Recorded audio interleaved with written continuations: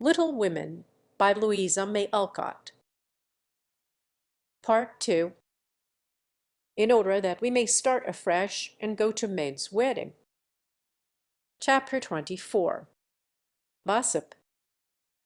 In order that we may start afresh and go to Meg's wedding with free minds, it will be well to begin with a little gossip about the Marches.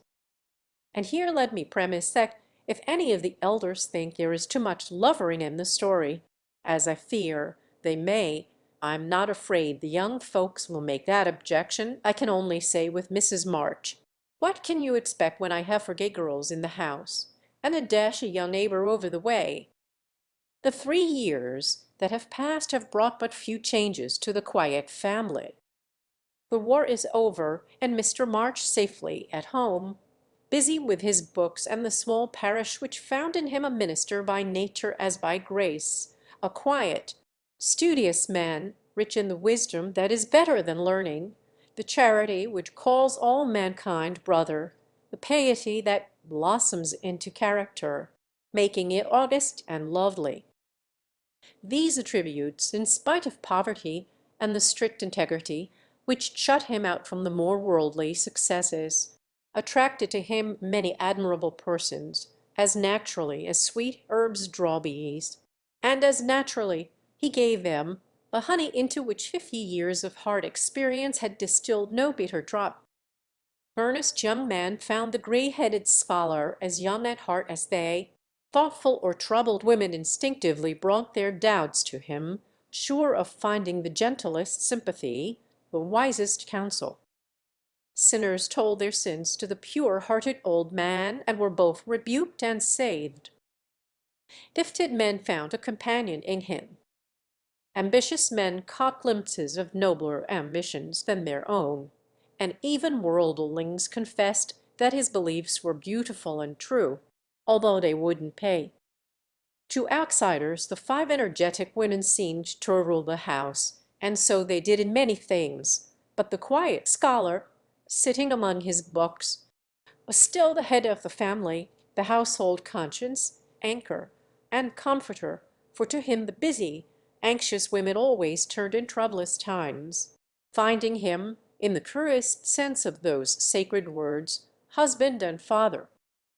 The girls gave their hearts into their mother's keeping, their souls into their fathers, and to both parents, who lived and labored so faithfully for them, they gave a love that grew with their growth and bound them tenderly together by the sweetest tie which blesses life and outlives death. Mrs. March is as brisk and cheery, though rather grayer than when we saw her last, and just now so absorbed in Meg's affairs that the hospitals and homes, still full of wounded boys and soldiers' widows, decidedly miss the motherly missionaries' visits. John Brooke did his duty manfully for a year, got wounded, was sent home, and not allowed to return. He received no stars or bars, but he deserved them, for he cheerfully risked all he had, and life and love are very precious when both are in full bloom. Perfectly resigned to his discharge, he devoted himself to getting well, preparing for business, and earning a home for Meg. With the good sense and sturdy independence that characterized him, he refused Mr. Lawrence more generous offers, and accepted the place of bookkeeper, feeling better satisfied to begin with an honestly earned salary than by running any risks with borrowed money. Meg had spent the time in working as well as waiting, growing womanly in character, eyes in housewifely arts, and prettier than ever, for love is a great beautifier. She had her girlish ambitions and hopes, and felt some disappointment at the humble way in which the new life must begin. Ned Moffat had just married Sally Gardner, and Meg couldn't help contrasting their fine house and carriage, many gifts, and splendid outfit with her own, and secretly wishing she could have the same. But somehow envy and discontent soon vanished when she thought of all the patient love and labor John had put into the little home awaiting her, and when they sat together in the twilight, talking over their small plans, the future always grew so beautiful and bright that she forgot Sally's splendor and felt herself the richest, happiest girl in Christendom. Joe never went back to Aunt March, for the old lady took such a fancy to Amy that she bribed her with the offer of drawing lessons from one of the best teachers going, and for the sake of this advantage Amy would have served a far harder mistress. So she gave her mornings to duty, her afternoons to pleasure, and prospered finely. Jo meantime devoted herself to literature, and Beth, who remained delicate long after the fever was a thing of the past. Not an invalid exactly, but never again the rosy, healthy creature she had been, yet always hopeful, happy, and serene, and busy with the quiet duties she loved, every one's friend, and an angel in the house, long before those who loved her most had learned to know it. As long as the spread eagle paid her $1 a column for her rubbish, as she called it, Jo felt herself a woman of means, and spun her little romances diligently. But great plans fermented in her busy brain and ambitious mind, and the old tin kitchen in the garret held a slowly increasing pile of blotted manuscript, which was one day to place the name of March upon the roll of fame. Laurie, having dutifully gone to college to please his grandfather, was now getting through it in the easiest possible manner to please himself. A universal favorite, thanks to money, manners, much talent, and the kindest heart that ever got its owner into scrapes by trying to get other people out of them, he stood in great danger of being spoiled, and probably would have been, like many another promising boy, if he had not possessed a talisman against evil in the memory of the kind old man who was bound up in his success, the motherly friend who watched over him as if he were her son, and last, but not least by any means, the knowledge that for innocent girls loved, admired, and believed in him with all their hearts. Being only a glorious human boy, of course he frolicked and flirted, grew dandified, aquatic, sentimental, or gymnastic, as college fashion, hazed and was hazed, talked slang, and more than once came perilously near suspension and expulsion. But as high spirits and the love of fun were the causes of these pranks, he always managed to save himself by frank confession, honorable atonement, or the irresistible power of persuasion which he possessed in perfection.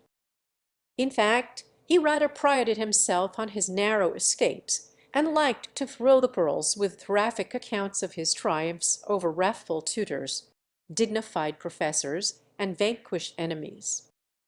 The men of my class were heroes in the eyes of the girls, who never wearied of the exploits of our fellows, and were frequently allowed to bask in the smiles of these great creatures when Laurie brought them home with him. Amy especially enjoyed this high honor, and became quite a belle among them, for her ladyship early felt and learned to use the gift of fascination with which she was endowed. Meg was too much absorbed in her private and particular John to care for any other lords of creation, and Beth too shy to do more than peep at them and wonder how Amy dared to order them about so, but Jo felt quite in her own element, and found it very difficult to refrain from imitating the gentlemanly attitudes, phrases, and feats, which seemed more natural to her than the decorums prescribed for young ladies. They all liked Jo immensely, but never fell in love with her, though very few escaped without paying tribute of a sentimental sigh or two at Amy's shrine. And speaking of sentiment brings us very naturally to the Dovecote. That was the name of the little brown house Mr. Brooke had prepared for Meg's first home. Laurie had christened it, saying it was highly appropriate to the gentle lovers who went on together like a pair of turtle-doves, with first a bill and then a coo. It was a tiny house, with a little garden behind, and a lawn about as big as a pocket handkerchief in the front. Here meant to have a fountain, shrubbery, and a profusion of lovely flowers, though just at present the fountain was represented by a weather-beaten urn, very like a dilapidated slop bowl.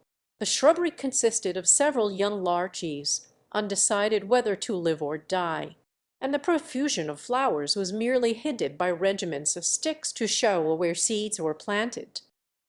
But inside it was altogether charming, and the happy bride saw no fall from garret to cellar. To be sure, the hall was so narrow it was fortunate that they had no piano, for one never could have been that in hall. The dining-room was so small that 6 people were a tight fit, and the kitchen stairs seemed built for the express purpose of precipitating both servants and china pell-mell into the cauldron. But once get used to these slight blemishes, and nothing could be more complete, for good sense and good taste had presided over the furnishing, and the result was highly satisfactory. There were no marble-topped tables, long mirrors, or lace curtains in the little parlor, but simple furniture, plenty of books, a fine picture or two, a stand of flowers in the bay window, and scattered all about, the pretty gifts which came from friendly hands, and were the fairer for the loving messages they brought.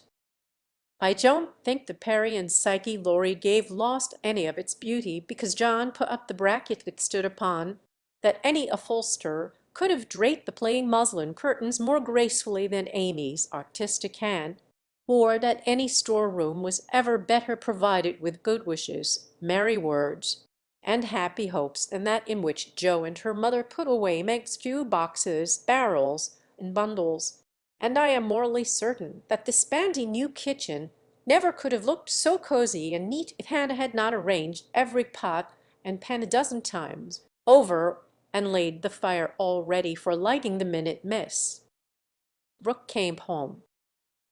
I also doubt if any young matron ever began life with so rich a supply of dusters, polders, and piece bags, for Beth made enough to last till the silver wedding came round, and invented 3 different kinds of dishcloths for the express service of the bridal china.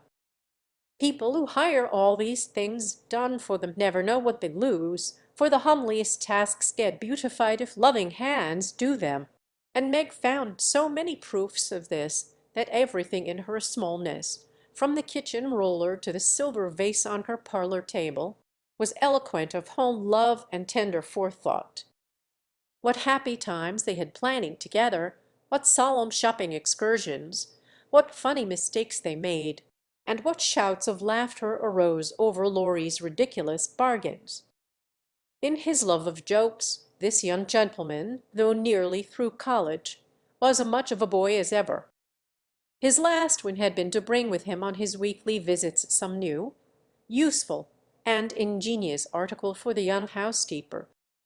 Now a bat of remarkable cloves pins, next a wonderful nutmeg grater which fell to pieces at the first trial, a knife cleaner that spoiled all the knives, or a sweeper that picked the neck neatly off the carpet and left the dirt, labor-saving soap that took the skin off one's hands, infallible cements which stuck firmly to nothing but the fingers of the deluded buyer, and every kind of tinware, from a toy savings bank for odd pennies to a wonderful boiler which would wash articles in its own steam with every prospect of exploding in the process. In vain Meg begged him to stop. John laughed at him, and Joe called him Mr. Toodles.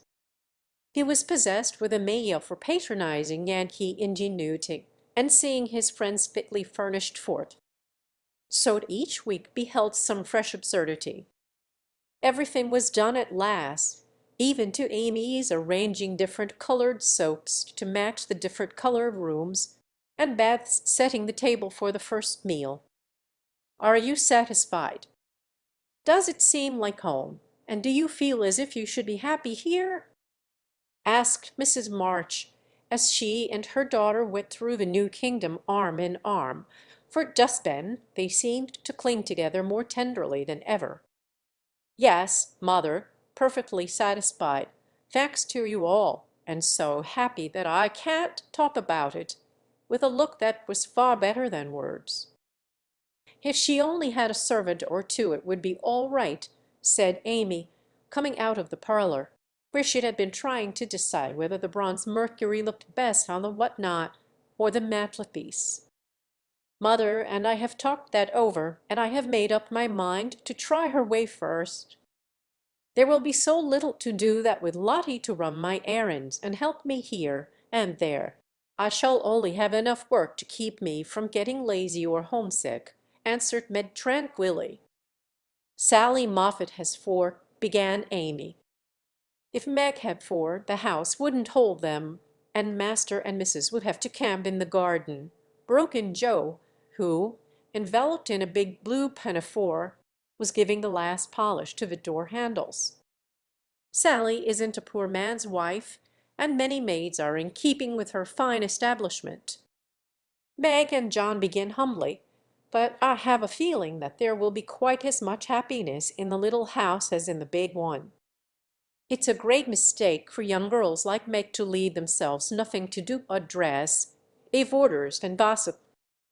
When I was first married, I used to long for my new clothes to wear out or get torn, so that I might have the pleasure of mending them, for I got heartily sick of doing fancy work and tending my pocket handkerchief.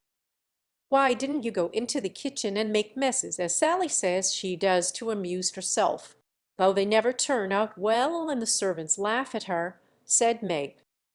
"I did after a while, not to mess, but to learn of Hannah how things should be done, that my servants need not laugh at me. It was play then, but there came a time when I was truly grateful that I not only possessed the will but the power to cook wholesome food for my little girls, and help myself when I could no longer afford to hire help. You begin at the other end, Meg, dear, but the lessons you learn now will be of use to you by and by when John is a richer man, for the mistress of a house, however splendid, should know how work ought to be done if she wishes to be well and honestly served." "Yes, mother, I'm sure of that," said Mag, listening respectfully to the little lecture, for the best of women will hold forth upon the all-absorbing subject of housekeeping. "Do you know I like this room most of all in my baby house," added Meg a minute after, as they went upstairs and she looked into her well-stored linen closet. Beth was there, laying the snowy piles smoothly on the shelves and exulting over the goodly array. All three laughed as Meg spoke, for that linen closet was a joke. You see, having said that if Meg married that broke, she shouldn't have a cent of her money, and March was rather in a quandary when time had appeased her wrath and made her repent her vow. She never broke her word, and was much exercised in her mind how to get round it, and at last devised a plan whereby she could satisfy herself. Mrs. Carroll, Florence's mamma, was ordered to buy, have made, and marked a generous supply of house and table linen, and send it as her present, all of which was faithfully done, but the secret leaked out and was greatly enjoyed by the family, for Aunt March tried to look utterly unconscious, and insisted that she could give nothing but the old-fashioned pearls long promised to the first bride. That's a housewifely taste, which I am glad to see. I had a young friend who set up housekeeping with 6 sheets, but she had finger bowls for company, and that satisfied her," said Mrs. March, patting the damask tablecloths with a truly feminine appreciation of their fineness. "I haven't a single finger bowl, but this is a citave that will last me all my days, Hannah says." and Meg looked quite contented, as well she might. A tall, broad-shouldered young fellow, with a cropped head, a felt basin of a hat, and a fly-away coat, came tramping down the road at a great pace, walked over the low fence without stopping to open the gate, straight up to Mrs. March, with both hands out and a hearty, "Here I am, mother! Yes, it's all right." The last words were in answer to the look the elder lady gave him, a kindly questioning look which the handsome eyes met so frankly that the little ceremony closed, as usual, with a motherly kiss. For Mrs. John Brooke, with the maker's congratulations and compliments. "Bless you, Beth! What a refreshing spectacle you are, Joe! Amy, you are getting altogether too handsome for a single lady." As Lory spoke, he delivered a brown paper parcel to Meg, pulled Beth's hair ribbon, stared at Joe's big pinafore, and fell into an attitude of mock rapture before Amy, then shook hands all round, and every one began to talk. "Where is John?" asked Meg anxiously. "Stopped to get the license for tomorrow, ma'am." "Which side won the last match, Teddy?" inquired Joe, who persisted in feeling an interest in manly sports despite her 19 years. "Ours, of course." "Wish you'd been there to see." "How is the lovely Miss Randall?" asked Amy with a significant smile, more cruel than ever. "Don't you see how I'm pining away?" And Lory gave his broad chest a sounding slap and heaved a melodramatic sigh. "What's the last joke?" "Undo the bundle and see, Meg," said Beth, eyeing the knobby parcel with curiosity. "It's a useful thing to have in the house in case of fire or thieves," observed Lory, as a watchman's rattle appeared, amid the laughter of the girls. "Any time when John is away and you get frightened, Mrs. Mag, just swing the out of the front window, and it will rouse the neighborhood in a jiffy. Nice thing, isn't it?" And Lory gave them a sample of its powers that made them cover up their ears. "There's gratitude for you. And speaking of gratitude reminds me to mention that you may thank Hannah for saving your wedding cake from destruction. I saw it going into your house as I came by, and if she hadn't defended it manfully I'd have had a pick at it, for it looked like a remarkably plummy one. I wonder if you will ever grow up, Lory," said Meg in a matronly tone. "I'm doing my best, ma'am, but can't get much higher, I'm afraid, as 6 feet is about all men can do in these degenerate days," responded the young gentleman, whose head was about level with the little chandelier. "I suppose it would be profanation to eat anything in this spick and span bower, so as I'm tremendously hungry, I propose at adjournment," he added presently. "Mother and I are going to wait for John." "There are some last things to settle," said Meg, bustling away. "Beth and I are going over to Kitty Bryant's to get more flowers for tomorrow," added Amy, tying a picturesque hat over her picturesque curls and enjoying the effect as much as anybody.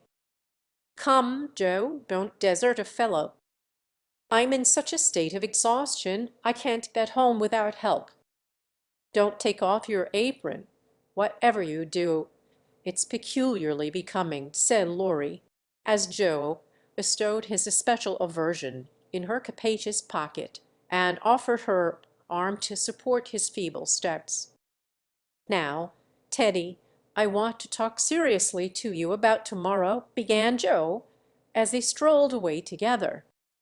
"You must promise to behave well and not cut up any pranks and spoil our plans." "Not a prank." "And don't say funny things when we ought to be sober." "I never do." "You are the one for that." "And I implore you not to look at me during the ceremony." "I shall certainly laugh if you do."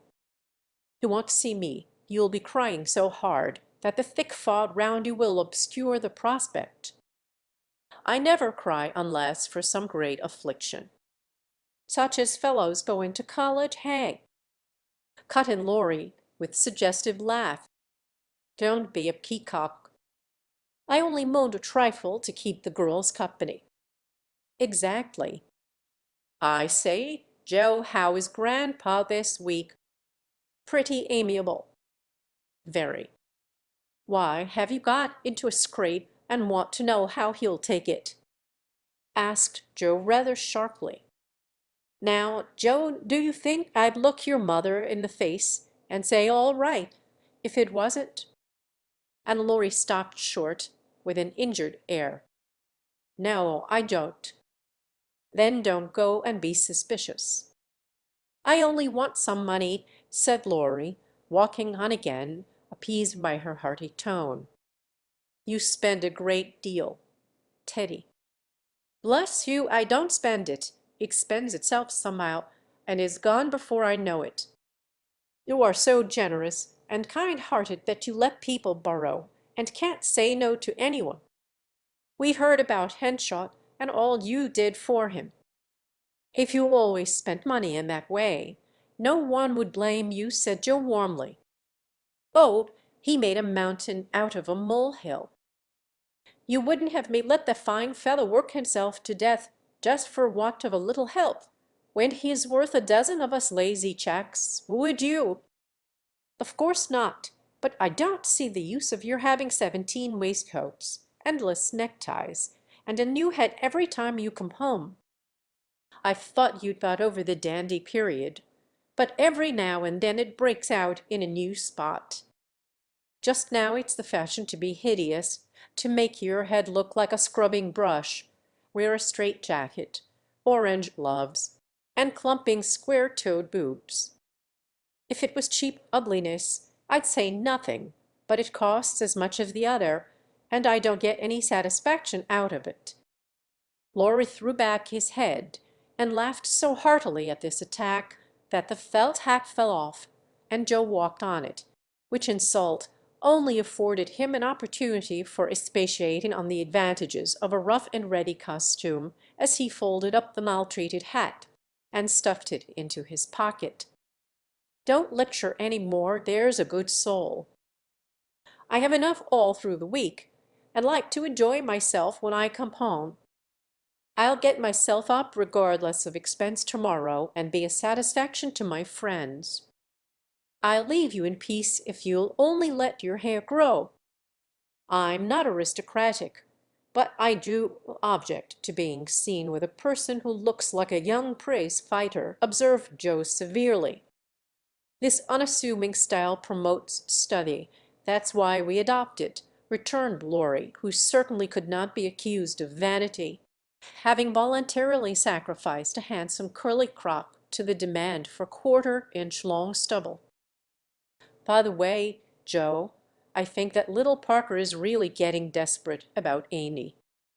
He talks of her constantly, writes poetry, and moons about in a most suspicious manner. He'd better nip his little passion in the bud, hadn't he?"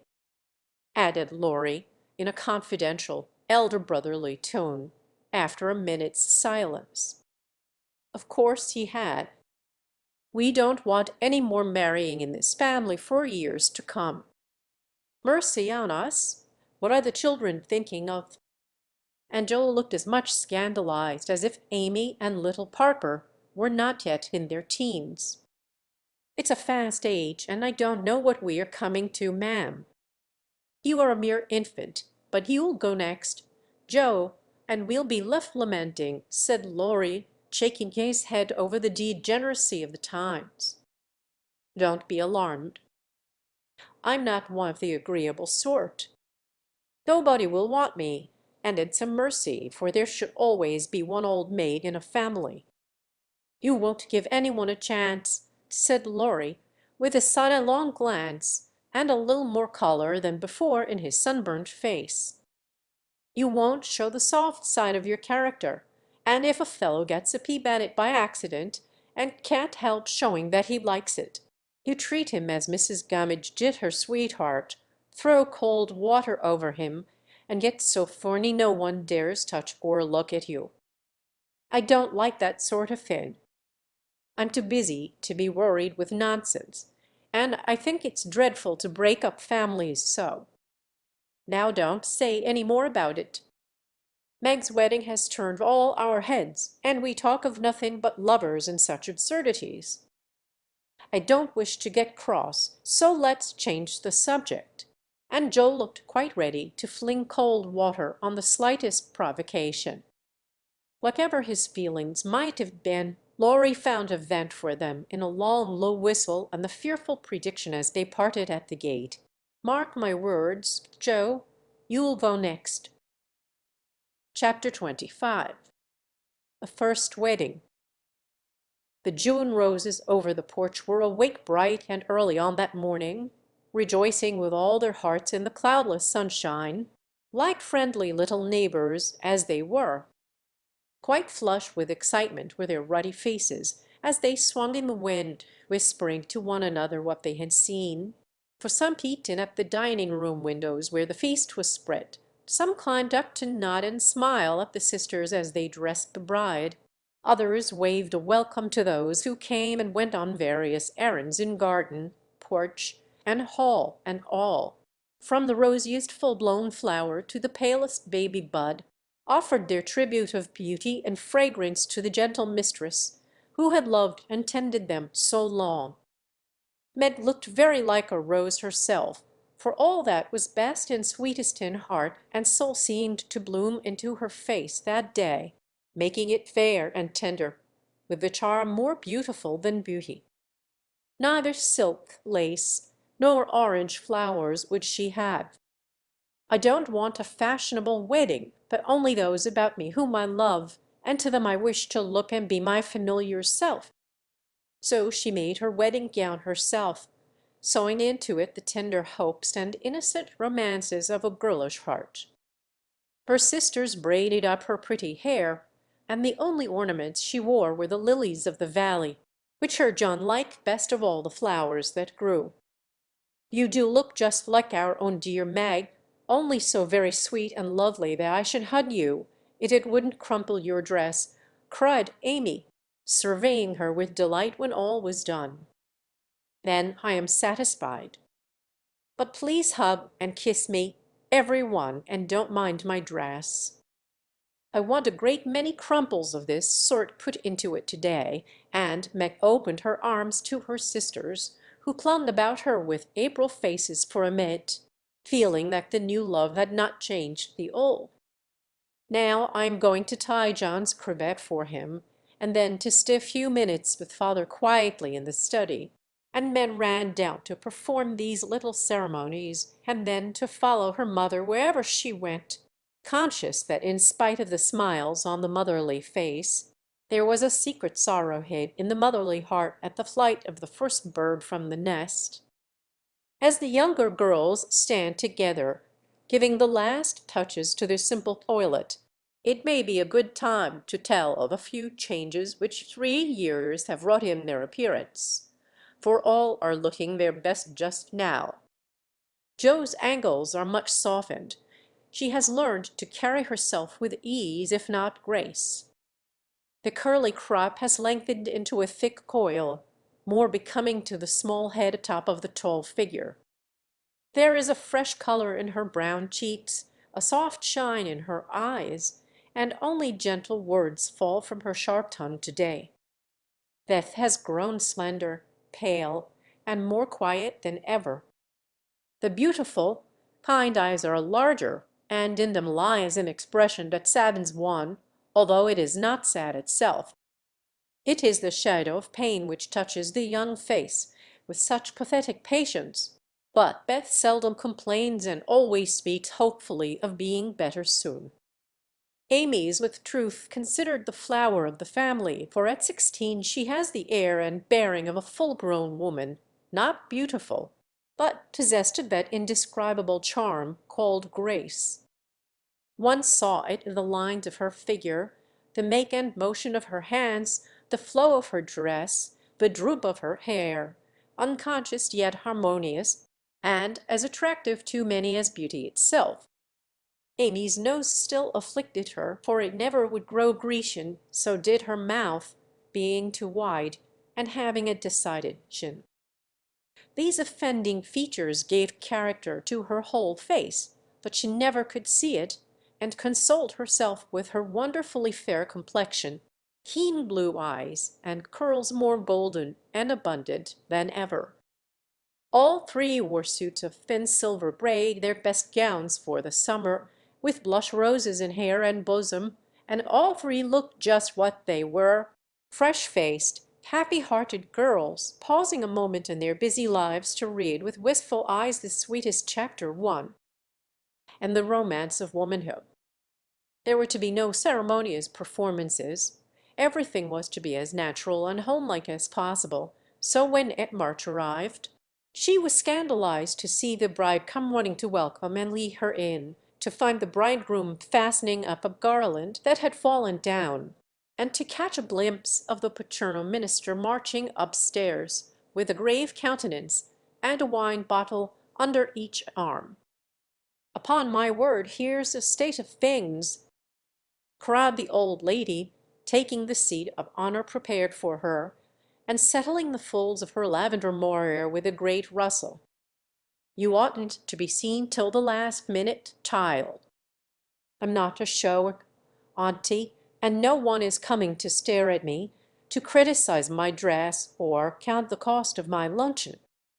I'm too happy to care what any one says or thinks, and I'm going to have my little wedding just as I like it. John, dear, here's your hammer." And away went Meg to help that man in his highly improper employment. Mr. Brooke didn't even say "Thank you," but as he stooped for the unromantic tool, he kissed his little bride behind the folding door, with a look that made Aunt March whisk out her pocket handkerchief with a sudden dew in her sharp old eyes. A crash, a cry, and a laugh from Laurie, accompanied by the indecorous exclamation, "Jupiter Ammon!" Joe's upset the cake again, caused a momentary flurry, which was hardly over when a flock of cousins arrived, and the party came in, as Beth used to say when a child. "Don't let that young giant come near me. He worries me worse than mosquitoes," whispered the old lady to Amy, as the rooms filled and Laurie's black head towered above the rest. "He has promised to be very good to-day, and he can be perfectly elegant if he likes," returned Amy, and gliding away to warn Hercules to beware of the dragon, which warning caused him to haunt the old lady with a devotion that nearly distracted her. There was no bridal procession, but a sudden silence fell upon the room as Mr. March and the young couple took their places under the green arch. Mother and sisters gathered close, as if loath to give Meg up. The fatherly voice broke more than once, which only seemed to make the service more beautiful and solemn. The bridegroom's hand trembled visibly, and no one heard his replies. But Meg looked straight up in her husband's eyes and said, "I will," with such tender trust in her own face and voice that her mother's heart rejoiced and Aunt March sniffed audibly. Joe did not cry, though she was very near it once, and was only saved from a demonstration by the consciousness that Laurie was staring fixedly at her, with a comical mixture of merriment and emotion in his wet black eyes. Beth kept her face hidden on her mother's shoulder, but Amy stood like a graceful statue, with a most becoming ray of sunshine touching her white forehead and the flower in her hair.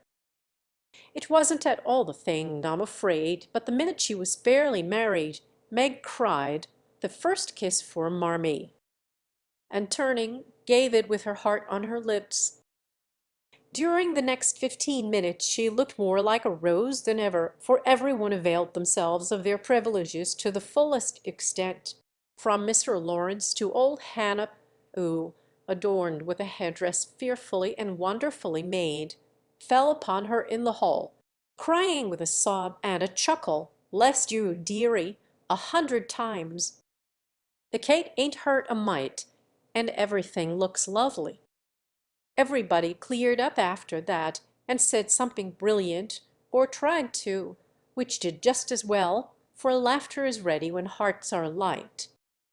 There was no display of gifts, for they were already in the little house, nor was there an elaborate breakfast, but a plentiful lunch of cake and fruit, dressed with flowers.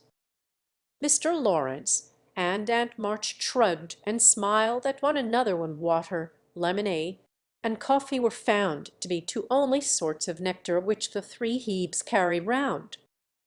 No one said anything till Laurie, who insisted on serving the bride, appeared before her, with a loaded salver in his hand and a puzzled expression on his face. "Has Joe smashed all the bottles by accident?" he whispered, "or am I merely laboring under a delusion that I saw some lying about loose this morning? No, your grandfather kindly offered us his best, and Aunt March actually sent some, but father put away a little for Beth and dispatched the rest to the soldiers' home. You know he thinks that wine should be used only in illness, and mother says that neither she nor her daughters will ever offer it to any young man under her roof." Meg spoke seriously and expected to see Laurie frown or laugh, but he did neither, for after a quick look at her, he said in his impetuous way, "I like that, for I've seen enough harm done to wish other women would think as you do. You are not made wise by experience, I hope." And there was an anxious accent in Meg's voice. "Number, I give you my word for it. Don't think too well of me, either. This is not one of my temptations. Being brought up where wine is as common as water and almost as harmless, I don't care for it. But when a pretty girl offers it, one doesn't like to refuse, you see. But you will, for the sake of others, if not for your own. Come, Laurie, promise, and give me one more reason to call this the happiest day of my life." A demand so sudden and so serious made the young man hesitate a moment, for ridicule is often harder to bear than self-denial. Meg knew that if he gave the promise he would keep it at all costs, and feeling her power, used it as a woman may for her friend's good. She did not speak, but she looked up at him with a face made very eloquent by happiness, and a smile which said, "No one can refuse me anything to-day." Laurie certainly could not, and with an answering smile he gave her his hand, saying heartily, "I promise, Mrs. Brook." "I thank you very, very much." "And I drink long life to your resolution, Teddy," cried Joe, baptizing him with a splash of lemonade, as she waved her glass and beamed approvingly upon him. So the toast was drunk, the pledge made and loyally kept in spite of many temptations, for with instinctive wisdom the girls seized a happy moment to do their friend a service for which he thanked them all his life.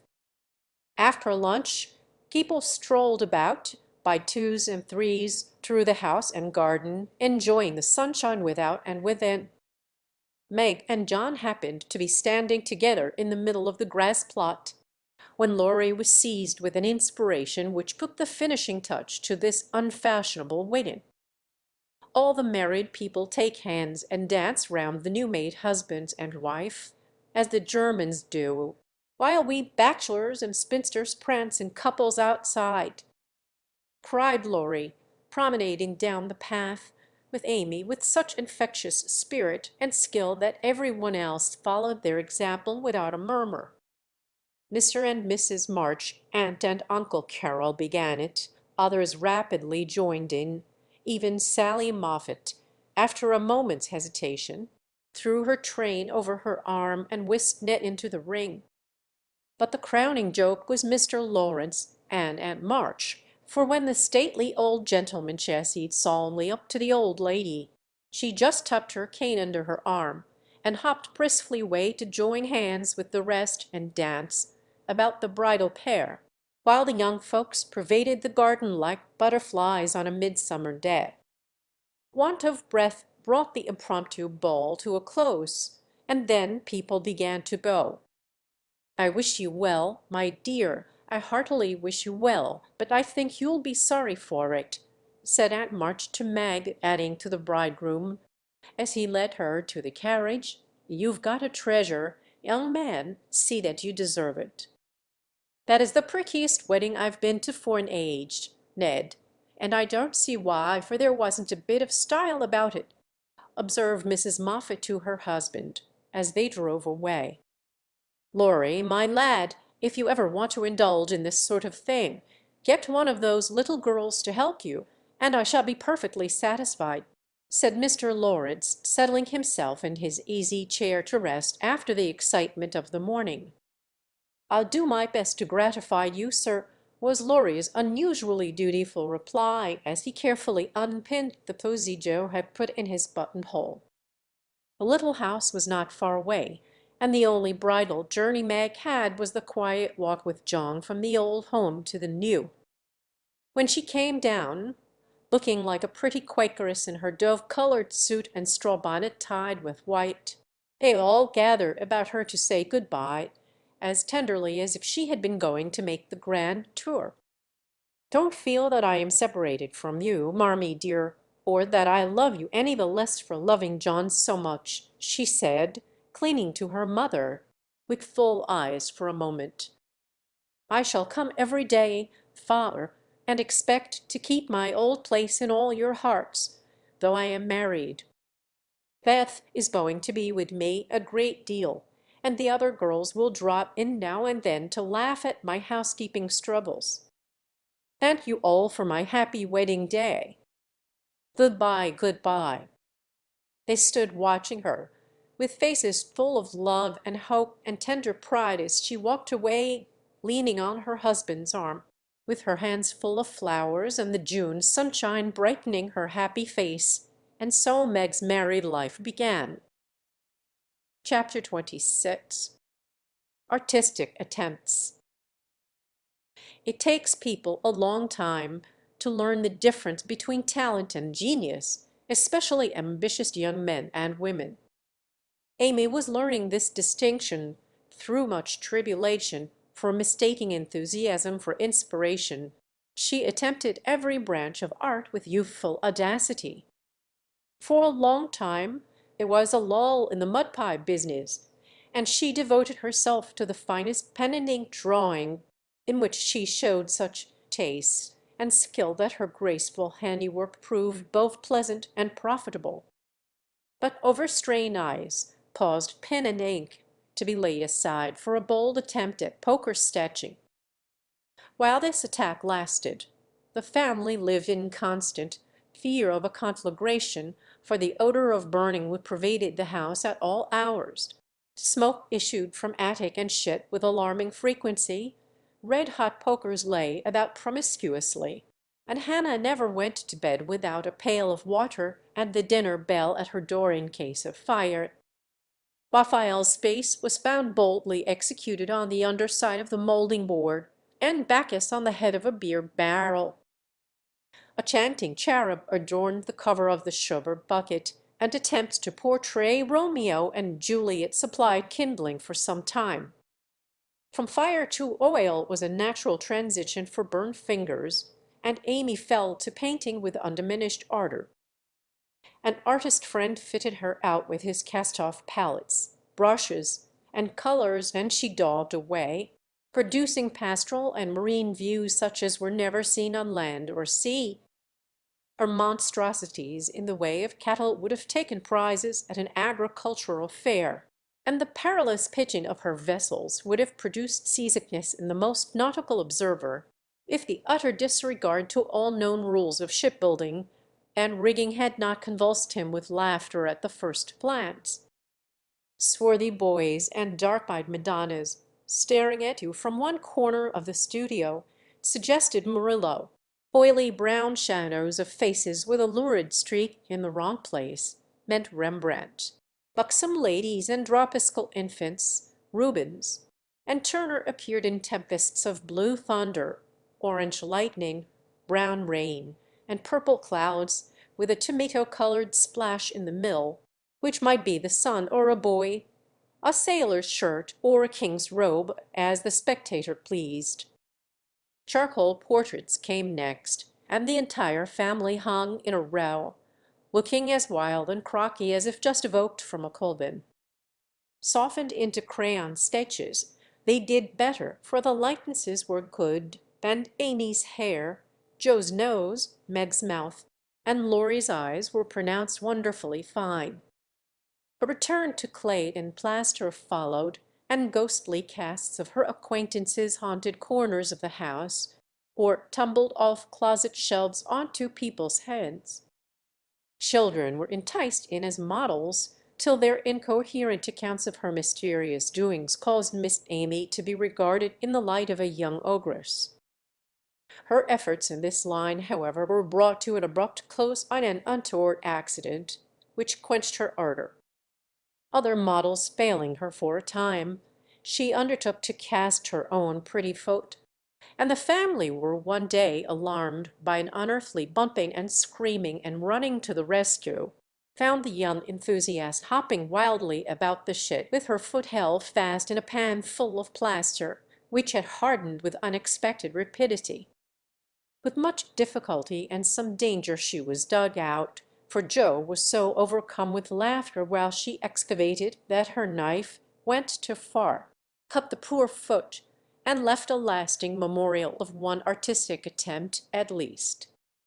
After this Amy subsided, till a mania for sketching from nature set her to haunting river, field, and wood for picturesque studies, and sighing for ruins to copy.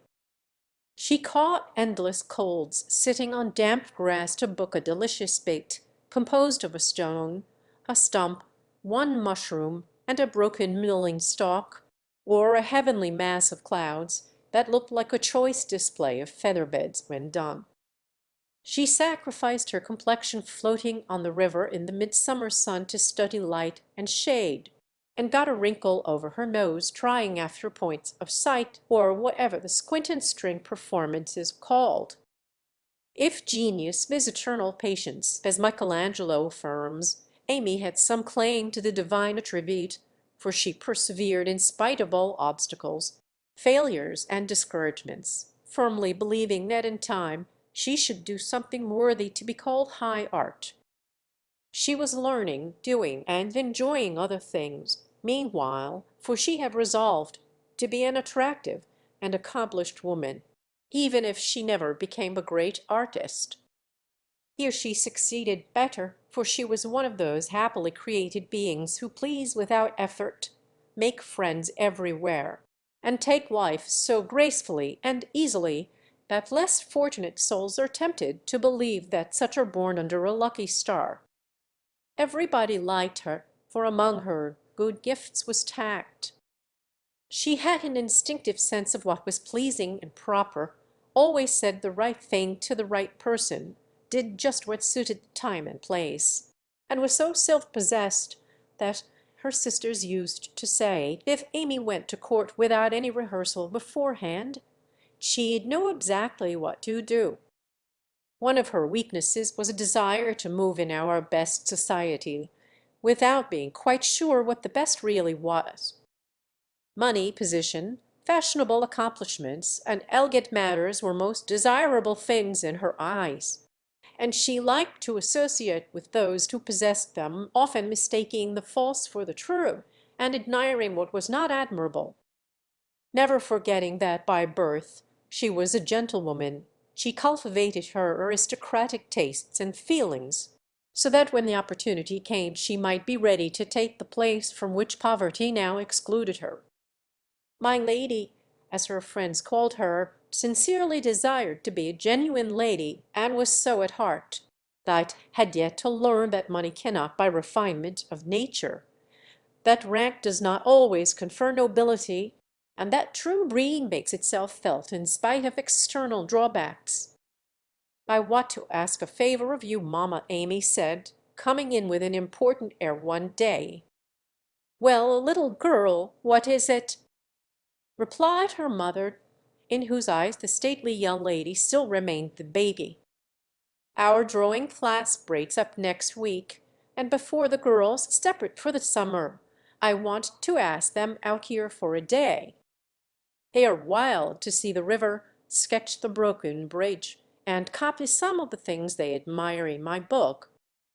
They have been very kind to me in many ways, and I am grateful, for they are all rich and I know I am poor. Yet they never make any difference. Why should they? And Mrs. March put the question with what the girls called her Maria Theresa air.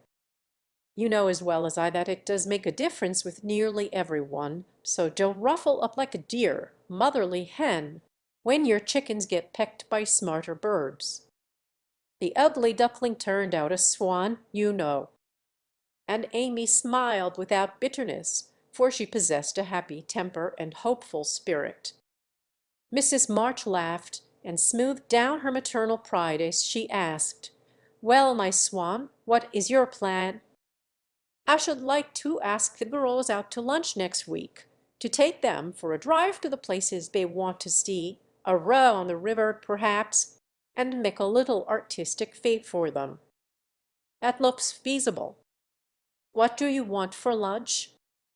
"Cake, sandwiches, fruit, and coffee will be all that is necessary, I suppose?" "Oh dear, no. We must have cold tongue and chicken, French chocolate, and ice cream besides. The girls are used to such things, and I want my lunch to be proper and elegant, though I do work for my living." "How many young ladies are there?" asked her mother, beginning to look sober. "12 or 14 in the class, but I dare say they won't all come." "Bless me, child, you will have to charter an omnibus to carry them about." "Why, mother, how can you think of such a thin—" "Not more than 6 or 8 will probably come, so I shall hire a beach wagon and borrow Mr. Lawrence Cherry Bounce." Anna's pronunciation of Choribank. "But all of this will be expensive, Amy." "Not very. I've calculated the cost, and I'll pay for it myself. Don't you think, dear, that as these girls are used to such things, and the best we can do will be nothing new, that some simpler plan would be pleasanter to them as a change if nothing more, and much better for us than buying or borrowing what we don't need, and attempting a style not in keeping with our circumstances? If I can't have it as I like, I don't care to have it at all. I know that I can carry it out perfectly well, if you and the girls will help a little, and I don't see why I can't if I am willing to pay for it," said Amy, with the decision which opposition was apt to change into obstinacy. Mrs. March knew that experience was an excellent teacher, and when it was possible she left her children to learn alone the lessons which she would gladly have made easier, if they had not objected to taking advice as much as they did salts and senna. "Very well, Amy, if your heart is set upon it, and you see your way through without too great an outlay of money, time, and temper, I'll say no more. Talk it over with the girls, and whichever way you decide, I'll do my best to help you." "Thanks, mother. You are always so kind." And away went Amy to lay her plan before her sisters. Ned agreed at once, and promised her aid, gladly offering anything she possessed, from her little house itself to her very best salt spoons. But Joe frowned upon the whole project, and would have nothing to do with it at first. "Why in the world should you spend your money, worry your family, and turn the house upside down for a parcel of girls who don't care a sixpence for you?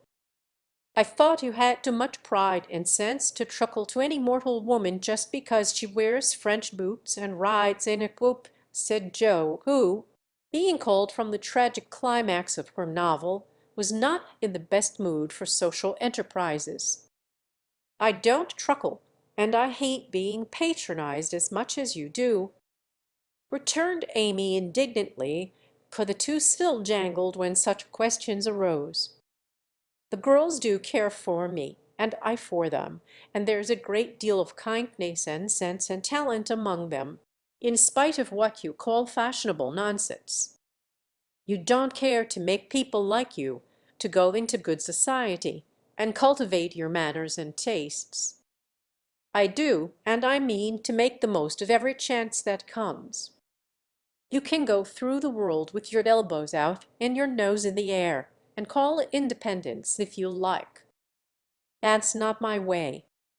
When Amy had wetted her tongue and freed her mind, she usually got the best of it, for she seldom failed to have common sense on her side, while Joe carried her love of liberty and hate of conventionalities to such an unlimited extent that she naturally found herself worsted in an argument. Amy's definition of Joe's idea of independence was such a good hit that both burst out laughing, and the discussion took a more amiable turn. Much against her will, Joe at length consented to sacrifice a day to Mrs. Grundy and help her sister through what she regarded as a nonsensical business. The invitations were sent, nearly all accepted, and the following Monday was set apart for the grand event. Hannah was out of humor because her week's work was deranged, and prophesied that if the washing and ironing weren't done reg'lar, nothing would go well anywheres. This hitch in the mainspring of the domestic machinery had a bad effect upon the whole concern, but Amy's motto was nil desperandum, and having made up her mind what to do, she proceeded to do it in spite of all obstacles. To begin with, Hannah's cooking didn't turn out well. The chicken was tough, the tongue too salty, and the chocolate wouldn't froth properly. Then the cake and ice cost more than Amy expected, so did the wagon, and various other expenses, which seemed trifling at the outset, counted up rather alarmingly afterward. Eph got a coal and took to her bed. Meg had an unusual number of callers to keep her at home, and Joe was in such a divided state of mind that her break-ins, accidents, and mistakes were uncommonly numerous, serious, and trying. If it was not fair on Monday, the young ladies were to come on Tuesday, an arrangement which aggravated Joe and Hannah to the last degree. On Monday morning the weather was in that undecided state which is more exasperating than a steady pour. It drizzled a little, shone a little, blew a little, and didn't make up its mind till it was too late for anyone else to make up theirs. Amy was up at dawn, hustling people out of their bed and through their breakfasts, that the house might be got in order. The parlor struck her as looking uncommonly shabby, but without stopping to sigh for what she had not, she skilfully made the best of what she had, arranging chairs over the worn places in the carpet, covering stains on the walls with homemade statuary which gave an artistic air to the room, as did the lovely vases of flowers Joe scattered about. The lunch looked charming, and as she surveyed it, she sincerely hoped it would taste well, and that the borrowed glass china and silver would get safely home again. The carriages were promised, Meg and Nother were all ready to do the honors. Beth was able to help Hannah behind the scenes. Joe had engaged to be as lively and amiable as an absent mind, an aching head, and a very decided disapproval of everybody and everything will allow. And as she wearily dressed, Amy cheered herself with anticipations of the happy moment when, lunch safely over, she should drive away with her friends for an afternoon of artistic delights, for the Cherry Bounce and the Broken Bridge were her strong points. Then came the hours of suspense, during which she vibrated from parlor to porch, while public opinion varied like the weathercock. A smart shower at 11 had evidently quenched the enthusiasm of the young ladies who were to arrive at 12, for nobody came, and the exhausted family sat down in a blaze of sunshine to consume the perishable portions of the feast, that nothing might be lost. No doubt about the weather today. They will certainly come, so we must fly round and be ready for them, said Amy as the sun woke her next morning. She spoke briskly, but in her secret soul she wished she had said nothing about Tuesday, for her interest, like her cake, was getting a little stale. "I can't get any lobsters, so you will have to do without salad to-day," said Mr. March, coming in half an hour later with an expression of placid despair. "Use the chicken, then. The toughness won't matter in a salad," advised his wife. Hannah left it on the kitchen table a minute, and the kittens got at it. "I'm very sorry, Amy," added Beth, who was still a patroness of cats. "Then I must have a lobster, for ton alone won't do," said Amy decidedly. "Shall I rush into town and demand one?" asked Joe with the magnanimity of a martyr. "You'd come bringing it home under your arm without any paper, just to try me." "I'll go myself," answered Amy, whose temper was beginning to fail. Shrouded in a thick veil and armed with a genteel travelling basket, she departed, feeling that a cool drive would soothe her ruffled spirit and fit her for the labours of the day. After some delay the object of her desire was procured, likewise a bottle of dressing to prevent further loss of time at home, and off she drove again, well pleased with her own forethought. As the omnibus contained only one other passenger, a sleepy old lady, Amy pocketed her veil and beguiled the tedium of the way by trying to find out where all her money had gone to. So busy was she with her card full of refractory figures that she did not observe a newcomer, who entered without stopping the vehicle, till a masculine voice said, "Good morning, Miss March," and, looking up, she beheld one of Laurie's most elegant college friends. Fervently hoping that he would get out before she did, Amy utterly ignored the basket at her feet, and congratulating herself that she had on her new travelling dress, returned the young man's greeting with her usual suavity and spirit. They got on excellently, for Amy's chief care was soon set at rest by learning that the gentleman would leave first, and she was chatting away in a peculiarly lofty strain when the old lady got out. In stumbling to the door she upset the basket, and, oh horror! The lobster, in all its vulgar size and brilliancy, was revealed to the high-born eyes of a tutor. "By Jove, she's forgotten her dinner!" cried the unconscious youth, poking the scarlet monster into its place with his cane, and preparing to hand out the basket after the old lady. "Please don't, it's mine," murmured Amy, with a face nearly as red as her fish. "Oh, really, I beg pardon." "It's an uncommonly fine one, isn't it?" said Tudor, with great presence of mind and an air of sober interest that did credit to his breeding. Amy recovered herself in a breath, set her basket boldly on the seat, and said, laughing, "Don't you wish you were to have some of the salad he's going to make, and to see the charming young ladies who are to eat it?" Now that was tact, for two of the ruling foibles of the masculine mind were touched. The lobster was instantly surrounded by a halo of pleasing reminiscences, and curiosity about the charming young ladies diverted his mind from the comical mishap. "I suppose he'll laugh and joke over it with Laurie, but I shan't see them, that's a comfort," thought Amy, as Tudor bowed and departed.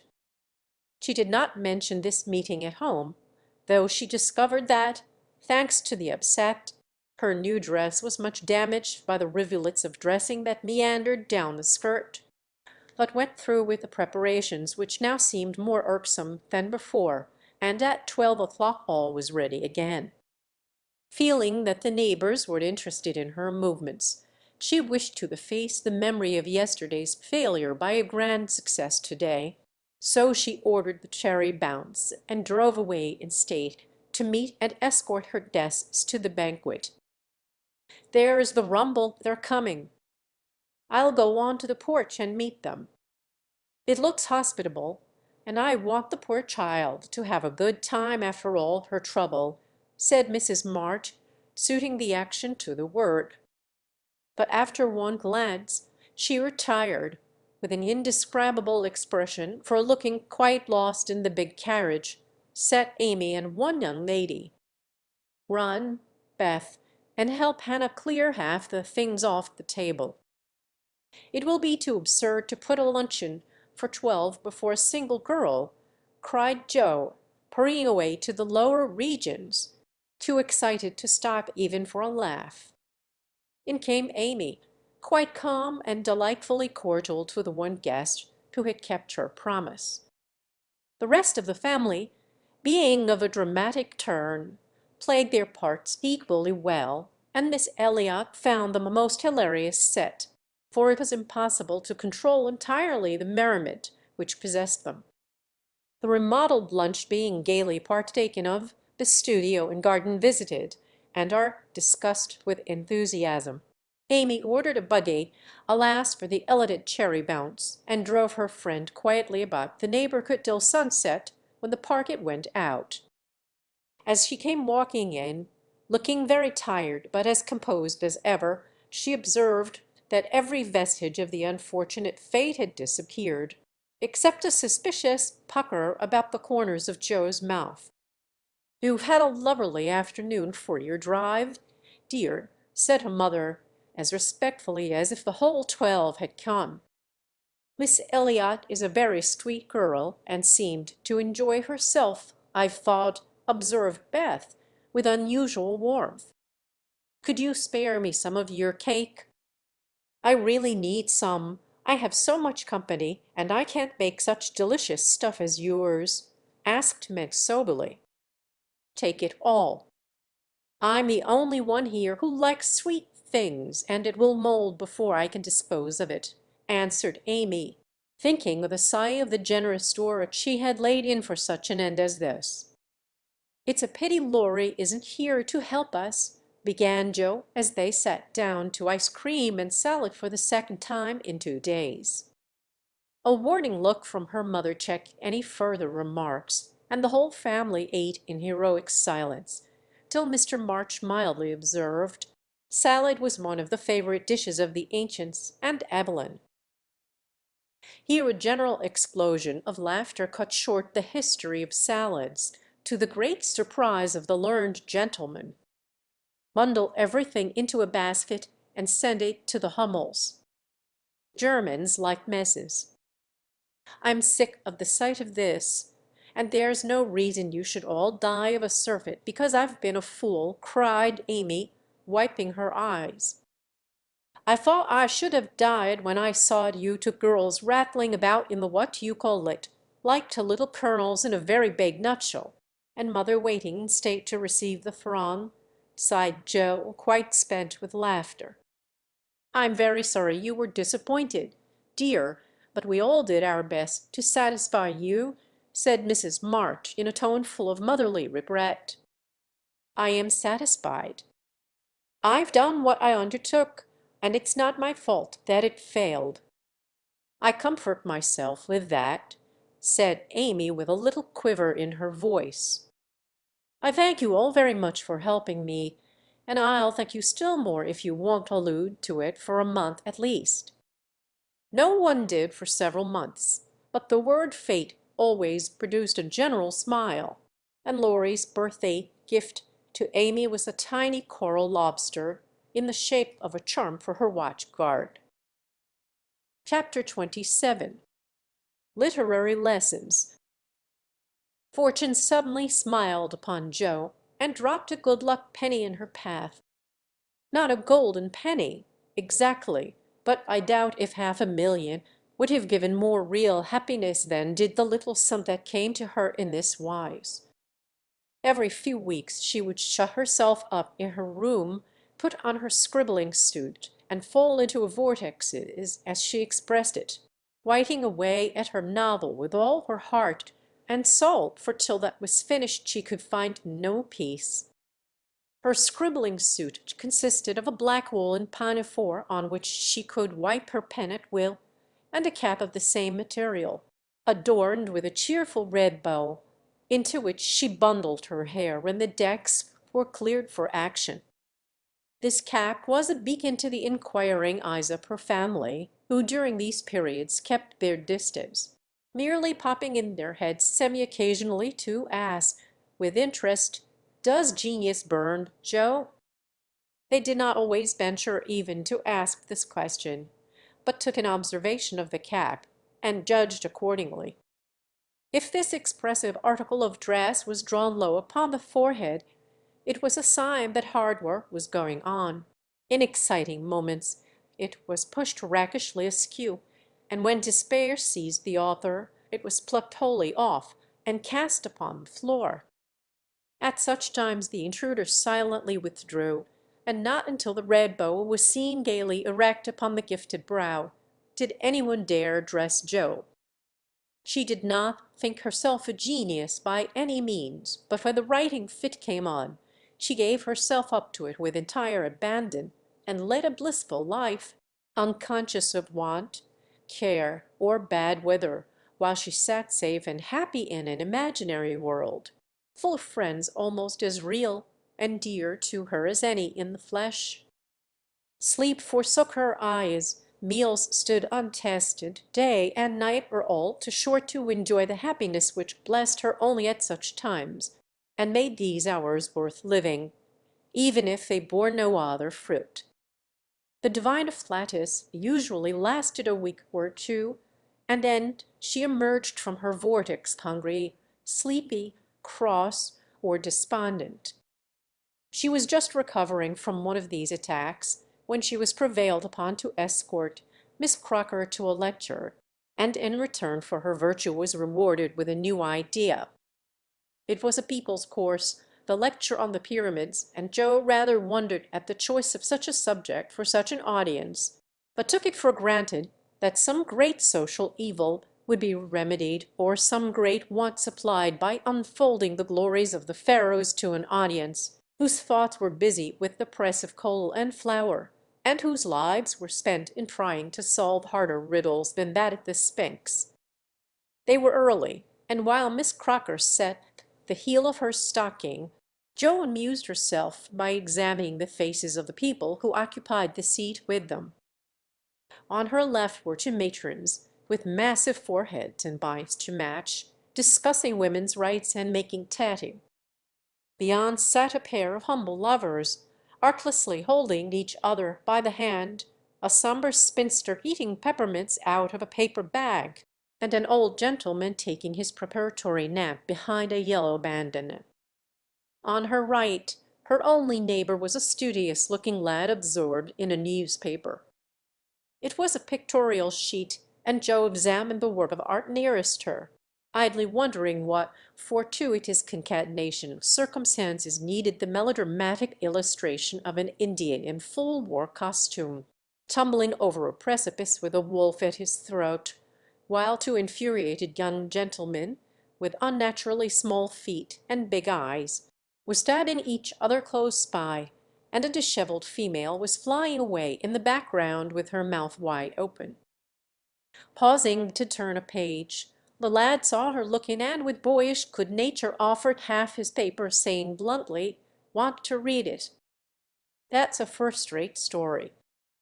Joe accepted it with a smile, for she had never outgrown her liking for lads, and soon found herself involved in the usual labyrinth of love, mystery, and murder, for the story belonged to that class of light literature in which the passions have a holiday, and when the author's invention fails, a grand catastrophe clears the stage of one half the dramatis personae, leaving the other half to exult over their downfall.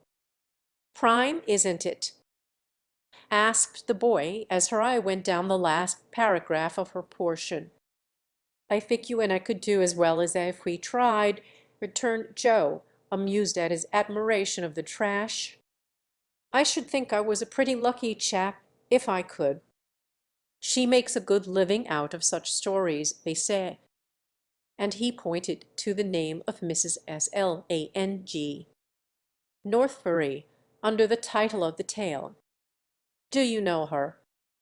asked Joe with sudden interest. "No, but I read all her pieces, and I know a fellow who works in the office where this paper is printed.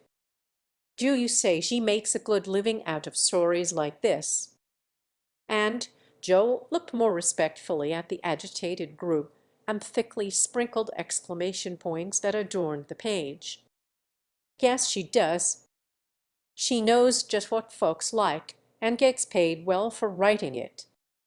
Here the lecture began, but Joe heard very little of it, for while Professor Sands was prosing away about Melzonide, Cheops, Scarabaei, and hieroglyphics, she was covertly taking down the address of the paper and boldly resolving to try for the $100 prize offered in its columns for a sensational story.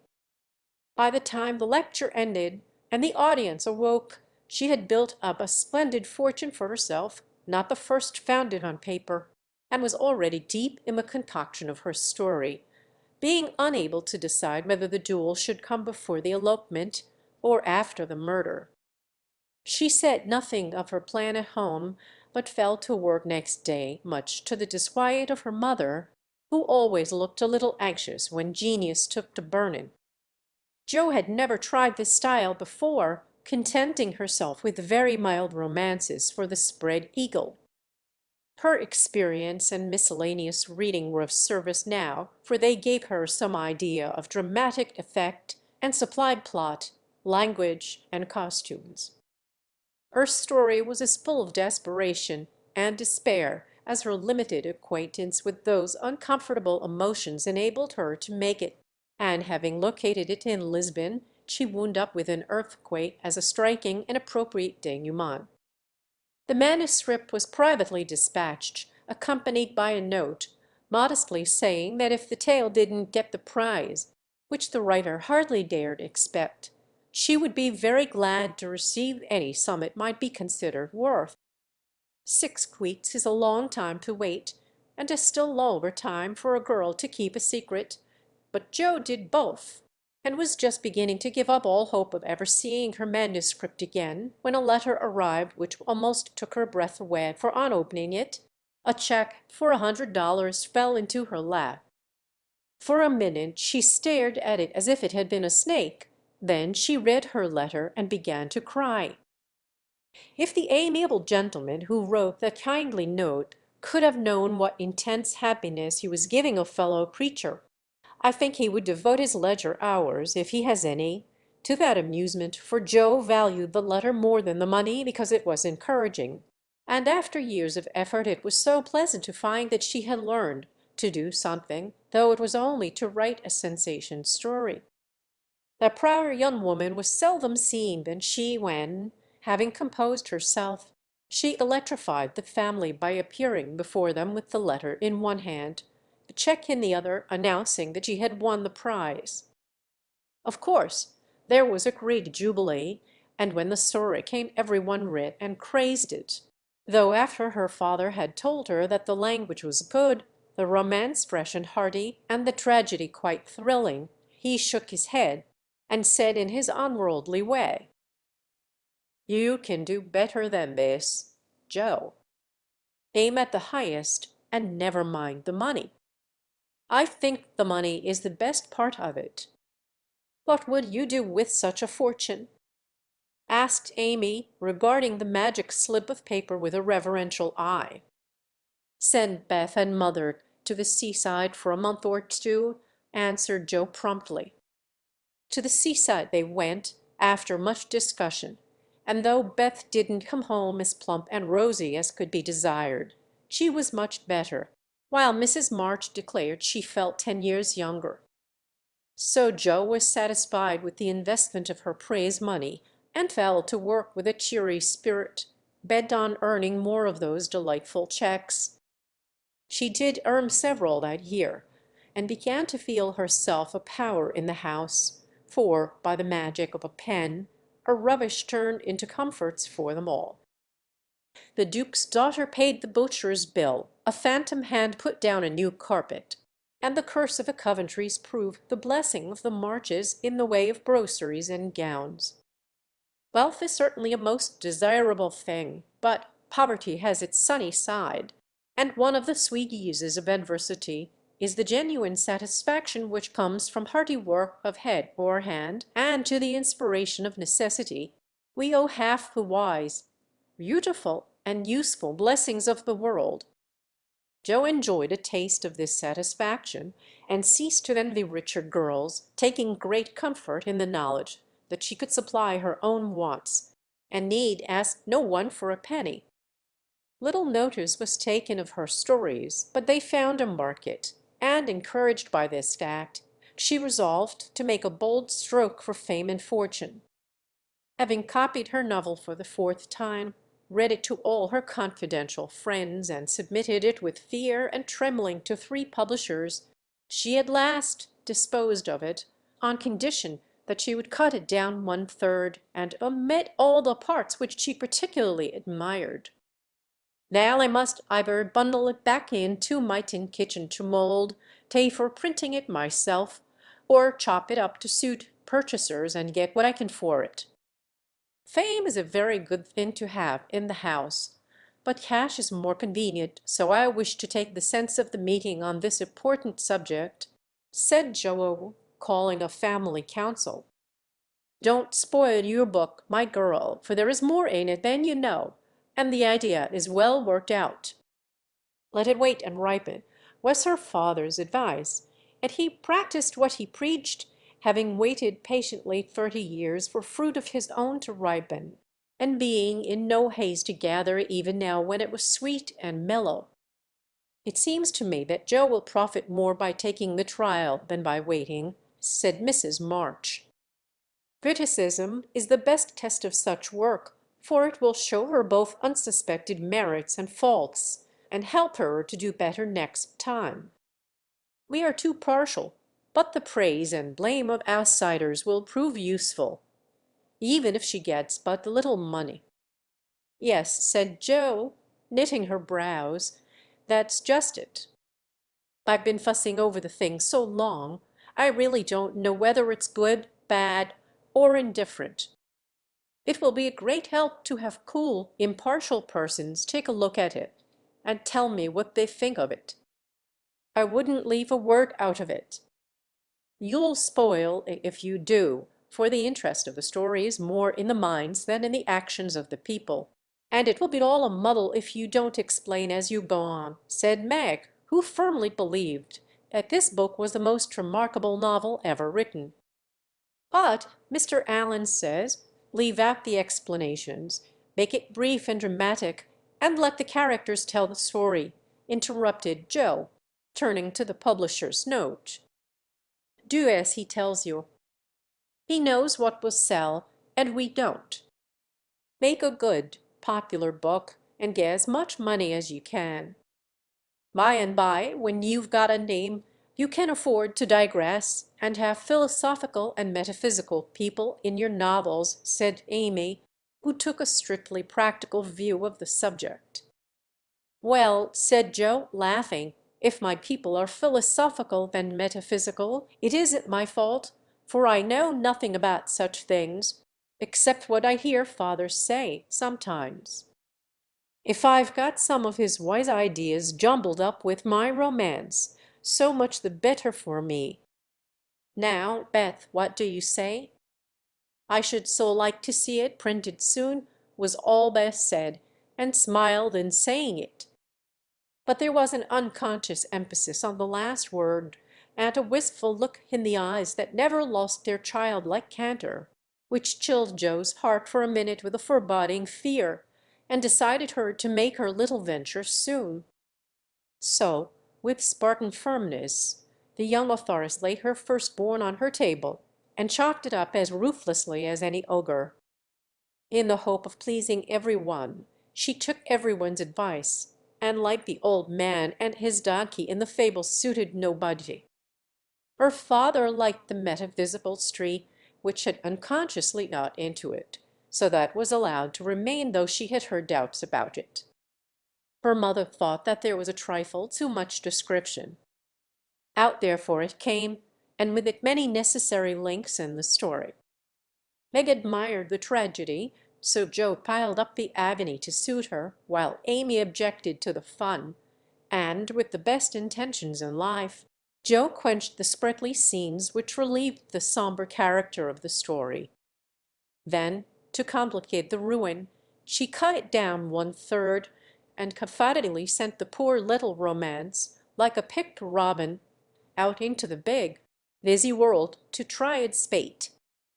Well, it was printed, and she got $300 for it, likewise plenty of praise and blame, both so much greater than she expected that she was thrown into a state of bewilderment from which it took her some time to recover.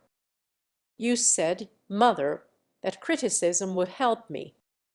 But how can it, when it's so contradictory that I don't know whether I've written a promising book or broken all the Ten Commandments?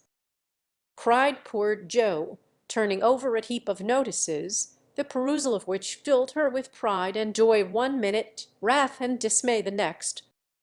This man says, an exquisite book, full of truth, beauty, and earnestness. All is sweet, pure, and healthy, continued the perplexed authoress. The next, the theory of the book one. Es bad, full of morbid fancies, spiritualistic ideas, and unnatural characters. Now, as I had no theory of any kind, don't believe in spiritualism, and copied my characters from life, I don't see how this critic can be right. Another says it's one of the best American novels which has appeared for years. I know better than that, and the next asserts that though it is original and written with great force and feeling, it is a dangerous book. 'Tisn't. Some make fun of it, some overpraise, and nearly all insist that I had a deep theory to expound when I only wrote it for the pleasure and the money. I wish I'd printed the whole, or not at all, for I do hate to be so misjudged. Her family and friends administer comfort and commendation liberally. Yet it was a hard time for sensitive, high-spirited Joe, who meant so well and had apparently done so ill. But it did her good, for those whose opinion had real value gave her the criticism which is an author's best education, and when the first soreness was over, she could laugh at her poor little book, yet believe in it still, and feel herself the wiser and stronger for the buffeting she had received. Not being a genius, like Keats, it won't kill me, she said stoutly, and I've got the joke on my side, after all, for the parts that were taken straight out of real life are denounced as impossible and absurd, and the scenes that I made up out of my own silly head are pronounced charmingly natural, tender, and true. So I'll comfort myself with that, and when I'm ready, I'll up again and take another. Chapter 28. Domestic Experiences. Like most other young matrons, Mad began her married life with the determination to be a model housekeeper. John should find home a paradise. He should always see a smiling face, should fare sumptuously every day, and never know the loss of a button. She brought so much love, energy, and cheerfulness to the work that she could not but succeed in spite of some obstacles. Her paradise was not a tranquil one, for the little woman fussed, was over-anxious to please, and bustled about like a true Martha, cumbered with many cares. She was too tired, sometimes, even to smile. John grew dyspeptic after a course of dainty dishes, and ungratefully demanded plain fare. As for buttons, she soon learned to wonder where they went, to shake her head over the carelessness of men, and to threaten to make him sew them on himself, and see if his work would stand impatient and clumsy fingers any better than hers. They were very happy, even after they discovered that they couldn't live on love alone. John did not find Meg's beauty diminished, though she beamed at him from behind the familiar coffee-pot. Nor did Meg miss any of the romance from the daily parting, when her husband followed up his kiss with the tender inquiry, "Shall I send some veal or mutton for dinner, darling?" The little house ceased to be a glorified bower but it became a home, and the young couple soon felt that it was a change for the better. At first they played keep house and frolicked over it like children. Then John took steadily to business, feeling the cares of the head of a family upon his shoulders, and Meg laid by her cambric wrappers, put on a big apron, and fell to work, as before said, with more energy than discretion. While the cooking mania lasted, she went through Mrs. Cornelius's receipt book as if it were a mathematical exercise, working out the problems with patience and care. Sometimes her family were invited in to help eat up a too bounteous feast of successes, or Lottie would be privately dispatched with a batch of failures, which were to be concealed from all eyes in the convenient stomachs of the little Hummels. An evening with John over the account books usually produced a temporary lull in the culinary enthusiasm, and a frugal fit would ensue, during which a poor man was put through a course of bread pudding hash, and warmed over coffee which tried his soul, although he bore it with praiseworthy fortitude. Before the golden mean was found, however, Meg added to her domestic possessions what young couples seldom get on long without, a family jar. Fired with a housewifely wish to see her storeroom stocked with homemade preserves, she undertook to put up her own currant jelly. John was requested to order home a dozen or so of little pots and an extra quantity of sugar, for their own currants were ripe and were to be attended to at once. As John firmly believed that my wife was equal to anything, and took a natural pride in her skill, he resolved that she should be gratified, and their only crop of fruit laid by in a most pleasing form for winter use. Home came for dozen delightful little pots, half a barrel of sugar, and a small boy to pick the currant for her. With her pretty hair tucked into a little cap, arms bared to the elbow, and a checked apron which had a coquettish look in spite of the bib, the young housewife fell to work, feeling no doubts about her success, for hadn't she seen Hannah do it hundreds of times? The array of pots rather amazed her at first, but John was so fond of jelly, and the nice little jars would look so well on the top shelf, that Meg resolved to fill them all, and spent a long day picking, boiling, straining, and fussing over her jelly. She did her best. She asked advice of Mrs. Cornelius. She racked her brain to remember what Hannah did that she left undone. She reboiled, rejugered, and restrained, but that dreadful stuff wouldn't gel. She longed to run home, vive and all, and ask mother to lend her a hand. But John and she had agreed that they would never annoy anyone with their private worries, experiments, or quarrels.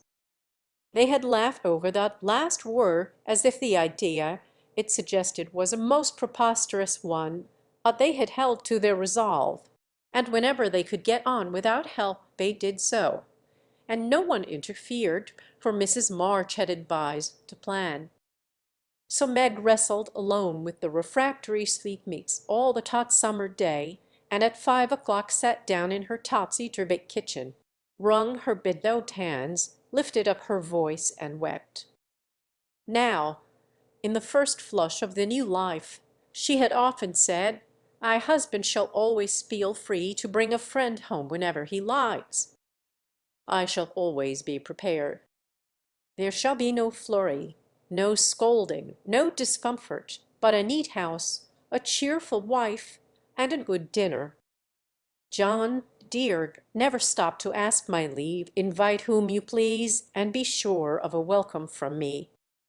How charming that was, to be sure! John quite glowed with pride to hear her say it, and felt what a blessed thing it was to have a superior wife. But although they had had company from time to time, it never happened to be unexpected, and Meg had never had an opportunity to distinguish herself till now. It always happens so in this vale of tears. There is an inevitability about such things which we can only wonder at, deplore, and bear as we best can. If John had not forgotten all about the jelly, it really would have been unpardonable in him to choose that day of all the days in the year to bring a friend home to dinner unexpectedly. Congratulating himself that a handsome repast had been ordered that morning, feeling sure that it would be ready to the minute, and indulging in pleasant anticipations of the charming effect it would produce, when his pretty wife came running out to meet him, he escorted his friend to his mansion with the irrepressible satisfaction of a young host and husband. It is a world of disappointments, as John discovered when he reached the Dovecote. The front door usually stood hospitably open. Now it was not only shut, but locked, and yesterday's mud still adorned the steps. The parlor windows were closed and curtained. No picture of the pretty wife sewing on the piazza in white, with a distracting little bow in her hair, or a bright-eyed hostess, smiling a shy welcome as she greeted her guest. Nothing of the sort, for not a soul appeared but a sanguinary-looking boy asleep under the currant bushes. "I'm afraid something has happened. Step into the garden, Scott, while I look up Mrs. Brooke," said John, alarmed at the silence and solitude. Round the house he hurried, led by a pungent smell of burned sugar, and Mr. Scott strolled after him with a queer look on his face. He paused discreetly at a distance when Brooke disappeared, but he could both see and hear, and being a bachelor, enjoyed the prospect mightily. In the kitchen reigned confusion and despair. One edition of jelly was trickled from pot to pot, another lay upon the floor, and a third was burning gaily on the stove. Lottie, with Teutonic phlegm, was calmly eating bread and currant wine, for the jelly was still in a hopelessly liquid state, while Mrs. Broke, with her apron over her head, sat sobbing dismally. "My dearest girl, what is the matter?" cried John, rushing in with awful visions of scalded hands, sudden news of affliction, and secret consternation at the thought of the guest in the garden. "Oh, John, I am so tired and hot and cross and worried. I've been at it till I'm all worn out. Do come and help me, or I shall die." And the exhausted housewife cast herself upon his breast, giving him a sweet welcome in every sense of the word, for her pinafore had been baptized at the same time as the floor. "What worries you, dear? Has anything dreadful happened?" asked the anxious John, tenderly kissing the crown of the little cap, which was all askew. "Yes," sobbed Meg despairingly. "Tell me quick, then. Don't cry. I can bear anything better than that. Out with it, love. It The jelly won't gel, and I don't know what to do." John Brooke laughed then as he never dared to laugh afterward, and the derisive Scot smiled involuntarily as he heard the hearty peal, which put the finishing stroke to poor Meg's woe. "Is that all? Fling it out of the window, and don't bother any more about it. I'll buy you quart if you want it, but for heaven's sake don't have hysterics, for I've brought Jack Scott home to dinner, and—" John got no further, for Meg cast him off and clasped her hands with a tragic gesture as she fell into a chair, exclaiming in a tone of mingled indignation, reproach, and dismay, "A man to dinner, and everything in a mess! John Brooke, how could you do such a thing?" "Hush, he's in the garden." "But forgot the confounded jelly, but it can't be helped now," said John, surveying the prospect with an anxious eye. "You ought to have sent word, or told me this morning, and you ought to have remembered how busy I was," continued Meg petulantly, for even turtle doves will peck when ruffled. "I didn't know it this morning, and there was no time to send word, for I met him on the way out. I never thought of asking leave, when you have always told me to do as I liked. I never tried it before, and hang me if I ever do again," added John with an aggrieved air. I should hope not. Take him away at once. I can't see him, and there isn't any dinner. Well, I like that. Where's the beef and vegetables I sent home, and the pudding you promised?" cried John, rushing to the larder. "I hadn't time to cook anything. I meant to dine at mother's. I'm sorry that I was so busy, and next tears began again." John was a mild man, but he was human, and after a long day's work, to come home tired, hungry, and hopeful, to find a chaotic house, an empty table, and a cross wife, was not exactly conducive to repose of mind or manner. He restrained himself, however, and the little squall would have blown over but for one unlucky word.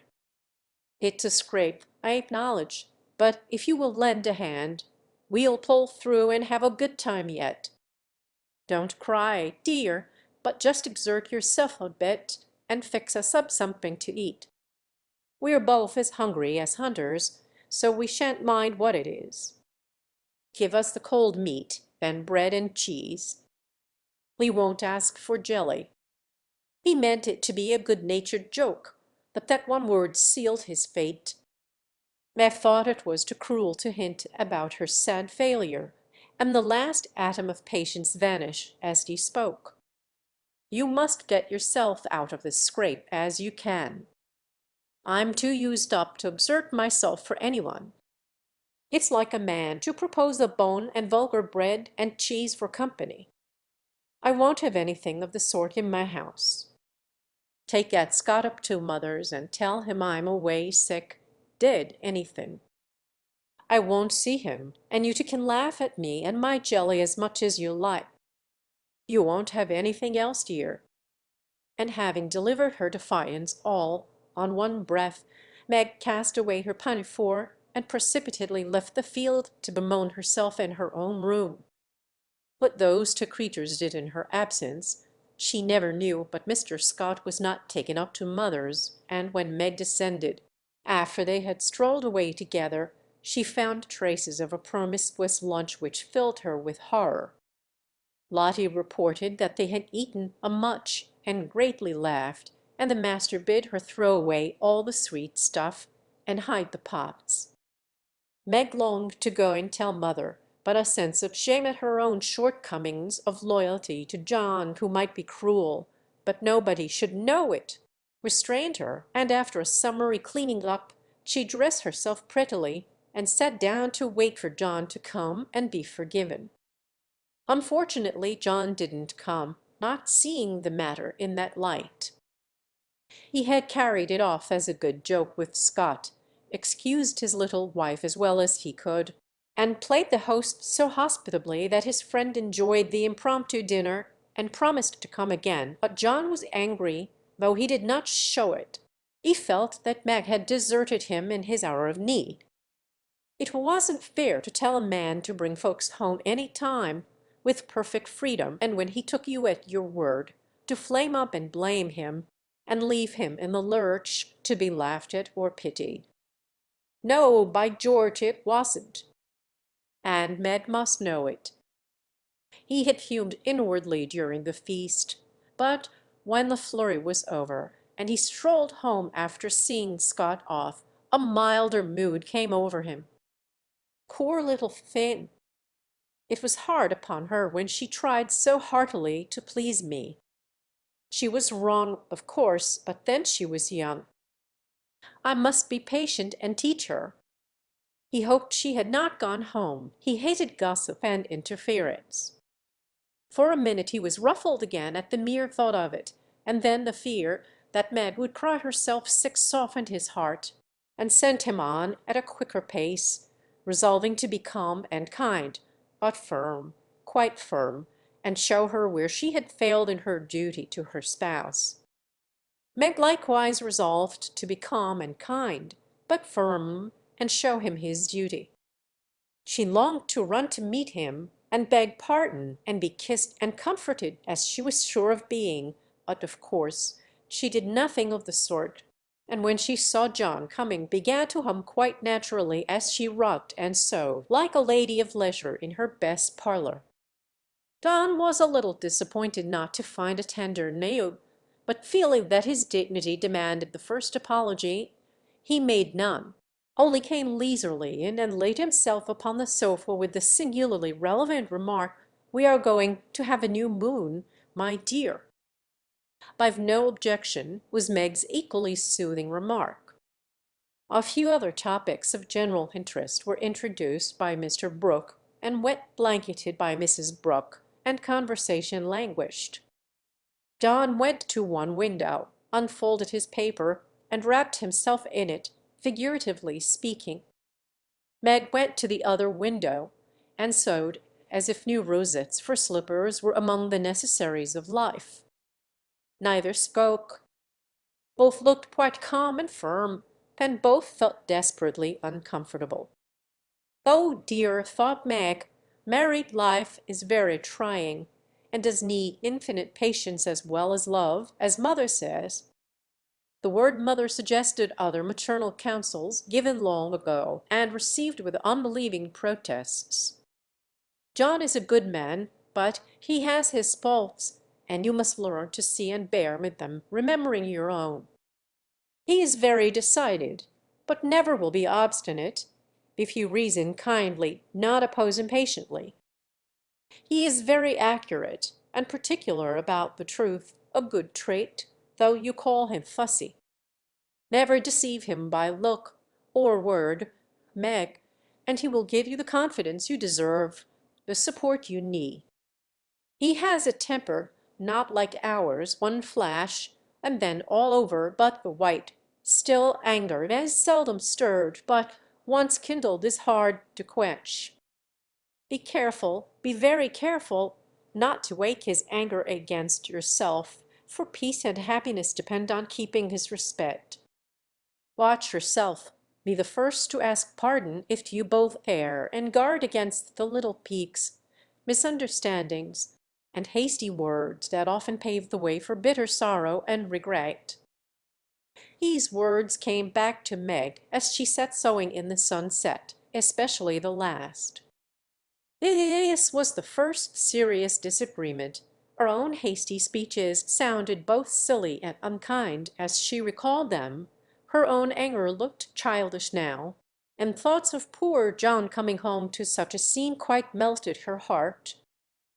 She glanced at him with tears in her eyes, but he did not see them. She put down her work and got up, thinking, "I will be the first to say forgive me," but he did not seem to hear her. She went very slowly across the room, for pride was hard to swallow, and stood by him, but he did not turn his head. For a minute she felt as if she really couldn't do it, and came the thought, "This is the beginning. I'll do my part, and have nothing to reproach myself with," and stooping down, she softly kissed her husband on the forehead. Of course that settled it. The penitent kiss was better than a world of words, and John had her on his knee in a minute, saying tenderly, "It was too bad to laugh at the poor little jelly pots. Forgive me, dear." "I never will again." But he did, oh bless you, yes, hundreds of times, and so did Meg, both declaring that it was the sweetest jelly they ever made, for family peace was preserved in that little family jar. After this, Meg had Mr. Scott to dinner by special invitation, and served him up a pleasant feast without a cooked wife for the first course, on which occasion she was so gay and gracious, and made everything go off so charmingly, that Mr. Scott told John he was a lucky fellow, and shook his head over the hardships of bachelorhood all the way home. In the autumn new trials and experiences came to Meg. Sally Moffat renewed her friendship, was always running out for a dish of gossip at the little house, or inviting that poor dear to come in and spend the day at the big house. It was pleasant, for in dull weather Meg often felt lonely. All were busy at home, John absent till night, and nothing to do but sew or read or potter about. So it naturally fell out that Meg got into the way of gadding and gossiping with her friend. Seeing Sally's pretty things made her long for such, and pitied herself because she had not got them. Sally was very kind, and often offered her the coveted trifles, but Meg declined them, knowing that John wouldn't like it. And then this foolish little woman went and did what John disliked even worse. She knew her husband's income, and she loved to feel that he trusted her not only with his happiness, but what some men seem to value more is money. She knew where it was free to take what she liked, and all he asked was that she should keep account of every penny, pay bills once a month, and remember that she was a poor man's wife. Till now she had done well, been prudent and exact, kept her little account books neatly, and showed them to him monthly without fear. But that autumn the serpent got into Meg's paradise, and tempted her like many a modern Eve, not with apples, but with draughts. Meg didn't like to be pitied and made to feel poor. It irritated her, but she was ashamed to confess it, and now and then she tried to console herself by buying something pretty, so that Sally needn't think she had to economize. She always felt whipped after it, for the pretty things were seldom necessaries, but then they cost so little it wasn't worth worrying about. So the trifles increased unconsciously, and in the shopping excursions she was no longer a passive looker on. But the trifles cost more than one would imagine, and when she cast up her accounts at the end of the month the sum total rather scared her. John was busy that month and left the bills to her. The next month he was absent, but the third he had a grand quarterly settling up, and Meg never forgot it. A few days before she had done a dreadful thing, and it weighed upon her conscience. Sally had been buying silks, and Meg longed for a new one, just a handsome light one for parties. Her black silk was so common, and thin things for evening were only proper for girls. Aunt March usually gave the sisters a present of $25 apiece at New Year's. That was only a month to wait, and here was a lovely violet silk bowing at a bargain. And she had the money if she only dared to take it. John always said what was his was hers, but would he think it right to spend not only the prospective 5 and 20, but another 5 and 20 out of the household fund? That was the question. Sally had urged her to do it, had offered to lend the money, and with the best intentions in life had tempted Meg beyond her strength. In an evil moment the shopman held up the lovely, shimmering folds and said, "A bargain, I assure you, ma'am." She answered, "I'll take it," and it was cut off and paid for, and Sally had exulted, and she had laughed as if it were a thing of no consequence, and driven away, feeling as if she had stolen something, and the police were after her. When she got home she tried to assuage the pangs of remorse by spreading forth the lovely silk, but it looked less silvery now, didn't become her, after all, and the words $50 seemed stamped like a pattern down each breadth. She put it away, but it haunted her, not delightfully as a new dress showed, but dreadfully like the ghost of a folly that was not easily laid. When John got out his books that night Meg's heart sank, and for the first time in her married life she was afraid of her husband. The kind, brown eyes looked as if they could be stern, and though he was unusually married, she fancied he had found her out, but didn't mean to let her know it. The house bills were all paid, the books all in order. Don had praised her, and was undoing the old pocket-book which they called the bank, when Meg, knowing that it was quite empty, stopped his hand, saying nervously, "You haven't seen my private expense book yet." John never asked to see it, but she always insisted on his doing so, and used to enjoy his masculine amazement at the queer things women wanted, and made him guess what piping was, demand fiercely the meaning of a hug-me-tight, or wonder how a little thing composed of 3 rosebuds. a bit of velvet, and a pair of strings, could possibly be a bonnet, and cost $6. That night he looked as if he would like the fun of quizzing her figures and pretending to be horrified at her extravagance, as he often did, being particularly proud of his prudent wife. The little book was brought slowly out and laid down before him. Meg got behind his chair under pretence of smoothing the wrinkles out of his tired forehead, and standing there, she said, with her panic increasing with every word, "John, dear, I'm ashamed to show you my bulk, for I've really been dreadfully extravagant lately. I go about so much I must have things, you know, and Sally advised my getting it, so I did, and my New Year's money will partly pay for it. But I was sorry after I had done it, for I knew you'd think it wrong in me." John laughed and drew her round beside him, saying good-humoredly, "Don't go and hide. I won't beat you if you have bought a pair of killing boots. I'm rather proud of my wife's feet, and don't mind if she does pay $8 or $9 for her boots, if they are good ones." That had been one of her last trifles, and John's eye had fallen on it as he spoke. "Oh, what will he say when he comes to that awful $50?" thawed Meg with a shiver. "It's worse than boots. It's a silk dress," she said, with the calmness of desperation, for she wanted the worst over. "Well, dear, what is the demmed total, as Mr. Mantalini says?" That didn't sound like John, and she knew he was looking up at her with the straightforward look that she had always been ready to meet and answer with one as frank till now. She turned the page and her head at the same time, pointing to the sum which would have been bad enough without the 50, but which was appalling to her with that added. For a minute the room was very still, then John said slowly, but she could feel it cost him an effort to express no displeasure, "Well, I don't know that 50 is much for a dress, with all the furbelows and notions you have to finish it off these days." "Isn't made or trimmed," sighed Meg, faintly, for a sudden recollection of the cost still to be incurred quite overwhelmed her.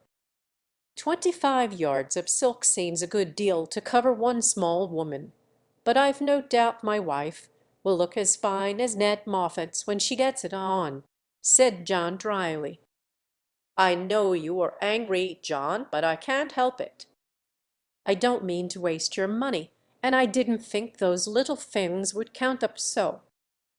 I can't resist them when I see Sally buying all she wants, and pitying me because I don't. I try to be contented, but it is hard, and I'm tired of being poor." The last words were spoken so low she thought he did not hear them, but he did, and they wounded him deeply, for he had denied himself many pleasures for Meg's sake. She could have bitten her tongue out the minute she had said it, for John pushed the books away and got up, saying with a little quiver in his voice, "I was afraid of this. I do my best, Meg." If he had scolded her, or even shaken her, it would not have broken her heart like those few words. She ran to him and held him close, crying with repentant tears, "Oh, John, my dear, kind, hard-working boy, I didn't mean it. It was so wicked, so untrue and ungrateful. How could I say it? Oh, how could I say it?" He was very kind, forgave her readily, and did not utter one reproach, but Meg knew that she had done and said a thing which would not be forgotten soon, although he might never allude to it again. She had promised to love him for better or worse, and then she, his wife, had reproached him with his poverty after spending his earnings recklessly.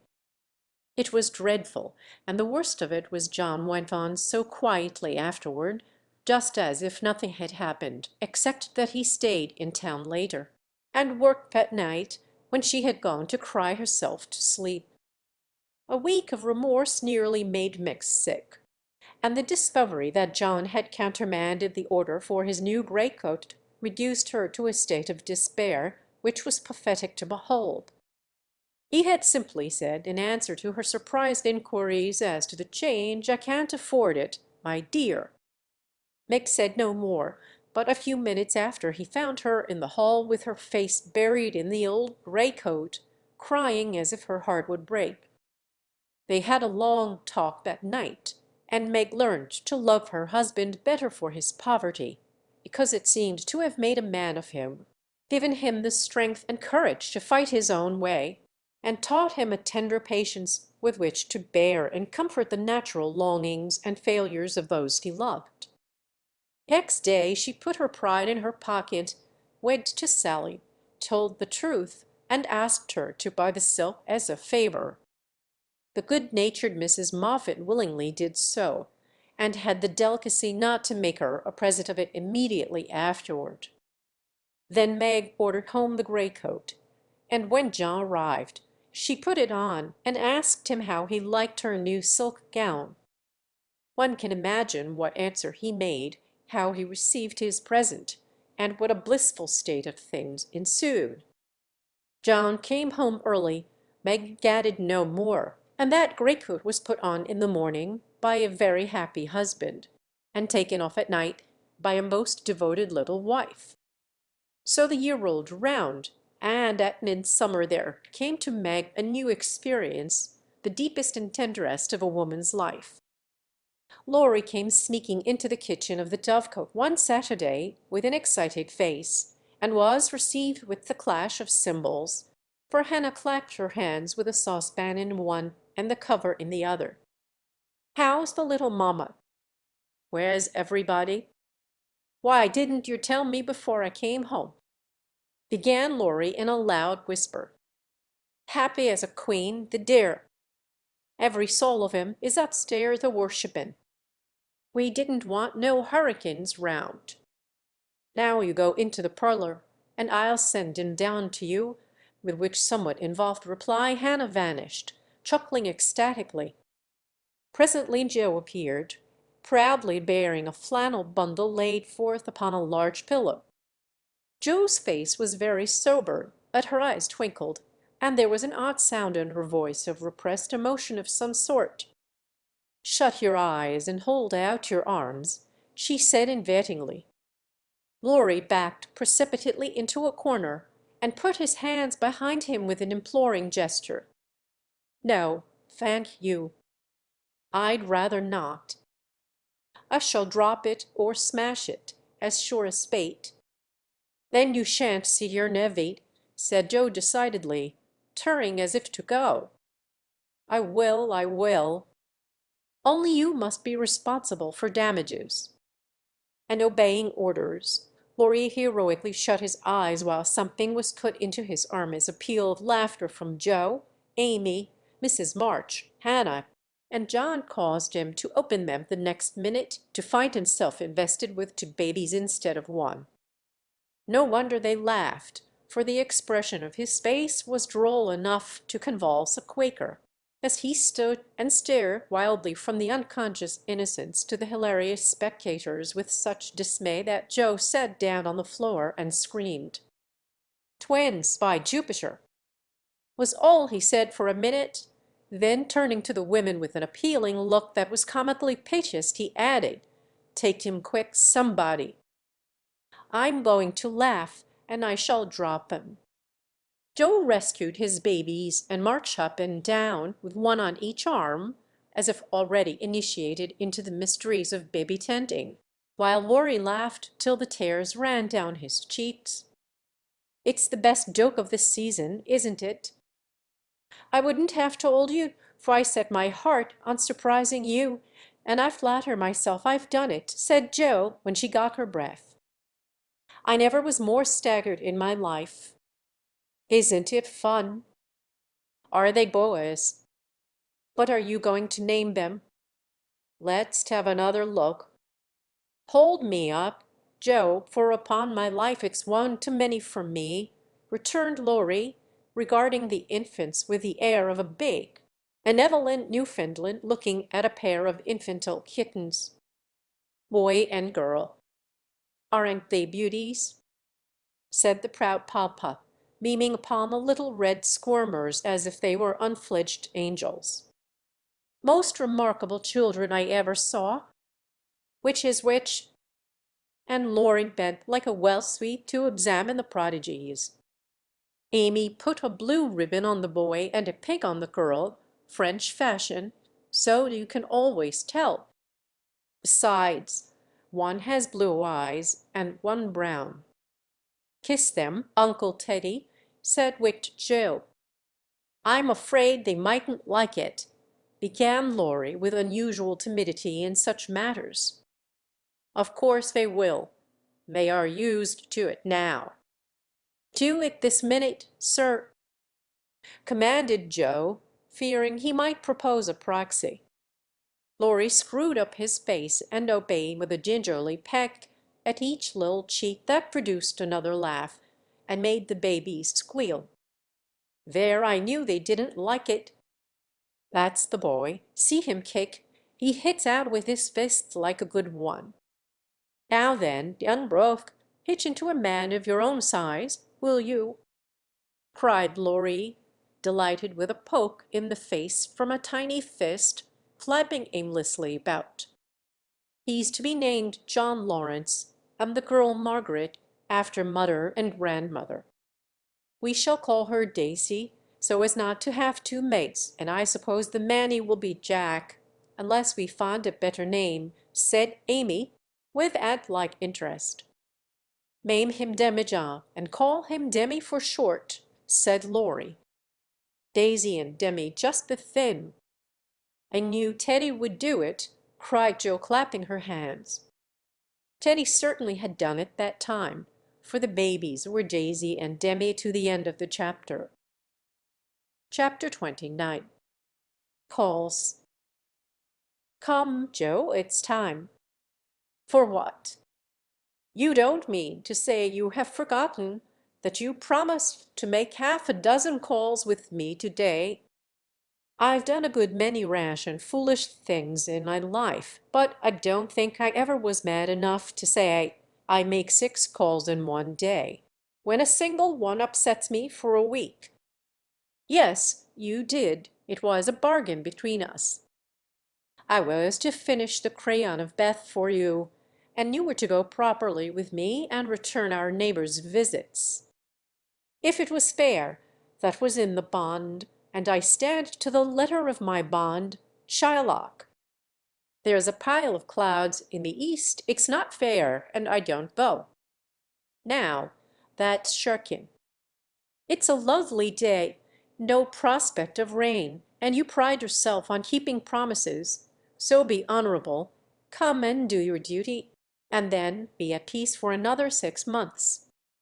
At that minute Joe was particularly absorbed in dressmaking, for she was mantua maker general to the family, and took especial credit to herself because she could use a needle as well as a pen. It was very provoking to be arrested in the act of a first trying on, and ordered out to make calls in her best array on a warm July day. She hated calls of the formal sort, and never made any till Amy compelled her with a bargain, bribe, or promise. In the present instance there was no escape, and having clashed her scissors rebelliously, while protesting that she smelt thunder, she gave in, put away her work, and taking up her hat and gloves with an air of resignation, told Amy the victim was ready. "Joe March, you are perverse enough to provoke a saint." "You don't intend to make calls in that state, I hope?" cried Amy, surveying her with amazement. "Why not?" "I'm neat and cool and comfortable, quite proper for a dusty walk on a warm day. If people care more for my clothes than they do for me, I don't wish to see them. You can dress for both, and be as elegant as you please. It pays for you to be fine. It doesn't for me, and furbelows only worry me." "Oh dear," sighed Amy, "now she's in a contrary fit, and will drive me distracted before I can get her properly ready. I'm sure it's no pleasure to me to go to-day, but it's a debt we owe society, and there's no one to pay it but you and me. I'll do anything for you, Joe, if you'll only dress yourself nicely and come and help me do the civil. You can talk so well, look so aristocratic in your best things, and behave so beautifully if you try, that I'm proud of you. I'm afraid to go alone. Do come and take care of me. You're an artful little puss to flatter and wheedle your cross old sister in that way. The idea of my being aristocratic and well-bred and your being afraid to go anywhere alone. I don't know which is the most absurd. Well, I'll go if I must and do my best. You shall be commander of the expedition, and I'll obey blindly. Will that satisfy you?" said Joe, with a sudden change from perversity to lamb-like submission. "You're a perfect cherub. Now put on all your best things, and I'll tell you how to behave at each place, so that you will make a good impression. I want people to like you, and they would if you'd only try to be a little more agreeable. Do your hair the pretty way, and put the pink rose in your bonnet. It's becoming, and you look too sober in your plain suit. Take your light gloves and the embroidered handkerchief. We'll stop at Meg's and borrow her white sunshade, and then you can have my dove-colored one." While Amy dressed, she issued her orders, and Joe obeyed them, not without entering her protest, however, for she sighed as she rustled into her new organdie, frowned darkly at herself as she tied her bonnet strings in an irreproachable bow, wrestled viciously with pins as she put on her collar, wrinkled up her features generally as she shook out the handkerchief whose embroidery was as irritating to her nose as the present mission was to her feelings. And when she had squeezed her hands into tight gloves with 3 buttons and a tassel as the last touch of elegance, she turned to Amy with an imbecile expression of countenance, saying meekly, "I'm perfectly miserable, but if you consider me presentable, I die happy. You are highly satisfactory. Turn slowly round and let me get a careful view." Joe revolved, and Amy gave a touch here and there, then fell back with her head on one side, observing graciously, "Yes, you'll do. Your head is all I could ask, for that white bonnet with the rose is quite ravishing. Hold back your shoulders and carry your hands easily, no matter if your gloves do pinch. There's one thing you can do well, Joe, that is, wear a shawl. I can't, but it's very nice to see you, and I am so glad Aunt March gave you that lovely one. It's simple, but handsome, and those folds over the arm are really artistic. Is the point of my mantle in the middle, and have I looped my dress evenly? I like to show my boots, for my feet are pretty though my nose isn't.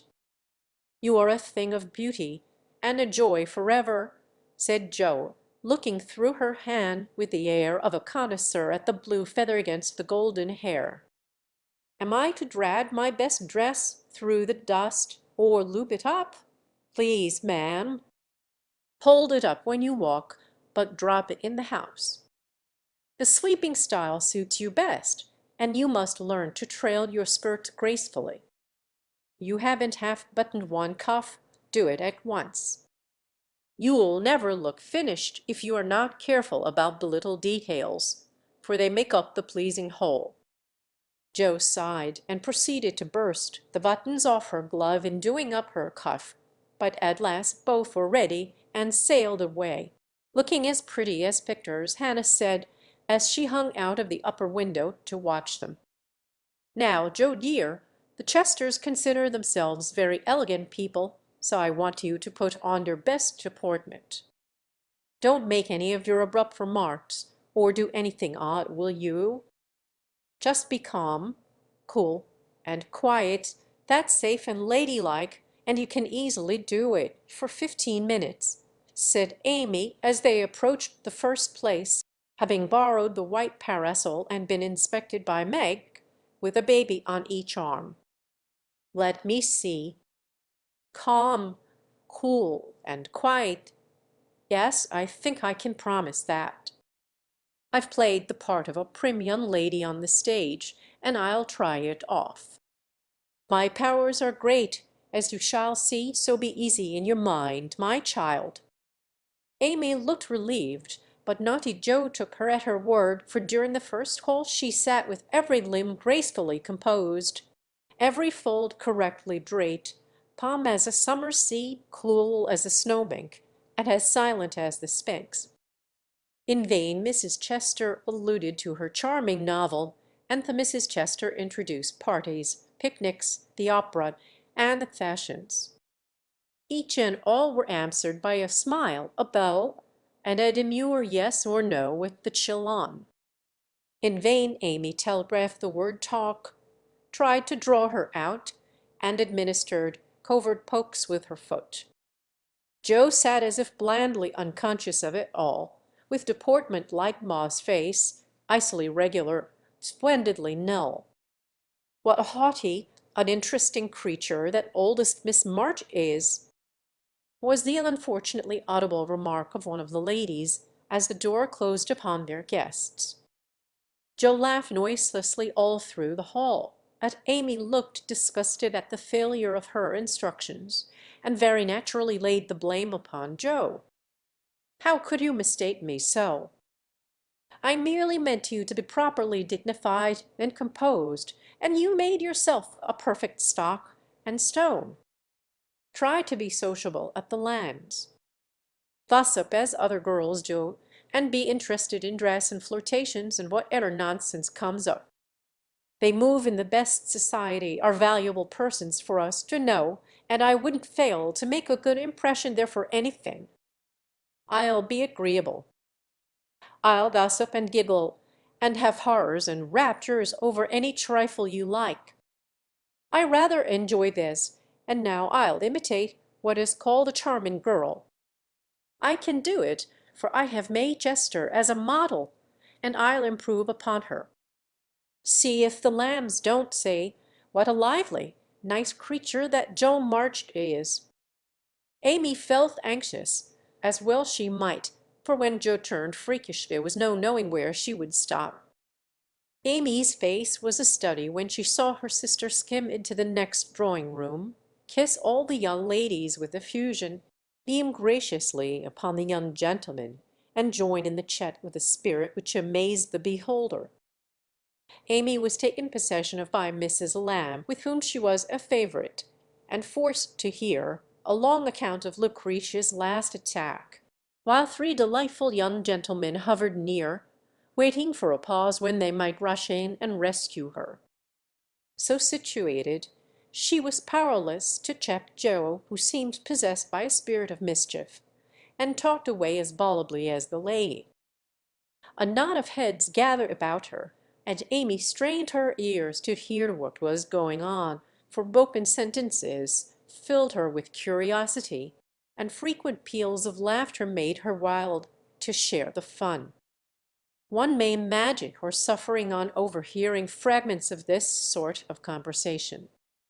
"She rides splendidly." "Who taught her?" "No one. She used to practice mounting, holding the reins, and sitting straight on an old saddle in a tree. Now she rides anything, for she doesn't know what fear is, and the stableman lets her have horses cheap because she trains them to carry ladies so well. She has such a passion for it. I often tell her if everything else fails, she can be a horse breaker and get her living so." At this awful speech Amy contained herself with difficulty, for the impression was being given that she was rather a fast young lady, which was her especial aversion. But what could she do? For the old lady was in the middle of her story, and long before it was done, Joe was off again, making more droll revelations and committing still more fearful blunders. Yes, Amy was in despair that day, for all the good beasts were gone, and of three left one was lame, one blind, and the other so balky that you had to put dirt in his mouth before he would start. Nice animal for a pleasure party, wasn't it? Which did she choose? asked one of the laughing gentlemen who enjoyed the subject. None of them. She heard of a young horse at the farmhouse over the river, and though a lady had never ridden him, she resolved to try, because he was handsome and spirited. Her troubles were really pathetic. There was no one to bring the horse to the saddle, so she took the saddle to the horse. My dear creature, she actually rode it over the river, put it on her head, and marched up to the barn, to the utter amazement of the old man. Did she ride the horse? Of course she did, and had a capital time. I expected to see her brought home in fragments, but she managed him perfectly, and was the life of the party. Well, I call that Patti." And young Mr. Lamb turned an approving glance upon Amy, wondering what his mother could be saying to make the girl look so red and uncomfortable. She was still redder and more uncomfortable a moment after, when a sudden turn in the conversation introduced the subject of dress. One of the young ladies asked Joe where she got the pretty drab hat she wore to the picnic, and stupid Joe, instead of mentioning the place where it was bought 2 years ago, must needs answer with unnecessary frankness, "Oh, Amy painted it." "You can't buy those soft shades, so we paint ours any color we like. It's a great comfort to have an artistic sister." "Isn't that an original idea?" cried Miss Lamb, who found Joe great fun. "That's nothing compared to some of her brilliant performances. There's nothing the child can't do.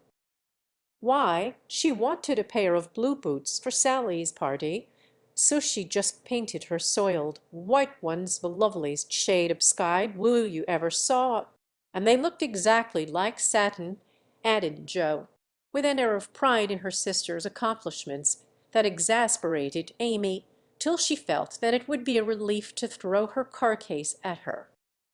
"We read a story of yours the other day, and enjoyed it very much," observed the elder Miss Lamb, wishing to compliment the literary lady, who did not look the character just then, it must be confessed. Any mention of her works always had a bad effect upon Joe, who either grew rigid and looked offended, or changed the subject with a brusque remark, as now: "Sorry you could find nothing better to read. I write that rubbish because it sells, and ordinary people like it. Are you going to New York this winter?" As Miss Lamb had enjoyed the story, this speech was not exactly grateful or complimentary. The minute it was made Joe saw her mistake, but fearing to make the matter worse, suddenly remembered that it was for her to make the first move toward departure, and did so with an abruptness that left three people with half-finished sentences in their mouths. "Amy, we must go. Good-bye, dear. Do come and see us. We are pining for a visit. I don't dare to ask you, Mr. Lamb, but if you should come I don't think I shall have the heart to send you away." Joe said this with such a droll imitation of Makechester's gushing style that Amy got out of the room as rapidly as possible, feeling a strong desire to laugh and cry at the same time. "Didn't I do well?" asked Joe, with a satisfied air as they walked away. "Nothing could have been worse," was Amy's crushing reply. "What possessed you to tell those stories about my saddle, and the hats and boots, and all the rest of it?" "Why, it's funny, and amuses people. They know we are poor, so it's no use pretending that we have grooms by 3 or 4 hacks a season, and have fins as easy and fine as they do. You needn't go and tell them all our little shifts, and expose our poverty in that perfectly unnecessary way. You haven't a bit of proper pride, and never will learn when to hold your tongue, and when to speak," said Amy despairingly.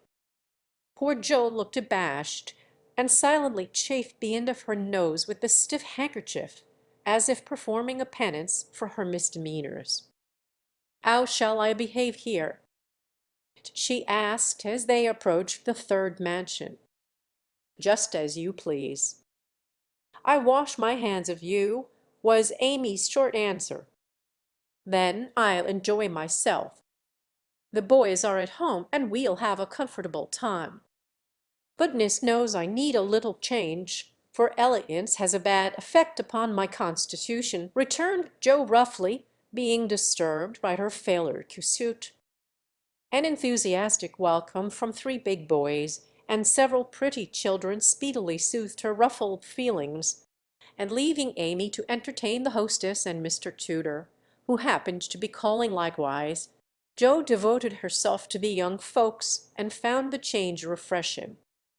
She listened to college stories with deep interest, caressed pointers and poodles without a murmur, agreed heartily that Tom Brown was a brick, regardless of the improper form of praise, and when one lad proposed a visit to his turpentine, she went with an alacrity which caused mamma to smile upon her, as that motherly lady settled the cap which was left in a ruinous condition by filial hugs, the Earl but affectionate, and dearer to her than the most faultless coiffure from the hands of an inspired Frenchwoman. Leaving her sister to her own devices, Amy proceeded to enjoy herself to her heart's content.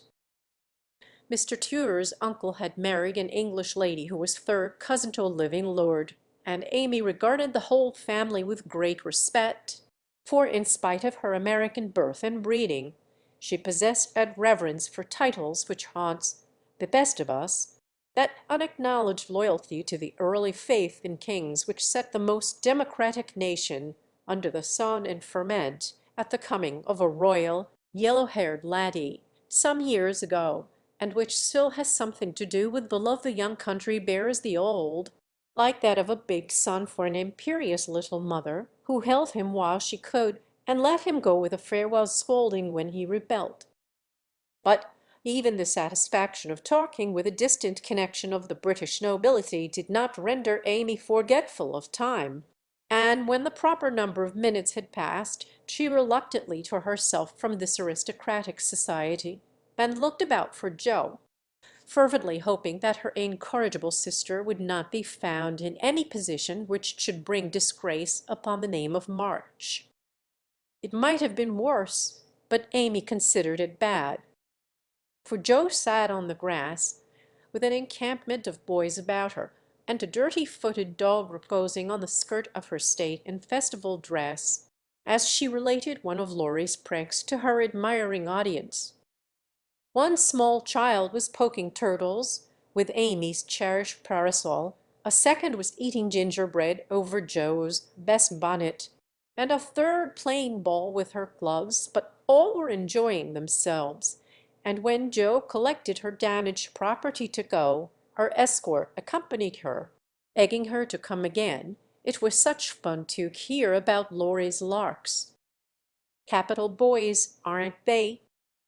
I feel quite young and brisk again after that," said Joe, strolling along with her hands behind her, partly from habit, partly to conceal the bespattered parasol. "Why do you always avoid Mr. Tudor?" asked Amy, wisely refraining from any comment upon Joe's dilapidated appearance. "Don't like him. He puts on airs, snubs his sisters, worries his father, and doesn't speak respectfully of his mother.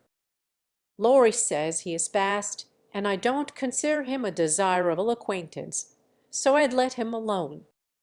You might treat him civilly, at least. You give him a cool nod, and just now you bowed and smiled in the politest way to Tommy Chamberlain, whose father keeps a grocery store. If you had just reversed the nod and the bow, it would have been right," said Amy reprovingly. "No, it wouldn't," returned Joe. "I neither like, respect, nor admire Tudor, though his grandfather's uncle's nephew's niece was a third cousin to a lord. Tommy is poor and bashful and good and very clever. I think well of him, and like to show that I do, for he is a gentleman in spite of the brown paper parcels." "It's no use trying to argue with you," began Amy. "Not the least, my dear," interrupted Joe. "So let us look amiable, and drop a card here, as the Kings are evidently out, for which I am deeply grateful." The family card case having done its duty, the girls threw upon, and Joe uttered another thanksgiving on reaching the fifth house, and being told that the young ladies were engaged. "Now let us go home, and never mind Ed March to day. We can run down there any time, and it's really a pity to trail through the dust in our best bibs and tuckers when we are tired and cross." "Speak for yourself, if you please." "Aunt March likes to have us pay her the compliment of coming in style and making a formal call. It's a little thing to do, but it gives her pleasure, and I don't believe it will hurt your things half so much as letting dirty dogs and clumping boys spoil them. Stoop down and let me take the crumbs off of your bonnet. What a good girl you are, Amy," said Joe, with a repentant glance from her own damaged costume to that of her sister, which was fresh and spotless still. "I wish it was as easy for me to do little things to please people as it is for you. I think of them, but it takes too much time to do them. So I wait for a chance to confer a great favor, and let the small ones slip, but they tell best in the end, I fancy." Amy smiled and was mollified at once, saying with a maternal air, "Women should learn to be agreeable, particularly poor ones, for they have no other way of repaying the kindnesses they receive. If you'd remember that and practice it, you'd be better liked than I am, because there is more of you. I'm a crotchety old thing, and always shall be, but I'm willing to own that you are right, only it's easier for me to risk my life for a person than to be pleasant to him when I don't feel like it. It's a great misfortune to have such strong likes and dislikes, isn't it? It's a greater not to be able to hide them. I don't mind saying that I don't approve of Tudor any more than you do, but I'm not called upon to tell him so. Neither are you, and there's no use in making yourself disagreeable because he is. But I think girls ought to show when they disapprove of young men, and how can they do it except by their manners? Preaching does not do any good, as I know to my sorrow, since I've had Teddy to manage. But there are many little ways in which I can influence him without a word, and I say we ought to do it to others if we can. Teddy is a remarkable boy, and can't be taken as a sample of other boys," said Amy in a tone of solemn conviction, which would have convulsed the remarkable boy if he had heard it. "If we were belles, or women of wealth and position, we might do something, perhaps, the for us to frown at one set of young gentlemen because we don't approve of them, and smile upon another set because we do, wouldn't have a particle of effect, and we should only be considered odd and puritanical. So we are to countenance things and people which we detest, merely because we are not belles and millionaires, or we. That's a nice sort of morality. I can't argue about it. I only know that it's the way of the world, and people who set themselves against it only get laughed at for their pains. I don't like reformers, and I hope you never try to be one. I do like them, and I shall be one if I can, for in spite of the laughing the world would never get on without them. We can't agree about that, for you belong to the old set, and I to the new. You will get on the best, but I shall have the liveliest time of it. I should rather enjoy the brickbats and hooting, I think. Well, compose yourself now, and don't worry Aunt with your new ideas. I'll try not to, but I'm always possessed to burst out with some particularly blunt speech or revolutionary sentiment before her. It's my doom, and I can't help it." They found Aunt Carroll with the old lady, both absorbed in some very interesting subject, but they dropped it as the girls came in, with a conscious look which betrayed that they had been talking about their nieces. Joe was not in a good humor, and the perverse fit returned, but Amy, who had virtuously done her duty, kept her temper, and pleased everybody, was in a most angelic frame of mind.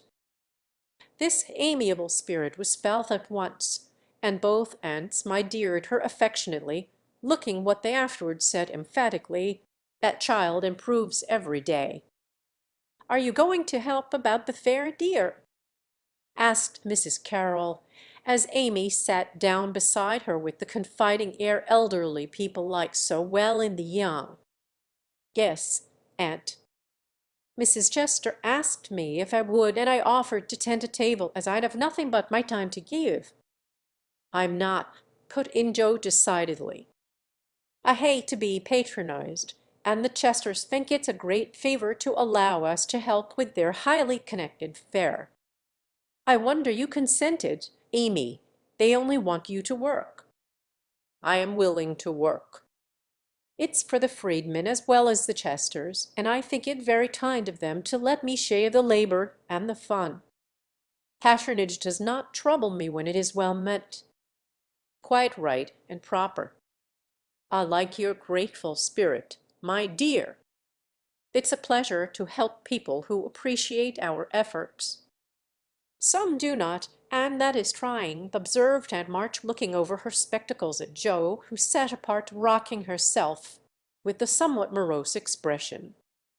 If Joe had only known what a great happiness was wavering in the balance for one of them, she would have turned dove-like in a minute, but unfortunately we don't have windows in our breasts, and cannot see what goes on in the minds of our friends. Better for us that we cannot, as a general thing, but now and then it would be such a comfort, such a saving of time and temper." By her next speech Joe deprived herself of several years of pleasure, and received a timely lesson in the art of holding her tongue. "I don't like favors. They oppress and make me feel like a slave. I'd rather do everything for myself and be perfectly independent." "Damn!" coughed Aunt Carroll softly, with a look at Aunt March. "I told you so," said Aunt March, with a decided nod to Aunt Carroll. Mercifully unconscious of what she had done, Joe sat with her nose in the air and a revolutionary aspect which was anything but inviting. "Do you speak French, dear?" asked Mrs. Carroll, laying a hand on Amy's. "Pretty well, thanks to Aunt March, who lets Esther talk to me as often as I like," replied Amy, with a grateful look which caused the old lady to smile affably. "How are you about languages?" asked Mrs. Carroll of Joe. "Don't know a word. I am very stupid about studying anything, can't bear French, it's such a slippery, silly sort of language," was the brusque reply. Another look passed between the ladies, and Aunt March said to Amy, "You are quite strong and well now, dear, I believe. Eyes don't trouble you any more, do they?" "Not at all, thank you, ma'am. I'm very well, and mean to do great things next winter, so that I may be ready for Rome whenever that joyful time arrives." "Good thought. You deserve to go, and I'm sure you will some day," said Aunt March, with an approving pat on the head, as Amy picked up her ball for her. "Cross batch, draw the latch, sit by the fire and spin." Swolt Polly, bending down from his perch on the back of her chair to peep into Joe's face, with such a comical air of impertinent inquiry that it was impossible to help laughing. "Most observing bird," said the old lady. "Come and take a walk, my dear," cried Polly, hopping toward the china closet, with a look suggestive of a lump of sugar. "Thank you, I will. Come, Amy." And Joe brought the visit to an end, feeling more strongly than ever that calls did have a bad effect upon her constitution. She shook hands in a gentlemanly manner, but Amy kissed both the aunts, and the girls departed, leaving behind them the impression of shadow and sunshine, which impression caused Aunt March to say as they vanished, "You'd better do it, Mary. I'll supply the money." And Aunt Carroll to reply decidedly, "Tha certainly will, if her father and mother consent." Chapter 30. Consequences. Mrs. Chester's fare was so very elegant and select that it was considered a great honour by the young ladies of the neighbourhood to be invited to take a table, and every one was much interested in the matter. Amy was asked, but Joe was not, which was fortunate for all parties, as her elbows were decidedly akimbo at this period of her life, and it took a good many hard knocks to teach her how to get on easily. A haughty, uninteresting creature was let severely alone, but Amy's talent and taste were duly complimented by the offer of the art table, and she exerted herself to prepare and secure appropriate and valuable contributions to it. Everything went on smoothly till the day before the fair opened. Then there occurred one of the little skirmishes which it is almost impossible to avoid, when some 25 women, old and young, with all their private piques and prejudices, tried to work together. A. Chester was rather jealous of Amy because the latter was a greater favourite than herself, and just at this time several trifling circumstances occurred to increase the feeling. Amy's dainty pen and ink work entirely eclipsed May's painted vases. That was one form. Then the all-conquering tutor had danced for times with Amy at a late party, and only once with May. That was thorn number two. But the chief grievance that rankled in her soul, and gave an excuse for her unfriendly conduct, was a rumour which some obliging gossip had whispered to her, that the Marchburls had made fun of her at the Lambs. All the blame of this should have fallen upon Joe, for her naughty imitation had been too lifelike to escape detection, and the frolicsome Lambs had permitted the joke to escape. No hint of this had reached the culprits, however, and Amy's dismay can be imagined when, the very evening before the fair, as she was putting the last touches to her pretty table, Mrs. Chester, who, of course, resented the supposed ridicule of her daughter, said, in a bland tone, but with a cold look, "I find, dear, that there is some feeling among the young ladies about my giving this table to any one but my girls. As this is the most prominent, and some say the most attractive table of all, and they are the chief getters up of the fair, it is thought best for them to take this place. I am sorry, but I know you are too sincerely interested in the cause to mind a little personal disappointment, and you shall have another table if you like." Mrs. Chester fancied beforehand that it would be easy to deliver this little speech, but when the time came, she found it rather difficult to utter it naturally, with Amy's unsuspicious eyes looking straight at her full of surprise and trouble. Amy felt that there was something behind this, but could not guess what, and said quietly, feeling hurt, and showing that she did, "Perhaps you had rather I took no table at all. Now, my dear, don't have any ill feeling, I beg. It's merely a matter of expediency. You see, my girls will naturally take the lead, and this table is considered their proper place. I think it very appropriate to you, and feel very grateful for your efforts to make it so pretty, but we must give up our private wishes, of course, and I will see that you have a good place elsewhere. Wouldn't you like the flower table? The little girls undertook it, but they are discouraged. You could make a charming thing of it, and the flower table is always attracted, you know, especially to gentlemen," added May, with a look which enlightened Amy as to one cause of her sudden fall from favour.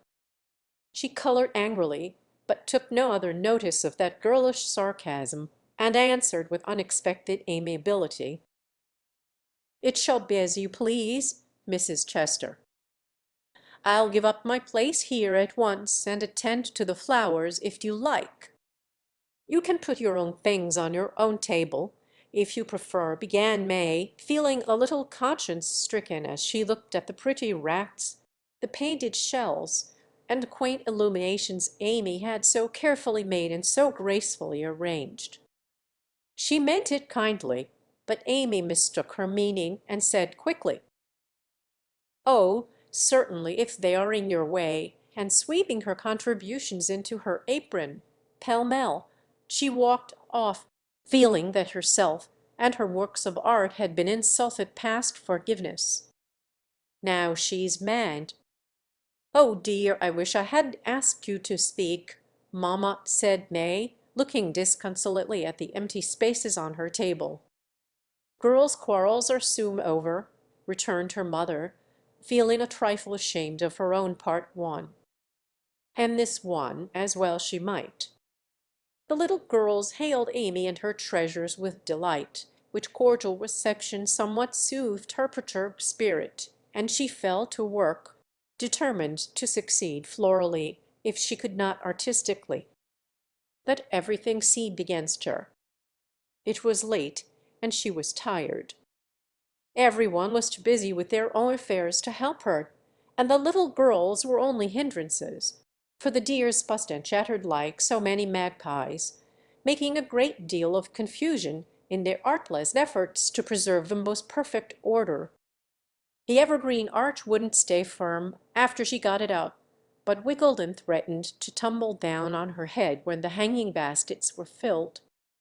Her best tile got a splash of water, which left a sepia tear on the cubit's cheek. She bruised her hands with hammering, and got cold working in a draught, which last affliction filled her with apprehensions for the morrow. Any girl reader who has suffered like afflictions will sympathize with poor Amy and wish her well through her task. There was great indignation at home when she told her story at evening.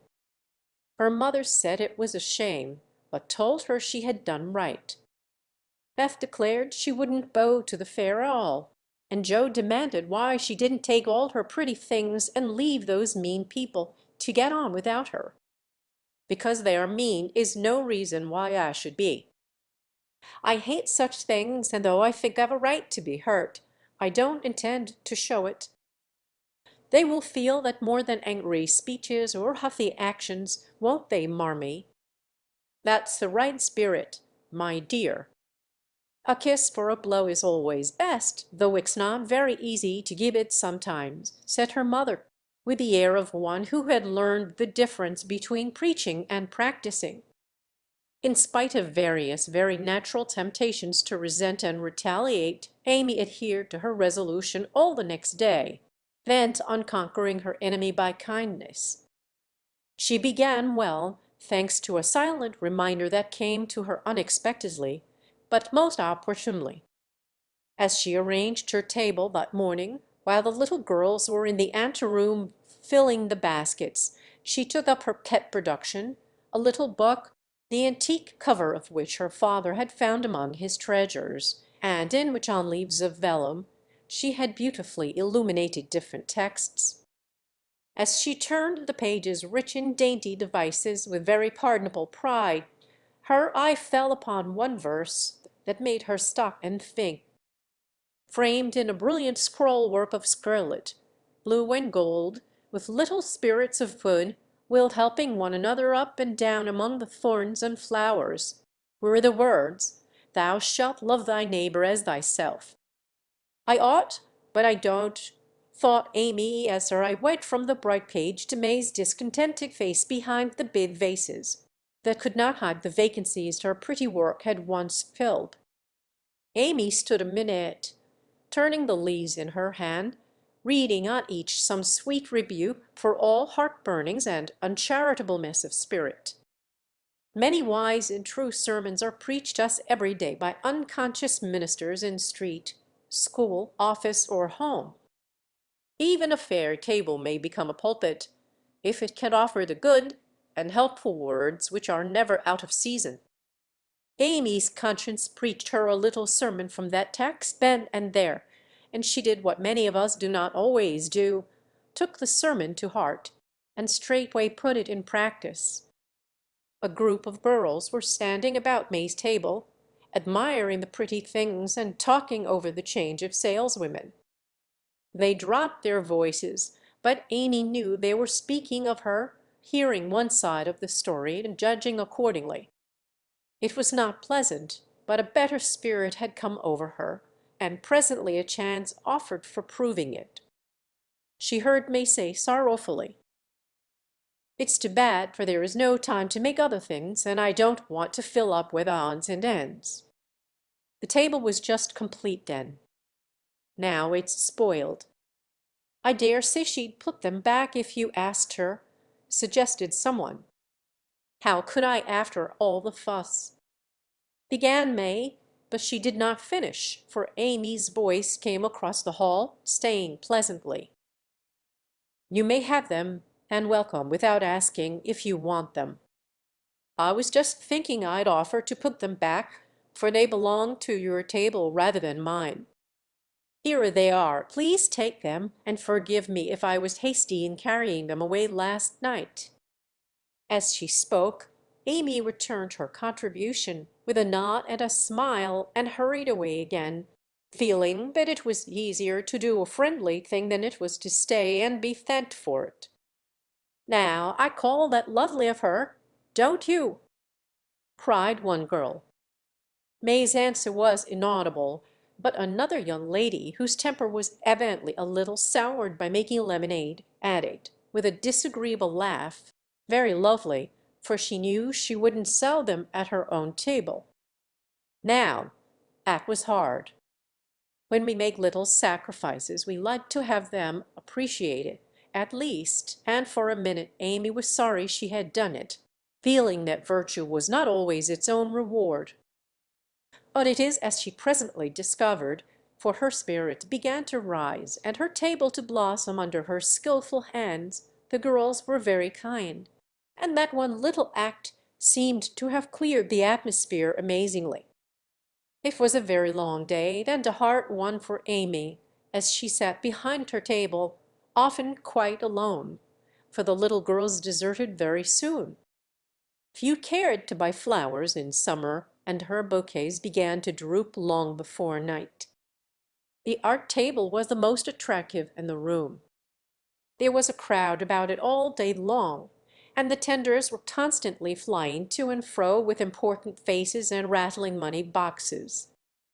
Amy often looked wistfully across, longing to be there where she felt at home and happy, instead of in a corner with nothing to do.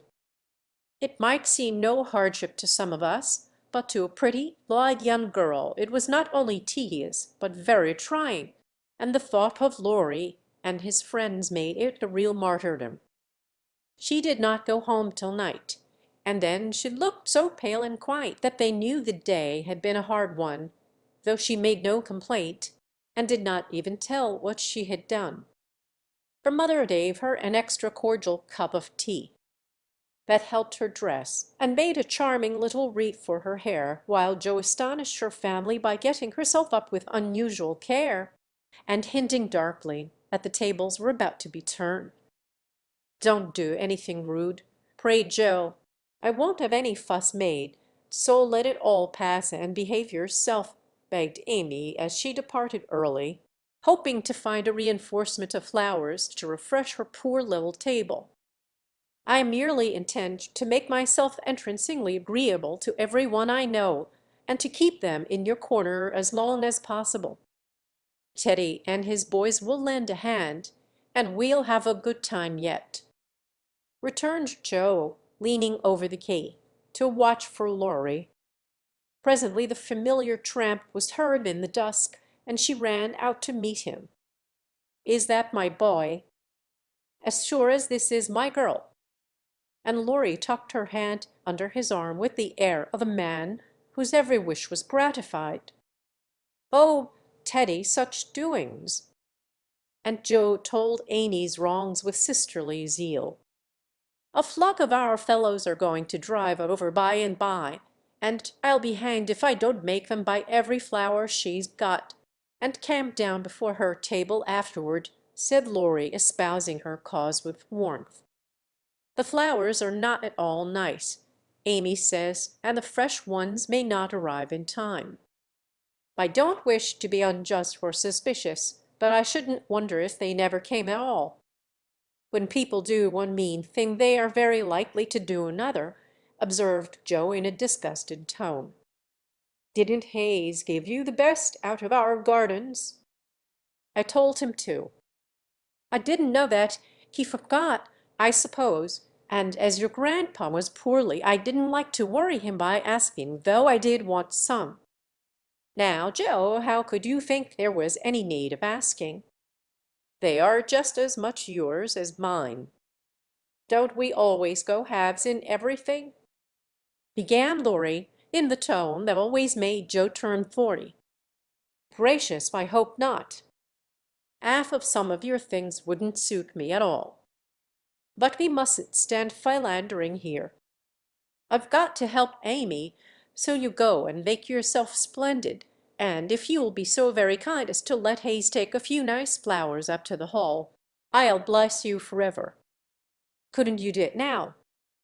asked Lory, so suggestively that Joe shut the gate in his face with inhospitable haste, and called through the bars, "Go away, Teddy, I'm busy."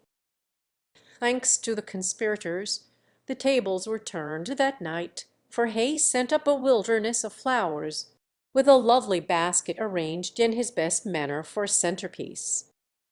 Then the March family turned out en masse, and Joe exerted herself to some purpose, for people not only came, but stayed, laughing at her nonsense, admiring Amy's taste, and apparently enjoying themselves very much.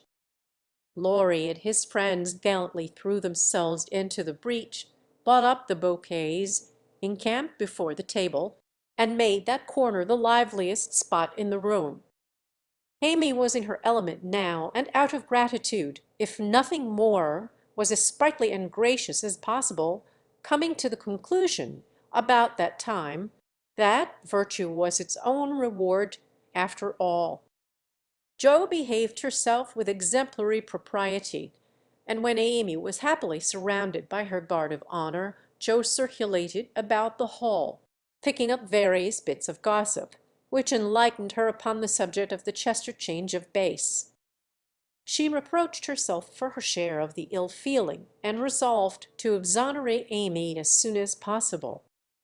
She also discovered what Amy had done about the things in the morning, and considered her a model of magnanimity. As she passed the art table, she glanced over it for her sister's things, but saw no sign of them. "Tucked away out of sight, I dare say," thought Joe, who could forgive her own wrongs, but hotly resented any insult offered her family. "Good evening, Miss Joe. How does Amy get on?" asked May with a conciliatory air, for she wanted to show that she also could be generous. "She has sold everything she had that was worth selling, and now she is enjoying herself. The flower table is always attractive, you know, especially to gentlemen." Joe couldn't resist giving that little slack, but May took it so meekly she regretted it a minute after, and fell to praising the great vases, which still remained unsold. "Is Amy's illumination anywhere about?" "I took a fancy to buy that for father," said Joe, very anxious to learn the fate of her sister's work. "Everything of Amy's sold long ago." "I took care that the right people saw them, and they made a nice little sum of money for us," returned May, who had overcome sundry small temptations, as well as Amy had, that day. Much gratified, Joe rushed back to tell the good news, and Amy looked both touched and surprised by the report of May's word and manner. "Now, gentlemen, I want you to go and do your duty by the other tables as generously as you have by mine, especially the art table," she said, ordering out Teddy's own, as the girls called the college friends. "Charge, Chester, charge," is the motto for that table, but do your duty like men, and you'll bid your money's worth of art in every sense of the word," said the irrepressible Joe, as the devoted phalanx prepared to take the field. To hear is to obey, but March is fairer far than May, said little Parker, making a frantic effort to be both witty and tender, and getting promptly quenched by Laurie, who said, "Very well, my son, for a small boy," and walked him off with a paternal pat on the head. "By the vases," whispered Amy to Laurie, as a final heaping of coals of fire on her enemy's head. To May's great delight, Mr. Lawrence not only bought the vases, but pervaded the hall with one under each arm. The other gentlemen speculated with equal rashness in all sorts of frail trifles, and wandered helplessly about afterward, burdened with wax flowers, painted fans, filigree portfolios, and other useful and appropriate purchases. Aunt Carroll was there, heard the story, looked pleased, and said something to Mrs. March in a corner which made the latter lady beam with satisfaction, and watch Amy with a face full of mingled pride and anxiety, though she did not betray the cause of her pleasure till several days later. The fair was pronounced a success, and when May bade Amy good night, she did not gush as usual, but gave her an affectionate kiss, and a look which said forgive and forget. That satisfied Amy, and when she got home she found the vases paraded on the parlor chimney-piece with a great bouquet in each. The reward of merit for a magnanimous March, as Laurie announced with a flourish. "You've a deal more principle and generosity and nobleness of character than I ever gave you credit for, Amy. You've behaved sweetly, and I respect you with all my heart," said Joe warmly, as they brushed their hair together late that night. "Yes, we all do, and love her for being so ready to forgive. It must have been dreadfully hard, after working so long and setting your heart on selling your own pretty things. I don't believe I could have done it as kindly as you did," added Beth from her pillow. "Why, girls, you needn't praise me so. I'd only did as I'd be done by. You laugh at me when I say I want to be a lady, but I mean a true gentlewoman in mind and manners, and I try to do it as far as I know how. I can't explain exactly, but I want to be above the little meannesses and follies and faults that spoil so many women. I'm far from it now, but I do my best, and hope in time to be what mother is." Amy spoke earnestly, and Joe said, with a cordial hug, "I understand now what you mean, and I'll never laugh at you again. You are getting on faster than you think, and I'll take lessons of you in true politeness, for you've learned the secret, I believe. Try away, dearie. You'll get your reward some day, and no one will be more delighted than I shall." A week later Amy did get her reward, and poor Joe found it hard to be delighted. A letter came from Aunt Carroll, and Mrs. March's face was illuminated to such a degree when she read it that Joe and Beth, who were with her, demanded what the glad tidings were. "Aunt Carroll is going abroad next month and wants me to go with her," burst in Joe, flying out of her chair in an uncontrollable rapture. "No, dear, not you. It's Amy." "Oh, mother!" "She's too young. It's my turn first. I've wanted it so long. It would do me so much good, and be so altogether splendid. I must go. I'm afraid it's impossible, Joe." "Aunt says, Amy, decidedly, and it is not for us to dictate when she offers such a favor. It's always so. Amy has all the fun, and I have all the work. It isn't fair, oh, it isn't fair!" cried Joe passionately. "I'm afraid it's partly your own fault, dear. When Aunt spoke to me the other day, she regretted your blunt manners and too independent spirit, and here she writes, as if quoting something you had said, 'I planned at first to ask Joe, but as favors burden her, and she hates French, I think I won't venture to invite her. Amy's more docile, will make a good companion for Flo, and receive gratefully any help the trip may give her. Oh, my tongue, my abominable tongue! Why can't I learn to keep it quiet?" groaned Joe, remembering words which had been her undoing. When she had heard the explanation of the quoted phrases, Mrs. March said sorrowfully, "I wish you could have gone, but there is no hope of it this time. So try to bear it cheerfully, and don't sadden Amy's pleasure by reproaches or regrets." "I'll try," said Joe, winking hard as she knelt down to pick up the basket she had joyfully upset. "I'll take a leaf out of her book, and try not only to seem bland, but to be so, and not grudge her 1 minute of happiness. But it won't be easy, for it is a dreadful disappointment," and poor Joe bedewed the little fat pincushion she held with several very bitter tears.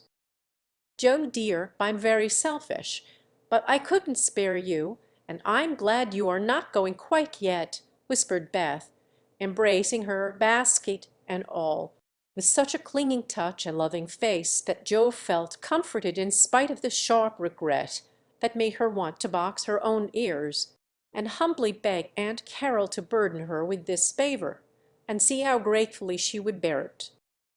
By the time Amy came in, Joe was able to take her part one, and the family jubilation, not quite as heartily as usual, perhaps, but without reckonings at Amy's good fortune. The young lady herself received the news as tidings of great joy, went about in a solemn sort of rapture, and began to sort her colors and pack her pencils that evening, leaving such trifles as clothes, money, and passports to those less absorbed in visions of art than herself. "It isn't a mere pleasure trip to me, girls," she said impressively as she scraped her best palette. "It will decide my career, for if I have any genius, I shall find it out in Rome, and will do something to prove it." "Suppose you haven't?" said Joe, sewing away, with red eyes, at the new colors which were to be handed over to Amy. "Then I shall come home and teach drawing for my living," replied the aspirant for fame, with philosophic composure. But she made a wry face at the prospect, and scratched away at her palette as if bent on vigorous measures before she gave up her hopes. "No, you won't. You hate hard work, and you'll marry some rich man, and come home to sit in the lap of luxury all your days," said Joe. "Your predictions sometimes come to pass, but I don't believe that one will." "I'm sure I wish it would, for if I can't be an artist myself, I should like to be able to help those who are," said Amy, smiling, as if the part of Lady Bountiful would suit her better than that of a poor drawing teacher. "Hem," said Joe, with a sigh. "If you wish it, you'll have it, for your wishes are always granted, mine never. Would you like to go?"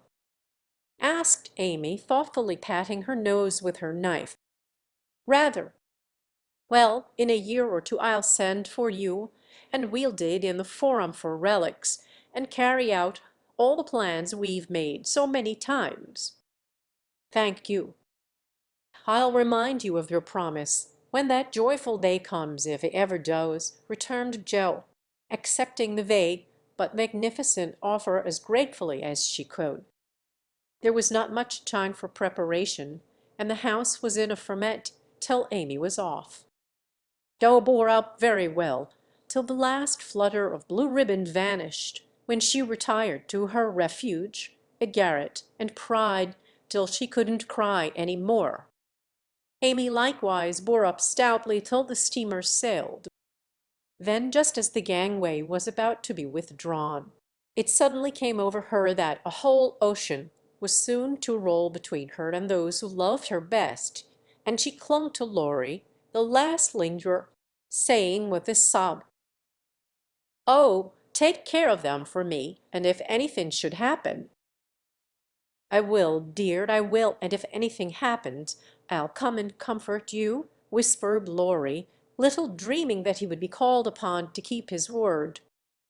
So Amy sailed away to find the old world, which is always new and beautiful to young eyes, while her father and friend watched her from the shore, fervently hoping that none but gentle fortunes would befall the happy-hearted girl, who waved her hand to them till they could see nothing but the summer sunshine dazzling on the sea. Chapter 31. Our Foreign Correspondent. London. Dearest people, here I really sit at a front window of the Bath Hotel, Piccadilly. It's not a fashionable place, but Uncle stocked here years ago and won't go anywhere else. However, we don't mean to stay long, so it's no great matter. Oh, I can't begin to tell you how I enjoy it all. I never can, so I'll only give you bits out of my notebook, for I've done nothing but sketch and scribble since I started. I sent a line from Halifax when I felt pretty miserable, but after that I got on delightfully, seldom ill, on deck all day, with plenty of pleasant people to amuse me. Every one was very kind to me, especially the officers.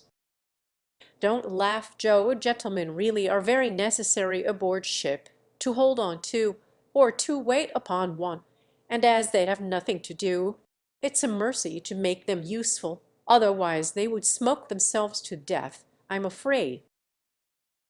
Ant and Flo were poorly all the way, and liked to be let alone, so I had done what I could for them. I went and enjoyed myself.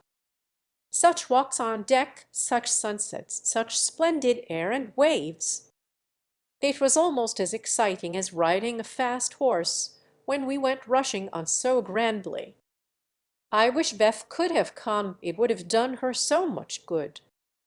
As for Joe, she would have gone up and sat on the maintop jib, or whatever the high thing is called, made friends with the engineers, and tooted on the captain's speaking trumpet. She'd have been in such a state of rapture. It was all heavenly, but I was glad to see the Irish coast, and found it very lovely, so green and sunny, with brown cabins here and there, ruins on some of the hills, and gentlemen's country seats in the valleys, with deer feeding in the parks. It was early in the morning, but I didn't regret getting up to see it, for the bay was full of little boats, the shore so picturesque, and a rosy sky overhead.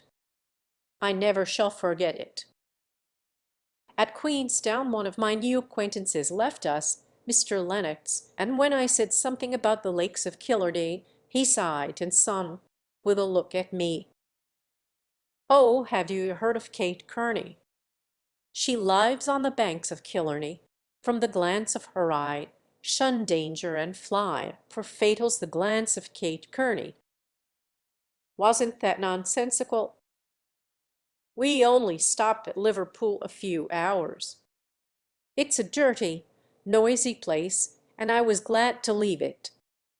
Uncle rushed out and bought a pair of doeskin gloves, some ugly, thick shoes, and an umbrella, and got shaved at a lame mutton chop, the first thing. Then he flattered himself that he looked like a true Briton, but the first time he had the muck cleaned off his shoes, the little boot-black knew that an American stood in them, and said, with a grin, "They're your heart, sir."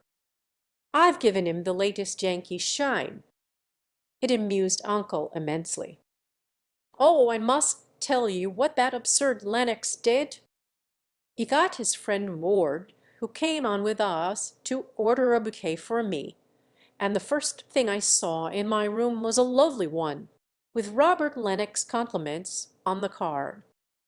Wasn't that fun, girls? I like traveling. I never shall get to London if I don't hurry. The trip was like riding through a long picture gallery, full of lovely landscapes. The farmhouses were my delight, with thatched roofs, ivy up to the eaves, latticed windows, and stout women with rosy children at the doors. The very cattle looked more tranquil than ours, as they stood knee-deep in clover, and the hens had a contented cluck, as if they never got nervous like Yankee biddies. Such perfect color I never saw, the grass so green, skies so blue, grain so yellow, woods so dark, I was in a rapture all the way. So was Flo, and we kept bouncing from one side to the other, trying to see everything while we were whisking along at the rate of 60 miles an hour. Aunt was tired and went to sleep, but Uncle read his Bible book and wouldn't be astonished at anything. This is the way we went on. Amy flying up, though that must be Kenilworth, that great place among the trees. Flo darting to my window, how sweet. We must go there sometime, won't we, Papa? Uncle, calmly admiring his boots. No, my dear, not unless you want beer. That's a brewery. A pause, then Flo cried out, "Bless me, there's a gallows and a man going up." "Where, where?" shrieks Amy, staring out at the toll posts with a crossbeam and some dangling chains. "A colliery," remarks Uncle with a twinkle of the eye. "Here's a lovely flock of lambs all lying down," says Amy. "See, Papa, aren't they pretty?" added Flo sentimentally. "Geese, young ladies," returns Uncle in a tone that keeps us quiet till Flo settles down to enjoy the flirtations of Captain Cavendish, and I have the scenery all to myself. Of course it rained when we got to London, and there was nothing to be seen but fog and umbrellas. We rested, unpacked, and shopped a little between the showers. Aunt Mary got me some new things, for I came off in such a hurry I wasn't half ready. A white hat and blue feather, a muslin dress to match, and the loveliest mantle you ever saw. Shopping in Regent Street is perfectly splendid. Things seem so cheap, nice ribbons, only sixpence a yard. I laid in a stock, but shall get my gloves in Paris. Doesn't that sound sort of elegant and rich? Flo and I, for the fun of it, ordered a hansom cab while Aunt and Uncle were out and went for a drive, though we learned afterward that it wasn't the thing for young ladies to ride in them alone. It was so droll. For when we were shut in by the wooden apron, the men drove so fast that Flo was frightened and told me to stop him, but he was up outside behind somewhere, and I couldn't get at him. He didn't hear me call, nor see me flap my parasol in front, and there we were quite helpless, rattling away and whirling around corners at a breakneck pace. At last, in my despair, I saw a little door in the roof, and on poking it open a red eye peered, and a beery voice said, "Now then, Mum." I gave my order as soberly as I could, and slamming down the door with an "Aye, aye, Mum," the man made his horse walk as if going to a funeral. I poked again and said, a little faster, then off he went helter-skelter as before, and we resigned ourselves to our fate. Today was fair, and we went to Hyde Park close by, for we are more aristocratic than we look. The Duke of Devonshire lives near. I often see his footman lounging at the back gate, and the Duke of Wellington's house is not far off. Such sights as I saw, my dear!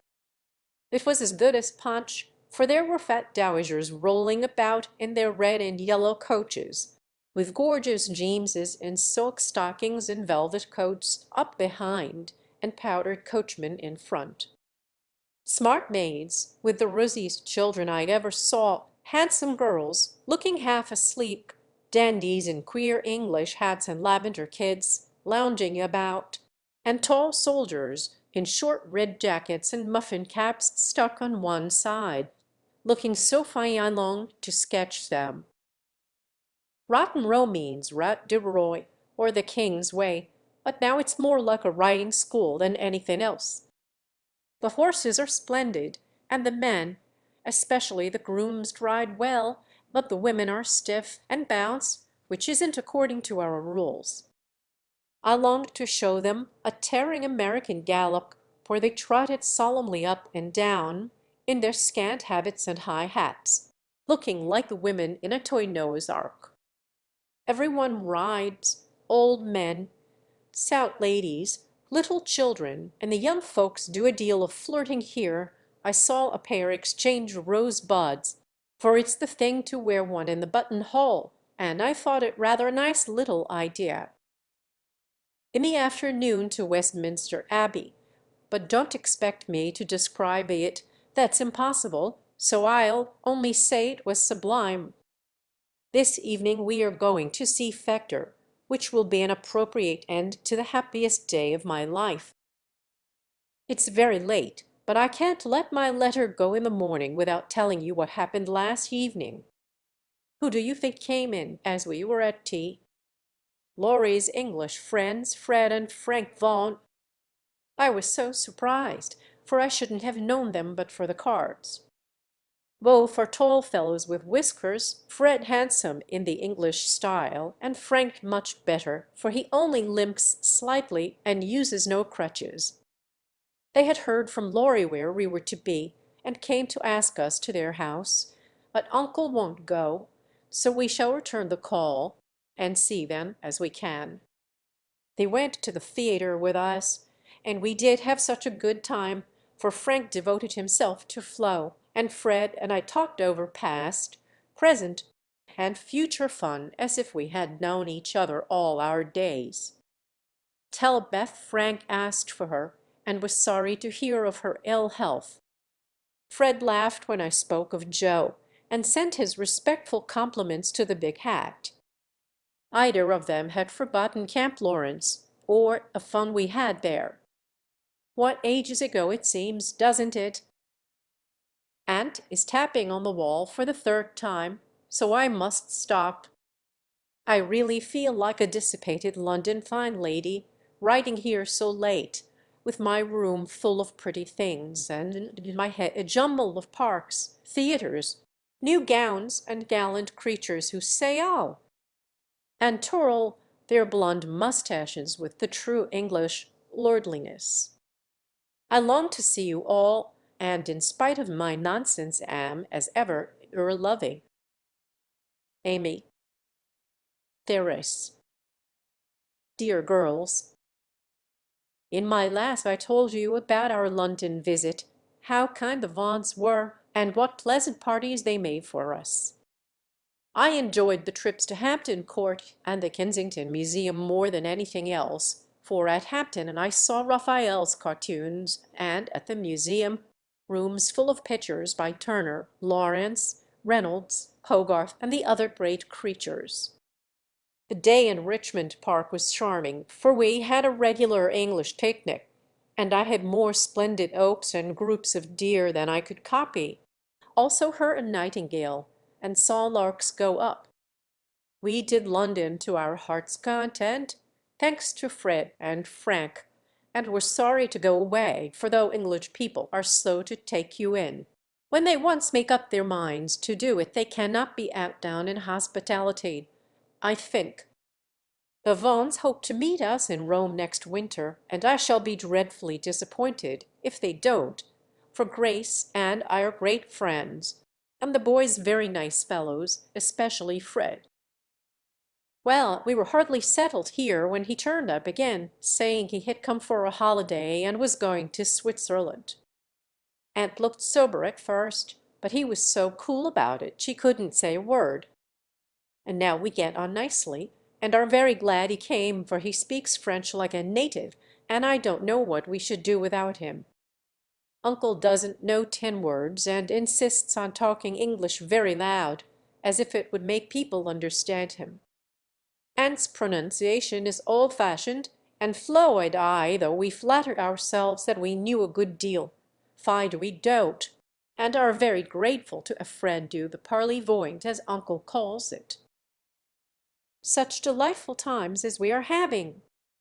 Sightseeing from morning till night, stopping for nice lunches in the gay cafes, and meeting with all sorts of droll adventures.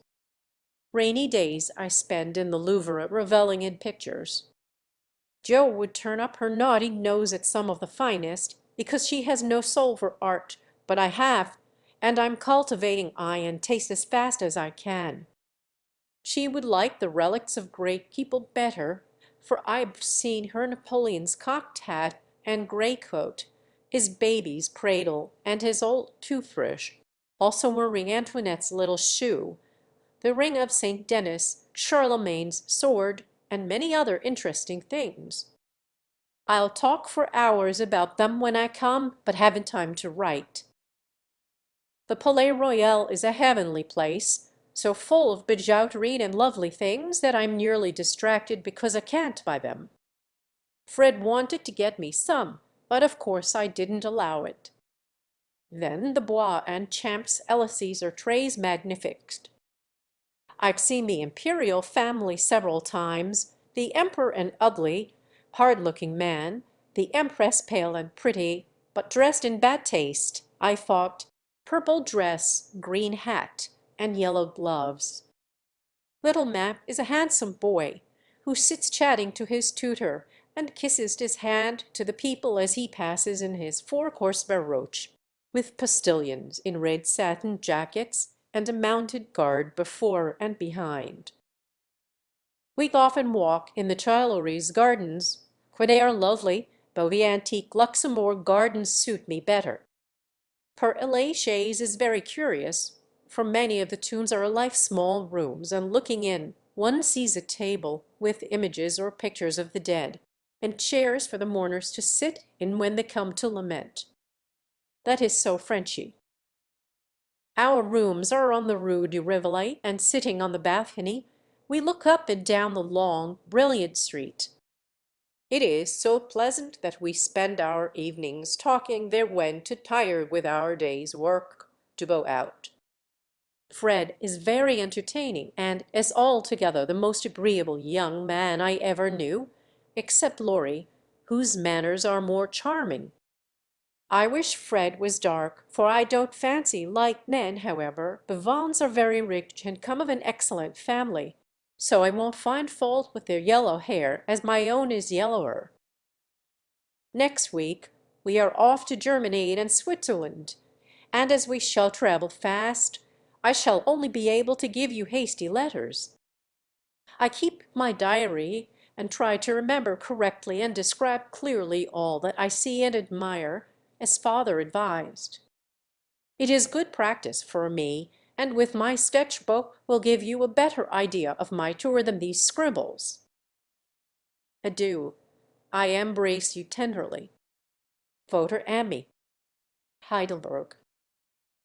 My dear Mamma, having a quiet hour before we leave for Bern, I'll try to tell you what has happened, for some of it is very important, as you will see. The sail up the Rhine was perfect, and I just sat and enjoyed it with all my might. At father's old guidebooks and read about it. I haven't words beautiful enough to describe it. At Koblenz we had a lovely time, for some students from Bonn, with whom Fred got acquainted on the boat, gave us a serenade. It was a moonlight night, and about 1 o'clock Flo and I were waked by the most delicious music under our windows. We flew up and hid behind the curtains, but Sly Keeps showed us Fred and the students singing away down below. It was the most romantic thing I ever saw, the river, the bridge of boats, the great fortress opposite, moonlight everywhere, and music fit to melt a heart of stone. When they were done we threw down some flowers, and saw them scramble for them, kiss their hands to the invisible ladies, and go laughing away, to smoke and drink beer, I suppose. Next morning Fred showed me one of the crumpled flowers in his vest pocket, and looked very sentimental. I laughed at him and said I didn't throw it, but Flo, which seemed to disgust him, for he tossed it out of the window, and turned sensible again. I'm afraid I'm going to have trouble with that boy. It begins to look like it. The bats at Nassau were very gay, so was Baden-Baden. where Fred lost some money, and I scolded him. He needs someone to look after him when Frank is not with him. Kate said once she hoped he'd marry soon, and I quite agree with her that it would be well for him. Frankfort was delightful. I saw Goethe's house, Schiller's statue, and Danneker's famous Ariadne. It was very lovely, but I should have enjoyed it more if I had known the story better. I didn't like to ask, as everyone knew it or pretended they did. I wish Joe would tell me all about it. I ought to have read more, for I find I don't know anything, and it mortifies me. Now comes the serious part, for it happened here, and Fred has just gone. He has been so kind and jolly that we all got quite fond of him. I never thought of anything but a traveling friendship till the serenade night. Since then I've begun to feel that the moonlight walks, balcony talks, and daily adventures were something more to him than fun. I haven't flirted, mother, truly, but remember what you said to me and have done my very best. I can't help it if people like me. I don't try to make them, and it worries me if I don't care for them, though Joe says I haven't got any heart. Now I know mother will shake her head, and the girls say, "Oh, the mercenary little wretch!" But I've made up my mind, and if Fred asks me, I shall accept him, though I am not madly in love. I like him, and we get on comfortably together. He is handsome and clever enough, and very rich, ever so much richer than the Lawrence. I don't think his family would object, and I should be very happy, for they are all kind, well-bred, generous people, and they like me. Fred, as the eldest twin, will have the estate, I suppose, and such a splendid one it is.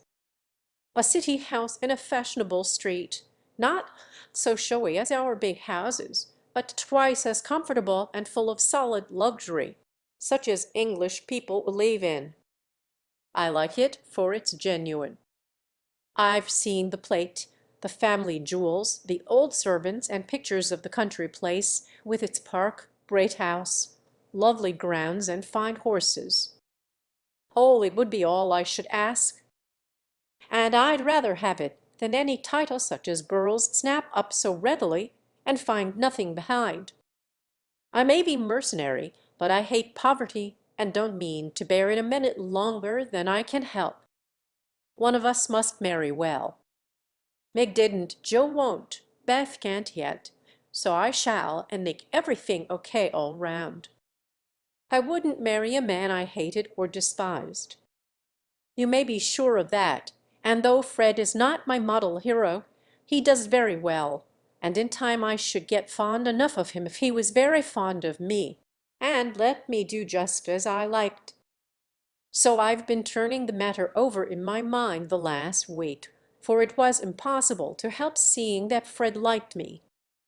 He said nothing, but little things showed it. He never goes with Flo, always gets on my side of the carriage, table, or promenade, looks sentimental when we're alone, and frowns at any one else who ventures to speak to me.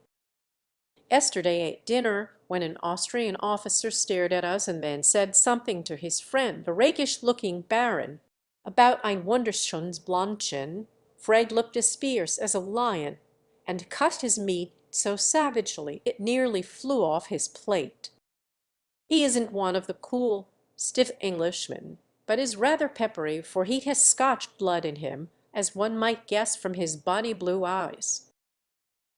Well, last evening we went up to the castle about sunset, at least all of us but Fred, who was to meet us there after going to the poste restante for letters. We had a charming time poking about the ruins, the vaults where the monster tun is, and the beautiful bardens made by the Elector long ago for his English wife. I liked the great terrace best, for the view was divine, so while the rest went to see the rooms inside, I sat there trying to sketch gray stone lion's head on the wall, with scarlet woodbine sprays hanging round it. I felt as if I'd got into a romance, sitting there watching the Neckar rolling through the valley, listening to the music of the Austrian band below, and waiting for my lover like a real storybook girl. I had a feeling that something was going to happen, and I was ready for it. I didn't feel blushy or quaky, but quite cool and only a little excited. By and by I heard Fred's voice, and then he came hurrying through the great arch to find me. He looked so troubled that I forgot all about myself, and asked what the matter was. He said he'd just got a letter begging him to come home, for Frank was very ill. So he was going at once on the night train, and only had time to say good-bye. I was very sorry for him, and disappointed for myself, but only for a minute, because he said as he shook hands, and said it in a way that I could not mistake, "I shall soon come back, you won't forget me, Amy." I didn't promise, but I looked at him, and he seemed satisfied, and there was no time for anything but messages and good-byes, for he was off in an hour, and we all miss him very much. I knowed he wanted to speak, but I think from something he once hinted that he had promised his father not to do anything of the sort yet a while, for he is a rash boy, and the old gentleman dreads a foreign daughter-in-law. We shall soon meet in Rome, and then if I don't change my mind, I'll say yes, and you when he says, will you please? Of course this is all very private, but I wished you to know what was going on. Don't be anxious about me. Remember I am your prudent Amy, and be sure I will do nothing rashly. Send me as much advice as you like. I'll use it if I can. I wish I could see you for a good talk, Marmee. Love and trust me. Ever your Amy. Chapter 32. Tender Troubles. Joe, I'm anxious about Beth. Why, mother, she has seemed unusually well since the babies came. It's not her health that troubles me now, it's her spirits. I'm sure there is something on her mind, and I want you to discover what it is. What makes you think so, mother? She sits alone a good deal, and doesn't talk to her father as much as she used. I found her crying over the babies the other day. When she sings, the songs are always sad ones, and now and then I see a look in her face that I don't understand. This isn't like Beth, and it worries me. Have you asked her about it? I have tried once or twice, but she either evaded my questions or looked so distressed that I stopped. I never force my children's confidence, and I seldom have to wait for long. Mrs. March glanced at Joe as she spoke, but the face opposite seemed quite unconscious of any secret disquietude but Beth's, and after sewing thoughtfully for a minute, Joe said, "I think she is growing up, and so begins to dream dreams and have hopes and fears and fidgets, without knowing why or being able to explain them. Why, mother, Beth's 18, but we don't realize it, and treat her like a child, forgetting she's a woman." "So she is." "Dear heart, how fast you do grow up," returned her mother with a sigh and a smile. "Can't be helped, Marmee, so you must resign yourself to all sorts of worries, and let your birds hop out of the nest one by one." "I promise never to hop very far, if that is any comfort to you." "It's a great comfort, Joe." "I always feel strong when you are at home. Now Meg is gone. Beth is feeble and Amy too young to depend upon, but when the tug comes, you are always ready. Why, you know I don't mind hard jobs much, and there must always be one scrub in a family. Amy is splendid in fine works, and I'm not, but I feel in my element when all the carpets are to be taken up, or half the family fall sick at once. Amy is distinguishing herself abroad, but if anything is amiss at home, I'm your man." And leave Beth to your hands then, for she will open her tender little heart to her Joe sooner than to anyone else.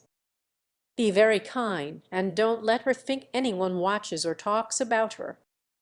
If she only would get quite strong and cheerful again, I shouldn't have a wish in the world. Happy woman. I've got heaps. My dear, what are they? I'll settle Betthy's troubles, and then I'll tell you mine. They are not very wearing, so they'll keep.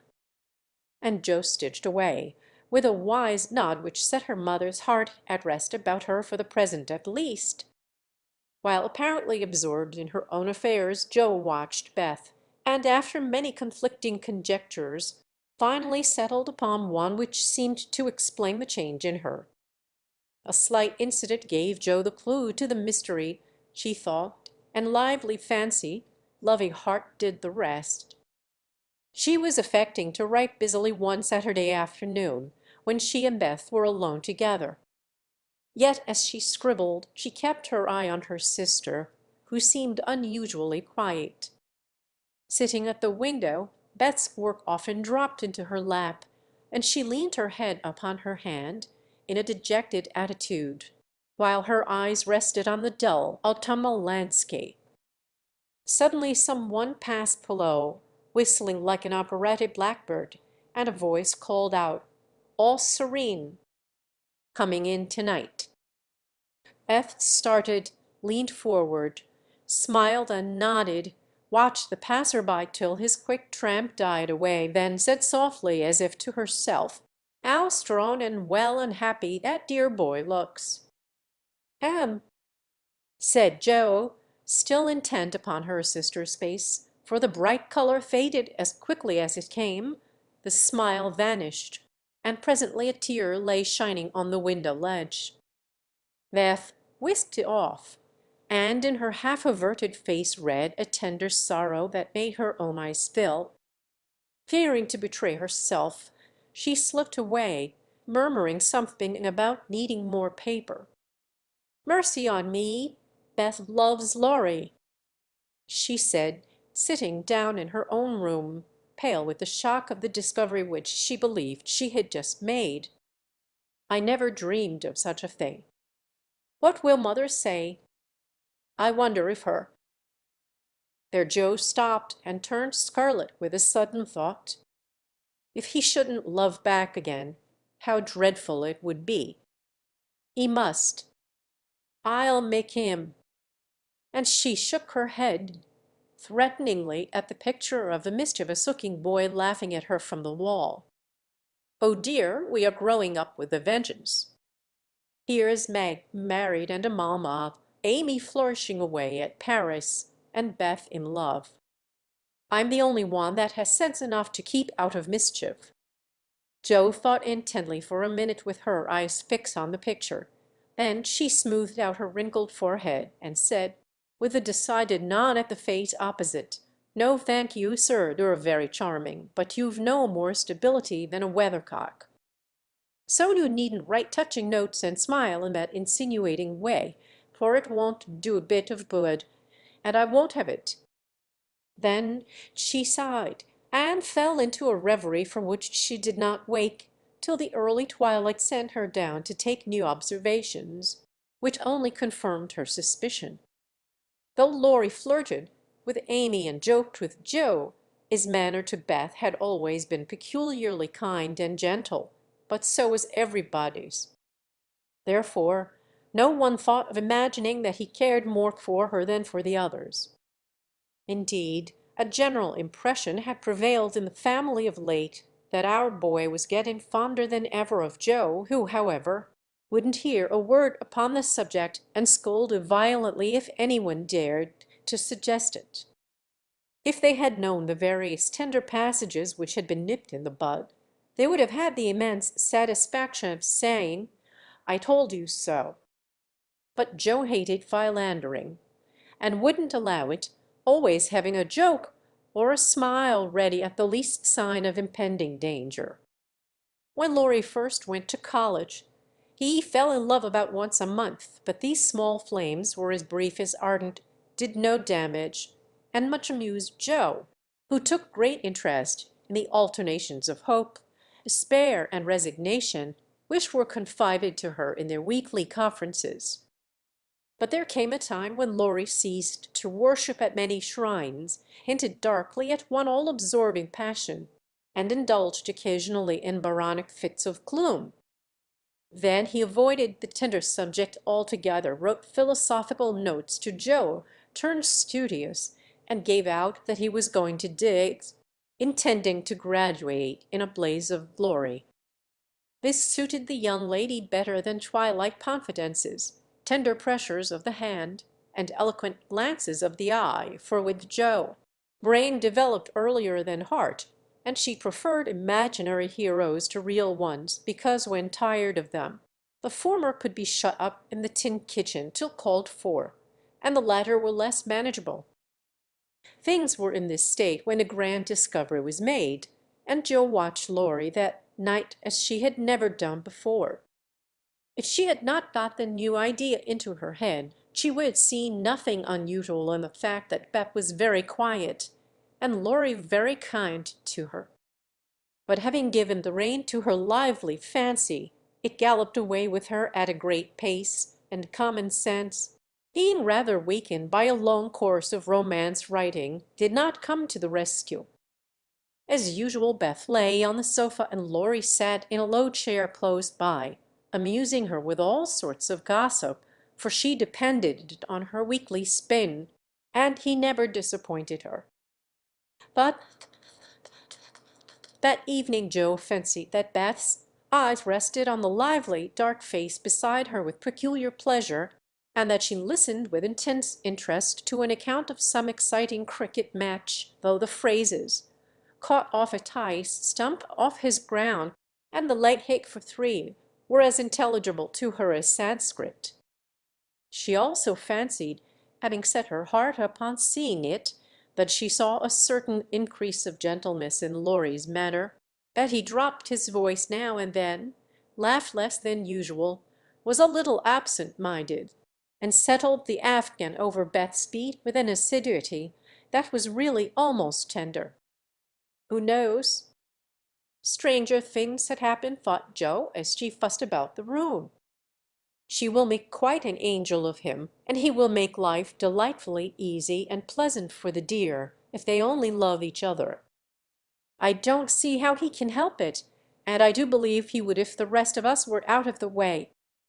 As every one was out of the way but herself, Joe began to feel that she ought to dispose of herself with all speed. But where should she go? And burning to lay herself upon the shrine of sisterly devotion, she sat down to settle that point. Now, the old sofa was a regular patriarch of a sofa, long, broad, well cushioned, and low, a trifle shabby as well it might be, for the girls had slept and sprawled on it as babies, fished over the back, rode on the arms, and had menageries under it as children, and rested tired heads, dreamed dreams, and listened to tender talk on it as young women. They all loved it, for it was a family refuge, and one corner had always been Joe's favorite lounging place. Among the many pillows that adorned the venerable couch was one, hard, round, covered with prickly horsehair, and furnished with a knobby button at each end. This repulsive pillow was her especial property, being used as a weapon of defense, a barricade, or a stern preventive of too much slumber. Laurie knew this pillow well, and had cause to regard it with deep aversion, having been unmercifully pummeled with it in former days when robbing was allowed, and now frequently debarred by it from the seat he most coveted next to Joe in the sofa corner. If the sausage, as they called it, stood on end, it was a sign that he might approach and repose, but if it lay flat across the sofa, woe to man, woman, or child who dared disturb it. That evening Joe forgot to barricade her corner, and had not been in her seat 5 minutes before a massive form appeared beside her, and with both arms spread over the sofa back, both long legs stretched out before him, Laurie exclaimed, with a sigh of satisfaction. "Now, this is filling at the price." "No slang," snapped Joe, slamming down the pillow. But it was too late. There was no room for it, and coasting onto the floor, it disappeared in a most mysterious manner. "Come, Joe, don't be thorny. After studying himself to a skeleton all the week, a fellow deserves petting and ought to get it. Beth will pet you." "I'm busy." "No, she's not to be bothered with me, but like that sort of thing, unless you've suddenly lost your taste for it." "Have you? Do you hate your boy and want to fire pillows at him?" Anything more wheedlesome than that touching appeal was seldom heard, but Joe quenched her boy by turning on him with a stern query. "How many bouquets had you sent Miss Randall this week?" "Not one, upon my word." "She's engaged." "Now then." "I'm glad of it. That's one of your foolish extravagance, sending flowers and things to girls for whom you don't care to pins," continued Joe reprovingly. "Sensible girls for whom I do care whole papers of pains won't let me send them flowers and things. So what can I do? My feelings need a vent. Mother doesn't approve of flirting even in fun, and you do flirt desperately, Teddy. I'd give anything if I could answer, so do you. As I can't, I'll merely say that I don't see any harm in that pleasant little game if all parties understand that it's only play. Well, it does look pleasant, but I can't learn how it's done.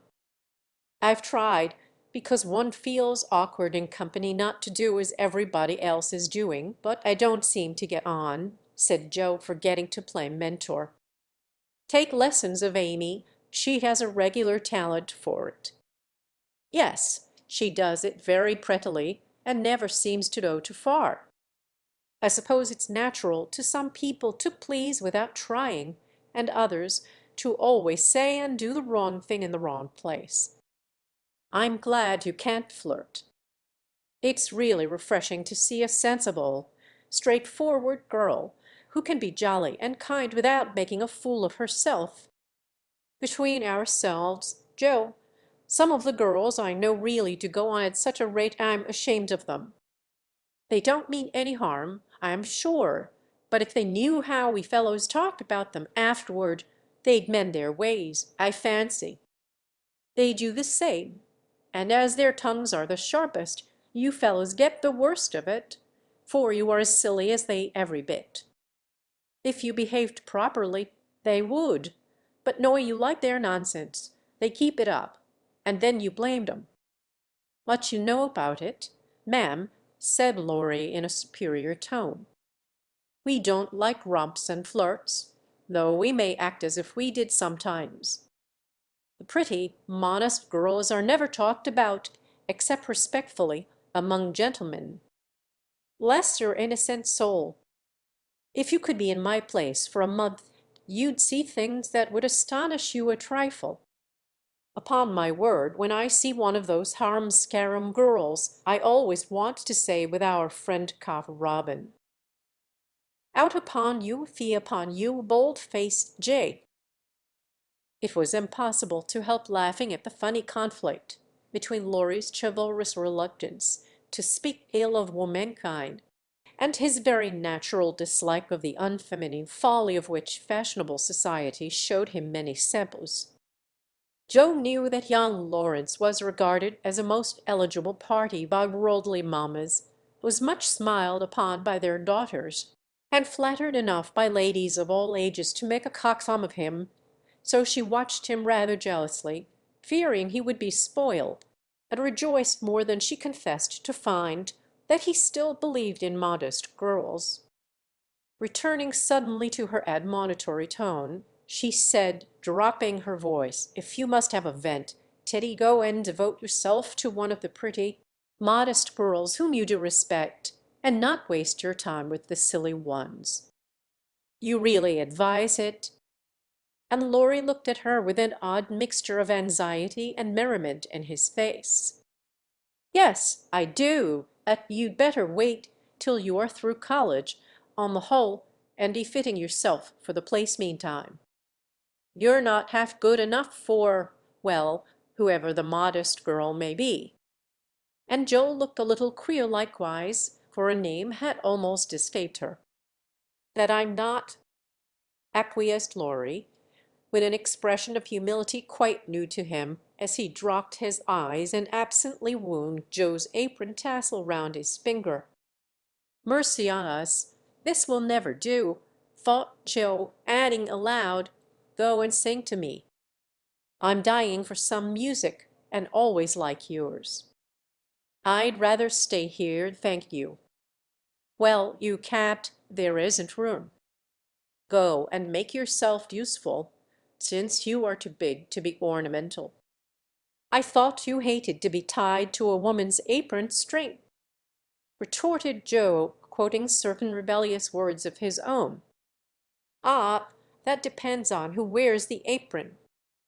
And Laurie gave an audacious tweak at the tassel. Are you going? Demanded Joe, diving for the pillow. He fled at once, and the minute it was well, up with the bonnets of Bonnie Dundee. She slipped away to return no more till the young gentleman departed in high dudgeon. Joe lay long awake that night, and was just dropping off when the sound of a stifled sob made her fly at Beth's bedside, with the anxious inquiry, "What is it, dear?" "I thought you were asleep," sobbed Beth. "Is it the old pain, my precious?" "No, it's a new one, but I can bear it," and Beth tried to check her tears. "Tell me all about it, and let me cure it as I often did the other." "You can't. There is no cure." There Beth's voice gave way, and clinging to her sister, she cried so despairingly that Joe was frightened. "Where is it?" "Shall I call mother?" "No, no, don't call her. Don't tell her. I shall be better soon. Lie down here and pour my head." "I'll be quiet and go to sleep. Indeed I will." Joe obeyed, but as her hand went softly to and fro across Beth's hot forehead and wet eyelids, her heart was very full and she longed to speak. But young as she was, Joe had learned that hearts, like flowers, cannot be rudely handled, but must open naturally. So though she believed she knew the cause of Beth's new pain, she only said in her tenderest tone, "Does anything trouble you, dearie?" "Yes, Joe," after a long pause. "Wouldn't it comfort you to tell me what it is?" "Not now, not yet." "Then I won't ask. But remember, Biffy, that mother and Joe are always glad to cure and help you, if they can." "I know it." "I'll tell you by and by." "Is the pain better now?" "Oh, yes, much better. You are so comfortable. Joe." "Go to sleep, dear." "I'll stay with you." So cheek to cheek they fell asleep, and on the morrow Beth seemed quite herself again, for at 18 neither heads nor hearts ached long, and a loving word can medicine most ills. But Joe had made up her mind, and after pondering over a project for some days, she confided it to her mother. "You asked me the other day what my wishes were. I'll tell you one of them. Marmee," she began as they sat alone together, "I want to go away somewhere this winter for a change." "Why, Joe?" And her mother looked up quickly, as if the words suggested a double meaning. With her eyes on her work, Joe answered soberly, "I want something new. I feel restless and anxious to be seeing, doing, and learning more than I am. I brood too much over my own small affairs, and need stirring up, so as I can be spared this winter, I'd like to hop a little way and try my wings." "Where will you hop?" "To New York.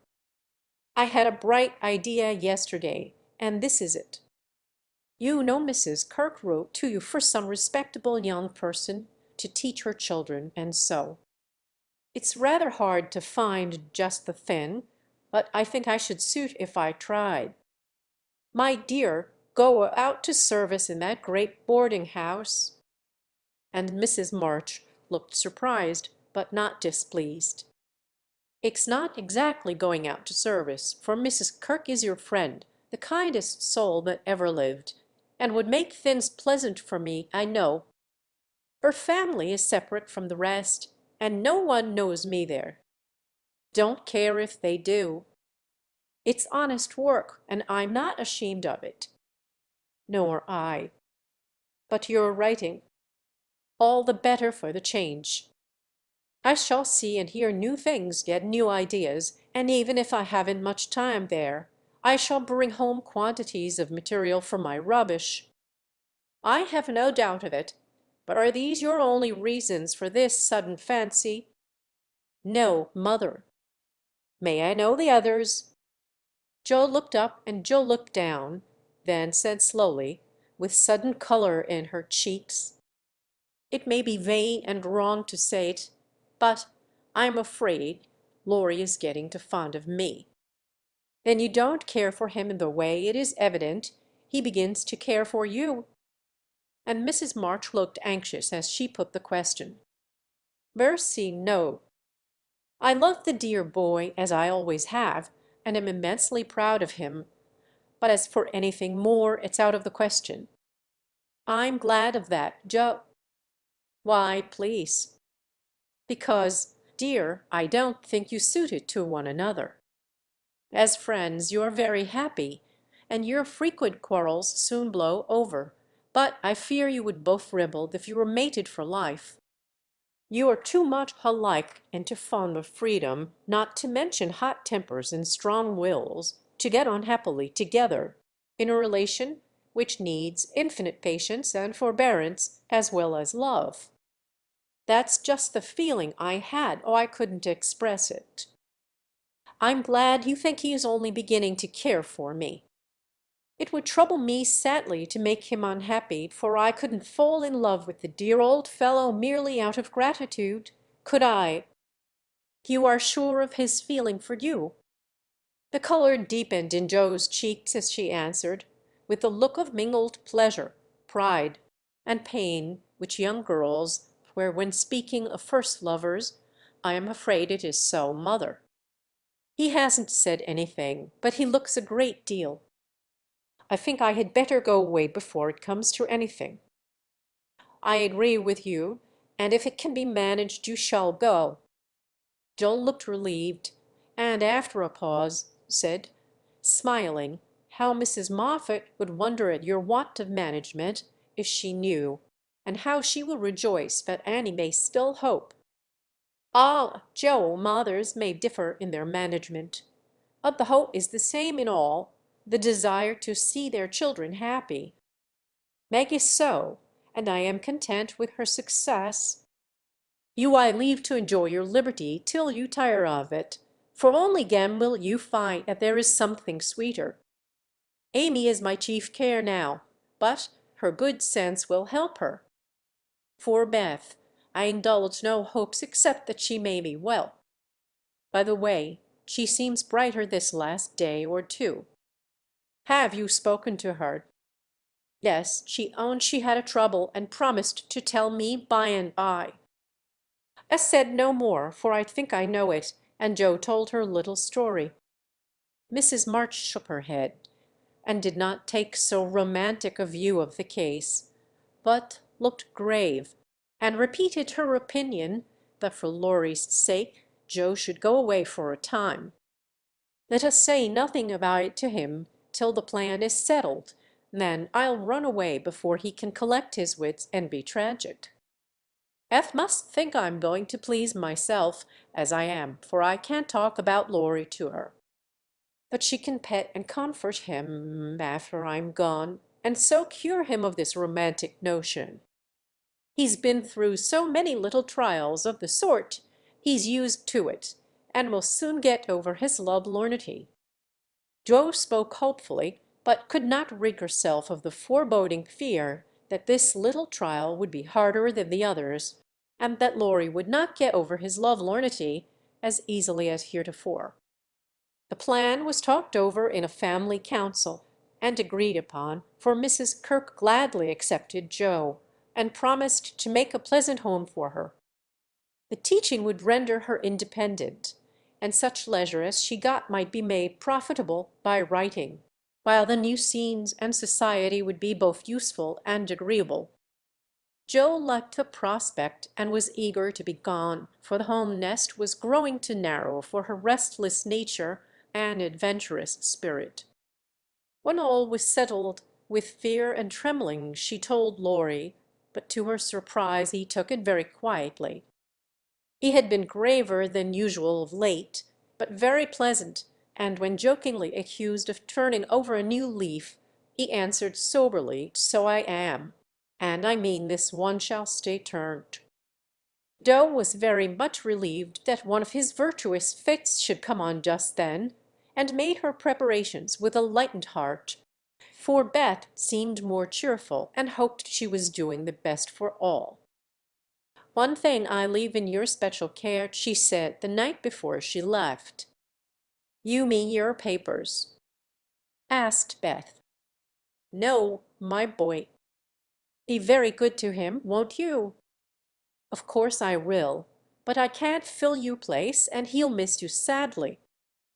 "It won't hurt him, so remember, I leave him in your charge, to plague, pet, and keep in order." "I'll do my best, for your sake," promised Beth, wondering why Joe looked at her so queerly. When Laurie said good-bye, he whispered significantly, "It won't do a bit of good, Joe. My eye is on you, so mind what you do, or I'll come and bring you home." Chapter 33. Joe's Journal. New York, November. Dear Marmee and Beth, I'm going to write you a regular volume, for I've got heaps to tell, though I'm not a fine young lady traveling on the continent. When I lost sight of father's dear old face, I felt a trifle blue, and might have shed a brinny drop or two, if an Irish lady with 4 small children, all crying more or less, hadn't diverted my mind, for I amused myself by dropping gingerbread nuts over the seat every time they opened their mouths to roar. Soon the sun came out, and taking it as a good omen, I cleared up likewise, and enjoyed my journey with all my heart. Mrs. Kirke welcomed me so kindly I felt at home at once, even in that big house full of strangers. She gave me a funny little sky parlor, all she had, but there is a stove in it, and a nice table and a sunny window, so I can sit here and write whenever I like. A fine view, and a church tower opposite atone for the many stairs, and I took a fancy to my den on the spot. The nursery, where I am to teach and sew, is a pleasant room next Mrs. Kirke's private parlor, and the 2 little girls are pretty children, rather spoiled, I fancy, but they took to me after telling them the 7 bad pigs, and I've no doubt I shall make a model governess. I am to have my meals with the children, if I prefer it to the great table, and for the present I do, for I am bashful, though no one will believe it. "Now, my dear, make yourself at home," said Mrs. K. In her motherly way, I'm on the drive from morning to night, as you may suppose with such a family. What a great anxiety will be off my mind if I know the children are safe with you. My rooms are always open to you, and your own shall be as comfortable as I can make it. There are some pleasant people in the house if you feel sociable, and your evenings are always free. Come to me if anything goes wrong, and be as happy as you can. There's the tea bell. I must run and change my cap."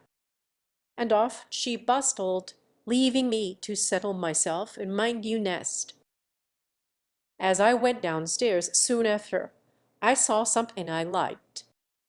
The flights are very long in this tall house, and as I stood waiting at the head of the 3rd one for a little servant girl to lumber up, I saw a gentleman come along behind her, take the heavy hod of coal out of her hand, carry it all the way up, put it down at a door near by, and walk away, saying with a kind nod and a foreign accent, "It goes better so. The little back is too young to hack such heaviness." Wasn't it good of him? I like such things, for as father says, trifles show character. When I mentioned it to Mrs. K. that evening, she laughed and said that must have been Professor Beer. He's always doing things of that sort. Mrs. K. told me he was from Berlin, very learned and good, but poor as a church mouse, and gives lessons to support himself and to little orphan nephews whom he is educating here, according to the wishes of his sister, who marry an American. Not a very romantic story, but it interested me, and I was glad to hear that Mrs. K. lends him her parlor for some of his scholars. There is a glass door between it and the nursery, and I mean to peep at him, and then I'll tell you how he looks. He's almost 40, so it's no harm, marmy. After tea and a go-to-bed romp with the little girls, I attacked the big work-basket and had a quiet evening chatting with my new friend. I shall keep a journal letter and send it once a week, so good night, and more tomorrow. Tuesday Eve. Had a lively time in my seminary this morning, for the children acted like Sancho, and at one time I really thought I should shake them all round. Some good angel inspired me to try gymnastics, and I kept it up till they were glad to sit down and keep still. After luncheon the girl took them out for a walk, and I went to my needlework like little Mabel with a willing mind. I was thanking my stars that I'd learned to make nice buttonholes when the parlor door opened and shut, and someone began to "Can't do das land," like a big bumblebee. It was dreadfully improper, I know, but I couldn't resist the temptation, and lifting one end of the curtain before the glass door, I peeped in. Professor Bear was there, and while he arranged his books, I took a good look at him. A regular German, rather stout, with brown hair tumbled all over his head, a bushy beard, good nose, kindest eyes I ever saw, and a splendid big voice that does one's ears good after our sharp or slipshod American gabble. His clothes were rusty, his hands were large, and he hadn't a really handsome feature in his face, except his beautiful teeth. Yet I liked him, for he had a fine head, his linen was very nice, and he looked like a gentleman, though two buttons were off his coat, and there was a patch on one shoe. He looked sober in spite of his humming, till he went to the window to turn the hyacinth bulbs toward the sun, and stroked the cat, who received him like an old friend. Then he smiled, and when a tech came at the door, called out in a loud, brisk tone, "Irin." I was just going to run, when I caught sight of a morsel of a child carrying a big book, and stopped to see what was going on. "Me wants me bear," said the mite, slamming down her book and running to meet him. "Thou shalt have thy bear." "Come then, and take a good hunk from him, my Tina," said the professor, catching her up with a laugh, and holding her so high over his head that she had to stoop her little face to kiss him. "Now me moos, tuddy my lesson," went on the funny little thing. So he put her up at the table, opened the great dictionary she had brought, and gave her a paper and pencil, and she scribbled away, turning a leaf now and then, and passing her little fat finger down the page, as if finding a word, so soberly that I nearly betrayed myself by a laugh, while Mr. Vere stood stroking her pretty hair with a fatherly look that made me think she must be his own, though she looked more French than German. Another knock and the appearance of two young ladies sent me back to my work, and there I virtuously remained through all the noise and gabbling that went on next door. One of the girls kept laughing affectedly and saying, "Now, Professor," in a coquettish tone, and the other pronounced her German with an accent that must have made it hard for him to keep sober. Both seemed to try his patience sorely, for more than once I heard him say emphatically, "No, no, it is not so. You have not attend to what I say." And once there was a loud rap, as if he struck the table with his book, followed by the despairing exclamation, "Prot!" They all those bad this day. Poor man, I pitied him, and when the girls were gone, took just one more peep to see if he survived it. He seemed to have thrown himself back in his chair, tired out, and sat there with his eyes shut till the clock struck 2, when he jumped up, put his books in his pocket, as if ready for another lesson, and taking little Tina, who had fallen asleep on the sofa, in his arms, he carried her quietly away. I fancy he has a hard life of it. Mrs. Kirk asked me if I wouldn't go down to the 5 o'clock dinner, and feeling a little bit homesick, I thought I would, just to see what sort of people are under the same roof with me. So I made myself respectable and tried to slip in behind Mrs. Kirk, but as she is short and I'm tall, my efforts at concealment were rather a failure. She gave me a seat by her, and after my face cooled off, I plucked up courage and looked about me. The long table was full, and every one intent on getting their dinner, the gentlemen especially, who seemed to be eating on time, for they bolted in every sense of the word, vanishing as soon as they were done.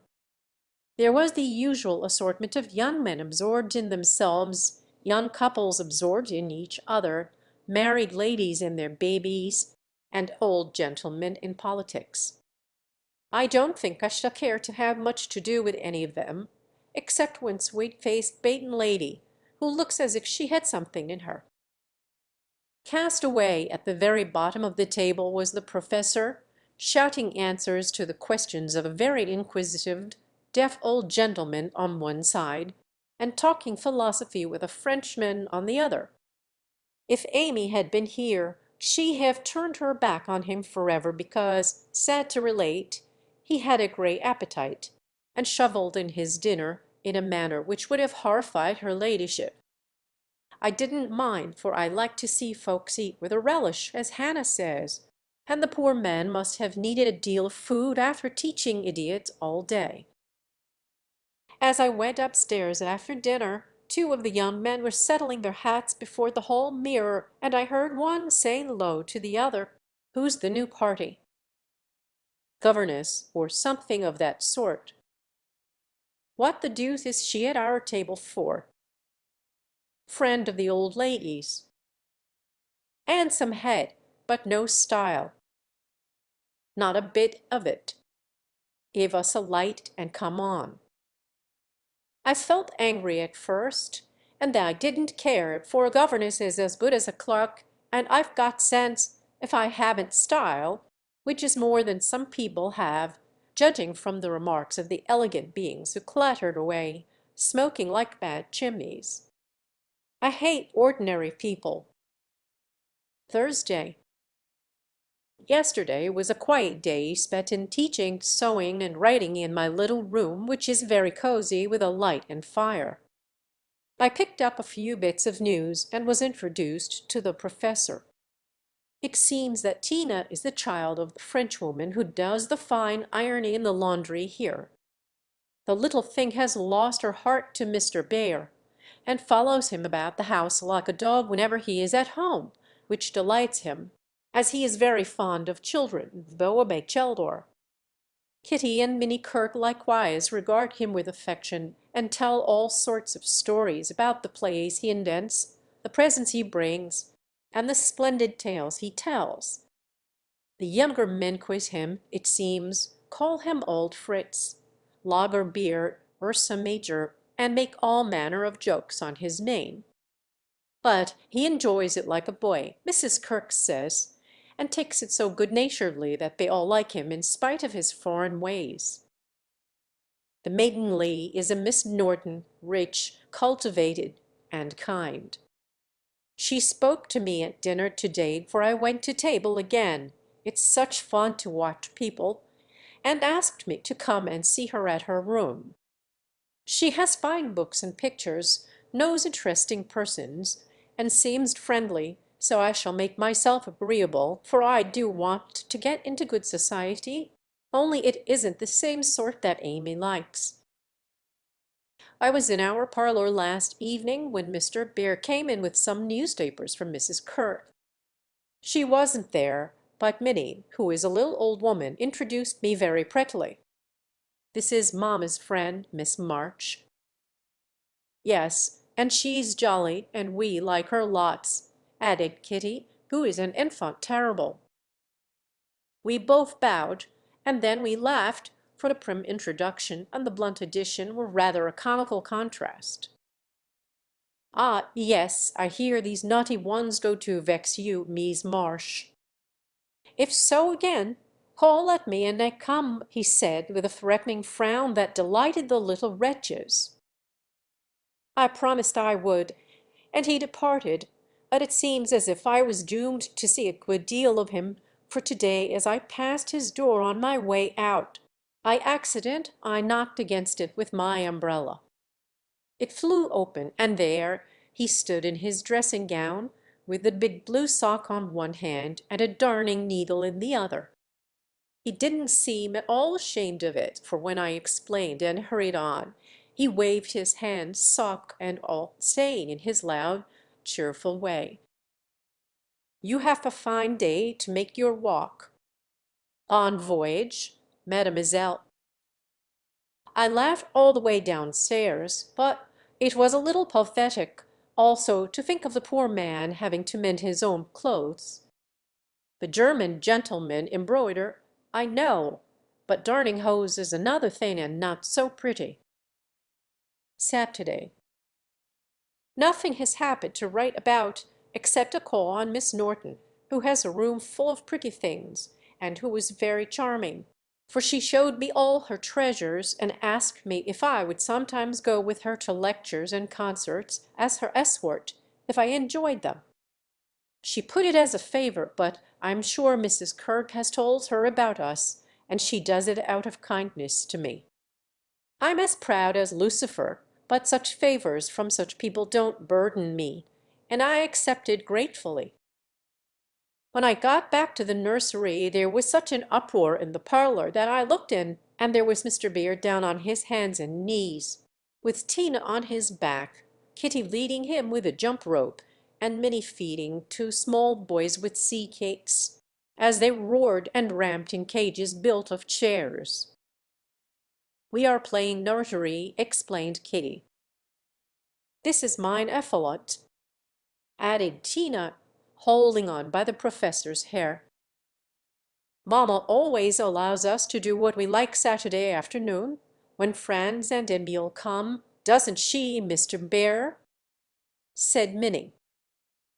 The Effluent sat up, looking as much in earnest as any of them, and said soberly to me, "I give you my word it is so. If we make too large a noise you shall say hush to us, and we go more softly." I promised to do so, but left the door open and enjoyed the fun as much as they did, for a more glorious frolic I never witnessed. They played tat and soldiers, danced and sang, and when it began to grow dark they all piled onto the sofa about the professor, while he told charming fairy stories of the storks on the chimney tops, and the little cublets, who ride the snowflakes as they fall. I wish Americans were as simple and natural as Germans, don't you? I'm so fond of writing, I should go spinning on forever if motives of economy didn't stop me, for though I'd use thin paper and written fine, I tremble to think of the stamps this long letter will need. Pray forward Amy's as soon as you can spare them. My small news will sound very flat after her splendors, but you will like them, I know. Is Teddy studying so hard that he can't find time to write to his friends? Take good care of him for me, Beth, and tell me all about the babies and give heaps of love to everyone. From your faithful Joe P.S. On reading over my letter, it strikes me as rather bary, but I am always interested in our people, and I really had nothing else to write about. Bless you. December. My precious Betsy, as this is to be a scribble-scrabble letter, I direct it to you, for it may amuse you, and give you some idea of my goings-on, for though quiet, they are rather amusing, for which, oh, be joyful! After what Amy would call Herculaneum efforts in the way of mental and moral agriculture, my young ideas begin to shoot and my little twigs to bend as I could wish. They are not so interesting to me as Tina and the boys, but I do my duty by them, and they are fond of me. Franz and Emil are jolly little lads, quite after my own heart, for the mixture of German and American spirit in them produces a constant state of effervescence. Saturday afternoons are riotous times, whether spent in the house or out, for on pleasant days they all go to walk, like a seminary, with the professor and myself to keep order, and then such fun! We are very good friends now, and I've begun to take lessons. I really couldn't help it, and it all came about in such a droll way that I must tell you. To begin at the beginning, Mrs. Kirke called to me one day as I passed Mr. Bear's room where she was rummaging. "Did you ever see such a den, my dear? Just come and help me put these books to rights, for I've turned everything upside down, trying to discover what he has done with the 6 new handkerchiefs I gave him not long ago." I went in, and while we were I looked about me, for it was a den to be sure. Books and papers everywhere, a broken meerschaum and an old flute over the mantelpiece as if done with, a ratted bird without any tail chirped on one window seat, and a box of white mice adorned the other. Half-finished boats and bits of string lay among the manuscripts. Dirty little boots stood drying before the fire, and traces of the dearly beloved boys, for whom he makes a slave of himself, were to be seen all over the room. After a grand rummage, 3 of the missing articles were found, one over the bird cage, one covered with ink, and a third burned brown, having been used as a holder. "Such a man!" laughed good-natured Mrs. K., as she put the relics in the rag bag. "I suppose the others are torn up to rickshits, bandage cut fingers, or make kite tails. It's dreadful, but I can't scold him. He's so absent-minded and good-natured, he lets those boys ride over him roughshod. I agreed to do his washing and mending, but he forgets to give out his things, and I forget to look them over, so he comes to a sad pass sometimes. 'Let me mend them,' said I. I don't mind it, and he needn't know. I'd like to, he's so kind to me about bringing my letters and lending books. So I'd have got his things in order, and knit heels into 2 pairs of the socks, for they were bobbled out of shape with his queer darns. Nothing was said, and I hope he wouldn't find it out, but one day last week he caught me at it. Hearing the lessons he gives 2 others has interested and amused me so much that I took a fancy to learn, for Tina runs in and out, leaving the door open, and I can hear. I had been sitting near this door, finishing off the last sock, and trying to understand what he said to a new scholar, who is as stupid as I am. The girl had gone, and I thought he had also, it was so still, and I was busily gabbling over a verb and rocking to and fro in a most absurd way, when a little crow made me look up, and there was Mr. Bear looking and laughing quietly while he made signs to Tina not to betray him. "So," he said, as I stopped and stared like a goose, "you peep at me, I peep at you, and this is not bad, but see, I am not pleasanting when I say, 'Have you a wish for German?' Yes, but you are too busy. I am too stupid to learn, I blundered out as red as a peony. Prip. We will make the time, and we fail not to find the sense. At evening I shall give a little lesson with much gladness, for look you, Mees Marsh, I have this debt to pay. And he pointed to my work. Yes, they say to one another, these so kind ladies, he is a stupid old fellow, he will see not what we do. He will never observe that his sock heels go not in holes any more. He will think his buttons grow out new when they fall, and believe that strings make their selves. Ah! But I have an eye, and I see much.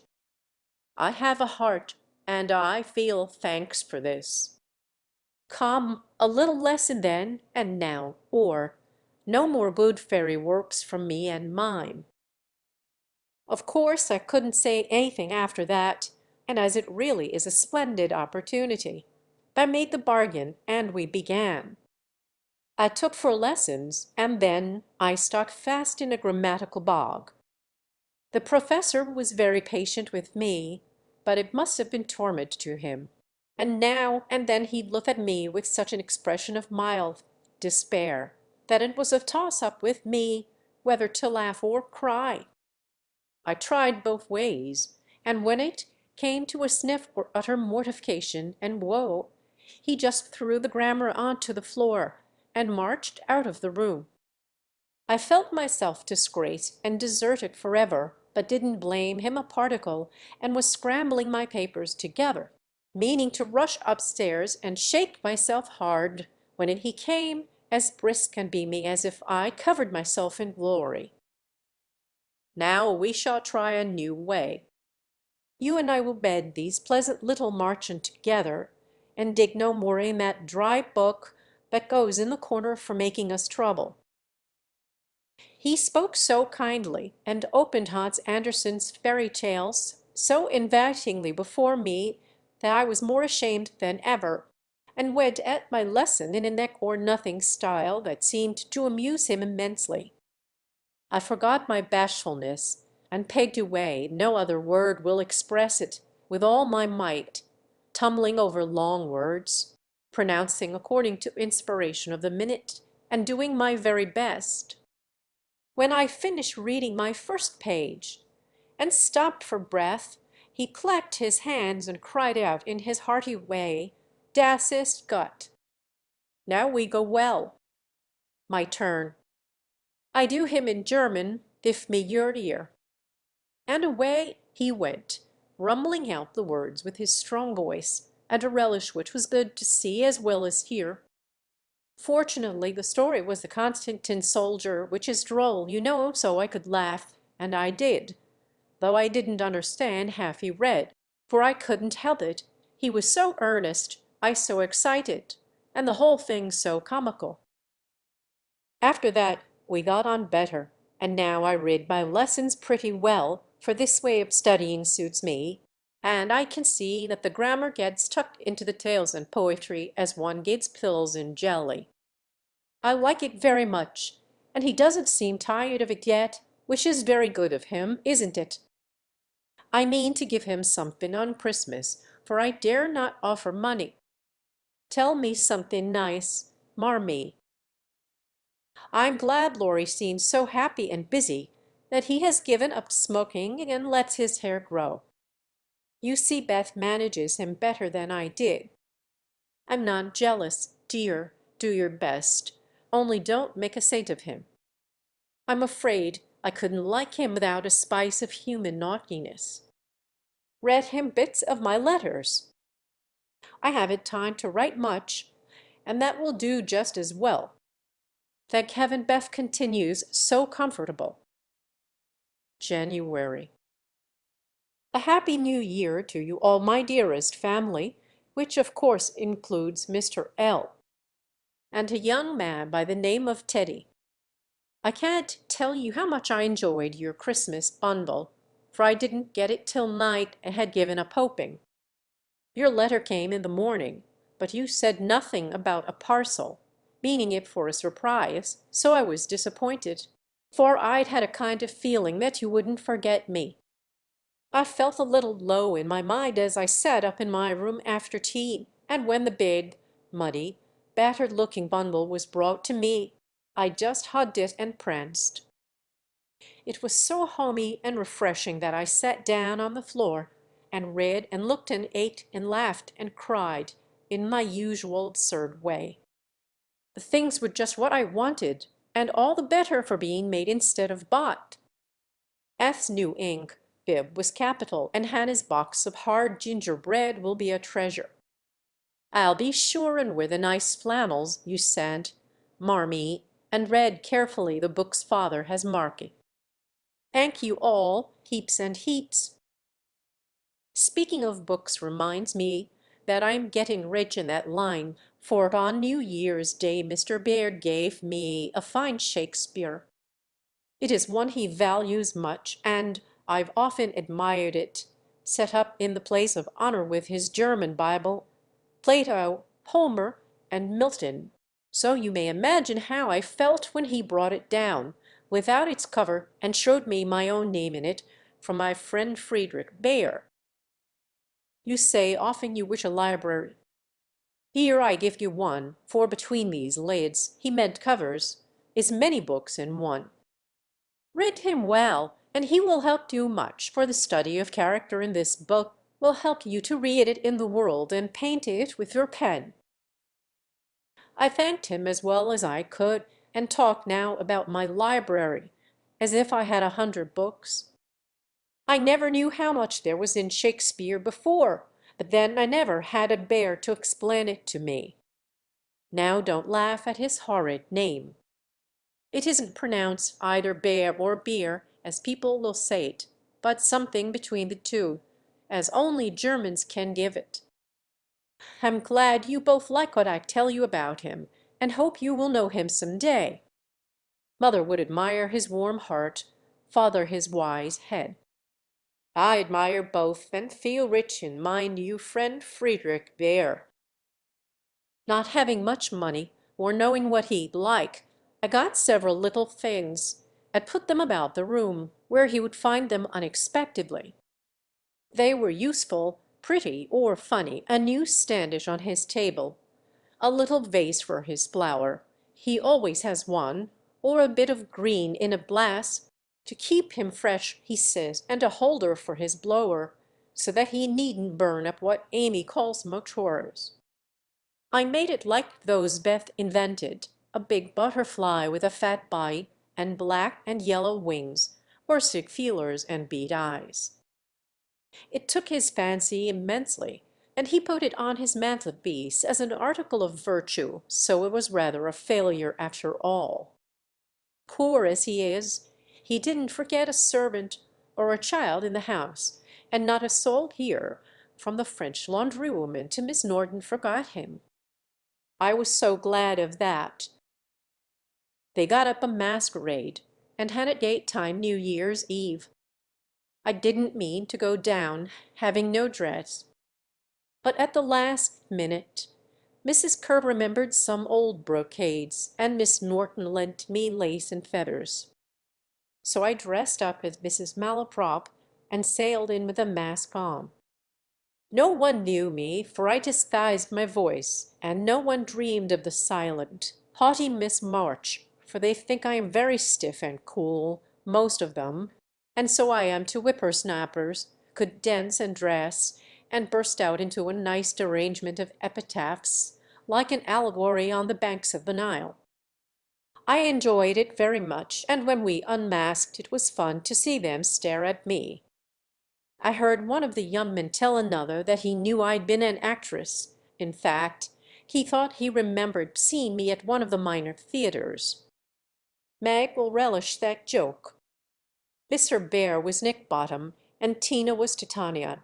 A perfect little fairy in his arms to see them dance was quite a landscape, to use a Tedism.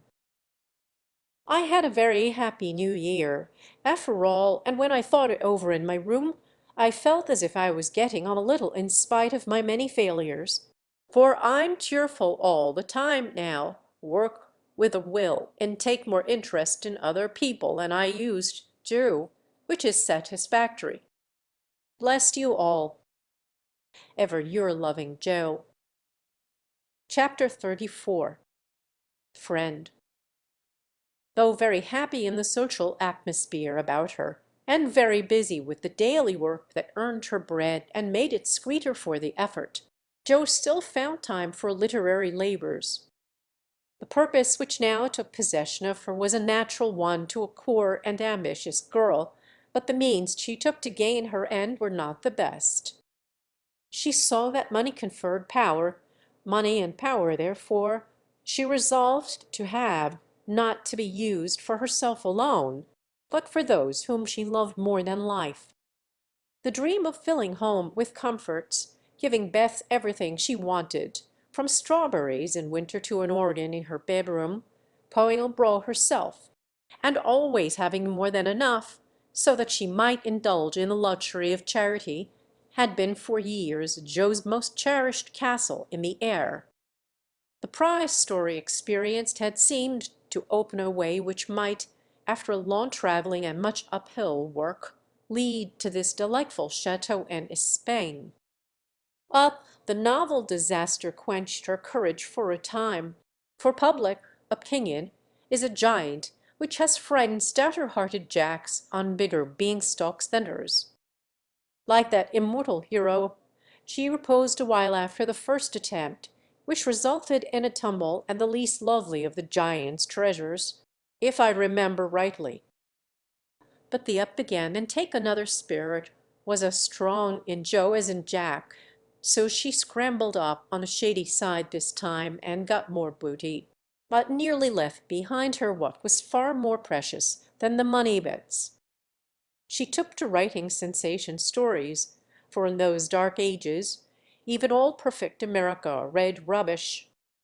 She told no one, but concocted a thrilling tale and boldly carried it herself to Mr. Dashwood, editor of the weekly Wochenumber. She had never read Sartor Resartus, but she had a womanly instinct that clothes possess an influence more powerful over many than the worth of character or the magic of manners. So she dressed herself in her best, and trying to persuade herself that she was neither excited nor nervous, bravely climbed 2 pairs of dark and dirty stairs to find herself in a disorderly room, a cloud of cigar smoke, and the presence of 3 gentlemen, sitting with their heels rather higher than their hats, which articles of dress none of them took the trouble to remove on her appearance. Somewhat daunted by this reception, Joe hesitated on the threshold, murmuring in much embarrassment, "Excuse me, I was looking for the Weekly Volcano office. I wished to see Mr. Dashwood." Down went the highest pair of heels, up rose the smokiest gentleman, and carefully cherishing his cigar between his fingers, he advanced with a nod and a countenance expressive of nothing but sleep. Feeling that she must get through the matter somehow, Joe produced her manuscript, and, blushing redder and redder with each sentence, blundered out fragments of the little speech carefully prepared for the occasion. "A friend of mine desired me to offer a story just as an experiment, would like your opinion, be glad to write more if this suits." While she blushed and blundered, Mr. Dashwood had taken the manuscript, and was turning over the leaves with a pair of rather dirty fingers, and casting critical glances up and down the neat pages. Not a first attempt, I take it, observing that the pages were numbered, covered only on one side, and not tied up with a ribbon, sure sign of a novice. "No, sir. She has had some experience, and got a praise for a tale in the Blarney Stone Banner." "Oh, did she?" And Mr. Dashwood gave Joe a quick look, which seemed to take note of everything she had on, from the bow in her bonnet to the buttons on her boots. "Well, you can leave it, if you like. We've more of this sort of thing on hand than we know what to do with at present, but I'll run my eye over it, and give you an answer next week." Now, Joe did not like to leave it, for Mr. Dashwood didn't suit her at all, but, under the circumstances, There was nothing for her to do but bow and walk away, looking particularly tall and dignified, as she was apt to do when nettled or abashed. Just then she was both, for it was perfectly evident from the knowing glances exchanged among the gentlemen that her little fiction of my friend was considered a good joke, and a laugh produced by some inaudible remark of the editor as he closed the door completed her discomfiture. Half resolving never to return, she went home and worked off her irritation by stitching pinafores vigorously, and in an hour or two was cool enough to laugh over the scene and long for next week. When she went again, Mr. Dashwood was alone, whereat she rejoiced. Mr. Dashwood was much wider awake than before, which was agreeable, and Mr. Dashwood was not too deeply absorbed in a cigar to remember his manners, so the second interview was much more comfortable than the first. "We'll take this. Editors never say aye, if you don't object to a few alterations." "It's too long, but omitting the passages I've marked will make it just the right length," he said in a businesslike tone. Joe hardly knew her own miss again, so crumpled and underscored were its pages and paragraphs. The feeling as a tender parent might on being asked to cut off her baby's legs in order that it might fit into a new cradle. She looked at the marked passages and was surprised to find that all the moral reflections which she had carefully put in as ballast for much romance had been stricken out. "But, sir, I thought every story should have some sort of a moral, so I took care to have a few of my stinners repet." Mr. Dashwood's editorial gravity relaxed into a smile, for Joe had forgotten her friend and spoken as only an author could. "People want to be amused, not preached at, you know. Morals don't sell nowadays." Which was not quite a correct statement, by the way. "You think it would do with these alterations, then?" "Yes, it's a new plot, and pretty well worked up, language good, and so on," was Mr. Dashwood's affable reply. "What do you—that is, what compensation—" began Joe, not exactly knowing how to express herself. "Oh, yes? Well, we give from 25 to 30 for things of this sort." "Pay when it comes out," returned Mr. Dashwood, as if that point had escaped him. Such trifles do escape the editorial mind, it is said. "Very well, you can have it," said Joe, handing back the story with a satisfied air, for after the dollar a column work, even 25 seemed good pay. "Shall I tell my friend you will take another if she has one better than this?" asked Joe, unconscious of her little slip of the tongue, and emboldened by her success. "Well, we'll look at it. Can't promise to take it. Tell her to make it short and spicy, and never mind the moral. What name would your friend like to put on it?" In a careless tone. "None at all, if you please. She doesn't wish her name to appear and has no nom de plume," said Joe, blushing in spite of herself. "Just as she likes, of course. The tale will be out next week. Will you call for the money, or shall I send it?" asked Mr. Dashwood, who felt a natural desire to know who his new contributor might be. "I'll call. Good morning, sir." As she departed, Mr. Dashwood put up his feet with the graceful remark, "Poor and proud, as usual, but she'll do." Following Mr. Dashwood's directions, and making Mrs. Northbury her model, Joe rashly took a plunge into the frothy sea of sensational literature, but thanks to the life preserver thrown her by a friend, she came up again not much the worse for her ducking. Like most young scribblers, she went abroad for her characters and scenery and banditti. Counts, gypsies, nuns, and duchesses appeared upon her stage, and played their parts with as much accuracy and spirit as could be expected. Her readers were not particular about such trifles as grammar, punctuation, and probability. and Mr. Dashwood graciously permitted her to fill his columns at the lowest prices, not thinking it necessary to tell her that the real cause of his hospitality was the fact that one of his hacks, on being offered higher wages, had basely left him in the lurch. She soon became interested in her work, for her emaciated purse grew stout, and the little hoard she was making to take Beth to the mountains next summer grew slowly but surely as the weeks passed. One thing disturbed her satisfaction, and that was that she did not tell them at home. She had a feeling that father and mother would not approve and prefer to have her own way first, and beg pardon afterward. It was easy to keep her secret, for no name appeared with her stories. Mr. Dashwood had of course found it out very soon, but promised to be dumb, and for a wonder kept his word. She thought it would do her no harm, for she sincerely meant to write nothing of which she would be ashamed, and quieted all pricks of conscience by anticipations of the happy minute when she should show her earnings and laugh over her well-kept secret. But Mr. Dashwood rejected any but thrilling tales, and as thrills could not be produced except by harrowing up the souls of the readers, history and romance, land and sea, science and art, police records and lunatic asylums had to be ransacked for the purpose.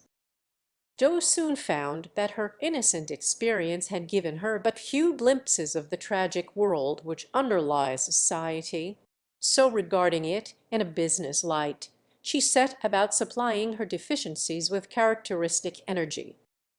Eager to find material for stories, and bent on making them original in plot, if not masterly in execution, she searched newspapers for accidents, incidents, and crimes. She excited the suspicions of public librarians by asking for works on poisons. She studied faces in the street, and characters, good, bad, and indifferent, all about her. She delved in the dust of ancient times for facts or fictions so old that they were as good as new, and introduced herself to folly, sin, and misery, as well as her limited opportunities allowed. She thought she was prospering finely, but unconsciously she was beginning to desecrate some of the womanliest attributes of a woman's character. She was living in bad society, and imaginary though it was, its influence affected her, for she was feeding heart and fancy on dangerous and unsubstantial food, and was fast brushing the innocent bloom from her nature by a premature acquaintance with the darker side of life, which comes soon enough to all of us. She was beginning to feel rather than see this, for much describing of other people's passions and feelings set her to studying and speculating about her own, a morbid amusement in which healthy young minds do not voluntarily indulge. Wrongdoing always brings its own punishment, and when Jo most needed hers, she got it. I don't know whether the study of Shakespeare helped her to read character, or the natural instinct of a woman for what was honest, brave, and strong. But while endowing her imaginary heroes with every perfection under the sun, Jo was discovering a live hero who interested her in spite of many human imperfections. Mr. Bayer, in one of their conversations, had advised her to study simple, true, and lovely characters wherever she found them, as good training for a writer. Jo took him at his word, for she coolly turned round and studied him, a proceeding which would have much surprised him had he known it, for the worthy professor was very humble in his own conceit. Why everybody liked him was what puzzled Jo at first. He was neither rich nor great, young nor handsome, in no respect what is called fascinating, imposing, or brilliant, and yet he was as attractive as a genial fire, and people seemed to gather about him as naturally as about a warm hearth. He was poor, yet always appeared to be giving something away, a stranger, yet every one was his friend, no longer young, but as happy-hearted as a boy, plain and peculiar, yet his face looked beautiful to many, and his oddities were freely forgiven for his sake. Joe often watched him trying to discover the charm, and at last decided that it was benevolence which worked the miracle. If he had any sorrow, it sat with its head under its wing, and he turned only his sunny side to the world. There were lines upon his forehead, but time seemed to have touched him gently, remembering how kind he was to others. The pleasant curves about his mouth were the memorials of many friendly words and cheery laughs. His eyes were never cold or hard, and his big hand had a warm, strong grasp that was more expressive in words. His very clothes seemed to partake of the hospitable nature of the wearer. They looked as if they were at ease, and liked to make him comfortable. His capacious waistcoat was suggestive of a large heart underneath. His rusty coat had a social air, and the baggy pockets plainly proved that little hands often went in empty and came out full. His very boots were benevolent, and his collars never stiff and raspy like other people's. "That's it," said Joe to herself, when she at length discovered that genuine goodwill toward one's fellow men could beautify and dignify even a stout German teacher who shovelled in his dinner, darned his own socks, and was burdened with the name of Bear. Joe valued goodness highly, but she also possessed a most feminine respect for intellect, and a little discovery which she made about the professor added much to her regard for him. He never spoke of himself, and no one ever knew that in his native city he had been a man much honored and esteemed for learning and integrity, till countrymen came to see him. He never spoke of himself, and in a conversation with Miss Norton divulged the pleasing fact. From her Joe learned it, and liked it all the better because Mr. Bear had never told it. She felt proud to know that he was an honored professor in Berlin, though only a poor language master in America, and his homely, hard-working life was much beautified by the spice of romance which this discovery gave it. Another and a better gift than intellect was shown her in a most unexpected manner. Miss Norton had the entree into most society, which Joe would have had no chance of seeing but for her. The solitary woman felt an interest in the ambitious girl, and kindly conferred many favors of this sort both on Joe and the professor. She took them with her one night to a select symposium held in honor of several celebrities. Joe went prepared to bow down and adore the mighty ones whom she had worshipped with youthful enthusiasm afar off. But her reverence for genius received a severe shock that night, and it took her some time to recover from the discovery that the great creatures were only men and women after all. Imagine her dismay on stealing the glance of timid admiration at the poet whose lines suggested an ethereal being fit on spirit, fire, and dew, to behold him devouring his supper with an ardor which flushed his intellectual countenance. Turning as from a fallen idol, she made other discoveries which rapidly dispelled her romantic illusions. The great novelist vibrated between two decanters with the regularity of a pendulum.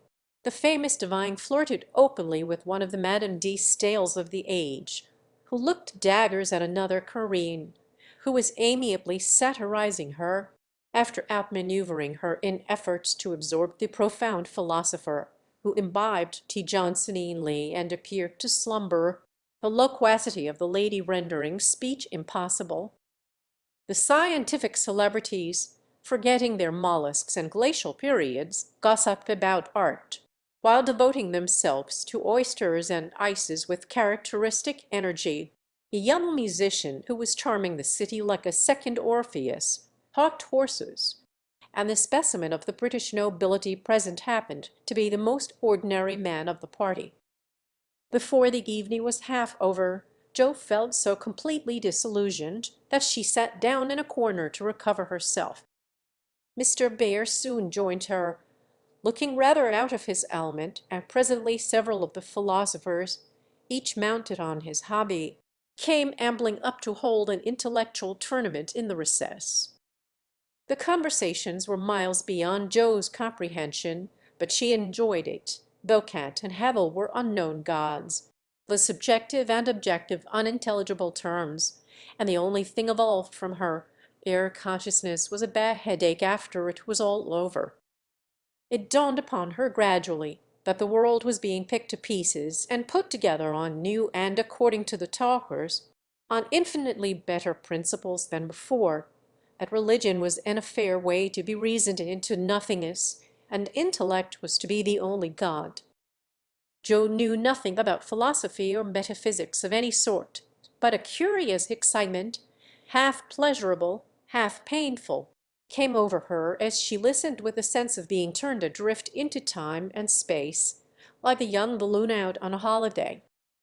She looked round to see how the professor liked it, and found him looking at her with the grimmest expression she had ever seen him wear. He shook his head and beckoned her to come away, but she was fascinated just then by the freedom of speculative philosophy, and kept her seat, trying to find out what the wise gentleman intended to rely upon after they had annihilated all the old beliefs. Now, Mr. Bear was a diffident man and slow to offer his own opinions, not because they were unsettled, but too sincere and earnest to be lightly spoken. As he glanced from Joe to several other young people, attracted by the brilliancy of the philosophic pyrotechnics, he knit his brows and longed to speak, fearing that some inflammable young soul would be led astray by the rockets, to find when the display was over that they had only an empty stick or a scorched hand. He bore as long as he could, but when he was appealed to for an opinion, he blazed up with honest indignation and defended religion with all the eloquence of truth, an eloquence which made his broken English musical and his plain face beautiful.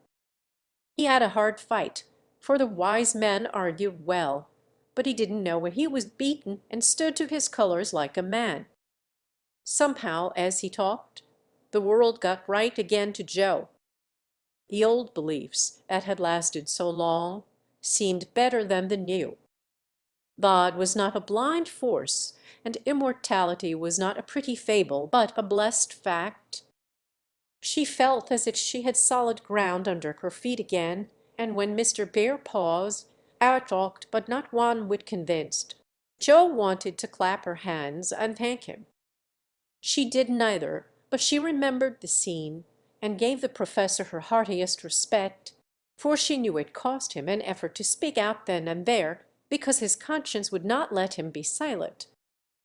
She began to see that character is a better possession than money, rank, intellect, or beauty, and to feel that if greatness is what a wise man has defined it to be, truth, reverence, and good-will, then her friend Friedrich Mayer was not only good, but great. This belief strengthened daily. She valued his esteem, she coveted his respect, she wanted to be worthy of his friendship, and just when the wish was sincerest, she came near to losing everything. It all grew out of a cocked-hat, for one evening the professor came in to give Joe her lesson with the paper soldier cap on his head, which Tina had put there and he had forgotten to take off. "It's evident he doesn't look in his glass before coming down," thought Joe, with a smile as he said good evening, and sat soberly down, quite unconscious of the ludicrous contrast between his subject and his headgear, for he was going to read "Per the Death of Wallenstein." She said nothing at first, for she liked to hear him laugh out his big, hearty laugh when anything funny happened. So she left him to discover it for himself, and presently forgot all about it, for to hear a German read Schiller is rather an absorbing occupation. After the reading came the lesson, which was a lively one, for Joe was in a gay mood that night, and the cocked hat kept her eyes dancing with merriment.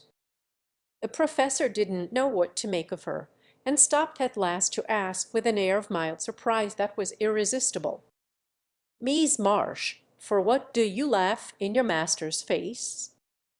Have you no respect for me that you go on so bad?" "How can I be respectful, sir, when you forget to take your hat off?" said Joe. Lifting his hand to his head, the absent-minded professor gravely felt and removed the little cocked hat, looked at it a minute, and then threw back his head and laughed like a merry bass bile. "Ah, I see him now. It is that imp Tina who makes me a fool with my cat. Well, it is nothing, but see you, if this lesson goes not well, you too shall wear him."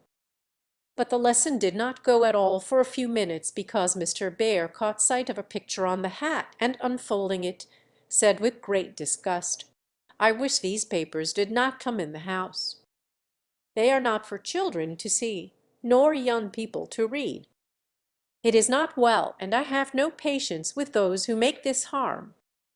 Joe glanced at the sheet and saw a pleasing illustration composed of a lunatic, a corpse, a villain, and a viper. She did not like it, but the impulse that made her turn it over was not one of displeasure but fear, because for a minute she fancied the paper was the volcanimer. It was not, however, and her panic subsided as she remembered that even if it had been and one of her own tales in it, there would have been no name to betray her. She had betrayed herself, however, by a look and a blush, for though an absent man, the professor saw a good deal more than people fancy. He knew that Joe wrote, and had met her down among the newspaper offices more than once, but as she never spoke of it, he asked no questions in spite of a strong desire to see her work. Now it occurred to him that she was doing what she was ashamed to own, and it troubled him. He did not say to himself, "It is none of my business. I've no right to say anything," as many people would have done. He only remembered that she was young and poor, a girl far away from mother's love and father's care, and he was moved to help her with an impulse as quick and natural as that which would prompt him to put out his hand to save a baby from a puddle.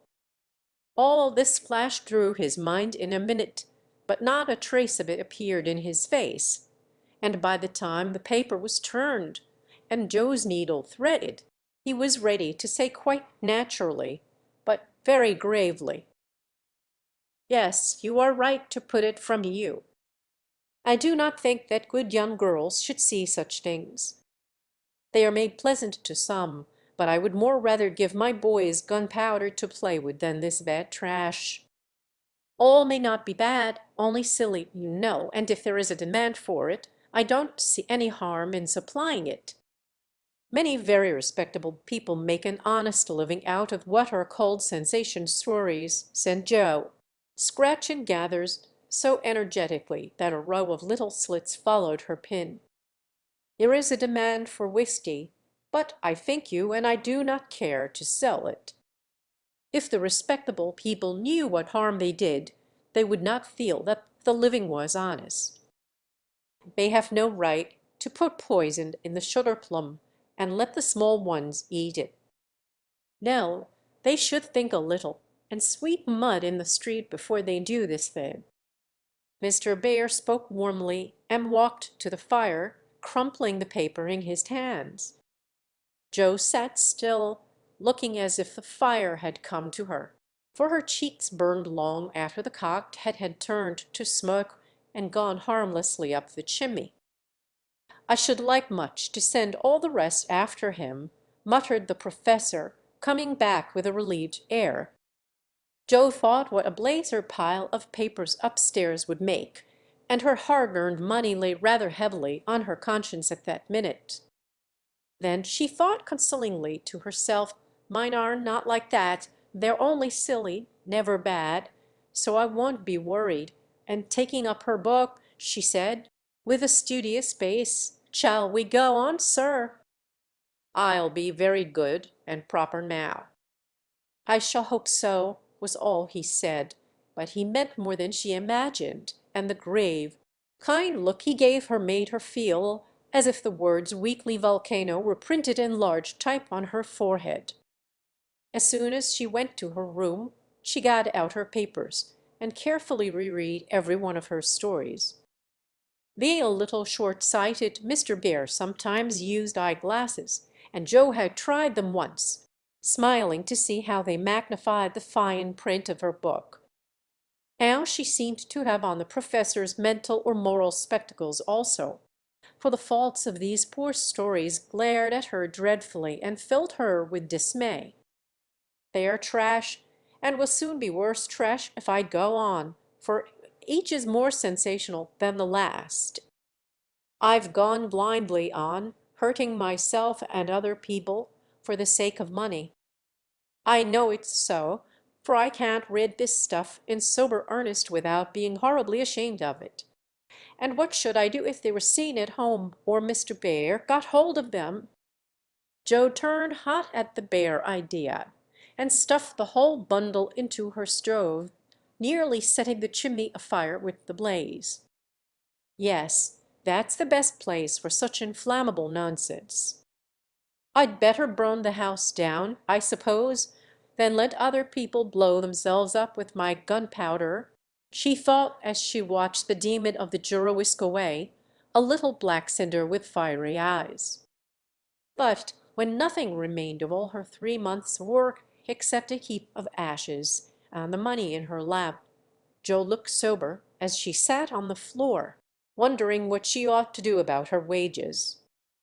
I think I haven't done much harm yet, and may keep this to pay for my time, she said after a long meditation, adding impatiently, I almost wish I hadn't any conscience, it's so inconvenient.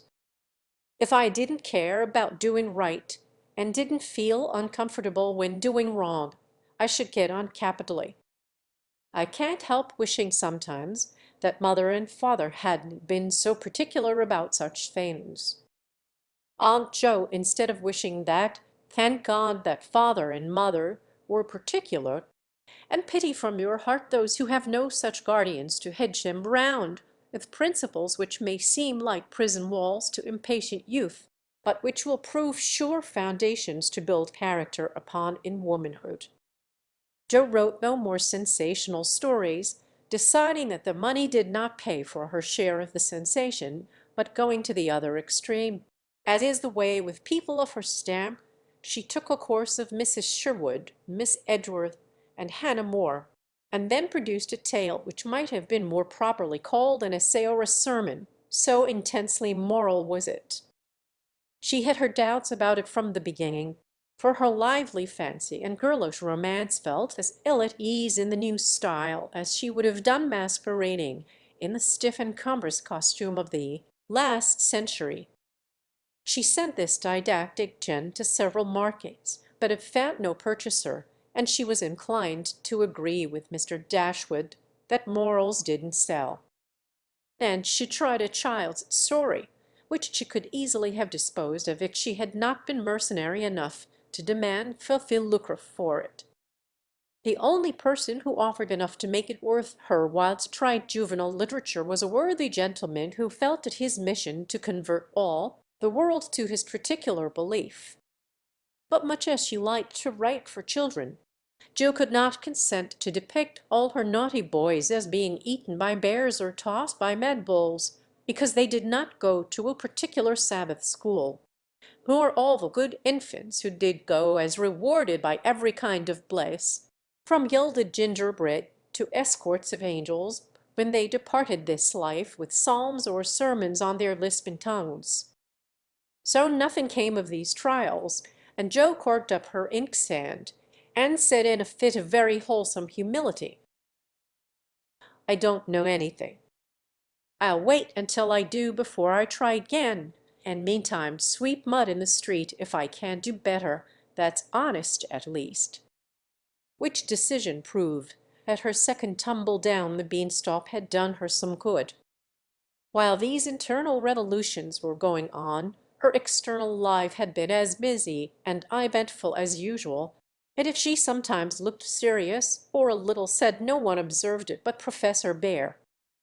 He did it so quietly that Joe never knew he was watching to see if she would accept and profit by his reproof, but she stood the test, and he was satisfied, for though no words passed between them, he knew that she had given up writing. Not only did he guess it by the fact that the second finger of her right hand was no longer inky, but she spent her evenings downstairs now, was met no more among newspaper offices, and studied with a dogged patience which assured him that she was bent on occupying her mind with something useful, if not pleasant. He helped her in many ways, proving himself a true friend, and Joe was happy, for while her pen lay idle, she was learning other lessons besides German, and laying a foundation for the sensation story of her own life.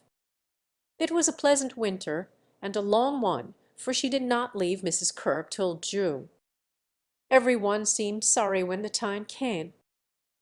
The children were inconsolable, and Mr. Bere's hair stuck straight up all over his head, for he always rumpled it wildly when disturbed in mind. Going home, "Ah, you are happy that you have a home to go in," he said when she told him, and sat silently pulling his beard in the corner while she held a little levee on that last evening. She was going early, so she bade them all good-bye overnight, and when his turn came, she said warmly, "Now, sir, you won't forget to come and see us, if you ever travel our way, will you? I'll never forgive you if you do, for I want them all to know my friend. Do you? Shall I come?" he asked, looking down at her with an eager expression which she did not see. "Yes, come next month. Lory graduates then, and you'd enjoy commencement as something new. That is your best friend of whom you speak?" he said in an altered tone. "Yes, my boy Teddy. I'm very proud of him, and should like you to see him." Joe looked up then, quite unconscious of anything but her own pleasure in the prospect of showing them to one another. Something in Mr. Bere's face suddenly recalled the fact that she might find Lory more than a best friend, and simply because she particularly wished not to look as if anything was the matter, she involuntarily began to blush, and the more she tried not to, the redder she grew. If it had not been for Tina on her knee, she didn't know what would have become of her. Fortunately the child was moved to hug her, so she managed to hide her face an instant, hoping the professor did not see it. But he did, and his own changed again from that momentary anxiety to its usual expression as he said cordially, "I fear I shall not make the time for that, but I wish the friend much success and you all happiness. God bless you." And with that he shook hands warmly, shouldered Tina, and went away. But after the boys were abed, he sat long before his fire with the tired look on his face and the Heimweh, or homesickness, lying heavy at his heart. Once, when he remembered Joe as she sat with the little child in her lap, and that new softness in her face, he leaned his head on his hands a minute, and then roamed about the room, as if in search of something that he could not find. "It is not for me, I must not hope it now," he said to himself, with a sigh that was almost a groan. Then, as if reproaching himself for the longing that he could not repress, he went and kissed the two tousled heads upon the pillow, took down his seldom used meerschaum, and opened his Plato. He did his best and did it manfully, but I don't think he found that a pair of rampant boys, a pipe, or even the divine Plato, were very satisfactory substitutes for wife and child at home. Early as it was, he was at the station next morning to see Joe off, and thanks to him, she began her solitary journey with the pleasant memory of a familiar face smiling its farewell, a bunch of violets to keep her company, and best of all, a happy thought, "Well, the winter's gone, and I've written no books, earned no fortune, but I've made a friend worth having, and I'll try to keep him all my life." Chapter 35. Partake. Whatever his motive might have been, Lory studied to some purpose that year, for he graduated with honor, and gave the Latin oration with the grace of a Phillips and the eloquence of a Demosthenes, so his friends said. They were all there, his grandfather, oh, so proud, Mr. and Mrs. March, John and Meg, Joe and Beth, and all exulted over him with the sincere admiration which boys make light of at the time, but fail to win from the world by any after triumphs. I've got to stay for this confounded supper, but I shall be home early to-morrow. You'll come and meet me as usual, girls?" Laurie said, as he put the sisters into the carriage after the joys of the day were over. He said girls, but he meant Joe, for she was the only one who kept up the old custom. She had not the heart to refuse her splendid, successful boy anything, and answered warmly, "I'll come, Teddy rain or shine, and march before to you, playing Hail, the conquering hero comes on a Jew's harp." Laurie thanked her with a look that made her think in a sudden panic, "Oh, dearie me! I know he'll say something, and then what shall I do?" Evening meditation and morning work somewhat allayed her fears, and having decided that she wouldn't be vain enough to think people were going to propose when she had given them every reason to know what her answer would be, she set forth at the appointed time, hoping Teddy wouldn't do anything to make her hurt his poor feelings. A call at Manse and a refreshing sniff and sip at the Daisy and Demijohn still further fortified her for the tete-a-tete, but when she saw a stalwart figure looming in the distance, she had a strong desire to turn about and run away. "Where's the Jew's harp, Joe?" cried Laurie, as soon as he was within speaking distance. "I forgot it." And Joe took heart again, for that salutation could not be called lover-like. She always used to take his arm on these occasions. Now she did not, and he made no complaint, which was a bad sign, but talked on rapidly about all sorts of faraway subjects, till they turned from the road into the little path that led homeward through the grove. Then he walked more slowly, suddenly lost his fine flow of language, and now and then a dreadful pause occurred. To rescue the conversation from one of the wells of silence into which it kept falling, Joe said hastily, "Now you must have a good long holiday." "I intend to." Something in his resolute tone made Joe look up quickly to find him looking down at her with an expression that assured her the dreaded moment had come, and made her put out her hand with an imploring, "No, Teddy." "Please don't." "I will, and you must hear me." "It's no use, Joe. We've got to have it out, and the sooner the better for both of us," he answered, getting flushed and excited all at once. "Say what you like, then." "I listen," said Joe with a desperate sort of patience. Gloria was a young lover, but he was in earnest, and meant to have it out, if he died in the attempt. So he plunged into the subject with characteristic impetuosity, saying in a voice that would get choky now and then, in spite of manful efforts to keep it steady, "I've loved you ever since I've known you, Joe. Couldn't help it, you've been so good to me. I've tried to show it, but you wouldn't let me. Now I am going to make you hear and give me an answer, for I can't go on so any longer. I wanted to say to you this. I thought you'd understand," began Joe, finding it a great deal harder than she expected. "I know you did, but the burros are so queer you never know what they mean." "They say no, they mean yes, and drive a man out of his wits just for the fun of it," returned Laurie, entrenching himself behind an undeniable fact. "I don't. I never wanted to make you care for me so, and I went away to keep you from it if I could." "I thought so." "It was like you, but it was no use. I only loved you all the more, and I worked hard to please you, and I gave up billiards and everything you didn't like, and waited and never complained, for I hoped you'd love me, though I'm not half good enough." Here there was a choke that couldn't be controlled, so he decapitated Buttercups while he cleared his confounded throat. "You're a great deal too good for me, and I'm so grateful to you, and so proud and fond of you. I don't know why I can't love you as you want me to. I have tried, but I can't change the feeling, and it would be a lie to say I do when I don't. Really, truly, Joe." He stopped short and caught both her hands as he put his question with a look that she did not soon forget. "Really, truly, dear."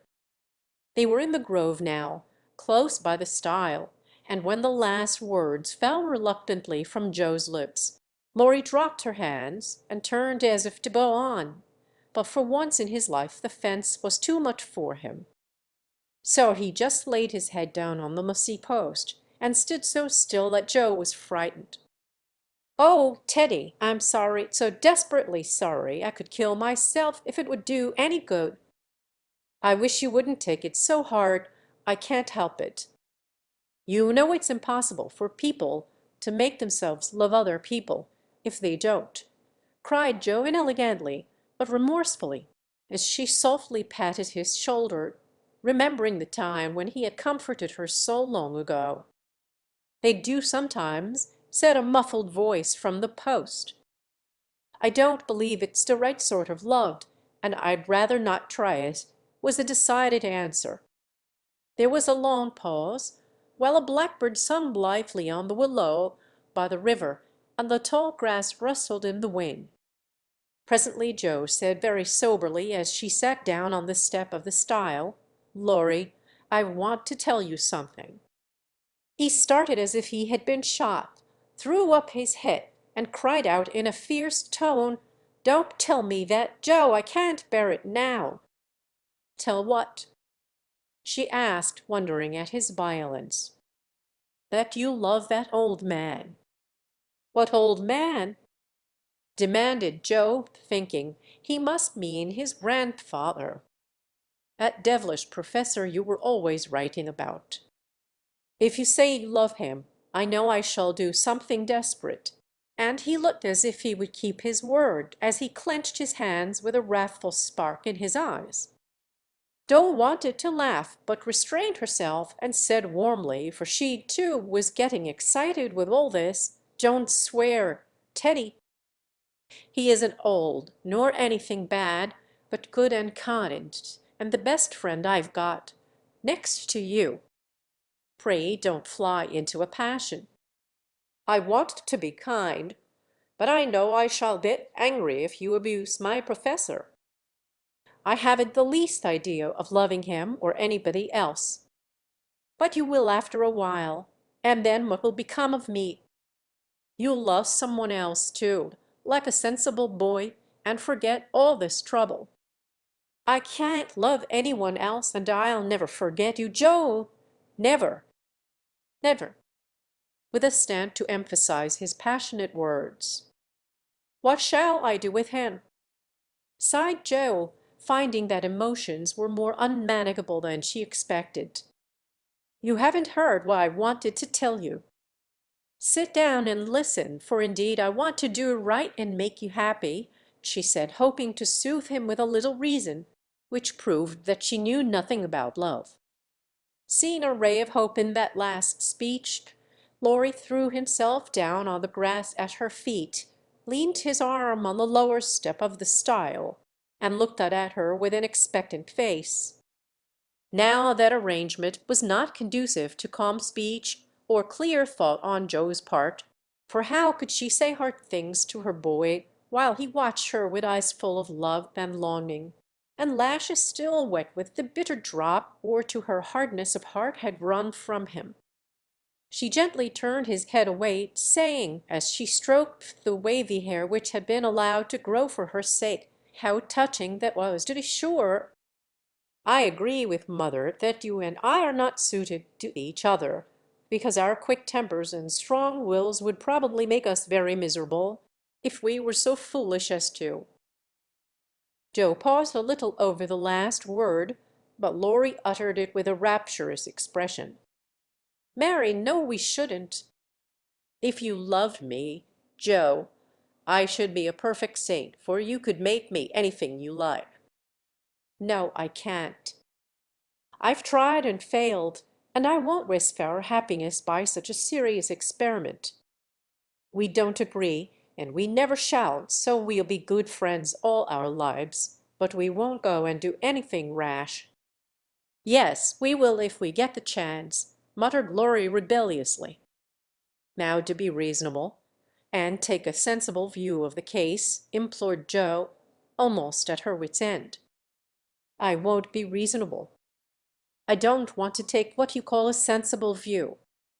It won't help me, and it only makes it harder. I don't believe you've got any heart." "I wish I hadn't." There was a little quiver in Joe's voice, and thinking it a good omen, Laurie turned round, bringing all his persuasive powers to bear as he said, in the wheedlesome tone that had never been so dangerously wheedlesome before, "Don't disappoint us, dear. Everyone expects it. Grandpa has set his heart upon it, your people like it, and I can't get on without you. Say you will, and let's be happy." Joe do. Not until months afterward did Joe understand how she had the strength of mind to hold fast to the resolution she had made when she decided that she did not love her boy and never could. It was very hard to do, but she did it, knowing that delay was both useless and cruel. "I can't say yes truly, so I won't say it at all. You will see that I'm right by and by and thank me for it." She began solemnly, "I'll be hanged if I do," and Laurie bounced up off the grass, burning with indignation at the very idea. "Yes, you will," persisted Joe. "You'll get over this after a while, and find some lovely accomplished girl who will adore you and make a fine mistress for your fine house." "I shouldn't.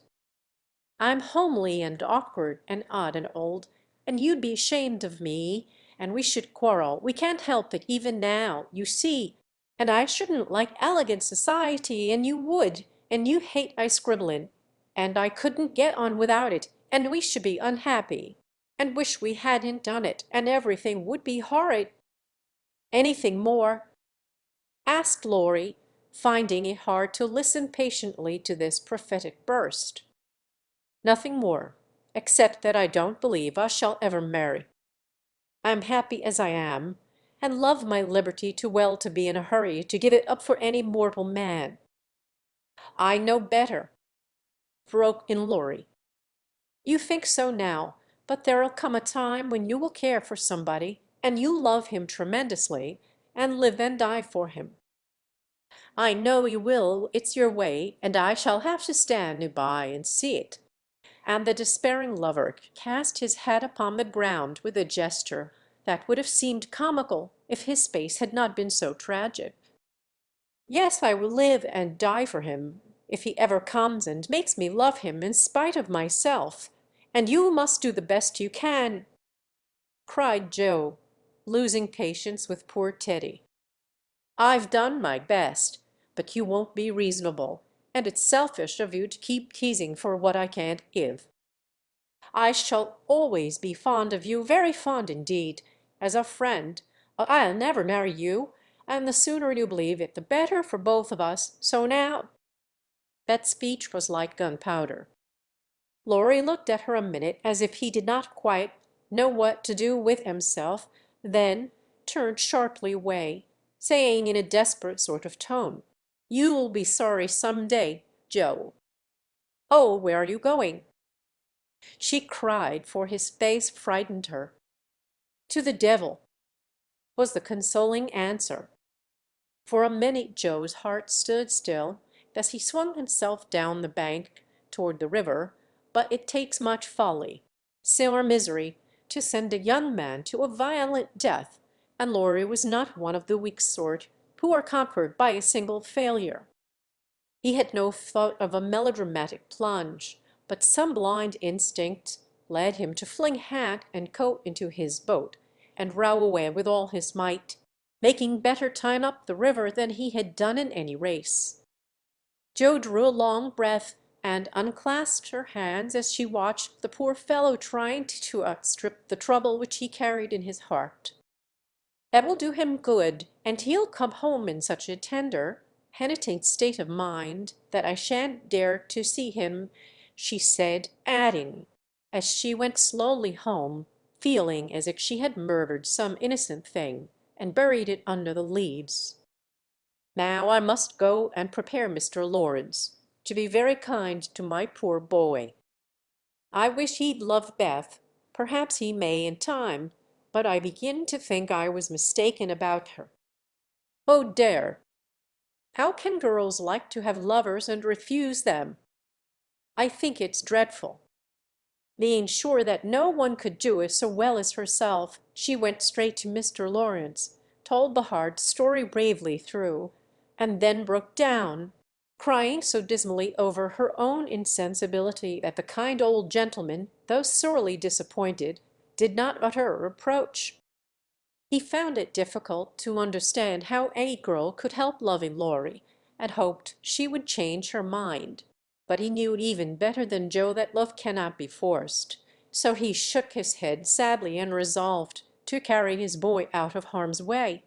For young impetuosity's parting words to Joe disturbed him more than he would confess.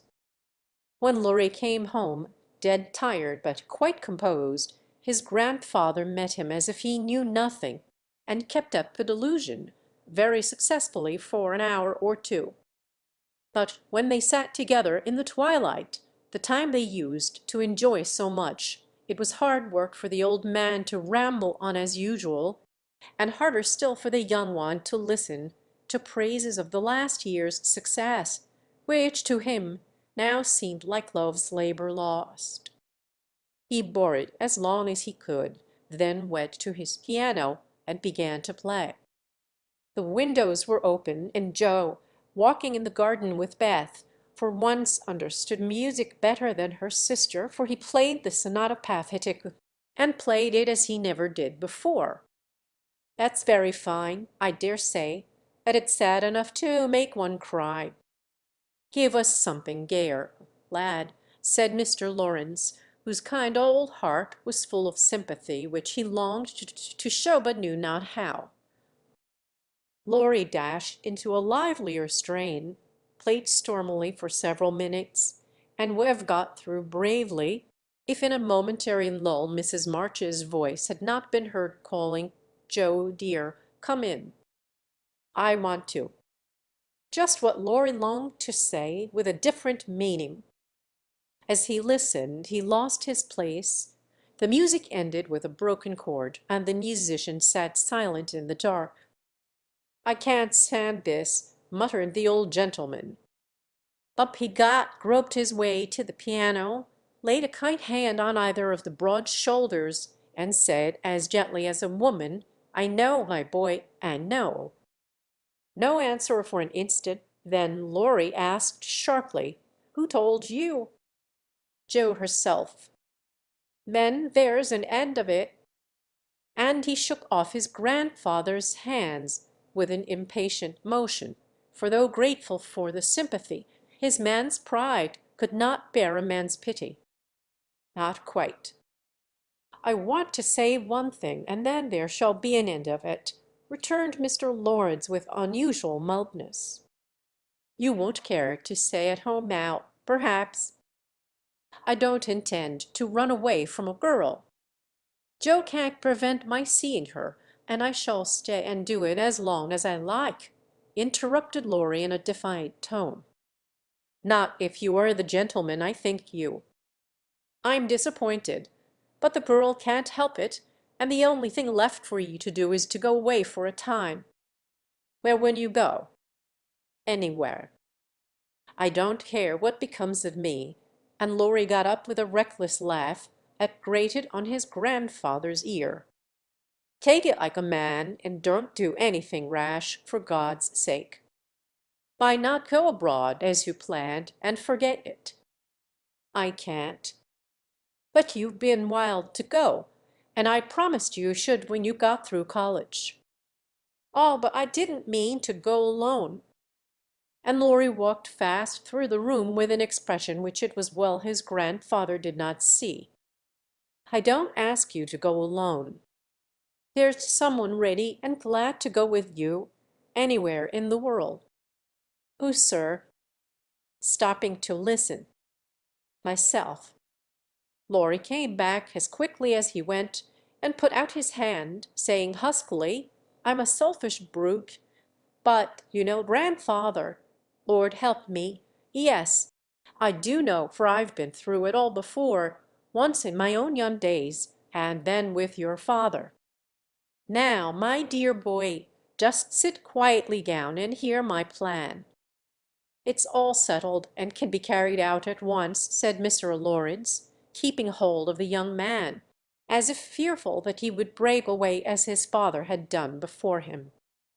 "Well, sir, what is it?" And Laurie sat down without a sign of interest in face or voice. "There is business in London that needs looking after. I meant you should attend to it, but I can do it better myself, and things here will get on very well with Brooke to manage them. My partners do almost everything. I'm merely holding on until you take my place, and can be off at any time. But you hate traveling, sir." "I can't ask it of you at your age," began Laurie, who was grateful for the sacrifice, but much preferred to go alone if he went at all. The old gentleman knew that perfectly well, and particularly desired to prevent it, for the mood in which he found his grandson assured him that it would not be wise to leave him to his own devices. So, stifling a natural regret at the thought of the home comforts he would leave behind him, he said stoutly, "Bless your soul, I'm not superannuated yet. I quite enjoy the idea.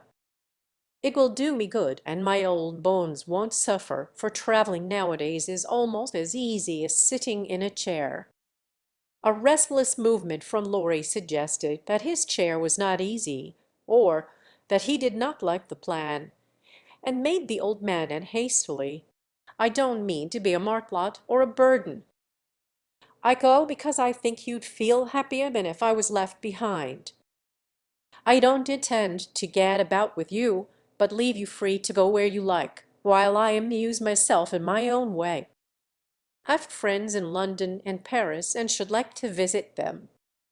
Meantime you can go to Italy, Germany, Switzerland, where you will, and enjoy pictures, music, scenery, and adventures to your heart's content."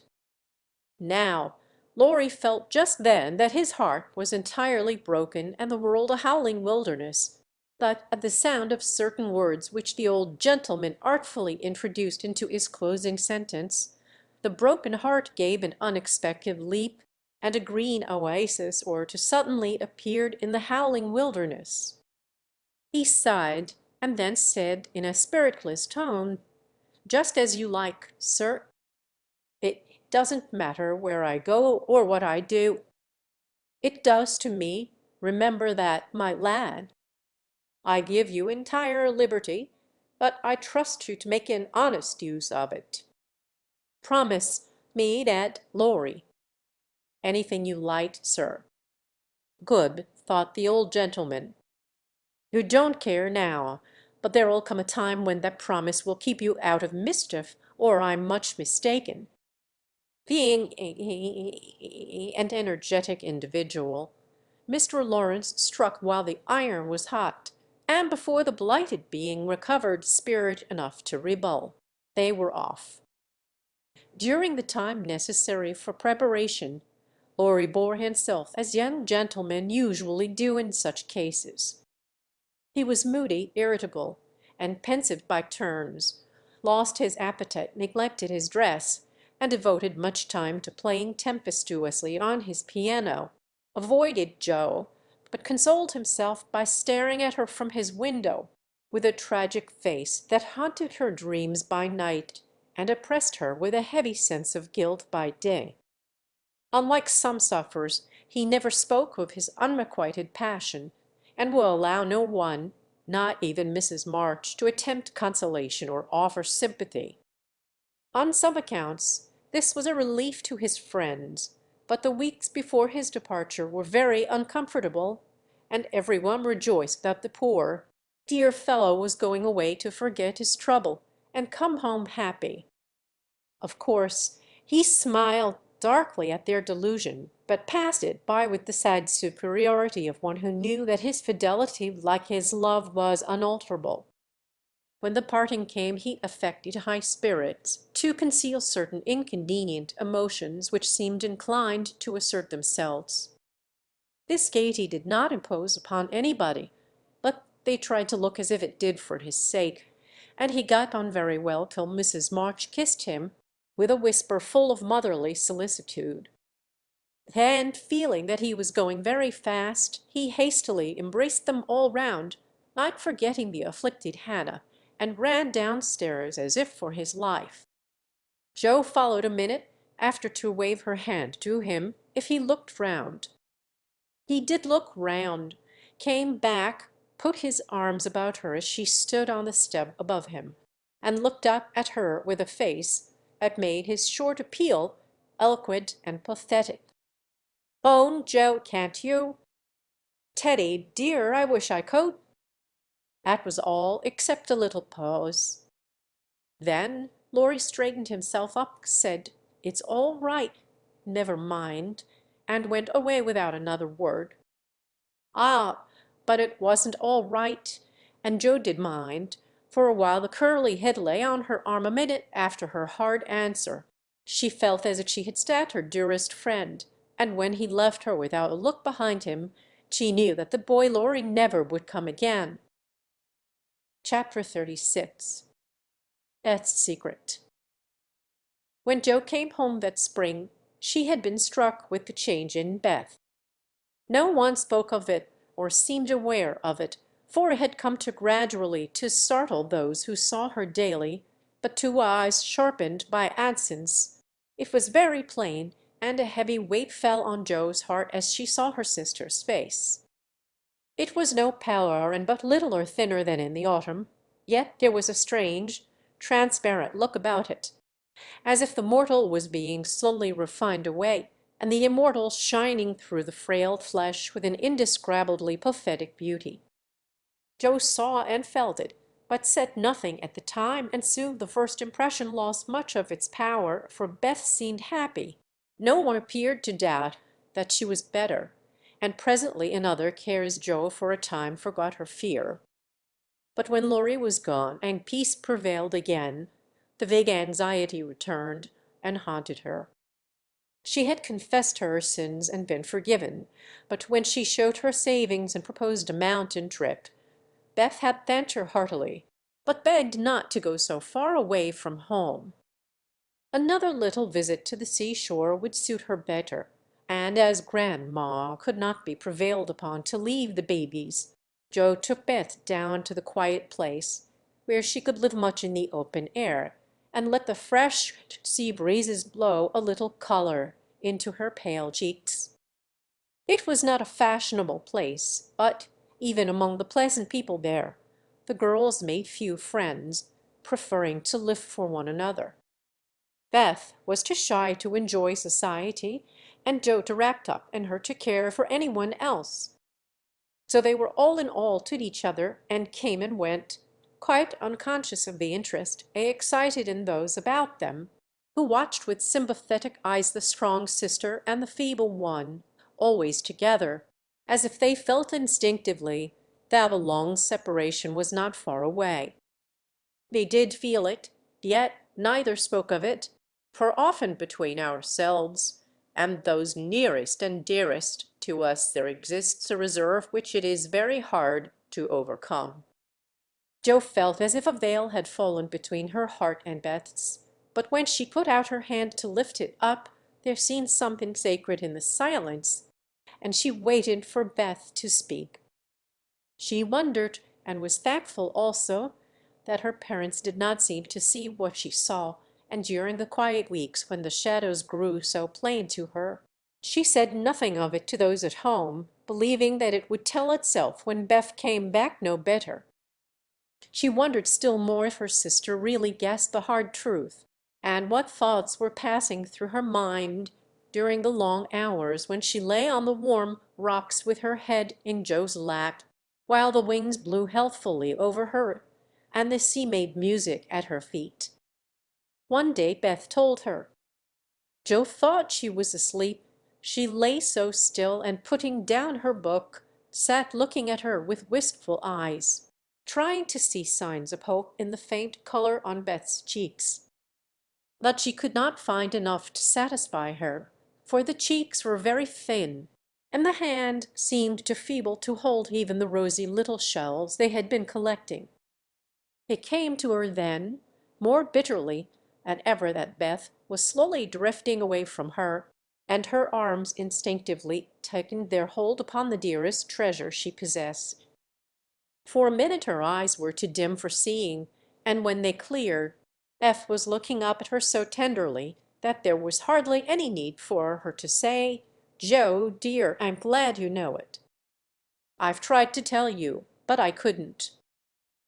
There was no answer except her sister's cheek against her own, not even tears, for when most deeply moved, Joe did not cry. She was the weaker then, and Beth tried to comfort and sustain her, with her arms about her and the soothing words she whispered in her ear. "I've known it for a good while, dear, and now I'm used to it. It isn't hard to think of or to bear. Try to see it so, and don't be troubled about me, because it's best, indeed it is. Is this what made you so unhappy in the autumn, Beth? You did not feel it then, and heap it to yourself so long, did you?" asked Joe, refusing to see or say that it was best, but glad to know that Laurie had no part but one. And Beth's trouble. "Yes, I gave up hoping then, but I didn't like to own it. I tried to think it was a sick fancy, and would not let it trouble anyone. But when I saw you all so well and strong and full of happy plans, it was hard to feel that I could never be like you, and then I was miserable, Joe. Oh, Beth, and you didn't tell me, didn't let me comfort and help you. How could you shut me out, bear it all alone?" Joe's voice was full of tender reproach, and her heart ached to think of the solitary struggle that must have gone on while Beth learned to say good-bye to health, love, and life, and take up her cross so cheerfully. "Perhaps it was wrong, but I tried to do right. I wasn't sure, no one said anything, and I hoped I was mistaken. It would have been selfish to frighten you all when Marmee was so anxious about Meg and Amy away, and you so happy with Laurie. At least I thought so then. And I thought you loved him, Beth, and I went away because I couldn't," cried Joe, glad to say all the truth. Beth looked so amazed at the idea that Joe smiled in spite of her pain, and added softly, "Then you didn't, dearie? I was afraid it was so, and imagine your poor little heart full of lornity all that while." "Why, Joe, how could I when he was so fond of you?" asked Beth as innocently as a child. "I do love him dearly. He is so good to me, how can I help it? But he could never be anything to me but my brother. I hope he truly will be some time." "Not through me," said Joe decidedly. "Amy is left for him, and they would suit excellently, but I have no heart for such things now. I don't care what becomes of anybody but you, Beth. You must get well." "I want to, oh, so much." "I try, but every day I lose a little and feel more sure that I shall never gain it back. It's like the tide, Joe. When it turns, it goes slowly, but it can't be stopped." "It shall be stopped. Your tide must not turn so soon. 19 is too young. Beth, I can't let you go. I'll work and pray and fight against it. I'll keep you in spite of everything. There must be ways it can't be too late. God won't be so cruel as to take you from me," cried poor Joe rebelliously, for her spirit was far less piously submissive than Bet's. Simple, sincere people seldom speak much of their being. It shows itself in acts rather than in words, and has more influence than homilies or protestations. Beth could not reason upon or explain the faith that gave her courage and patience to give up life, and cheerfully wait for death. Like a confiding child, she asked no questions, but left everything to God and nature, father and mother of us all, feeling sure that they, and they only, could teach and strengthen heart and spirit for this life and the life to come. She did not rebuke Joe with saintly speeches, only loved her better for her passionate affection, and clung more closely to the dear human love, from which our Father never means us to be weaned, but through which he draws us closer to himself. She could not say, "I'm glad to go," for life was very sweet for her. She could only sob out, "I try to be willing," while she held fast to Joe, as the first bitter wave of this great sorrow broke over them together. By and by Beth said, with recovered serenity, "You'll tell them this when we go home." "I think they will see it without words," sighed Joe, for now it seemed to her that Beth changed every day. "Perhaps not. I've heard that the people who love best are often blindest to such things. If they don't see it, you will tell them for me. I don't want any secrets, and it's kinder to prepare them. Meg has John and the babies to comfort her, but you must stand by father and mother, won't you, Joe?" "If I can." "But, Beth, I don't give up yet. I'm going to believe that it is a sick fancy, and not let you think it's true," said Joe, trying to speak cheerfully. Beth lay a minute thinking, and then said in her quiet way, "I don't know how to express myself, and shouldn't try to any one but you, because I can't speak out except to my Joe. I only mean to say that I have a feeling that it never was intended I should live long. I'm not like the rest of you. I never made any plans about what I'd do when I grew up. I never thought of being married, as you all did. I couldn't seem to imagine myself anything but stupid little Beth, trotting about at home, of no use anywhere but there. I never wanted to go away, and the hard part now is the leaving you all. I'm not afraid, but it seems as if I should be homesick for you even in heaven." Joe could not speak, and for several minutes there was no sound but the sigh of the wind and the lapping of the tide. A white-winged gull flew by, with the flash of sunshine on its silvery breast.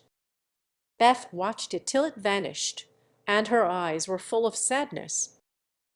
A little great-coated sand-bird came tripping over the beach, beeping softly to itself, as if enjoying the sun and sea. It came quite close to Beth, and looked at her with a friendly eye, and sat upon a warm stone, dressing its wet feathers quite at home. Beth smiled and felt comforted, for the tiny thing seemed to offer its small friendship and remind her that a pleasant world was still to be enjoyed. Dear little bird! See, Joe, how tame it is. I like Pete's better than the gulls. They are not so wild and handsome, but they seem happy, confiding little things. I used to call them my birds last summer, and mother said they reminded her of me, busy, Quaker-colored creatures always near the shore, and always chirping that contented little song of theirs. You are the gull, Joe, strong and a while, fond of the storm and the wind, flying far out to sea and happy all alone. Meg is the turtle dove, and Amy is like the lark she writes about, trying to get up among the clouds, but always dropping down into its nest again. Dear little Pearl! She's so ambitious, but her heart is good and tender, and no matter how high she flies, she never will forget home. I hope I shall see her again, but she seems so far away. She is coming in the spring, and I mean that you shall be all ready to see and enjoy her. I'm going to have you well and rosy by that time, began Joe, feeling that of all the changes in Beth, the talking change was the greatest, for it seemed to cost no effort now, and she thought aloud in a way quite unlike bashful Beth. "Joe, dear, don't hope any more. It won't do any good. I'm sure of that. We won't be miserable, but enjoy being together while we wait. We'll have happy times, for I don't suffer much, and I think the time will go out easily if you help me." Joe leaned down to kiss the tranquil face, and with that silent kiss she dedicated herself soul and body to Beth. She was right. There was no need of any words when they got home, for father and mother saw plainly now what they had prayed to be saved from seeing. Tired with her short journey, Beth went at once to bed, saying how glad she was to be home, and when Joe went down, she found that she would be spared the hard task of telling Beth's secret. Her father stood leaning his head on the mantelpiece and did not turn as she came in, but her mother stretched out her arms as if for help, and Joe went to comfort her without a word. Chapter 37. New Impressions. At 3 o'clock in the afternoon all the fashionable world at Nice may be seen on the Promenade des Anglais, a charming place, for the wide walk, bordered with palms, flowers, and tropical shrubs, is bounded on one side by the sea, on the other by the Grand Drive, lined with hotels and villas, while beyond lie orange orchards and the hills. Many nations are represented, many languages spoken, many costumes worn, and on a sunny day the spectacle is as gay and brilliant as a carnival. Haughty English, lively French, sober Germans, handsome Spaniards, ugly Russians, meek Jews, free and easy Americans, all chatting over the news and criticizing the latest celebrity who has arrived, Restored or Dickens, Victor Emmanuel or the Queen of the Sandwich Islands. The equipages are as varied as the company and attract as much attention, especially the low basket barouches in which ladies drive themselves, with a pair of dashing pony gaynettes to keep their voluminous flounces from overflowing the diminutive vehicles, and little grooms on the perch behind. Along this walk, on Christmas Day, a tall young man walked slowly, with his hands behind him, and a somewhat absent expression of countenance. He looked like an Italian, was dressed like an Englishman, and had the independent air of an American, a combination which caused sundry pairs of feminine eyes to look approvingly after him, and sundry dandies in black velvet suits, with rose-colored neckties, buff gloves, and orange flowers in their buttonholes, to shrug their shoulders and then envy him his inches.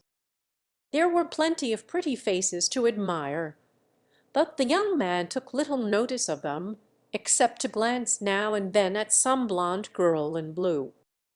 Presently he strolled out of the promenade and stood a moment at the crossing, as if undecided whether to go and listen to the band in the Jardin Public, or to wander along the beach toward Castle Hill.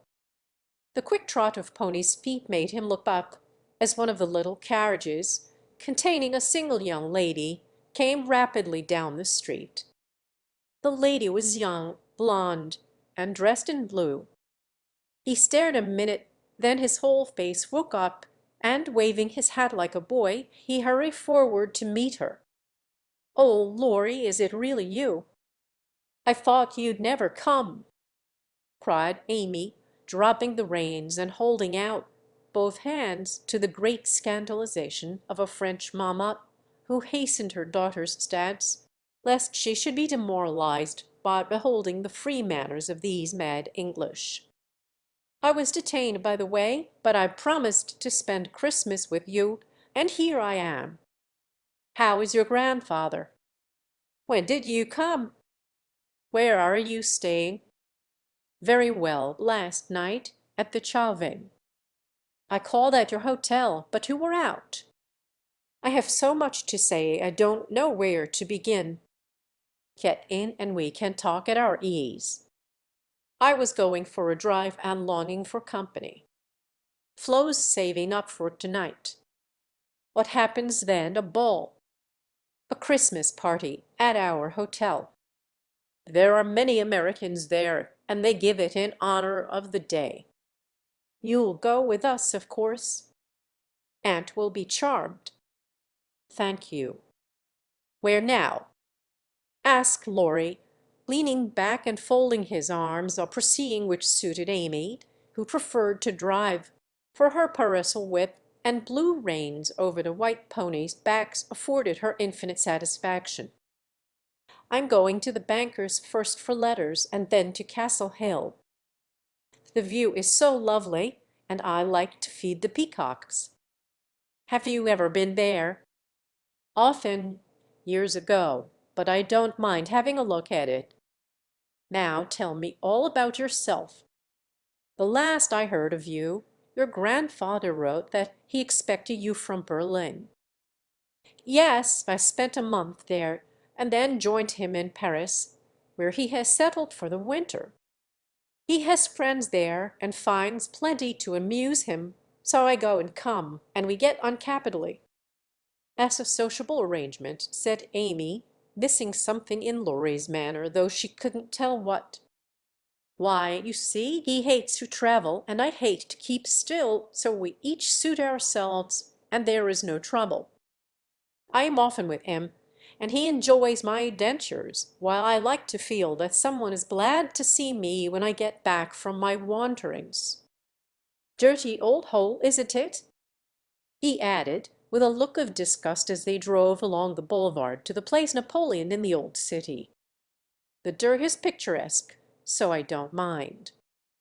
The river and the hills are delicious, and these glimpses of the narrow cross streets are my delight.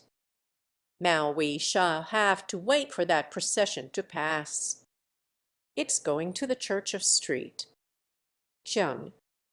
While Laurie listlessly watched a procession of priests under their canopies, white-veiled nuns bearing lighted tapers, and some brotherhood in blue chanting as they walked, Amy watched him, and felt a new sort of shyness steal over her, for he was changed, and she could not find the merry-faced boy she left in the moody-looking man beside her.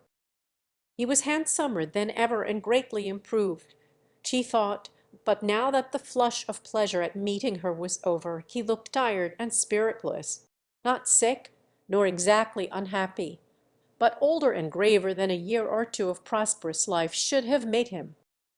She couldn't understand it, and did not venture to ask questions, so she shook her head and touched up her ponies, as the procession wound away across the arches of the Pantleon bridge and vanished in the church.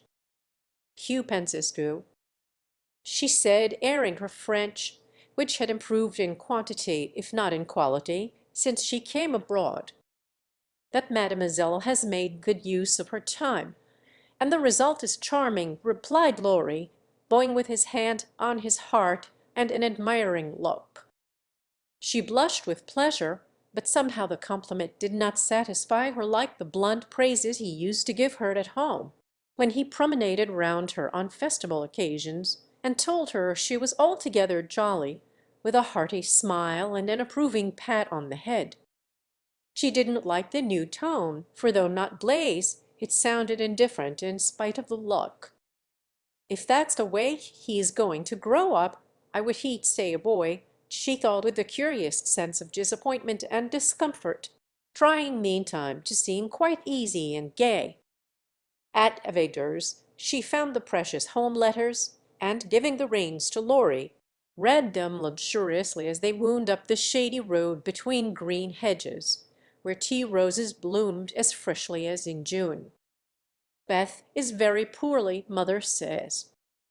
I often think I ought to go home, but they all say stay.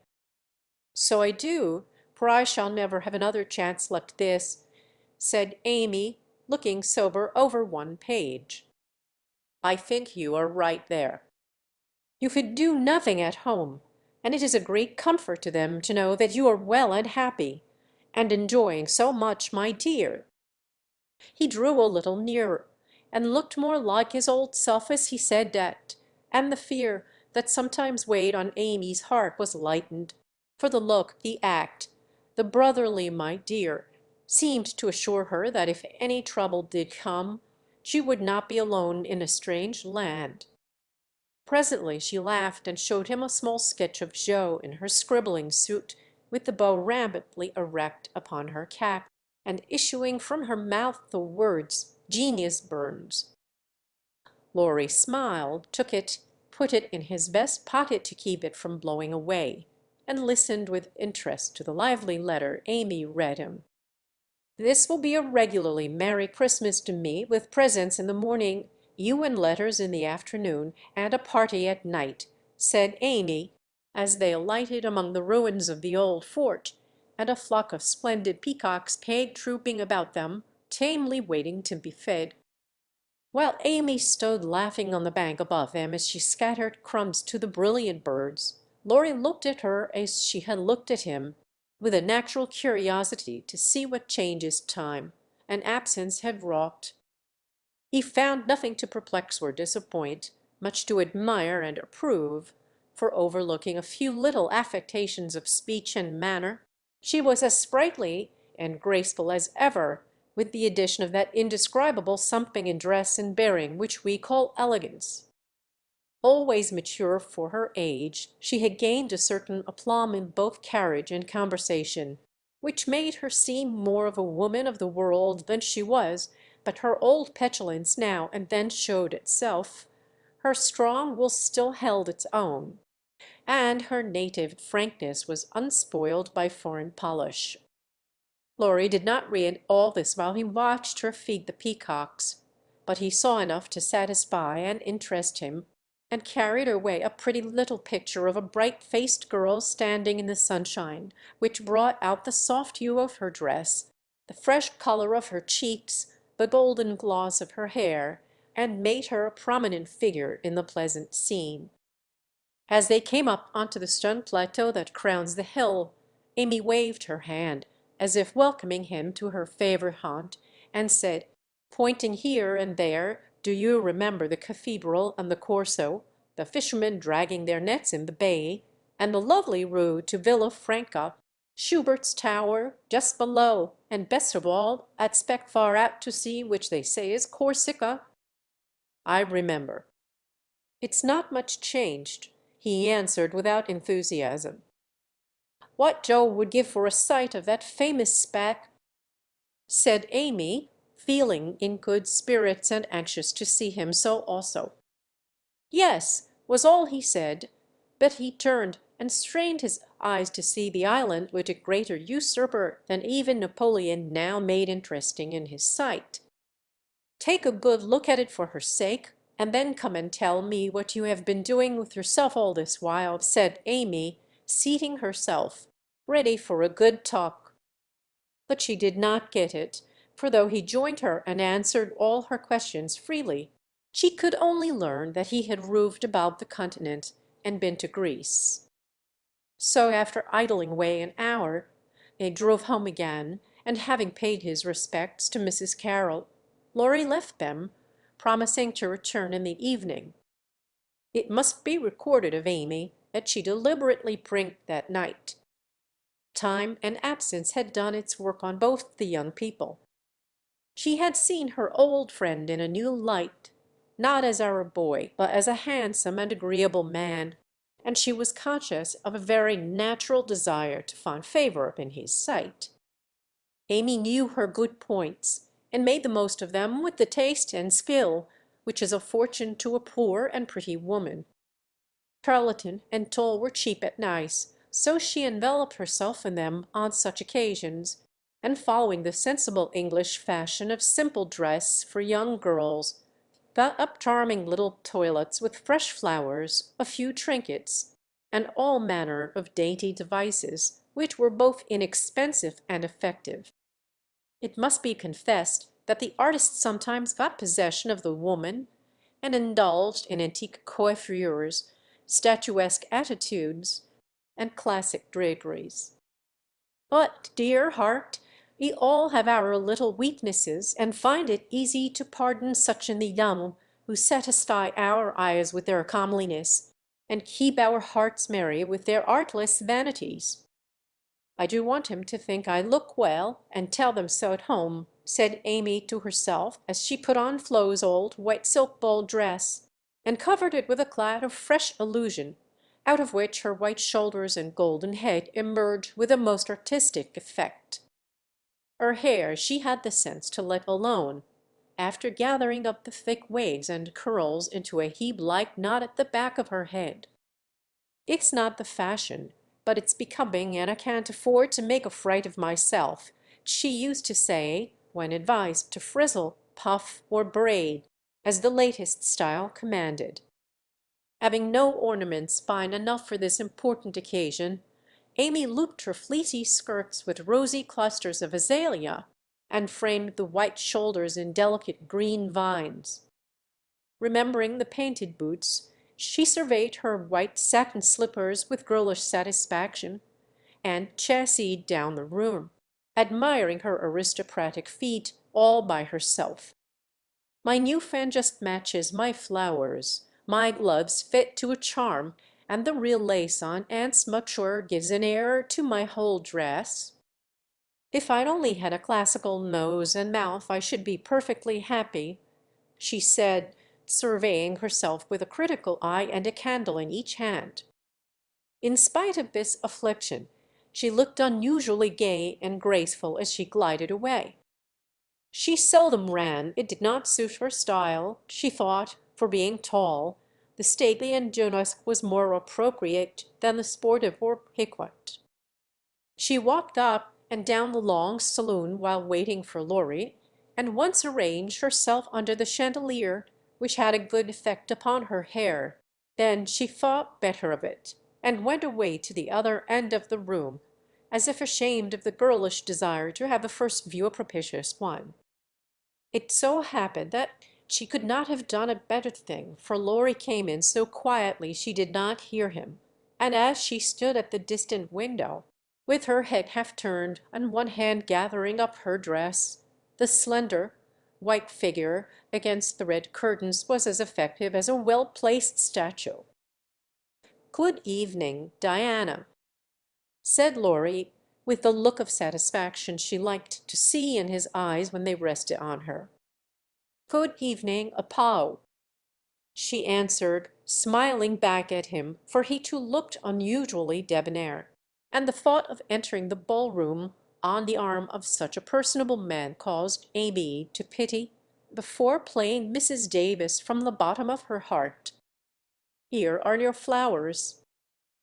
"I arranged them myself, remembering that you didn't like what Hannah calls a soft bouquet," said Laurie, handing her a delicate nosegay in a holder that she had long coveted as she daily passed it in Cardiglia's window. "How kind you are!" she exclaimed gratefully. "If I'd known you were coming I'd have had something ready for you today, though not as pretty as this, I'm afraid." "Thank you."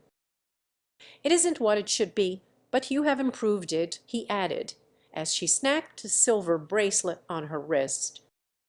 "Please don't. I thought you liked that sort of thing." "Not from you. It doesn't sound natural, and I like your old bluntness better." "I'm glad of it," he answered, with a look of relief, then buttoned her gloves for her and asked if his tie was straight, just as he used to do when they went to parties together at home. The company assembled in the long sail manger that evening was such as one sees nowhere but on the continent.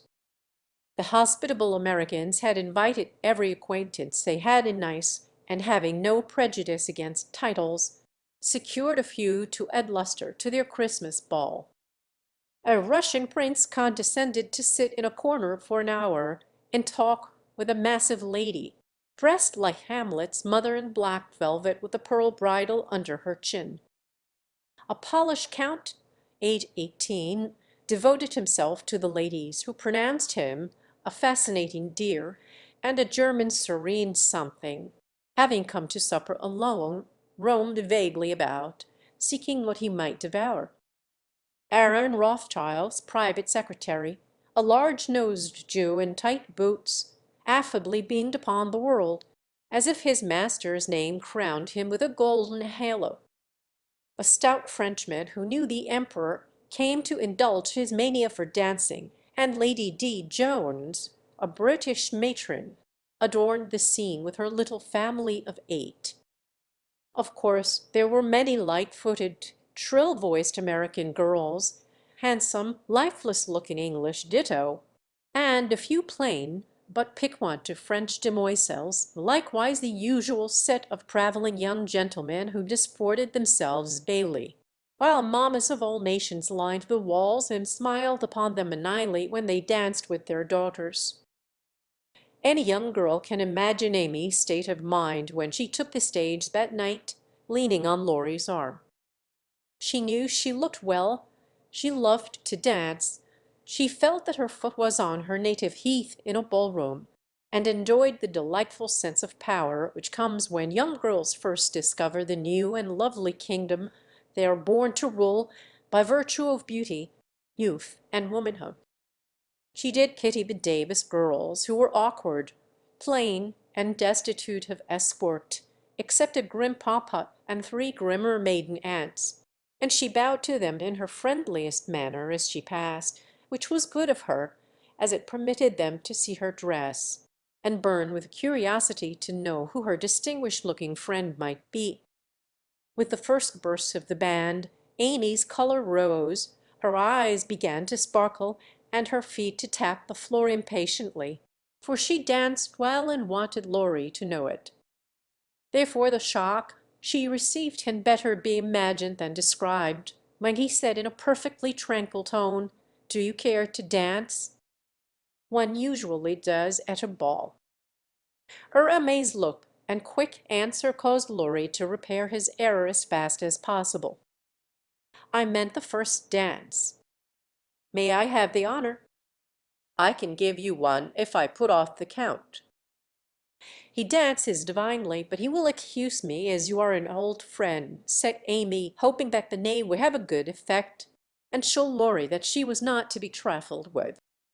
Nice little boy, but rather a short pole to support. A daughter of the gods, divinely tall, and most divinely fair, was all the satisfaction she got, however. The set in which they found themselves was composed of English, and Amy was compelled to walk decorously through a cotillion, feeling all the while as if she could dance a tarantella with relish. Laurie resigned her to the nice little boy, and went to do his duty to Flo, without securing Amy for the joys to come, which reprehensible want of forethought was properly punished, for she immediately engaged herself till supper, meaning to relent if he then gave any signs penitence. She showed him her ball book with demure satisfaction when he strolled instead of rushed up to claim her for the next, a glorious polka redowa. But his polite regrets didn't impose upon her, and when she galloped away with the Count, she saw Laurie sit down by her aunt with an actual expression of relief. That was unpardonable, and Amy took no more notice of him for a long while, except a word now and then when she came to her chaperon between the dances for a necessary pen or a moment's rest. Her anger had a good effect, however, for she hid it under a smiling face, and seemed unusually blithe and brilliant. Laurie's eyes followed her with pleasure, for she neither rumped nor sauntered, but danced with spirit and grace, making the delightsome pastime what it should be. He very naturally fell to studying her from this new point of view, and before the evening was half over, had decided that little Amy was going to make a very charming woman. It was a lively scene, for soon the spirit of the social season took possession of every one, and Christmas merriment made all faces shine, hearts happy, and heels light. The musicians fiddled, tooted, and banged as if they enjoyed it. Everybody danced who could, and those who couldn't admired their neighbors with uncommon warmth. The air was dark with Devezes, and Minnie Joneses bambolled like a flock of young giraffes. The golden secretary darted through the room like a meteor with a dashing Frenchwoman who carpeted the floor with her pink satin train. His Serene Teuton found the supper table and was happy, eating steadily through the bill of fare, and dismayed the Garkins by the ravages he committed. But the emperor's friend covered himself with glory, for he danced everything, whether he knew it or not, and introduced impromptu pirouettes when the figures bewildered him. The boyish abandon of that stout man was charming to behold, for though he carried weight, he danced like an india-rubber ball.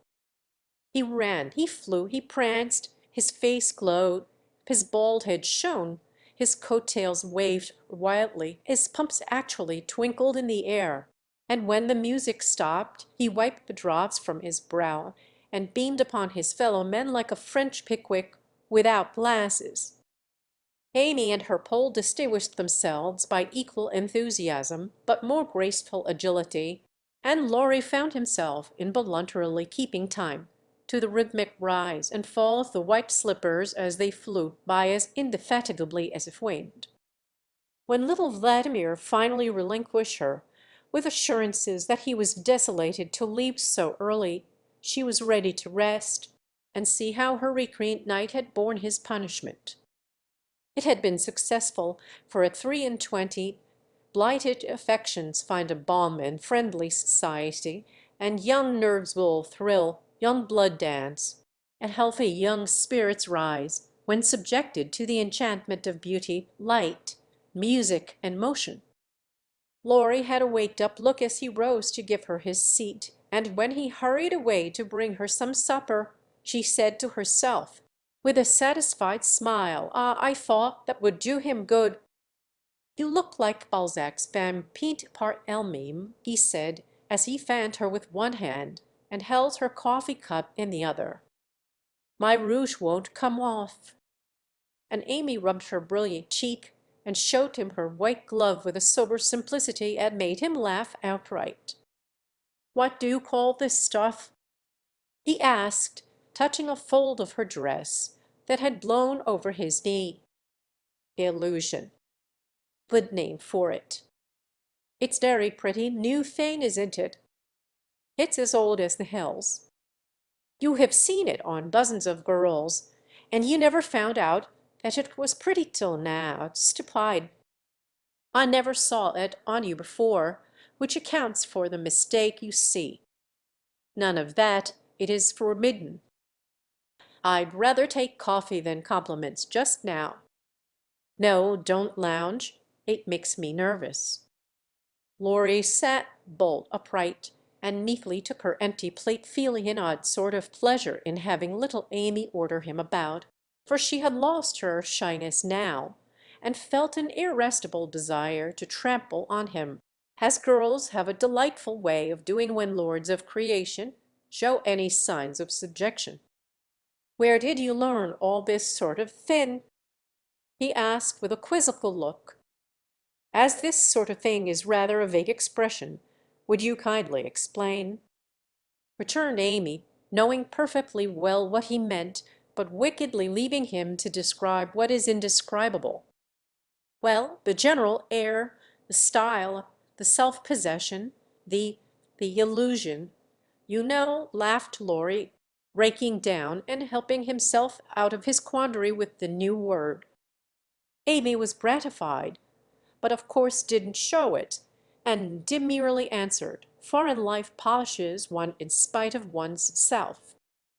I study as well as play, and as for this," with a little gesture toward her dress, "why, tulle is cheap, cousie's to be had for nothing, and I am used to making the most of my poor little things."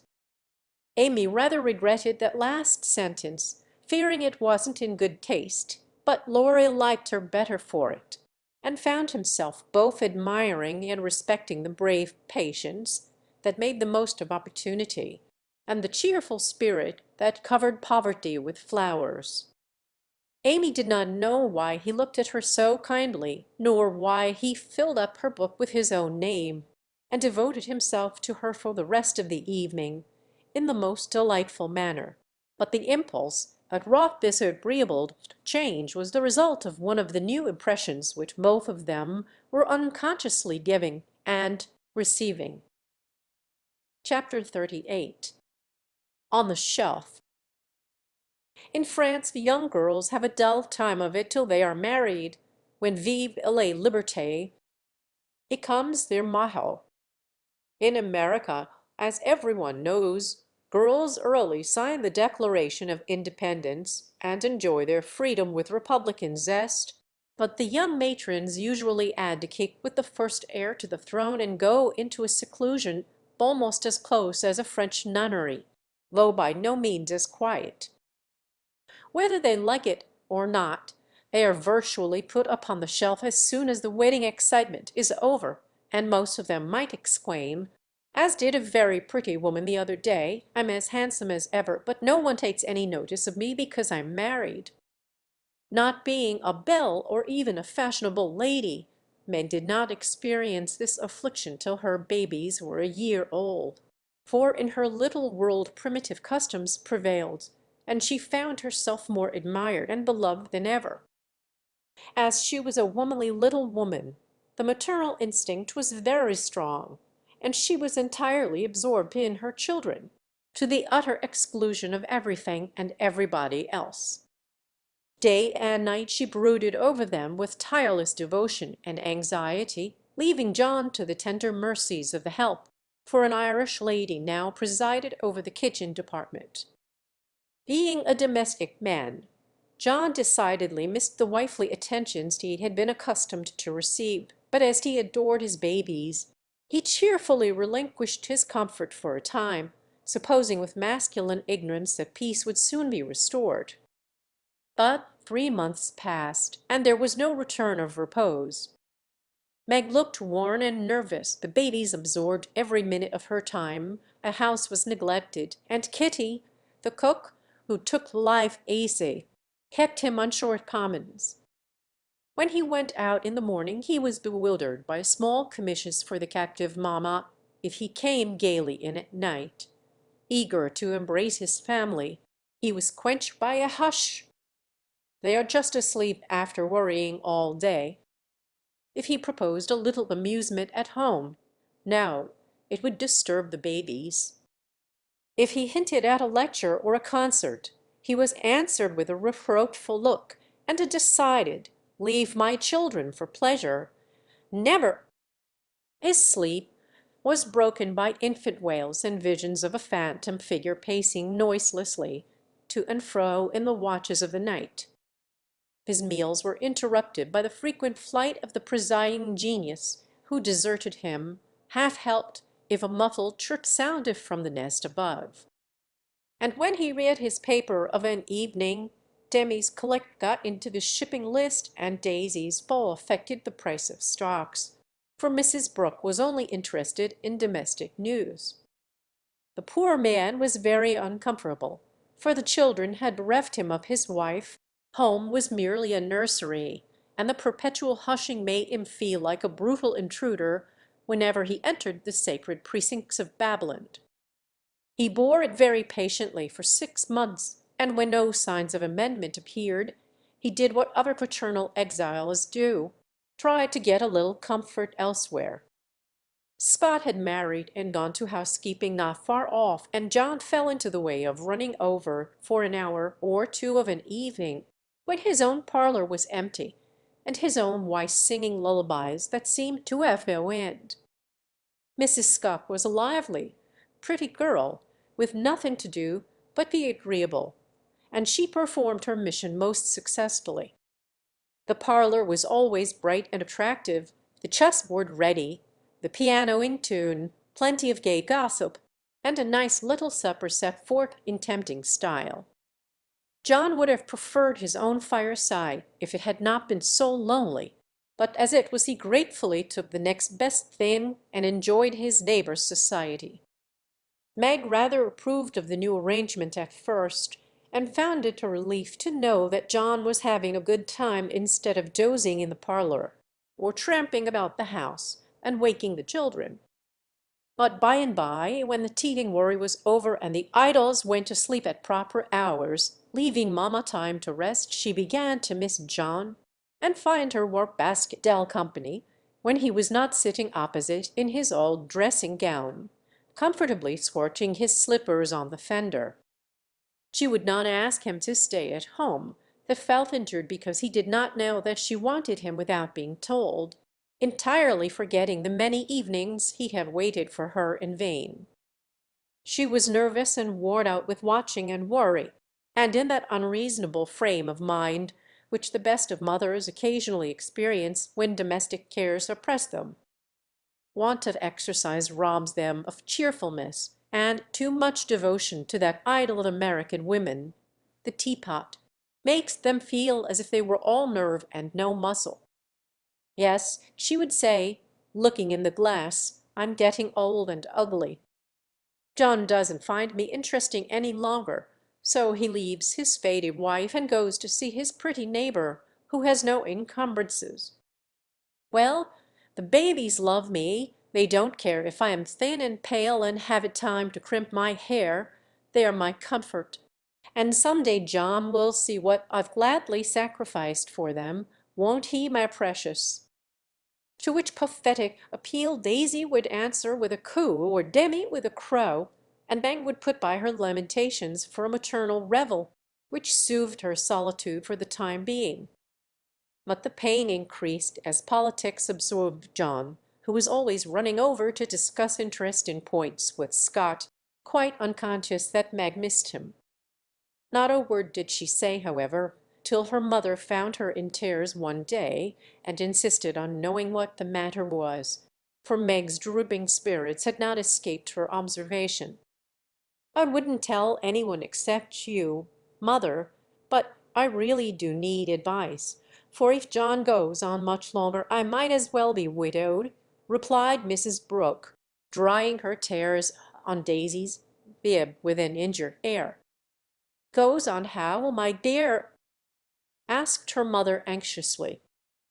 "He's away all day, and at night when I want to see him he is continually going over to the Scotts.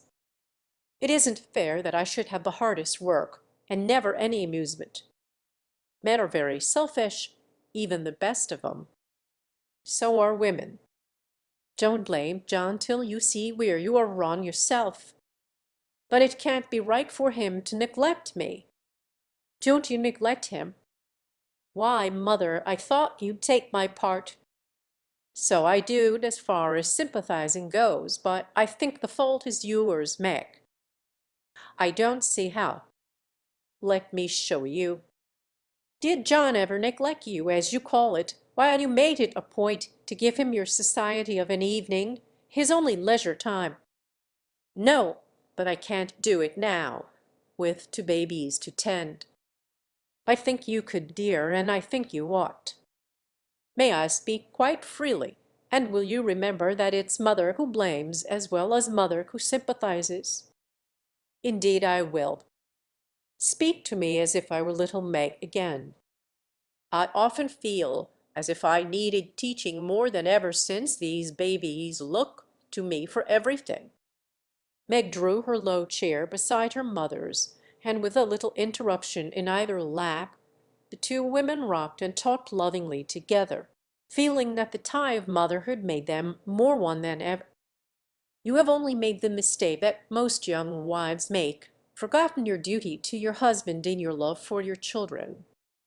A very natural and forgivable mistake, Meg, but one that had better be remedied before you take to different ways, for children should draw you nearer than ever, not separate you, as if they were all yours, and John had nothing to do but support them. I've seen it for some weeks, but have not spoken, feeling sure it would come right in time. I'm afraid it won't. If I ask him to stay, he'll think I'm jealous, and I wouldn't insult him by such an idea. He doesn't see that I want him, and I don't know how to tell him without words. Make it so pleasant he won't want to go away. My dear, he's longing for his little home, but it isn't home without you, and you are always in the nursery.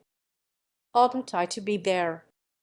Not all the time. Too much confinement makes you nervous, and then you are unfitted for everything.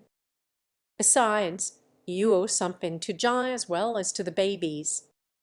Don't neglect husband for children, don't shut him out of the nursery, but teach him how to help in it. His place is there as well as yours, and the children need him. Let him feel that he has a part to do, and he will do it gladly and faithfully, and it will be better for you all.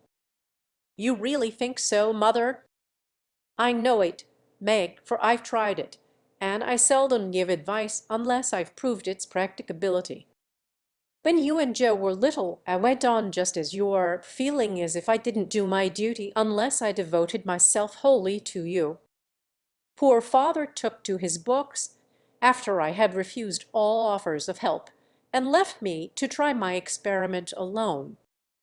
I struggled along as well as I could, but Joe was too much for me. I nearly spoiled her by indulgence. You were poorly, and I worried about you till I fell sick myself. Then father came to the rescue, quietly managed everything, and made himself so helpful that I saw my mistake and never have been able to get on without him since. That is the secret of our home happiness. He does not let business wean him from the little cares and duties that affect us all, and I try not to let domestic worries destroy my interest in his pursuits. Each do our part alone in many things, but at home we work together, always. It is so, mother, and my great wish is to be to my husband and children what you have been to yours. Show me how I'll do anything you say. You always were my docile daughter. Well, dear, if I were you, I'd let John have more to do with the management of Demi, for the boy needs training, and it's none too soon to begin.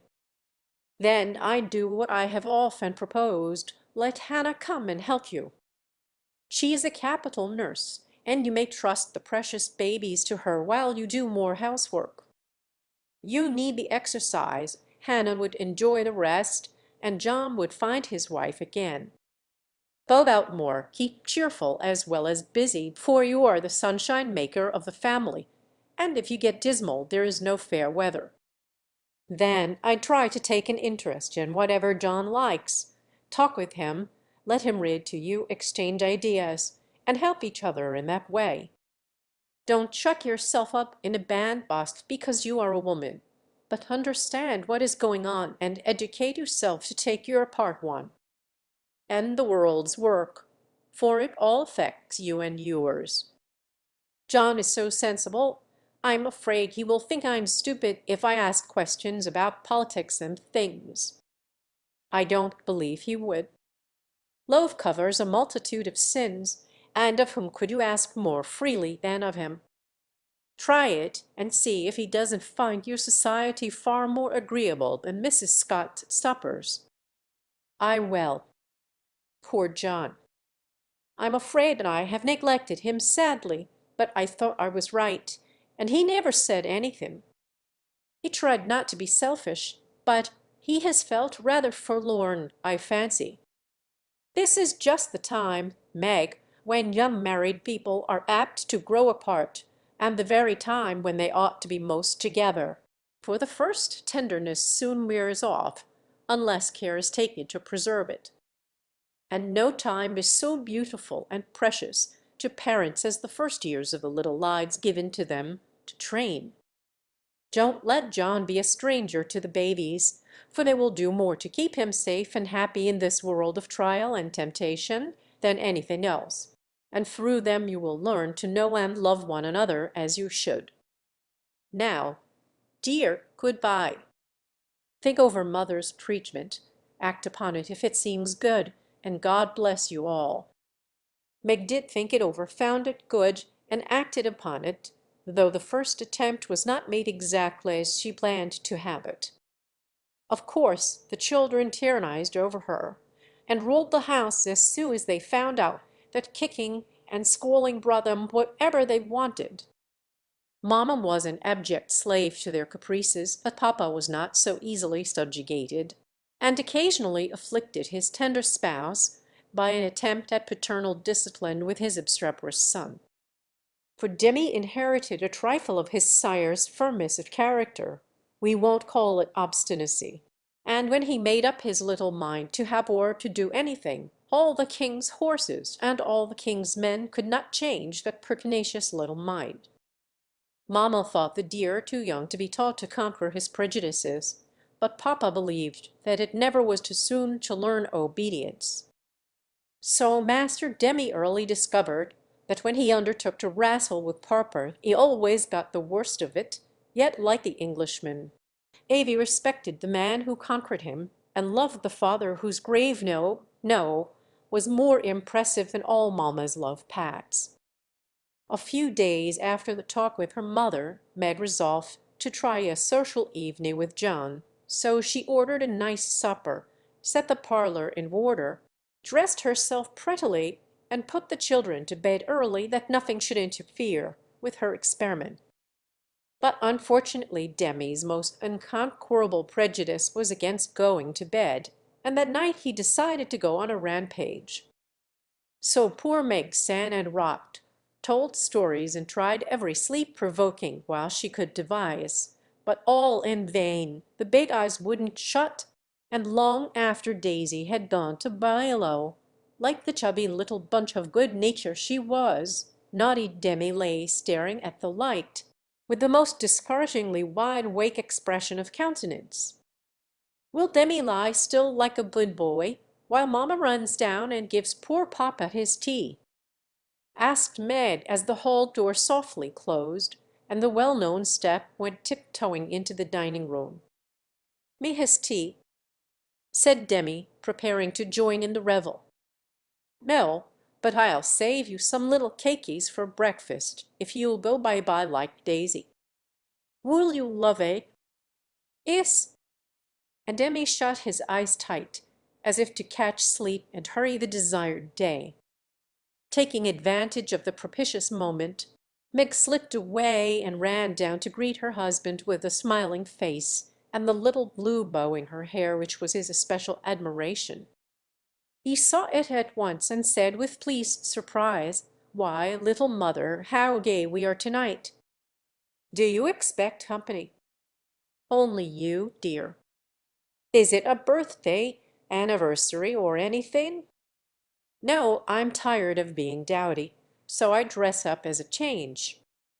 "You always make yourself nice for table, no matter how tired you are, so why shouldn't I when I have the time?" "I do it out of respect for you, my dear," said old-fashioned John. "Ditto, ditto, Mr. Brooke," laughed Mag, looking young and pretty again, as she nodded to him over the teapot. "Well, it's altogether delightful, and like old times. This tastes right. I drink your health, dear." And John sipped his tea with an air of reposeful rapture, which was of very short duration, however, for as he put down his cup the door-handle rattled mysteriously, and a little voice was heard, saying impatiently, "Bidoy, me's tummin'. It's that naughty boy. I told him to go to sleep alone, and here he is, downstairs, getting his death a cold pattering over that canvas," said Meg, answering the call. "Morning, Al," announced Demi in joyful tone as he entered, with his long nightgown gracefully festooned over his arm, and every curl bobbing gaily as he pranced about the table, eyeing the cakeys with loving glances. "No, it isn't morning yet. You must go to bed, and not trouble poor mamma. Then you can have the little cake with sugar on it." "Me loves Parkard," said the artful one, preparing to climb the paternal knee and revel in forbidden joys. John shook his head and said to Meg, "If you told him to stay up there and go to sleep alone, make him do it, or he will never learn to mind you." "Yes, of course." "Come, Demi," and Meg led her son away, feeling a strong desire to spank the little marplot who hopped beside her, laboring under the delusion that the bribe was to be administered as soon as they reached the nursery. Nor was he disappointed, for that short-sighted woman actually gave him a lump of sugar, tucked him into his bed, and forbade any more promenades till morning. "Is," said Demi the perjured, blissfully sucking his sugar, and regarding his first attempt as eminently successful. Meg returned to her place, and supper was progressing pleasantly when the little ghost walked again, and exposed the maternal delinquencies by boldly demanding more suitor marmor. "Now this won't do," said John, hardening his heart against the engaging little sinner. "We shall never know any peace till that child learns to go to bed properly. You have made a slave of yourself long enough. Give him one lesson, and then there will be an end of it. Put him in his bed and leave him, Meg. He won't stay there. He never does unless I sit by him. I'll manage him. Demi, go upstairs and get into your bed as mamma bids you." "Sat," replied the young Ribal, helping himself to the coveted cakid and beginning to eat the same with calm audacity. "You must never say that to papa. I shall carry you if you don't go yourself. Go away, me don't love papa." And Demi retired to his mother's skirts for protection. But even that refuge proved unavailing, for he was delivered over to the enemy with a "Be gentle with him, John," which struck the culprit with dismay, for when mamma deserted him, then the judgment day was at hand. Bereft of his cake, defrauded of his frolic, and borne away by a strong hand to that detested bed, poor Demi could not restrain his wrath, but openly defied papa, and kicked and screamed lustily all the way upstairs. The minute he was put into bed on one side, he rolled out on the other and made for the door, only to be ignominiously caught up by the tail of his little Toba and put back again, which lively performance was kept up till the young man's strength gave out, when he devoted himself to roaring at the top of his voice. This vocal exercise usually conquered Meg, but John sat as unmoved as the post, which is popularly believed to be deaf. No coaxing, no sugar, no lullaby, no story. Even the light was put out, and only the red glow of the fire enlivened the big dark, which Demi regarded with curiosity rather than fear. This new order of things disgusted him, and he howled dismally for Marmar as his angry passions subsided, and recollections of his tender bondwoman returned to the captive autocrat. The plaintive wail which succeeded the passionate roar went to Meg's heart, and she ran up to say beseechingly, "Let me stay with him. He'll be good now, John." "No, my dear. I've told him he must go to sleep as you bid him, and he must if I stay here all night." "But he'll cry himself sick," pleaded Meg, reproaching herself for deserting her boy. "No, he won't. He's so tired he will soon drop off, and then the matter is settled, for he will understand that he has got to mind. Don't interfere. I'll manage him. He's my child, and I can't have his spirit broken by harshness. He's my child, and I won't have his temper spoiled by indulgence. Go down, my dear, and leave the boy to me." When John spoke in that masterful tone, Meg always obeyed and never regretted her docility. "Please let me kiss him once, John." "Certainly." "Demi, say good night to mamma, and let her go and rest, for she is very tired with taking care of you all day." Meg always insisted upon it that the kiss won the victory, for after it was given, Demi sobbed more quietly and lay quite still at the bottom of the bed, whither he had wriggled in his anguish of mind. "Poor little man, he's worn out with sleep and crying. I'll cover him up, and then go and set Meg's heart at rest," thought John, creeping to the bedside, hoping to find his rebellious heir asleep. But he wasn't, for the moment his father peeped at him, Demi's eyes opened, his little chin began to quiver, and he put up his arms, saying with a penitent hiccup, "Me's dude now." Sitting on the stairs outside, Meg wondered at the long silence which followed the uproar, and after imagining all sorts of impossible accidents, she slipped into the room to set her fears at rest. Jemmy lay fast asleep, not in his usual spread-eagle attitude, but in a subdued bunch, cuddled close in the circle of his father's arm and holding his father's finger, as if he felt that justice was tempered with mercy, and had gone to sleep a sadder and wiser baby. So held, John had waited with a womanly patience till the little hand relaxed its hold, and while waiting had fallen asleep, more tired by that tussle with his son than with his whole day's work. As Meg stood watching the two faces on the pillow, she smiled to herself and then slipped away again, saying in a satisfied tone, "I never need fear that John will be too harsh with my babies. He does know how to manage them, and will be a great help, for Demi's getting too much for me." When John came down at last, expecting to find a pensive or reproachful wife, he was agreeably surprised to find Meg placidly trimming a bonnet, and to be greeted with a request to read something about the election if he was not tired. John saw in a minute that a revolution of some kind was going on, but wisely asked no questions, knowing that Mag was such a transparent little person she couldn't keep the secret to save her life, and therefore the clue would soon appear.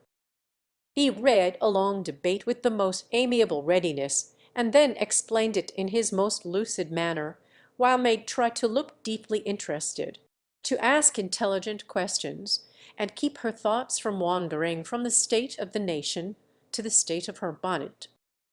In her secret soul, however, she decided that politics were as bad as mathematics, and that the mission of politicians seemed to be calling each other names, but she kept these feminine ideas to herself, and when John paused, shook her head and said with what she thought diplomatic ambiguity, "Well, I really don't see what we are coming to." John laughed and watched her for a minute as she poised a pretty little preparation of lace and flowers on her hand, and regarded it with the genuine interest which his harangue had failed to waken. "She is trying to like politics for my sake, so I'll try and like millinery for hers. That's only fair," thought John the Just, adding aloud, "That's very pretty. Is it what you call a breakfast cap?" "My dear man, it's a bonnet. My very best voto concert and theatre bonnet." "I beg your pardon, it was so small. I naturally mistook it for one of the flyaway things you sometimes wear. How do you keep it on?" "These bits of lace are fastened under the chin with a rosebud, so," and Meg illustrated by putting on the bonnet and regarding him with an air of calm satisfaction that was irresistible. "It's a love of a bonnet, but I prefer the face inside, for it looks young and happy again," and John kissed the smiling face, to the great detriment of the rosebud under the chin. "I'm glad you like it, for I want you to take me to one of the new concerts some night. I really need some music to put me in tune." "Will you, please?"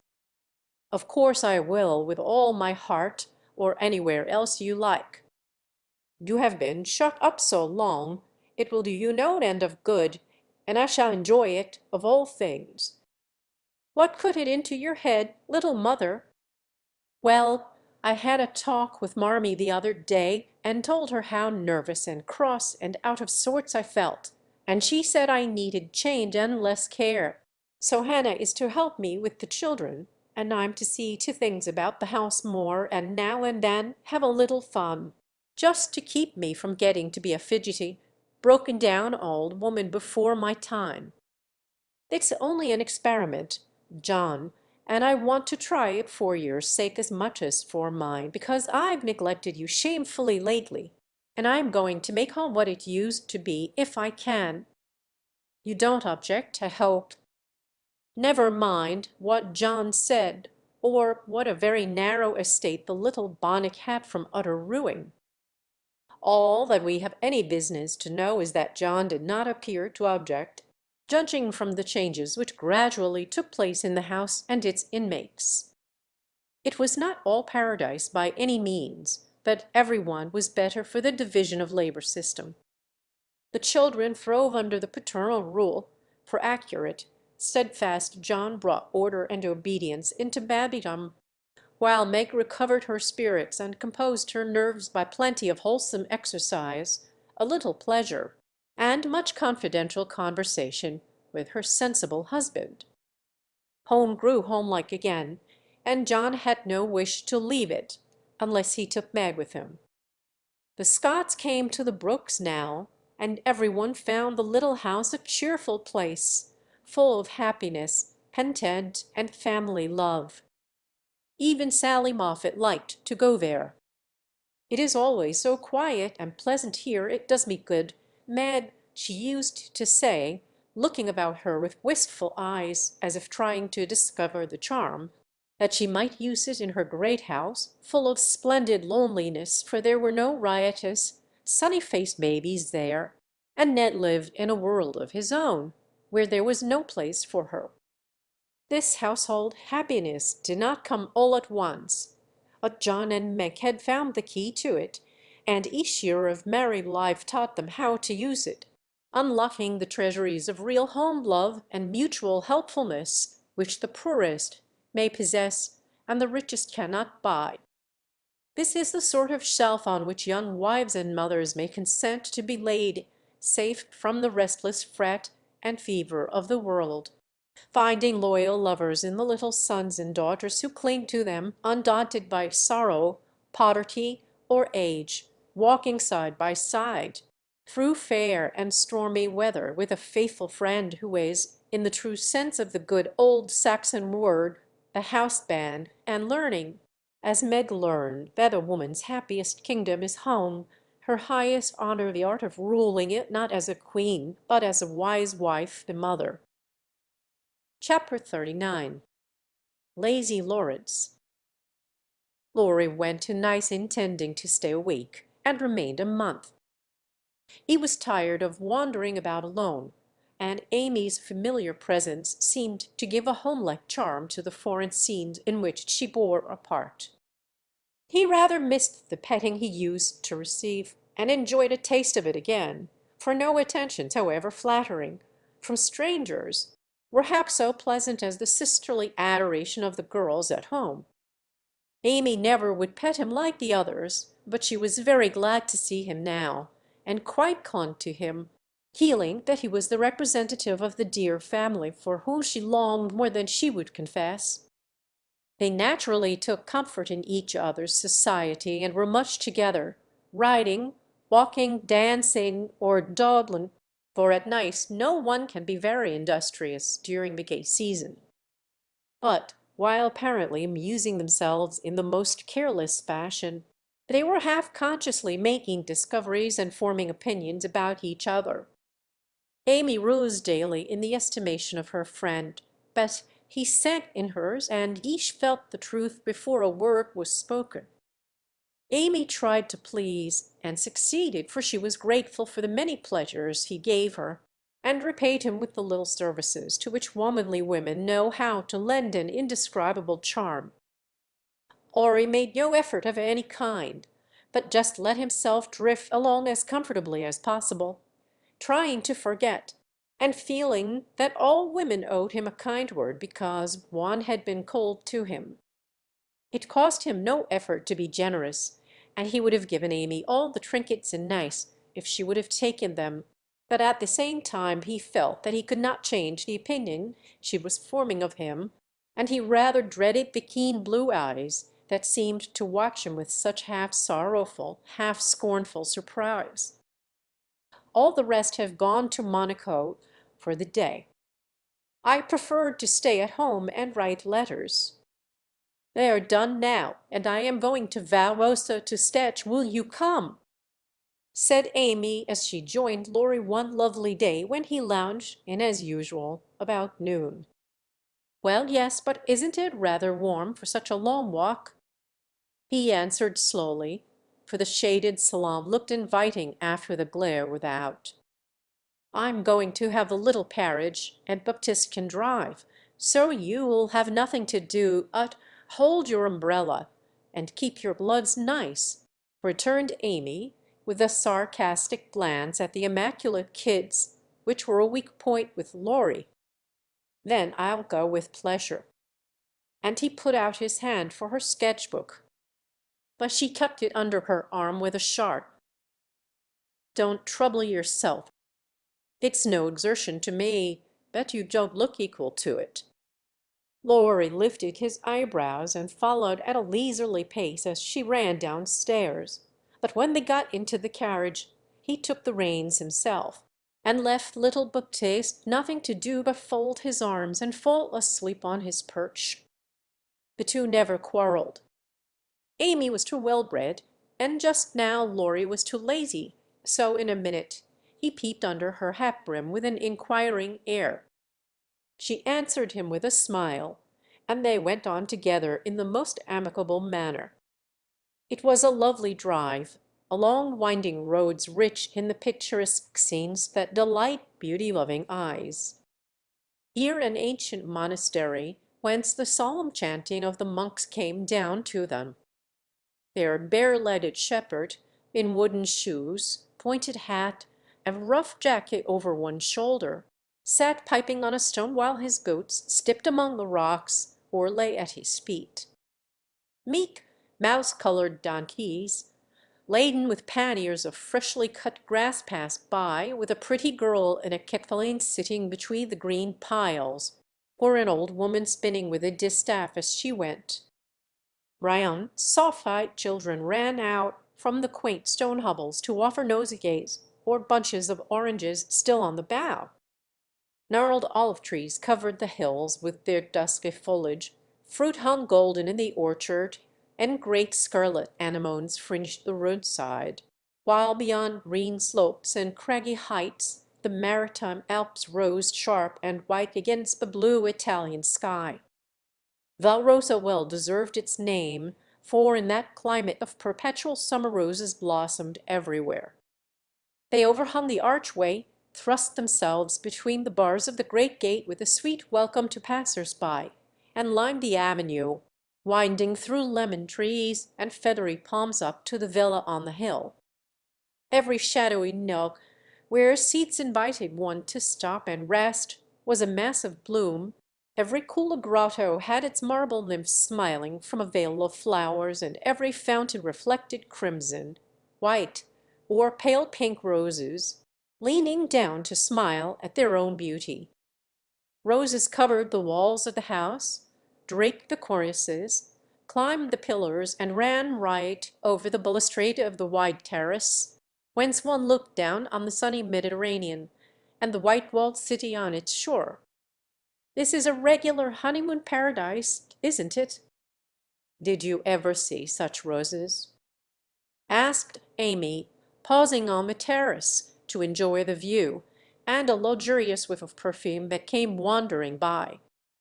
"No, nor felt such thorns," returned Laurie, with his thumb in his mouth, after a vain attempt to capture a solitary scarlet flower that grew just beyond his reach.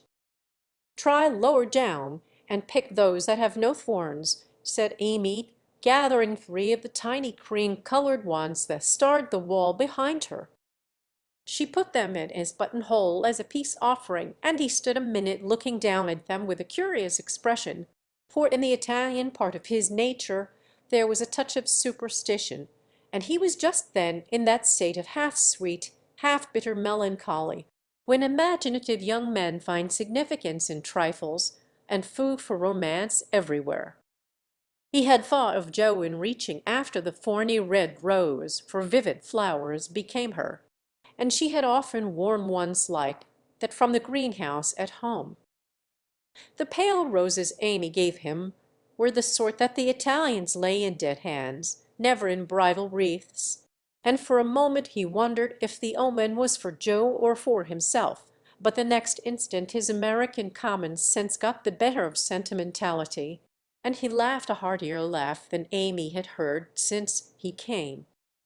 "It's good advice. You'd better take it and save your fingers," she said, thinking her speech amused him. "Thank you, I will," he answered in jest, and a few months later he did it in earnest. "Lori, when are you going to your grandfather?" she asked presently, as she settled herself on a rustic seat. "Very soon." "You have said that a dozen times within the last 3 weeks." "I dare say short answers save trouble. He expects you, and you really ought to go." "Hospitable creature." "I know it." "Then why don't you do it?" "Natural depravity, I suppose." "Natural indolence, you mean." "It's really dreadful." And Amy looked severe. "Not so bad as it seems, for I should only plague him if I went, so I might as well stay and plague you a little longer. You can bear it better. In fact, I think it agrees with you excellently." And Lorry composed himself for a lounge on the broad ledge of the balustrade. Amy shook her head and opened her sketch-book with an air of resignation, but she had made up her mind to lecture that boy, and in a minute she began again. "What are you doing just now?" "Watching lizards." "No number, I mean. What do you intend and wish to do?" "Smoke a cigarette, if you'll allow me."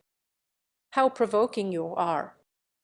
"I don't approve of cigars, and I will only allow it on condition that you let me put you into my sketch." "I need a figure." "With all the pleasure in life." "How will you have me, full length or three-quarters, on my head or my heels?" "I should respectfully suggest a recumbent posture. Then put yourself in also, and call it dolce far niente. Stay as you are and go to sleep if you like." "I intend to work hard," said Amy in her most energetic tone. "What delightful enthusiasm!" And he leaned against a tall urn with an air of entire satisfaction. "What would Joe say if she saw you now?" asked Amy impatiently, hoping to stir him up by the mention of her still more energetic sister's name. "As usual, go away, Teddy." "I'm busy." He laughed as he spoke, but the laugh was not natural, and a shade passed over his face, for the utterance of the familiar name touched the wound that was not healed yet. Both tone and shadow struck Amy, for she had seen and heard them before, and now she looked up in time to catch a new expression on Lori's face, a hard, bitter look, full of pain, dissatisfaction, and regret. It was gone before she could study it and the listless expression back again. She watched him for a moment with artistic pleasure, thinking how like an Italian he looked, as he lay basking in the sun with uncovered head and eyes full of southern dreaminess, for he seemed to have forgotten her and fallen into a reverie. "You look like the effigy of a young knight asleep on his tomb," she said, carefully tracing the well-cut profile defined against the dark stone. "Wish I was." "That's a foolish wish, unless you have spoiled your life. You are so changed, I sometimes think." Ere Amy stopped, with a half timid, half wistful look, more significant than her unfinished speech. Lorry saw and understood the affectionate anxiety which she hesitated to express, and looking straight into her eye said, just as he used to say it to her mother, "It's all right, ma'am." That satisfied her and set at rest the doubts that had begun to worry her lately. It also touched her, and she showed that it did by the cordial tone in which she said, "I'm glad of that. I didn't think you'd been a very bad boy, but I fancied you might have wasted money at that wicked Baden, lost your heart to some charming Frenchwoman with a husband, or got into some of the scrapes that young men seem to consider a necessary part of a foreign tour. Don't stay out there in the sun, Come and lie on the grass here and let us be friendly, as Joe used to say when we got in the sofa corner and told secrets." Laurie obediently threw himself down on the turf and began to amuse himself by sticking daisies into the ribbons of Amy's hat that lay there. "I'm all ready for the secrets." And he glanced up with a decided expression of interest in his eyes. "I've none to tell. You may begin. Haven't one to bless myself with. I've thought perhaps you'd had some news from home. You have heard all that has come lately. Don't you hear often? I fancied Joe would send you volumes." "She's very busy. I'm roving about so it's impossible to be regular, you know. When do you begin your great work of art, Raphael?" he asked, changing the subject abruptly after another pause in which he had been wondering if Amy knew his secret and wanted to talk about it. "Never," she answered with a despondent but decided air.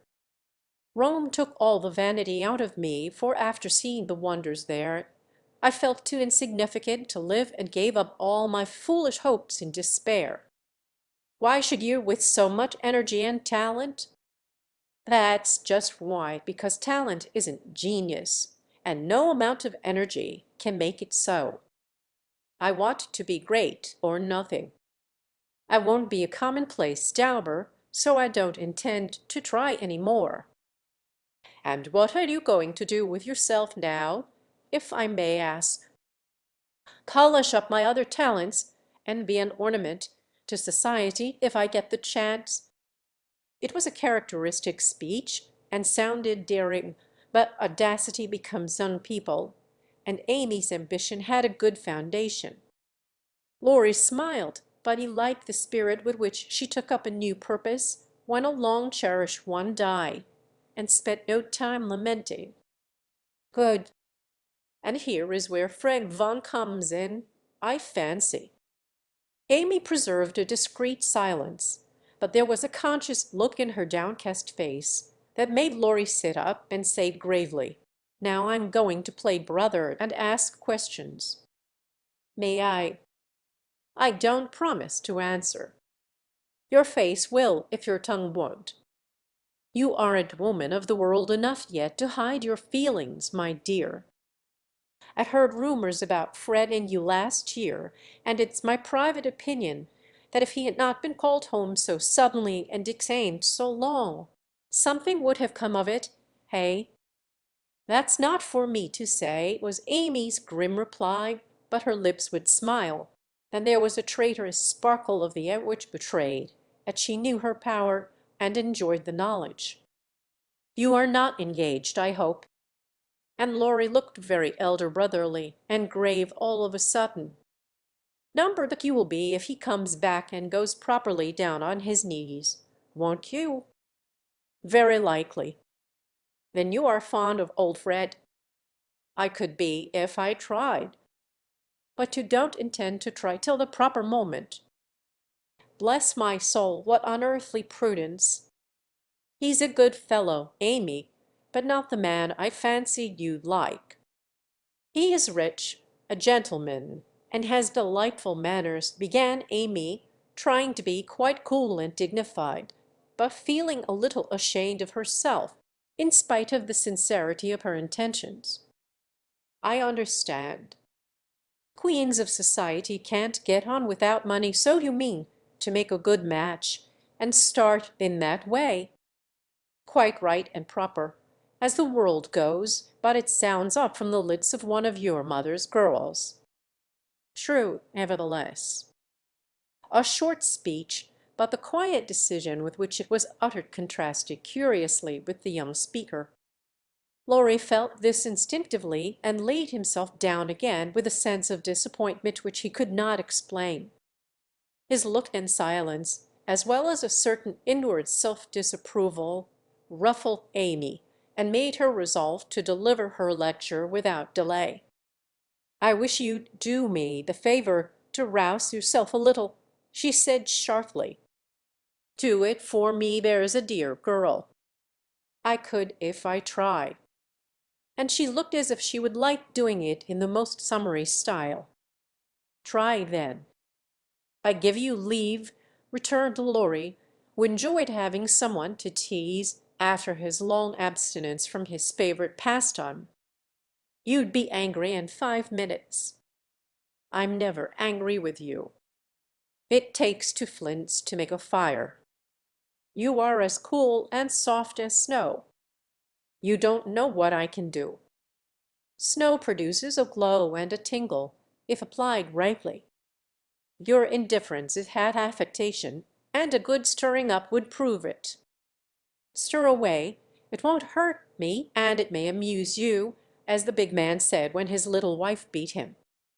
Regard me in the light of a husband or a carpet, and beat till you're tired, if that sort of exercise agrees with you." Being decidedly nettled herself, and longing to see him shake off the apathy that so altered him, Amy sharpened both tongue and pencil, and began: "Flo, and I have got a new name for you. It's Lazy Lawrence. How do you like it?" She thought it would annoy him, but he only folded his arms under his head, with an imperturbable "That's not bad. Thank you, ladies. Do you want to know what I honestly think of you?" Pining to be told. "Well, I despise you." If she had even said, "I hate you," in a petulant or coquettish tone, he would have laughed and rather liked it, but the grave, almost sad, accent in her voice made him open his eyes and ask quickly: "Why, if you please?" "Because with every chance for being good, useful, and happy, you are faulty, lazy, and miserable." "Strong language, mademoiselle." "If you like it, I'll go on." "Pray do. It's quite interesting." "I thought you'd find it so." "Selfish people always like to talk about themselves." "Am I selfish?" The question slipped out involuntarily and in a tone of surprise, for the one virtue on which he prided himself was generosity. "Yes, very selfish," continued Amy in a calm, cool voice, twice as effective just then as an angry one. "I'll show you how, for I've studied you while we were frolicking, and I'm not at all satisfied with you. Here you have been abroad nearly 6 months, and done nothing but waste time and money and disappoint your friends. Isn't a fellow to have any pleasure after a 4-year ride? You don't look as if you'd had much. At any rate, you are none the better for it, as far as I can see. I said when we first met that you had improved. Now I take it all back, for I don't think you half so nice as when I left you at home. You have grown abominably lazy. You like gossip and waste time on frivolous things. You are contented to be petted and admired by silly people, instead of being loved and respected by wise ones. With money, talent, position, health, and beauty, you like that old vanity. But it's the truth, so I can't help saying it. With all these splendid things to use and enjoy, you can find nothing to do but dawdle, and instead of being the man you ought to be, you're only—" There she stopped, with a look that had both pain and pity in it. "St. Lawrence on a gridiron," added Lory, blandly finishing the sentence. But the lecture began to take effect, for there was a wide-awake sparkle in his eyes now and a half-angry, half-injured expression replaced the former indifference. "I supposed you'd take it so. You men tell us we are angels, and say we can make you what we will, but the instant we honestly try to do you good, you laugh at us and won't listen, which proves how much your flattery is worth." Amy spoke bitterly, and turned her back on the exasperating martyr at her feet. In a minute a hand came down over the page, so that she could not draw, and Lory's voice said, with a droll imitation of a penitent child, "I will be good, oh, I will be good." But Amy did not laugh, for she was in earnest, and tapping on the axe-spread hand with her pencil, said soberly, "Aren't you ashamed of a hand like that? It's as soft and white as a woman's, and looks as if it never did anything but wear Jovin's best gloves and pick flowers for ladies. You're not a dandy, thank heaven, so I'm glad to see there are no diamonds or big seum rings on it, only the little old one Joe gave you so long ago. Dear soul, I wish she was here to help me." "So do I." The hand vanished as suddenly as it came, and there was energy enough in the echo of her wish to suit even Amy. She glanced down at him with a new thought in her mind, but he was lying with his hat half over his face, as if for shade, and his mustache hid his mouth. She only saw his chest rise and fall with a long breath that might have been a sigh, and the hand at where the rain nestled down into the grass, as if to hide something too precious or too tender to be spoken of. All in a minute various hints and trifles assumed shape and significance in Amy's mind, and told her what her sister never had confided to her. She remembered that Lorry never spoke voluntarily of Joe. She recalled the shadow on his face just now, the change in his character, and the wearing of the little old ring which was no ornament to a handsome hand. Girls are quick to read such signs and feel their eloquence. Amy had fancied that perhaps a love trouble was at the bottom of the alteration, and now she was sure of it. Her keen eyes filled, and when she spoke again, it was in a voice that could be beautifully soft and kind when she chose to make it so. "I know I have no right to talk so to you, Lorry, and if you weren't the sweetest tempered fellow in the world, you'd be very angry with me. But we are all so fond and proud of you, I couldn't bear to think they should be disappointed in you at home as I have been, though perhaps they would understand the change better than I do. I think they would came from under the hat, in a grim tone quite as touching as a broken one. They ought to have told me, and not let me go blundering and scolding, when I should have been more kind and patient than ever. I never did like that Miss Randall, and now I hate her," said artful Amy, wishing to be sure of her facts this time. "Hang Miss Randall!" And Lorry knocked the hat off his face with a look that left no doubt of his sentiments toward that young lady. "I beg pardon, I thought—" And there she paused diplomatically. "No, you didn't. You knew perfectly well I never cared for any one but Joe." Lorry said that in his old impetuous tone, and turned his face away as he spoke. "I did think so, but as they never said anything about it, and you came away, I supposed I was mistaken. And Joe wouldn't be kind to you?" "Why, I was sure she loved you dearly." "She was kind, but not in the right way, and it's lucky for her she didn't love me if I'm the good-for-nothing fellow you think me. It's her fault, though, and you may tell her so." The hard, bitter look came back again as he said that, and it troubled Amy, for she did not know what balm to apply. "I was wrong, I didn't know. I'm very sorry I was so cross, but I can't help wishing you'd bear it better. Tenny dear." "Don't, that's her name for me." And Lorry put up his hand with a quick gesture to stop the words spoken in Joe's half kind, half reproachful tone. "Wait till you've tried it yourself," he added in a low voice as he pulled up the grass by the handful. "I'd take it manfully, and be respected if I couldn't be loved," said Amy, with the decision of one who knew nothing about it. Now, Lorry flattered himself that he had borne it remarkably well, making no moan, asking no sympathy, and taking his trouble away to live it down alone. Amy's lecture put the matter in a new light, and for the first time it did look weak and selfish to lose heart at the first failure, and shut himself up in moody indifference. He felt as if suddenly shaken out of a pensive dream and found it impossible to go to sleep again. Presently he sat up and asked slowly, "Do you think Joe would despise me as you do?" "Yes, if she saw you now."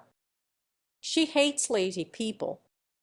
"Why don't you do something splendid and make her love you?" "I did my best, but it was no use." "Graduating well, you mean?"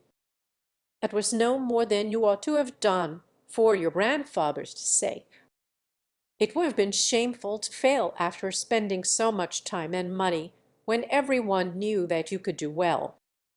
"I did fail, say what you will, for Joe wouldn't love me," began Lory, leaning his head on his hand in a despondent attitude. "No, you didn't, and you'll say so in the end, for it did you good, and proved that you could do something if you tried. If you'd only set about another task of some sort, you'd soon be your hearty, happy self again, and forget your trouble." "That's impossible." "Try it and see. You needn't shrug your shoulders and think much she knows about such things."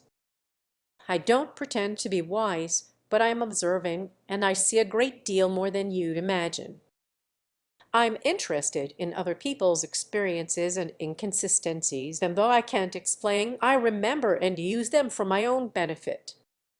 "Love Joe all your days, if you choose, but don't let it spoil you, for it's weak to throw away so many good gifts because you can't have the one you want.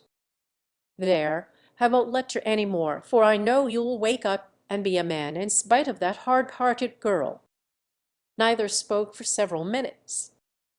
Lory sat turning the little ring on his finger, and Amy put the last touches to the hasty sketch she had been working at while she talked. Presently she put it on his knee, merely saying, "How do you like that?" He looked, and then he smiled, as he could not well help doing, for it was capitally done, the long, lazy figure on the grass, with listless face, half-shut eyes, and one hand holding a cigar from which came the little wreath of smoke that encircled the dreamer's head. "How well you draw!" he said, with a genuine surprise and pleasure at her skill, adding with a half laugh, "Yes, that's me." "As you are." "This is as you were." And Amy laid another sketch beside the one he held. It was not nearly so well done, but there was a life and spirit in it which atoned for many faults, and it recalled the past so vividly that a sudden change swept over the young man's face as he looked. Only a rough sketch of Lory taming a horse. Hat and coat were off, and every line of the active figure, resolute face, and commanding attitude was full of energy and meaning. The handsome brute, just subdued, stood arching his neck under the tightly drawn rein, with one foot impatiently pawing the ground, and ears pricked up as if listening for the voice that had mastered him. In the ruffled mane, the rider's breezy hair, and erect attitude, there was a suggestion of suddenly arrested motion, of strength, courage, and youthful buoyancy that contrasted sharply with the supine grace of the dolce far night sketch. Lory said nothing, but as his eye went from one to the other, Amy saw him flush up and fold his lips together as if he read and accepted the little lesson she had given him. That satisfied her, and without waiting for him to speak, she said in her sprightly way, "Don't you remember the day you played rarey with Puck, and we all looked on? Meg and Beth were frightened, but Joe clapped and pranced, and I sat on the fence and drew you. I found that sketch in my portfolio the other day, touched it up, and kept it to show you. Much obliged. You've improved immensely since then, and I congratulate you. May I venture to suggest in a honeymoon paradise that 5 o'clock is the dinner hour at your hotel?" Lory rose as he spoke, returned the pictures with a smile and a bow, and looked at his watch, as if to remind her that even moral lectures should have an end. He tried to resume his former easy, indifferent air, but it was an affectation now, for the rousing had been more efficacious than he would confess. Amy felt the shade of coldness in his manner, and said to herself, "Now I've offended him. Well, if it does him good, I'm glad. If it makes him hate me, I'm sorry, but it's true, and I can't take back a word of it."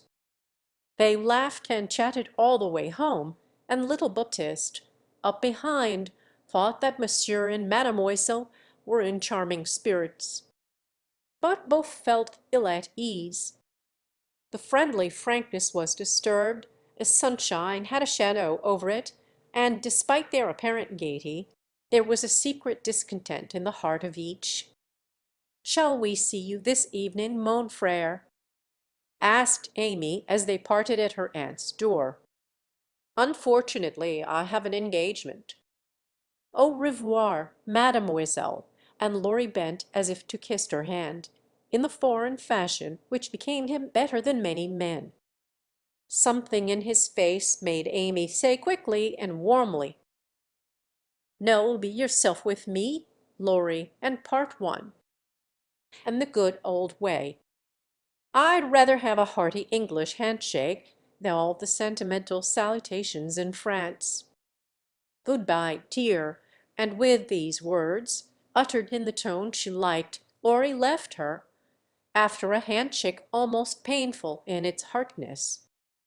Next morning, instead of the usual call, Amy received a note which made her smile at the beginning and sigh at the end. "My dear Mentor, please make my adieu to your aunt, and exult within yourself, for lazy Lawrence has gone to his grandpa like the best of boys. A pleasant winter to you, and may the gods grant you a blissful honeymoon at Valrosa. I think Fred would be benefited by a rouser. Tell him so with my congratulations. Yours gratefully, Telmachus." "Good boy." "I'm glad he's gone," said Amy with an approving smile. The next minute her face fell, she glanced about the empty room, adding, with an involuntary sigh, "Yes, I am glad, but how I shall miss him." Chapter 40. The Valley of the Shadow. When the first bitterness was over, the family accepted the inevitable, and tried to bear it cheerfully, helping one another by the increased affection which comes to bind households tenderly together in times of trouble. They put away their grief, and each did his or her part toward making that last year a happy one. The pleasantest room in the house was set apart for Beth, and in it was gathered everything that she most loved: flowers, pictures, her piano, the little work-table, and the beloved pussies. Father's best books found their way there, mother's easy chair, Joe's desk, Amy's finest sketches, and every day Meg brought her babies on a loving pilgrimage to make sunshine for Auntie Beth. John quietly set apart a little sum that he might enjoy the pleasure of keeping the invalid supplied with the fruit she loved and longed for. Old Hannah never wearied of concocting dainty dishes to tempt a capricious appetite, dropping tears as she worked, and from across the sea came little gifts and cheerful letters, seeming to bring breaths of warmth and fragrance from lands that know no winter. Here, cherished like a household saint in its shrine, sat Beth, tranquil and busy as ever, for nothing could change the sweet, unselfish nature, and even while preparing to leave life, she tried to make it happier for those who should remain behind.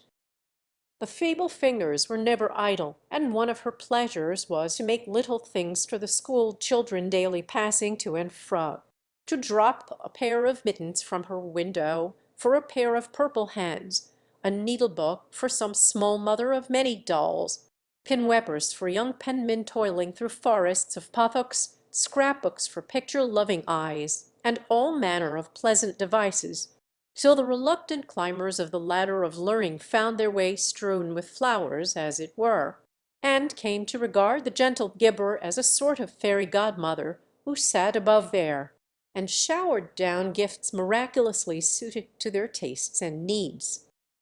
If Beth had wanted any reward, She found it in the bright little faces always turned up to her window, with nods and smiles, and the droll little letters which came to her full of blots and gratitude. The first few months were very happy ones, and Beth often used to look round and say how beautiful this is. As they all sat together in her sunny room, the babies kicking and crowing on the floor, mother and sisters working near, and father reading, in his pleasant voice, from the wise old books which seemed rich in good and comfortable words, as applicable now as when written centuries ago. A little chapel, where a paternal priest taught his flock the hard lessons all must learn, trying to show them that hope can comfort love, and faith make resignation possible. Simple sermons that went straight to the souls of those who listened, for the father's heart was in the minister's religion, and the frequent falter in the voice gave a double eloquence to the words he spoke or read. It was well for all that this peaceful time was given them as preparation for the set hours to come, for by and by Beth said the needle was so heavy, and put it down forever. Talking wearied her, faces troubled her, pain claimed her for its own, and her tranquil spirit was sorrowfully perturbed by the ills that vexed her feeble flesh. On me, such heavy days, such long, long nights, such aching hearts and imploring prayers, when those who loved her best were forced to see the thin hands stretched out to them beseechingly, to hear the bitter cry, "Help me, help me," and to feel that there was no help. A sad eclipse of the serene soul, a sharp struggle of the young life with death, but both were mercifully brief, and then the natural rebellion over, the old peace returned more beautiful than ever. With the wreck of her frail body, Beth's soul grew strong, and though she said little, those about her felt that she was ready, saw that the first pilgrim called was likewise the fittest, and waited with her on the shore, trying to see the shining ones coming to receive her when she crossed the river. Joe never left her for an hour since Beth had said, "I feel stronger when you are here." She slept on a couch in the room, waking often to renew the fire, to feed, lift, or wait upon the patient creature who seldom asked for anything and tried not to be a trouble. All day she haunted the room, jealous of any other nurse, and prouder of being chosen than of any honor her life ever brought her. Precious and helpful hours to Joe, for now her heart received the teaching that it needed. Lessons in patience were so sweetly taught her that she could not fail to learn them. Charity for all, the lovely spirit that can forgive and truly forget unkindness, the loyalty to duty that makes the hardest easy, and the sincere faith that fears nothing, but trusts undoubtingly. Often when she woke Joe found Beth reading in her well-worn little book, heard her singing softly to beguile the sleepless night, or saw her lean her face upon her hands, while slow tears dropped through the transparent fingers, and Joe would lie watching her with thoughts too deep for tears, feeling that Beth, in her simple, unselfish way, was trying to wean herself from the dear old life and fit herself for the life to come by sacred words of comfort, quiet prayers, and the music she loved so well. Seeing this did more for Joe than the wisest sermons, the saintliest hymns, the most fervent prayers that any voice could utter. For with eyes made clear by many tears, and a heart softened by the tenderest sorrow, she recognized the beauty of her sister's life, uneventful, unambitious, yet full of the genuine virtues which smell sweet and blossom in the dust, the self-forgetfulness that makes the humblest on earth remembered soonest in heaven, the true success which is possible to all. One night when Beth looked among the books upon her table to find something to make her forget the mortal weariness that was almost as hard to bear as pain, as she turned the leaves of her old favorite, Pilgrim's Progress, she found a little paper scribbled over in Joe's hand. The name caught her eye, and the blurred look of the lines made her sure that tears had fallen on it. Poor Joe! She's fast asleep, so I won't wake her to ask leave. She shows me all her things, and I don't think she'll mind if I look at this," thought Beth, with a glance at her sister who lay on the rug, with the Toms beside her, ready to wake up the minute the log fell apart. My Beth, sitting patient in the shadow till the blessed light shall come, a serene and saintly presence sanctifies our troubled home. Earthly joys and hopes and sorrows break like ripples on the strand of the deep and solemn river where her willing feet now stand. O my sister, passing from me, out of human care and strife, leave me, as a gift, those virtues which have beautified your life. Dear, bequeath me that great patience which has power to sustain a cheerful, uncomplaining spirit in its prison house of pain. Give me, for I need it sorely, of that courage, wise and sweet, which has made the path of duty green beneath your willing feet. Give me that unselfish nature, that with charity divine can pardon wrong for love's dear sake. Meek heart, forgive me mine. Thus our parting daily loseth something of its bitter pain, and while learning this hard lesson, my great loss becomes my gain. For the touch of grief will render my wild nature more serene, give to life new aspirations, a new trust in the unseen. Henceforth, safe across the river, I shall see forevermore a beloved household spirit waiting for me on the shore. Hope and faith, born of my sorrow, guardian angels shall become, and the sister gone before me by their hands shall lead me home. Blurred and blotted, faulty and feeble as the lines were, they brought a look of inexpressible comfort to Beth's face, for her one regret had been that she had done so little, and this seemed to assure her that her life had not been useless, that her death would not bring the despair she'd feared. As she sat with the paper folded between her hands, the charred log fell asunder. Joe started up, revived the blaze, and crept to the bedside, hoping Beth slept. Not asleep, but so happy, dear. See, I found this and read it. I knew you wouldn't care. Have I been all that to you, Joe? She asked with wistful, humble earnestness.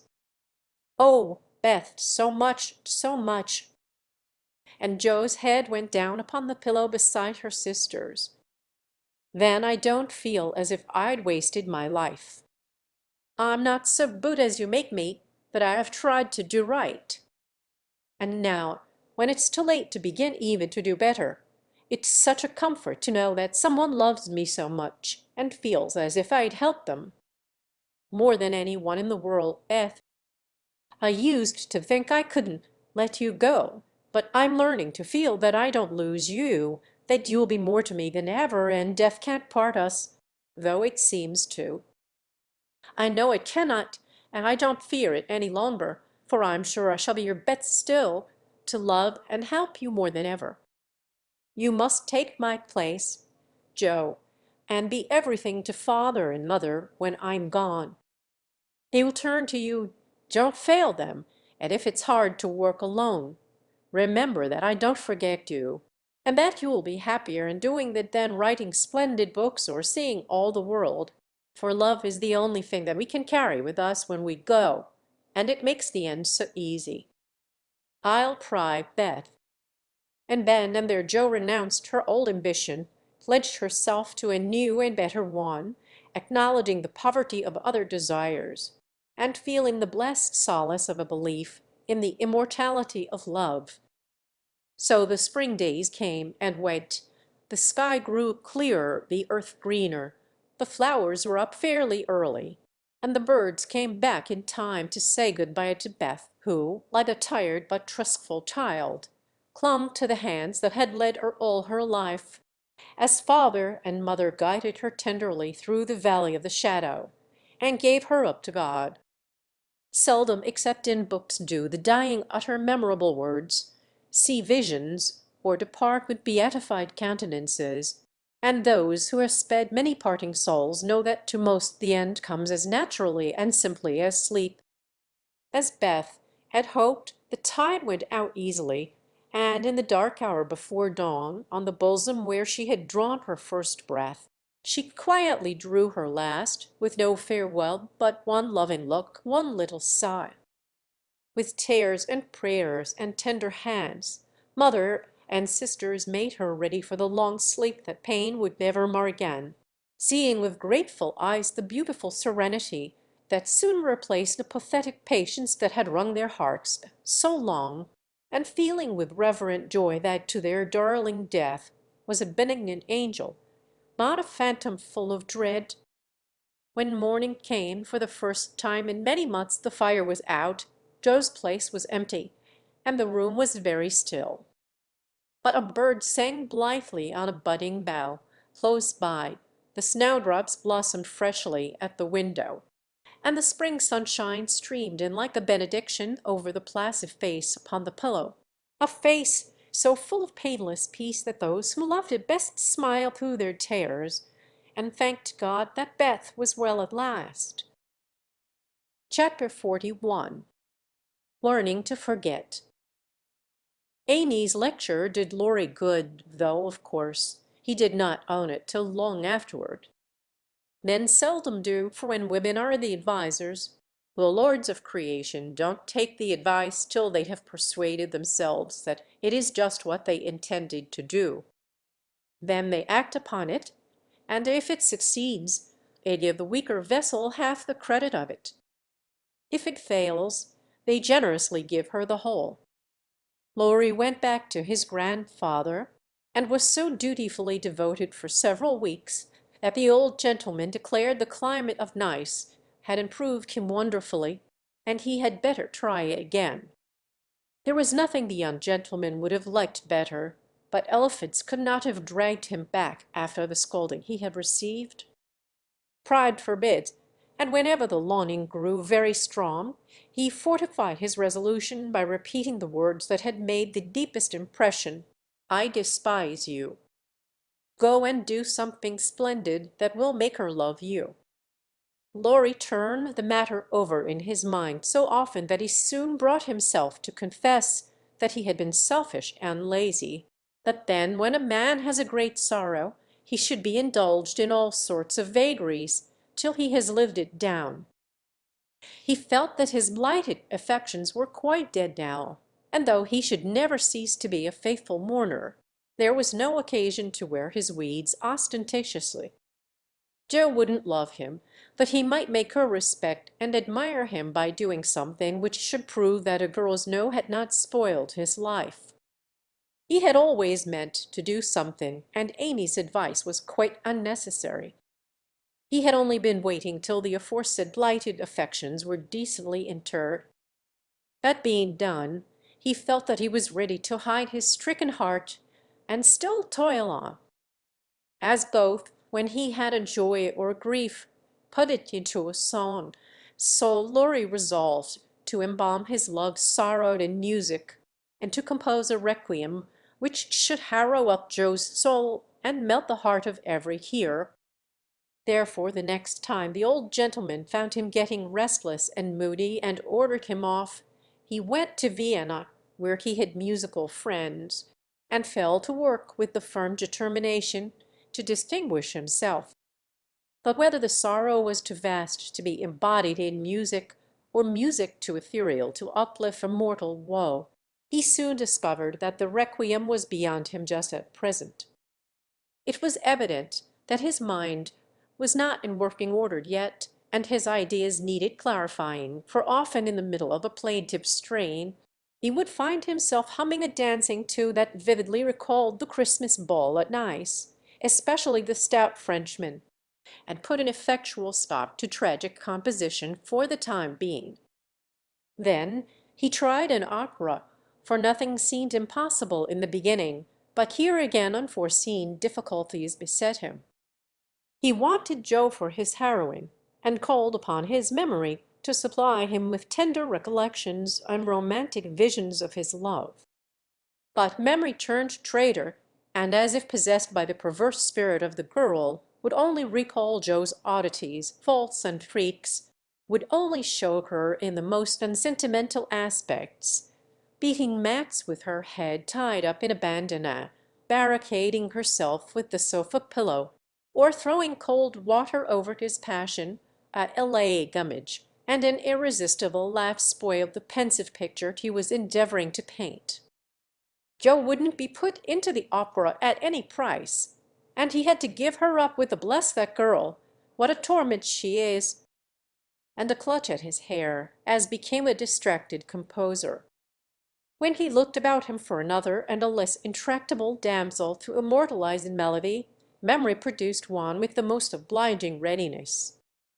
This phantom wore many faces, but it always had golden hair, was enveloped in a diaphanous cloud, and floated airily before his mind's eye in a pleasing chaos of roses, peacocks, white ponies, and blue ribbons. He did not give the complacent wraith any name, but he took her for his heroine and grew quite fond of her, as well he might, for he gifted her with every gift and grace under the sun, and escorted her, unscathed, through trials which would have annihilated any mortal woman. Thanks to this inspiration, he got on swimmingly for time, but gradually the work lost its charm, and he forgot to compose while he sat musing. Pen in hand, or roamed about the gay city to get some new ideas and refresh his mind, which seemed to be in a somewhat unsettled state that winter. He did not do much, but he thought a great deal, and was conscious of a change of some sort going on, in spite of himself. Its genius simmering, perhaps.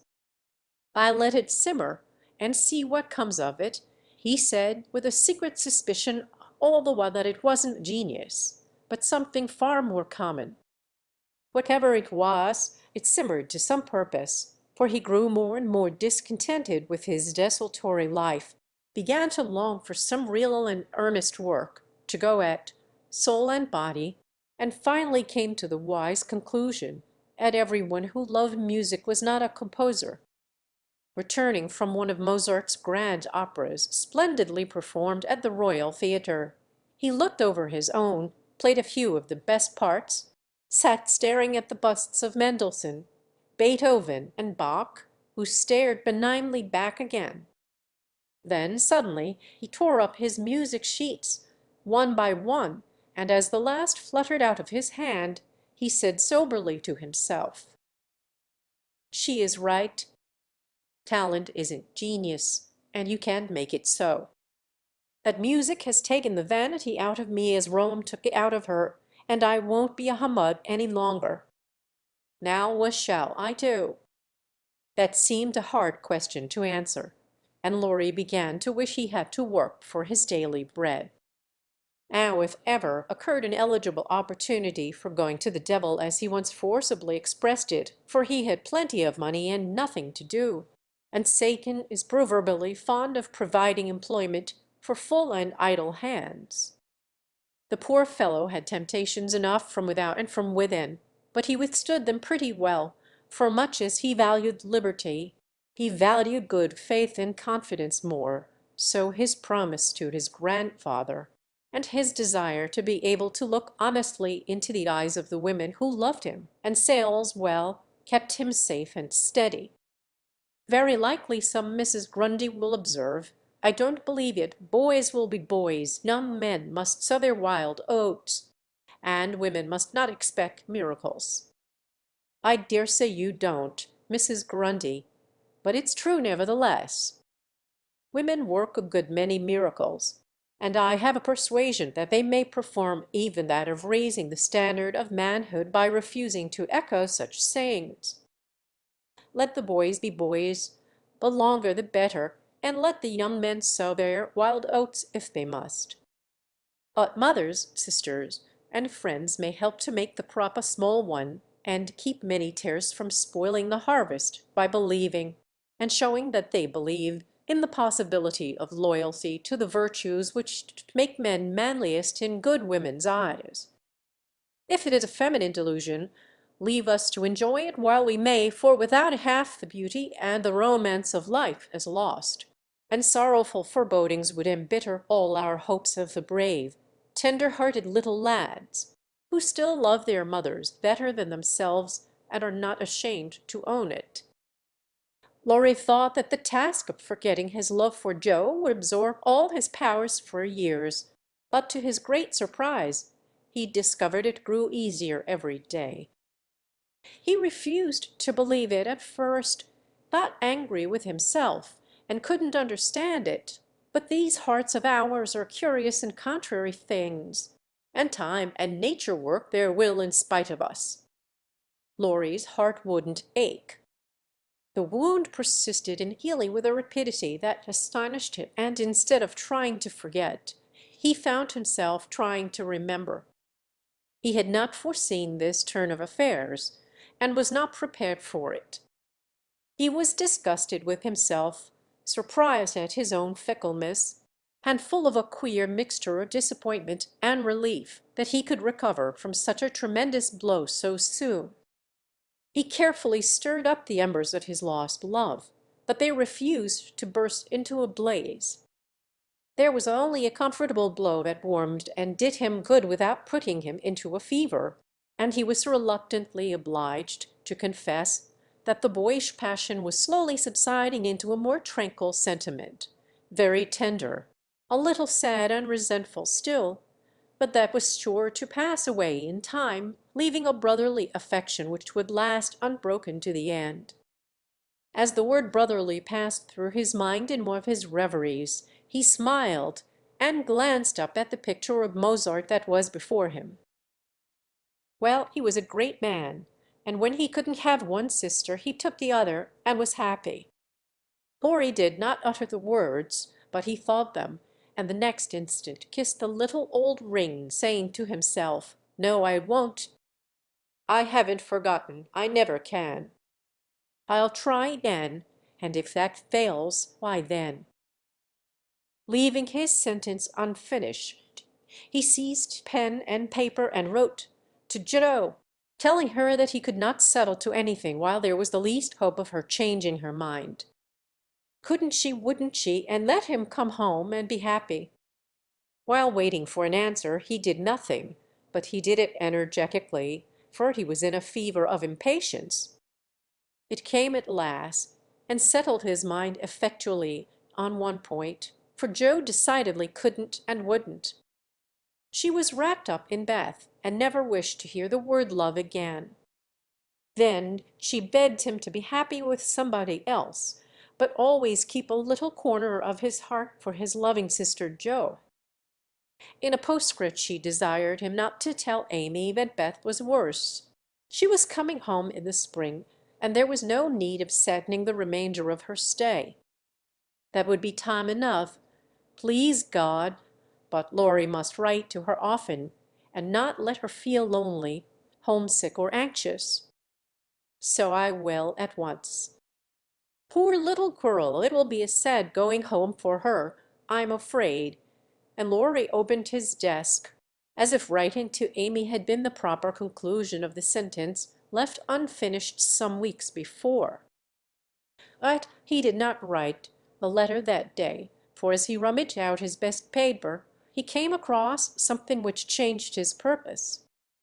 Tumbling about in one part of the desk among bills, passports, and business documents of various kinds were several of Joe's letters, and in another compartment were 3 notes from Amy, carefully tied up with one of her blue ribbons, and sweetly suggestive of the little dead roses put away inside. With a half-repentant, half-amused expression, Laurie gathered up old Joe's letters, smoothed, folded, and put them neatly into a small drawer of the desk, stood a minute turning a ring thoughtfully on his finger, then slowly drew it off, laid it with the letters, locked the drawer, and went out to hear High Mass at St. Stephen's, feeling as if there had been a funeral, and though not overwhelmed with affliction. This seemed a more proper way to spend the rest of the day than in writing letters to charming young ladies. The letter went very soon, however, and was promptly answered, for Amy was homesick and confessed it in the most delightfully confiding manner. The correspondence flourished famously, and letters flew to and fro with unfailing regularity all through the early spring. Loris sold his busts, made aliments of his opera, and went back to Paris, hoping somebody would arrive before long. He wanted desperately to go to Nice, but would not till he was asked, and Amy would not ask him, for just then she was having little experiences of her own, which made her rather wish to avoid the quizzical eyes of our boy. Fred Vaughan had returned, and put the question to which she had once decided to answer. Yes, thank you, but now she said no, thank you, kindly but steadily, for when the time came her courage failed her, and she found that something more than money and position was needed to satisfy the new longing that filled her heart, so full of tender hopes and fears. The words, "Fred is a good fellow, but not at all the man I fancied you would ever like," and Laurie's face when he uttered them, kept returning to her as pertinaciously as her own did when she said in look, if not in words, "I shall marry for money." It troubled her to remember that now she wished she could take it back, it sounded so unwomanly. She didn't want Laurie to think her a heartless, worldly creature. She didn't care to be a queen of society now half so much as she did to be a lovable woman. She was so glad he didn't hate her for the dreadful things she said, but took them so beautifully and was kinder than ever. His letters were such a comfort, for the home letters were very irregular and not half so satisfactory as his when they did come. It was not only a pleasure, but a duty to answer them, for the poor fellow was forlorn and needed petting, since Joe persisted in being stony-hearted. She ought to have made an effort and tried to love him. It couldn't be very hard, many people would be proud and glad to have such a dear boy care for them. But Joe never would act like other girls, so there was nothing to do but be very kind and treat him like a brother. If all brothers were treated as well as Laurie was at this period, they would be a much happier race of beings than they are. Amy never lectured now. She asked his opinion on all subjects. She was interested in everything he did, made charming little presents for him, and sent him 2 letters a week, full of lively gossip, sisterly confidences, and captivating sketches of the lovely scenes about her. As few brothers are complimented by having their letters carried about in their sisters' pockets, read and re-read diligently, cried over when short, kissed when long, and treasured carefully, we will not hint that Amy did any of these fond and foolish things. But she certainly did grow a little pale and pensive that spring, lost much of her relish for society, and went out sketching alone a good deal.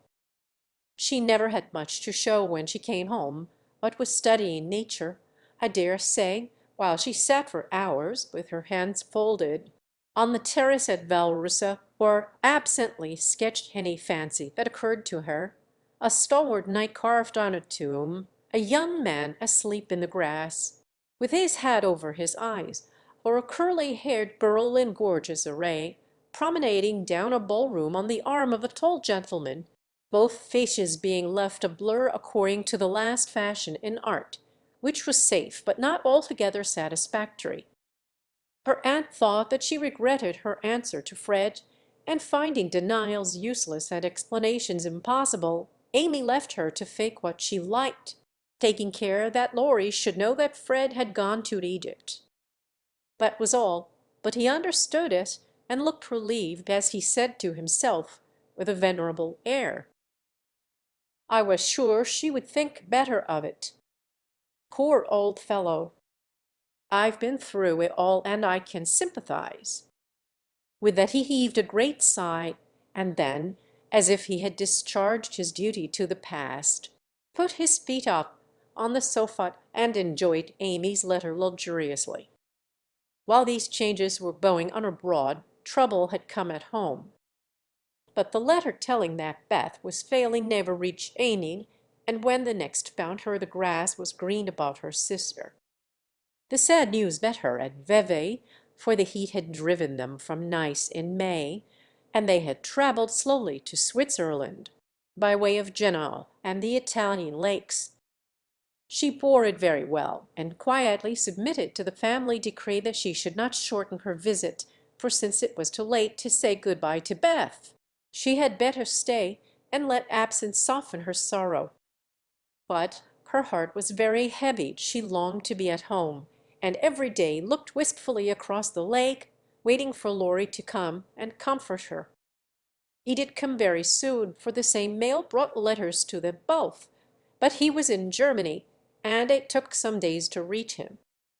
The moment he read it he packed his knapsack, bade adieu to his fellow pedestrians, and was off to keep his promise, with a heart full of joy and sorrow, hope and suspense. He knew very well that as soon as the boat touched the little quay he hurried along the shore to Les Tours, where the Carrolls were living en pension. The Garcon was in despair that the whole family had gone to take a promenade on the lake, but no, the blonde mademoiselle might be in the Chateau Bardin. If monsieur would give himself the pain of sitting down, a flash of time should present her. But monsieur could not wait even a flash of time, and in the middle of the speech departed to find mademoiselle himself. A pleasant old garden on the borders of the lovely lake, with chestnuts rustling overhead, ivy climbing everywhere, and the black shadow of the tower falling far across the sunny water. At one corner of the wide, low wall was a seat, and here Amy often came to read, or work, or console herself with the beauty all about her. She was sitting here that day, leaning her head on her hand with a homesick heart and heavy eyes, thinking of Beth and wondering why Laurie did not come. She did not hear him cross the courtyard beyond, nor see him pause in the archway had led from the subterranean path into the garden. He stood a minute, looking at her with new eyes, seeing what no one had ever seen before, the tender side of Amy's character. Everything about her mutely suggested love and sorrow, the blotted letters in her lap, the black ribbon that tied up her hair, the womanly pain and patience in her face, even the little ebony cross at her throat seemed pathetic to Laurie, for he had given it to her, and she wore it as her only ornament. If he had any doubts about the reception she would give him, they were set at rest the minute she looked up and saw him, for dropping everything, she ran to him, exclaiming in a tone of unmistakable love and longing, "Oh, Laurie, Laurie, I knew you'd come to me!" I think everything was said and settled then, for as they stood together quite silent for a moment, with the dark head bent down protectingly over the light one, Amy felt that no one could comfort and sustain her so well as Laurie, and Laurie decided that Amy was the only woman in the world who could fill Joe's place and make him happy. He did not tell her so, but she was not disappointed, for both felt the truth, were satisfied, and gladly left the rest to silence. In a minute Amy went back to her place, and while she dried her tears, Laurie gathered up the scattered papers, finding in the sight of sundry well-worn letters and suggestive sketches good omens for the future. As he sat down beside her, Amy felt shy again, and turned rosy red at the recollection of her impulsive greeting. "I couldn't help it, I felt so lonely and sad, and was so very glad to see you. It was such a surprise to look up and find you, just as I was beginning to fear you wouldn't come," she said, trying in vain to speak quite naturally. "I came the minute I heard. I wish I could say something to comfort you for the loss of dear little Beth, but I can only feel and—" He could not get any further, for he turned bashful all of a sudden, and did not quite know what to say. He longed to lay Amy's head down on his shoulder and tell her to have a good cry, but he did not dare, so took her hand instead, and gave it a sympathetic squeeze that was better than words. "You needn't say anything. "This comforts me," she said softly. "Eth is well and happy, and I mustn't wish her back, but I dread the going home, much as I long to see them all. We won't talk about it now, for it makes me cry, and I want to enjoy you while you stay. You needn't go right back, need you?" "Not if you want me, dear." "I do so much. Aunt and Flo are very kind, but you seem like one of the family, and it would be so comfortable to have you for a little while." Amy spoke, then looked so like a homesick child whose heart was full that Lorry forgot his bashfulness all at once, and gave her just what she wanted, the petting she was used to and the cheerful conversation she needed. "Poor little soul, you look as if you'd grieved yourself half sick. I'm going to take care of you, so don't cry any more, but come and walk about with me. The weight is too chilly for you to sit still," he said, in the half caressing, half commanding way that Amy liked, as he tied on her hat and drew her arm through his, and began to pace up and down the sunny walk under the new-leaved chestnuts. He felt more at ease upon his lands, and Amy found it pleasant to have a strong arm to lean upon, a familiar face to smile at her, and a kind voice to talk delightfully for her alone. The quaint old garden had sheltered many pairs of lovers, and seemed expressly made for them, so sunny and secluded was it, with nothing but the tower to overlook them, and the wide lake to carry away the echo of their words as it rippled by below. For an hour this new pair walked and talked, or rested on the wall, enjoying the sweet influences which aid such a charm to time and place, and when an unromantic dinner bell warned them away, Amy felt as if she left her burden of loneliness and sorrow behind her in the chateau garden. The moment Mrs. Carroll saw the girl's altered face, she was illuminated with a new idea, and exclaimed to herself, "Now I understand it all. The child has been pining for young Lawrence. Bless my heart, I never thought of such a thing." With praiseworthy discretion, the good lady said nothing, and betrayed no sign of enlightenment, but cordially urged Lorry to stay, and begged Amy to enjoy his society, for it would do her more good than so much solitude. Amy was a model of docility, and as her aunt was a good deal occupied with Flo, she was left to entertain her friend, and did it with more than her usual success. At Nice Lorry had lounged and Amy had scolded. At Vevey Lorry was never idle, but always walking, riding, boating, or studying in the most energetic manner, while Amy admired everything he did and followed his example as far and as fast as she could. He said the change was owing to the climate, and she did not contradict him, being glad of a like excuse for her own recovered health and spirits. The invigorating air did them both good, and much exercise worked wholesome changes in minds as well as bodies. They seemed to get clearer views of life and duty up there among the everlasting ills. The fresh winds blew away desponding doubts, delusive fancies, and moody mists.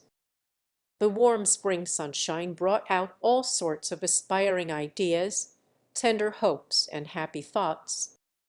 The lake seemed to wash away the troubles of the past, and the grand old mountains to look benignly down upon them, saying, "Little children, love one another." In spite of the new sorrow, it was a very happy time, so happy that Lorry could not bear to disturb it by a word. It took him a little while to recover from his surprise at the cure of his first, and, as he had firmly believed, his last and only love.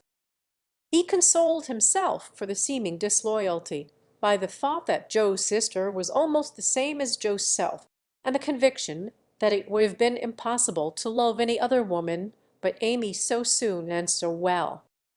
His first wing had been of the tempestuous order, and he looked back upon it as if through a long vista of years, with a feeling of compassion blended with regret. He was not ashamed of it, but put it away as one of the bitter sweet experiences of his life, for which he could be grateful when the pain was over. A second wooing, he resolved, should be as calm and simple as possible. There was no need of having a scene, hardly any need of telling Amy that he loved her. She knew it without words. Ben had given him his answer long ago. It all came about so naturally that no one could complain, and he knew that everybody would be pleased, even Joe. But when our first little passion has been crushed, we are apt to be wary and slow in making a second trial. So Laurie let the days pass, enjoying every hour, and leaving to chance the utterance of the word that would put an end to the first and sweetest part of his new romance. He had rather imagined that the denouement would take place in the chateau garden by moonlight, and in the most graceful and decorous manner. It turned out exactly the reverse, for the matter was settled on the lake at Newmay in a few blunt words. It had been floating about all the morning from Gloomy Street. Dingolf to sunny Montreux, with the Alps of Savoy on one side, Mont Street. Bernard and the Denton du Midi on the other, pretty Vevey in the valley, and La Seine upon the hill beyond, a cloudless blue sky overhead, and the bluer lake below, dotted with the picturesque boats that looked like white-winged gulls. They had been talking of Bonnivard as they glided past Chillon, and of Rousseau as they looked up at Clarens, where he wrote his Heloise. Neither had read it, but they knew it was a love story, and each privately wondered if it was half as interesting as their own. Amy had been dabbling her hand in the water during the little pause that fell between them, and when she looked up, Laurie was leaning on his oars with an expression in his eyes that made her say hastily, merely for the sake of saying something, "You must be tired. Rest a little and let me row. It will do me good, for since you came I have been altogether lazy and luxurious. I'm not tired, but you may take an oar, if you like. There is room enough, though I have to sit nearly in the middle, else the boat won't trim," returned Laurie, as if he rather liked the arrangement. Feeling that she had not mended matters much, Amy took the offered third of a seat, shook her hair over her face, and accepted an oar. She rowed as well as she did many other things, and though she used both hands and Laurie but one, the oars kept time, and the boat went smoothly through the water. "How well we pull together, don't we?" said Amy, who objected to silence just then. "So well that I wish we might always pull in the same boat. Will you, Amy?" Very tenderly. "Yes, Laurie," very low. Then they both stopped rowing, and unconsciously added a pretty little tableau of human love and happiness to the dissolving views reflected in the lake. Chapter 42. All alone. It was easy to promise self-abnegation when self was wrapped up in another, and heart and soul were purified by a sweet example. But when the helpful voice was silent, the daily lesson over, the beloved presence gone, and nothing remained but loneliness and grief, then Joe found her promise very hard to keep. How could she comfort father and mother when her own heart ached with a ceaseless longing for her sister? How could she make the house cheerful when all its light and warmth and beauty seemed to have deserted it when Beth left the old home for the new? And where in all the world could she find some useful, happy work to do that would take the place of the loving service which had been its own reward?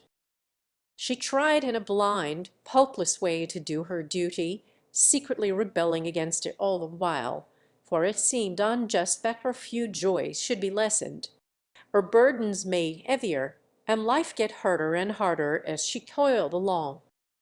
Some people seemed to get all sunshine and some all shadow. It was not fair, for she tried more than Amy to be good, but never got any reward, only disappointment, trouble, and hard work.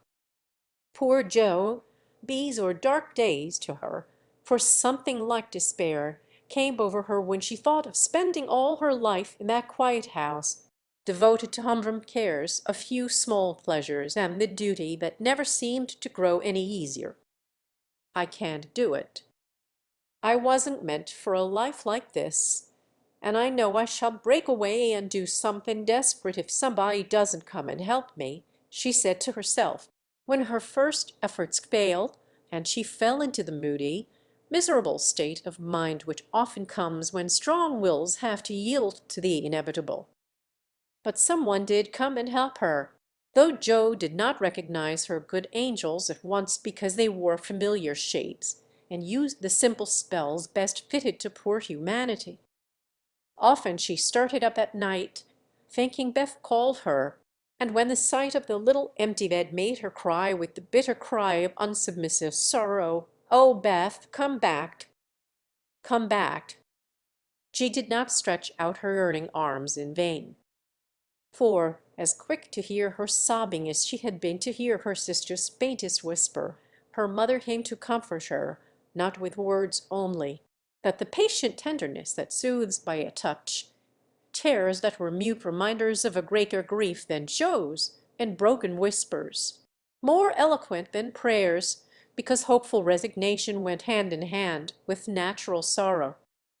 Sacred moments, when heart talked to heart in the silence of the night, turning affliction to a blessing which chastened grief and strengthened love.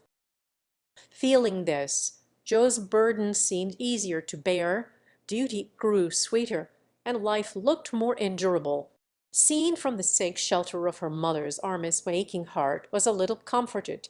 Troubled mind likewise found help.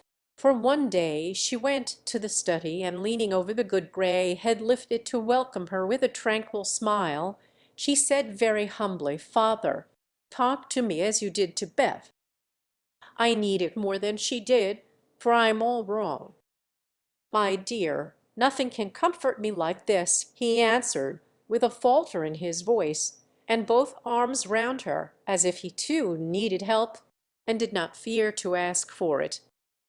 Then, sitting in Beth's little chair close beside him, Joe told her troubles, the resentful sorrow for her loss, the fruitless efforts that discouraged her, the want of faith that made life look so dark, and all the sad bewilderment which we call despair.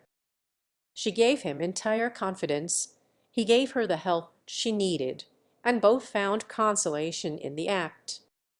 For the time had come when they could talk together not only as father and daughter, but as man and woman, able and glad to serve each other with mutual sympathy as well as mutual love. Happy, thoughtful times there in the old study which Joe called the church of one member, and from which she came with fresh courage, recovered cheerfulness, and a more submissive spirit. For the parents who had taught one child to meet death without fear were trying now to teach another to accept life without despondency or distrust, and to use its beautiful opportunities with gratitude and power. Other helps had Joe, humble, wholesome duties and delights that would not be denied their part one, and serving her, and which she slowly learned to see and value. Brooms and dishcloths never could be as distasteful as they once had been, for Beth had presided over both, and something of her housewifely spirit seemed to linger round the little mop and the old brush, never thrown away. As she used them, Joe found herself humming the songs Beth used to hum, imitating Beth's orderly ways, and giving a little touches here and there had kept everything fresh and cozy, which was the first step toward making home happy, though she didn't know it till Hannah said, with an approving squeeze of the hand, "You thoughtful creetur, you're determined we shan't miss that dear lamb if you can help it. We don't say much, but we see it, and the Lord will bless you for't, see if he don't." As they sat sewing together, Joe discovered how much improved her sister Meg was, how well she could talk, how much she knew about good, womanly impulses, thoughts, and feelings, how happy she was in husband and children, and how much they were all doing for each other. Marriage is an excellent thing, after all. I wonder if I should blossom out half as well as you have if I tried it." "Always perwisin' I could," said Joe, as she constructed a kite for Demi in the topsy-turvy nursery. "It's just what you need to bring out the tender, womanly half of your nature, Joe. You are like a chestnut burr, prickly outside, but silky soft within and a sweet kernel if one can only get at it. Love will make you show your heart one day, and then the rough burr'll fall off. Frost opens chestnut burrs, ma'am, and it takes a good shake to bring them down. Boys go nutting, and I don't care to be bagged by them," returned Joe, pasting away at the kite which no wing that blows would ever carry up, for Daisy had tied herself on as a bob. Meg laughed, for she was glad to see a glimmer of Joe's old spirit, but she felt it her duty to enforce her opinion by every argument in her power, and the sisterly chats were not wasted, especially as two of Meg's most effective arguments were the BBs, whom Joe loved tenderly. Grief is the best opener of some hearts, and Joe's was nearly ready for the bag. A little more sunshine to ripen the nut, Ben. Not a boy's impatient shake, but a man's hand reached up to pick it gently from the burr, and find the kernel sound and sweet. If she suspected this, she would have shut up tight and been more prickly than ever. Fortunately, she wasn't thinking about herself, so when the time came, down she dropped. Now, if she had been the heroine of a moral story-book, she ought at this period of her life to have become quite saintly, or renounced the world, and gone about doing good in a mortified bonnet, with tracts in her pocket. But, you see, Doe wasn't a heroine. She was only a struggling human girl like hundreds of others, and she just acted out her nature, being sad, cross, listless, or energetic as the mood suggested. It's highly virtuous to say we'll be good, but we can't do it all at once, and it takes a long pull, a strong pull, and a pull altogether before some of us even bet our feet set in the right way. Joe had got so far she was learning to do her duty, and to feel unhappy if she did not, but to do it cheerfully, that was another thing. She had often said she wanted to do something splendid, no matter how hard, and now she had her wish, for what could be more beautiful than to devote her life to father and mother, trying to make home as happy to them as they had to her. And if difficulties were necessary to increase the splendor of the effort, what could be harder for a restless, ambitious girl than to give up her own hopes, plans, and desires, and cheerfully live for others? Providence had taken her at her word. Here was the task, not what she had expected, but better because self had no part won. And it. Now, could she do it? She decided that she would try, and in her first attempt she found the helps I have suggested. Still another was given her, and she took it, not as a reward, but as a comfort, as Christian took the refreshment afforded by the little arbor where he rested as he climbed the hill called Difficulty. "Why don't you write?" "That always used to make you happy," said her mother once, when the desponding fit overshadowed Joe. "I've no heart to write, and if I had nobody cares for my things." "We do. Write something for us and never mind the rest of the world. Try it, dear. I'm sure it would do you good, and please us very much." "Don't believe I can." But Joe got out her desk and began to overhaul her half-finished manuscripts. An hour afterward her mother peeped in, and there she was, scratching away with her black pinafore on, and an absorbed expression which caused Mrs. March to smile and slip away, well pleased with the success of her suggestion. Joe never knew how it happened, but something got into that story and went straight to the hearts of those who read it, for when her family had laughed and cried over it, her father sent it, much against her will, to one of the popular magazines, and to her utter surprise It was not only paid for, but others requested. Letters from several persons whose praise was honored followed the appearance of the little story, newspapers copying, and strangers as well as friends admired it. For a small thing it was a great success, and Jo was more astonished than when her novel was commended and condemned all at once. "I don't understand it. What can there be in a simple little story like that to make people praise it so?" She said, quite bewildered. "There is truth in it, Joe, that's the secret. Humor and pathos make it alive, and you have found your style at last. You wrote with no thoughts of fame and money, and put your heart into it, my daughter. You had had the bitter, now comes the sweet. Do your best, and grow as happy as we are in your success. If there is anything good or true in what I write, it isn't mine. I owe it all to you and mother and Beth," said Jo, more touched by her father's words than by any amount of praise from the world. So taught by love and sorrow, Jo wrote her little stories and sent them away to make friends for themselves and her, finding it a very charitable world to such humble wanderers, for they were kindly welcomed, and sent home comfortable tokens to their mother, like dutiful children whom good fortune overtakes. When Amy and Laurie wrote of their engagement, Mrs. March feared that Jo would find it difficult to rejoice over it, but her fears were soon set at rest, for though Jo looked grave at first, she took it very quietly, and was full of hopes and plans for the children before she read the letter twice. It was a sort of written duet, wherein each glorified the other in lover-like fashion, very pleasant to read and satisfactory to think of, for no one had any objection to make. "You like it, mother?" said Jo, as they laid down the closely written sheets and looked at one another. "Yes, I hoped it would be so, ever since Amy wrote that she had refused Fred.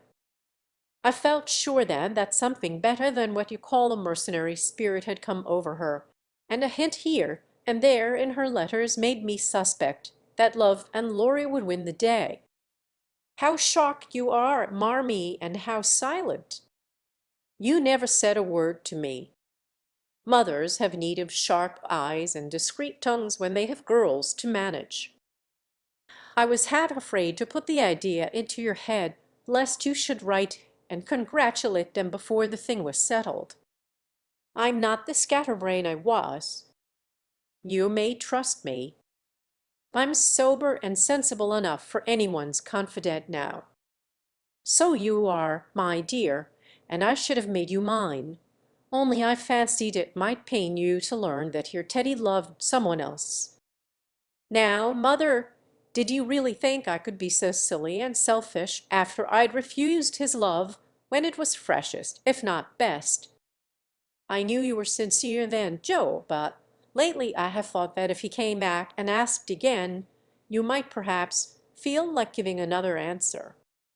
Forgive me, dear, I can't help seeing that you are very lonely, and sometimes there is a hungry look in your eyes that goes to my heart.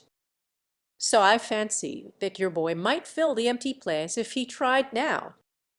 No, mother, it is better as it is, and I'm glad Amy has learned to love him. But you are right in one thing. I am lonely, and perhaps if Teddy had tried again, I might have said yes, not because I love him any more, but because I care more to be loved than when he went away. I'm glad of that, Jo, for it shows that you are getting on.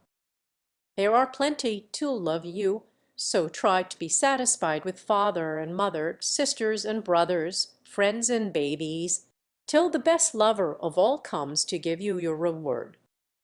Others are the best lovers in the world, but I don't mind whispering to Marmee that I'd like to try all kinds. It's very curious, but the more I try to satisfy myself with all sorts of natural affections, the more I seem to want.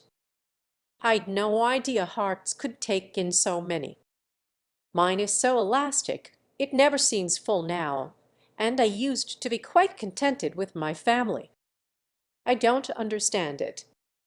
I do, and Mrs. March smiled her wise smile as Joe turned back the leaves to read what Amy said of Laurie. It is so beautiful to be loved as Laurie loves me. He isn't sentimental, doesn't say much about it, but I see and feel it in all he says and does. And it makes me so happy and so humble that I don't seem to be the same girl I was. I never knew how good and generous and tender he was till now, for he lets me read his heart, and I find it full of noble impulses and hopes and purposes, and am so proud to know it's mine.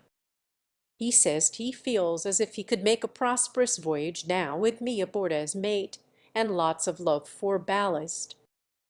I pray he may, and try to be all he believes me, for I love my gallant captain with all my heart and soul and might, and never will desert him, while God let us be together. Oh, mother, I never knew how much like heaven this world could be, when two people love and live for one another. And that's our cool, reserved, and worldly Amy. Truly, love does work miracles. How very, very happy they must be. And Joe laid the rustling sheets together with a careful hand, as one might shut the covers of a lovely romance, which holds the reader fast till the end comes, and he finds himself alone in the workaday world again. By and by Joe roamed away upstairs, for it was rainy, and she could not walk. A restless spirit possessed her, and the old feeling came again, not bitter as it once was, but a sorrowfully patient wonder why one sister should have all she asked, the other nothing. It was not true, she knew that and tried to put it away, but the natural craving for affection was strong, and Amy's happiness woke the hungry longing for someone to love with heart and soul, and cling to while God let them be together. Up in the garret where Joe's unquiet wanderings ended stood 4 little wooden chests in a row, each marked with its owner's name, and each filled with relics of the childhood and girlhood ended now for all. Joe glanced into them, and when she came to her own, leaned her chin on the edge, and stared absently at the chaotic collection, till a bundle of old exercise books caught her eye. She drew them out, turned them over, and relived that pleasant winter at kind Mrs. Kirk's. She had smiled at first, then she looked thoughtful, next said, and when she came to a little message written in the professor's hand, her lips began to tremble, the books slid out of her lap, and she sat looking at the friendly words as they took a new meaning and touched a tender spot in her heart. Wait for me, my friend.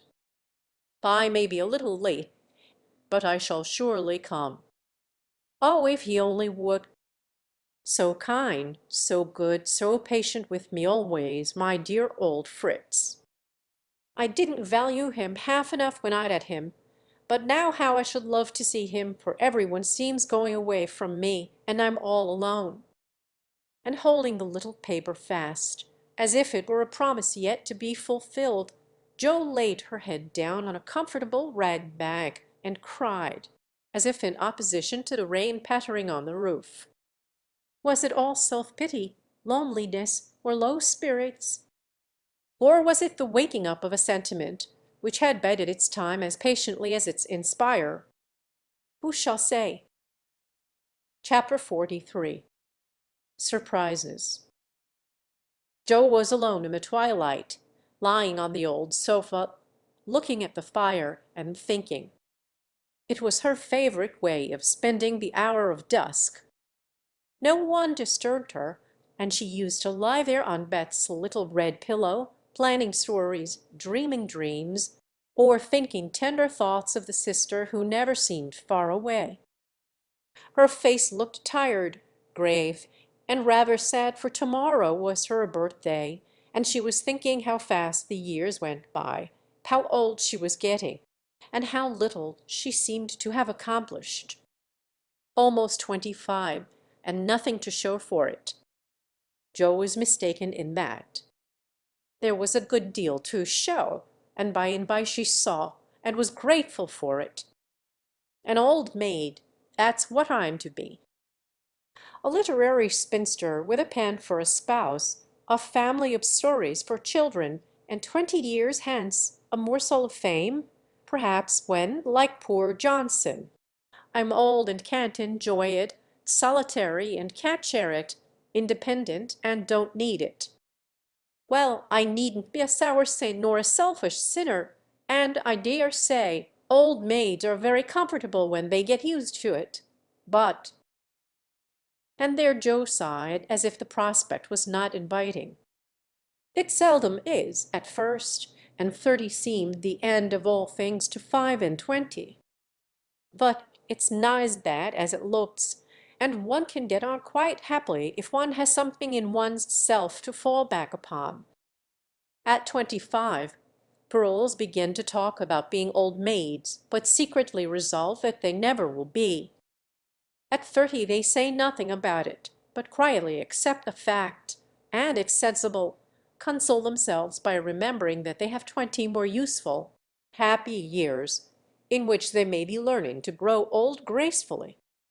Don't laugh at the spinsters, dear girls, for often very tender, tragic romances are hidden away in the hearts that beat so quietly under the sober gowns, and many silent sacrifices of youth, health, ambition, love itself, make the faded faces beautiful in God's sight. Even the sad, sour sisters should be kindly dealt with, because they have missed the sweetest part of life, if for no other reason. And looking at them with compassion, not contempt, girls in their bloom should remember that they too may miss the blossom time. That rosy cheeks don't last forever, that silver threads will come in the bonny brown hair, and that, by and by, kindness and respect will be as sweet as love and admiration now. Gentlemen, which means boys, be courteous to the old maids, no matter how poor and plain and prim, for the only chivalry worth having is that which is the readiest to pay deference to the old, protect the feeble, and serve womankind regardless of rank, aged or pallor. Just recollect the good aunts who have not only lectured and fussed, but nursed and petted, too often without thanks, the scrapes they have helped you out of, the tips they have given you from their small store, the stitches the patient old fingers have set for you, the steps the willing old feet have taken, and gratefully pay the dear old ladies the little attentions that women love to receive as long as they live. The bright-eyed girls are quick to see such traits, and will like you all the better for them, and if death, almost the only power that can part mother and son, should rob you of yours, you will be sure to find a tender welcome and maternal cherishing from some Aunt Priscilla, who has kept the warmest corner of her lonely old heart for the best nevy in the world. Joe must have fallen asleep, as I dare say my reader has during this little homily, for suddenly Laurie's ghost seemed to stand before her, a substantial, laugh-like ghost, leaning over her with the very look he used to wear when he felt a good deal and didn't like to show it. But, like Jenny in the ballad, she could not think it he, and lay staring up at him in startled silence till he stooped and kissed her. Then she knew him, and flew up, crying joyfully, "Oh, my Teddy! Oh, my Tay! Dear Joe, you are glad to see me then?" "Glad? My blessed boy, words can't express my gladness. Where's Amy?" "Your mother has got her down at Med's. We stopped there by the way, and there was no getting my wife out of their clutches." "Your what?" cried Joe, for Laurie uttered those two words with an unconscious pride and satisfaction which betrayed him. "Oh, the dickens! Now I've done it." And he looked so guilty that Joe was down on him like a flash. "You've gone and got married." "Yes, please, but I never will again," and he went down upon his knees with a penitent clasping of hands and a face full of mischief, mirth, and triumph. "Actually married." Very much so, thank you. Mercy on us! What dreadful thing will you do next?" And Joe fell into her seat with a gasp. A characteristic, but not exactly complimentary, congratulation, returned Laurie, still in an abject attitude, but beaming with satisfaction. "What can you expect when you take one's breath away, creeping in like a burglar and letting cats out of bags like that? Get up, you ridiculous boy, and tell me all about it." "Not a word, unless you let me come in my old place and promise not to barricade." Jill laughed at that as she had not done for many a long day, and patted the sofa invitingly, as she said in a cordial tone, "The old pillow is upgate, and we don't need it now. So come and fess Teddy. How good it sounds to hear you say Tate!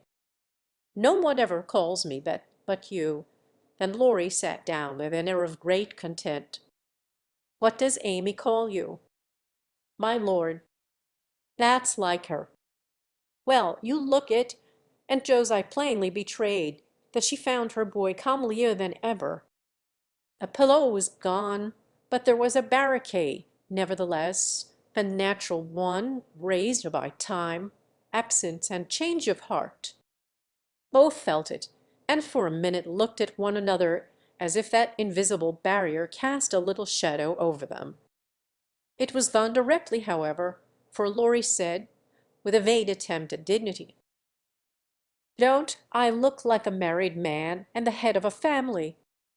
"Not a bit, and you never will. You've grown bigger and bonnier, but you're the same scapegrace as ever.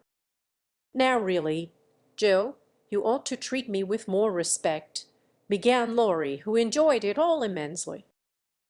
"How can I, when the mere idea of you married and settled is so irresistibly funny that I can't keep sober?" answered Joe, smiling all over her face, so infectiously that they had another laugh and then settled down for a good talk, quite in the pleasant old fashion. "It's no use your going out in the cold to get Amy, for they're all coming up presently. I couldn't wait. I wanted to be the one to tell you the grand surprise, and have first skim as we used to say when we swabbled about the cream. Of course you did, and spoiled your story by beginning at the wrong end. Now start right and tell me how it all happened. I'm pining to know." "Well, I did it to please Amy," began Laurie with a twinkle that made Joe exclaim. Fib number one. Amy did it to please you. Go on, and tell the truth, if you can, sir. Now she's beginning to marmite. Isn't it jolly to hear her?" said Laurie to the fire, and the fire glowed and sparkled as if it quite agreed. "It's all the same, you know, she and I being one. We planned to come home with the Carrolls a month or more ago, but they suddenly changed their minds and decided to pass another winter in Paris. But Grandpa wanted to come home. He went to please me, and I couldn't let him go alone. Neither could I leave Amy, and Mrs. Carroll had got English notions about chaperons and such nonsense, and wouldn't let Amy come with us. So I just settled the difficulty by saying, let's be married, and then we can do as we like. Of course you did. You always have things to suit you." "Not always," and something in Laurie's voice made Joe say hastily, "How did you ever get Aunt to agree?" "It was hard work, but between us we talked her over, for we had heaps of good reasons on our side. There wasn't time to write and ask leave, but you all liked it, had consented to it by and by, and it was only taking time by the fetlock, as my wife says. Aren't we proud of those two words, and don't we like to say them?" interrupted Joe, addressing the fire in her turn, and watching with delight the happy light it seemed to kindle in the eyes that had been so tragically gloomy when she saw them last. A trifle, perhaps. She's such a captivating little woman I can't help being proud of her. Well, then uncle and aunt were there to play propriety. We were so absorbed in one another we were of no mortal use apart, and that charming arrangement would make everything easy all round, so we did it. When, where, how? Asked Joe in a fever of feminine interest and curiosity, for she could not realize it a particle. 6 weeks ago, at the American consul's in Paris, a very quiet wedding, of course, for even in our happiness we didn't forget dear little Beth. Joe put her hand in his as he said that, and Lori gently smoothed the little red pillow, which he remembered well. "Why didn't you let us know afterward?" asked Joe in a quieter tone when they had sat quite still a minute. "We wanted to surprise you. We thought we were coming directly home, at first, but the dear old gentleman, as soon as we were married, found he couldn't be readied under a month, at least, and sent us off to spend our honeymoon wherever we liked. Amy had once called Valroso a regular honeymoon home, so we went there, and were as happy as people are but once in their lives. My faith, wasn't it love among the roses?" Lori seemed to forget Joe for a minute, and Joe was glad of it, for the fact that he told her these things so freely and so naturally assured her that he had quite forgiven and forgotten.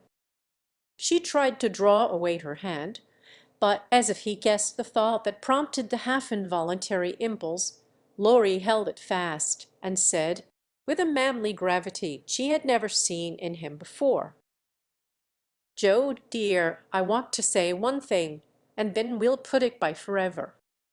As I told you in my letter when I wrote that Amy had been so kind to me, I never shall stop loving you, but the love is altered, and I have learned to see that it is better as it is. Amy and you changed places in my heart, that's all. I think it was meant to be so, and would have come about naturally if I had waited as you tried to make me, but I never could be patient, and so I got a heartache. I was a boy then, headstrong and violent, and it took a hard lesson to show me my mistake. For it was one, Joe, as you said, and I found it out after making a fool of myself. Upon my word, I was so tumbled up in my mind at one time that I didn't know which I loved best, you or Amy, and tried to love you both alike. But I couldn't, and when I saw her in Switzerland, everything seemed to clear up all at once. You both got into your right places, and I felt sure that it was well off with the old love before it was on with the new, that I could honestly share my heart between sister Joe and wife Amy, and love them dearly. Will you believe it, and go back to the happy old times when we first knew one another? I'll believe it, with all my heart, but, Teddy, we never can be Boyd and Burl again. The happy old times can't come back, and we mustn't expect it. We are man and woman now, with sober work to do, for playtime is over, and we must give up frolicking. I'm sure you feel this. I see the change in you, and you'll find it in me. I shall miss my Boyd, but I shall love the man as much and admire him more because he means to be what I hoped he would. We can't be little playmates any longer, but we will be brother and sister, to love and help one another all our lives, won't we, Lori?" He did not say a word, but took the hand she offered him and laid his face down on it for a minute, feeling that out of the grave of a boyish passion there had risen a beautiful, strong friendship to bless them both. Presently Joe said cheerfully, for she didn't want the coming home to be a sad one, "I can't make it true that you children are really married and going to set up housekeeping. Why, it seems only yesterday that I was buttoning Amy's pinafore and pulling your hair when you teased. Mercy me, how time does fly! As one of the children is older than yourself, You needn't talk so like a grandma." "I flatter myself I'm a gentleman," growled, as Peggotty said of David, "and when you see Amy you'll find her rather a precocious infant," said Laurie, looking amused at her maternal air. "You may be a little older in years, but I'm ever so much older in feeling, Teddy. Women always are, and this last year has been such a hard one that I feel 40. Poor Joan! We left you to bear it alone, while we went pleasuring. You are older. Here's the line, and there's another. Unless you smile, your eyes look sad, and when I touched the cushion just now I found a tear on it. You've had a great deal to bear, and had to bear it all alone. What a selfish beast I've been!" And Laurie pulled his own hair with a remorseful look. But Joe only turned over the traitorous pillow and answered in a tone which she tried to make more cheerful, "No, I had father and mother to help me, and the dear babies to comfort me, and the thought that you and Amy were safe and happy, to make the troubles here easier to bear. I am lonely sometimes, but I dare say it's good for me and—" "You never shall be again," broke in Laurie, putting his arm about her as if to fence out every human ill. "Amy and I can't get on without you, so you must come and teach the children to keep house and do halves in everything, just as we used to do, and let us peg you, and all be blissfully happy and friendly together. If I shouldn't be in the way, it would be very pleasant. I begin to feel quite young already, for somehow all my troubles seemed to fly away when you came. You always were a comfort, Teddy," and Joel leaned her head on his shoulder, just as she did years ago, when Beth lay ill and Laurie told her to hold on to him. He looked down at her, wondering if she remembered the time, but Joe was smiling to herself, as if in truth her troubles had all vanished at his coming.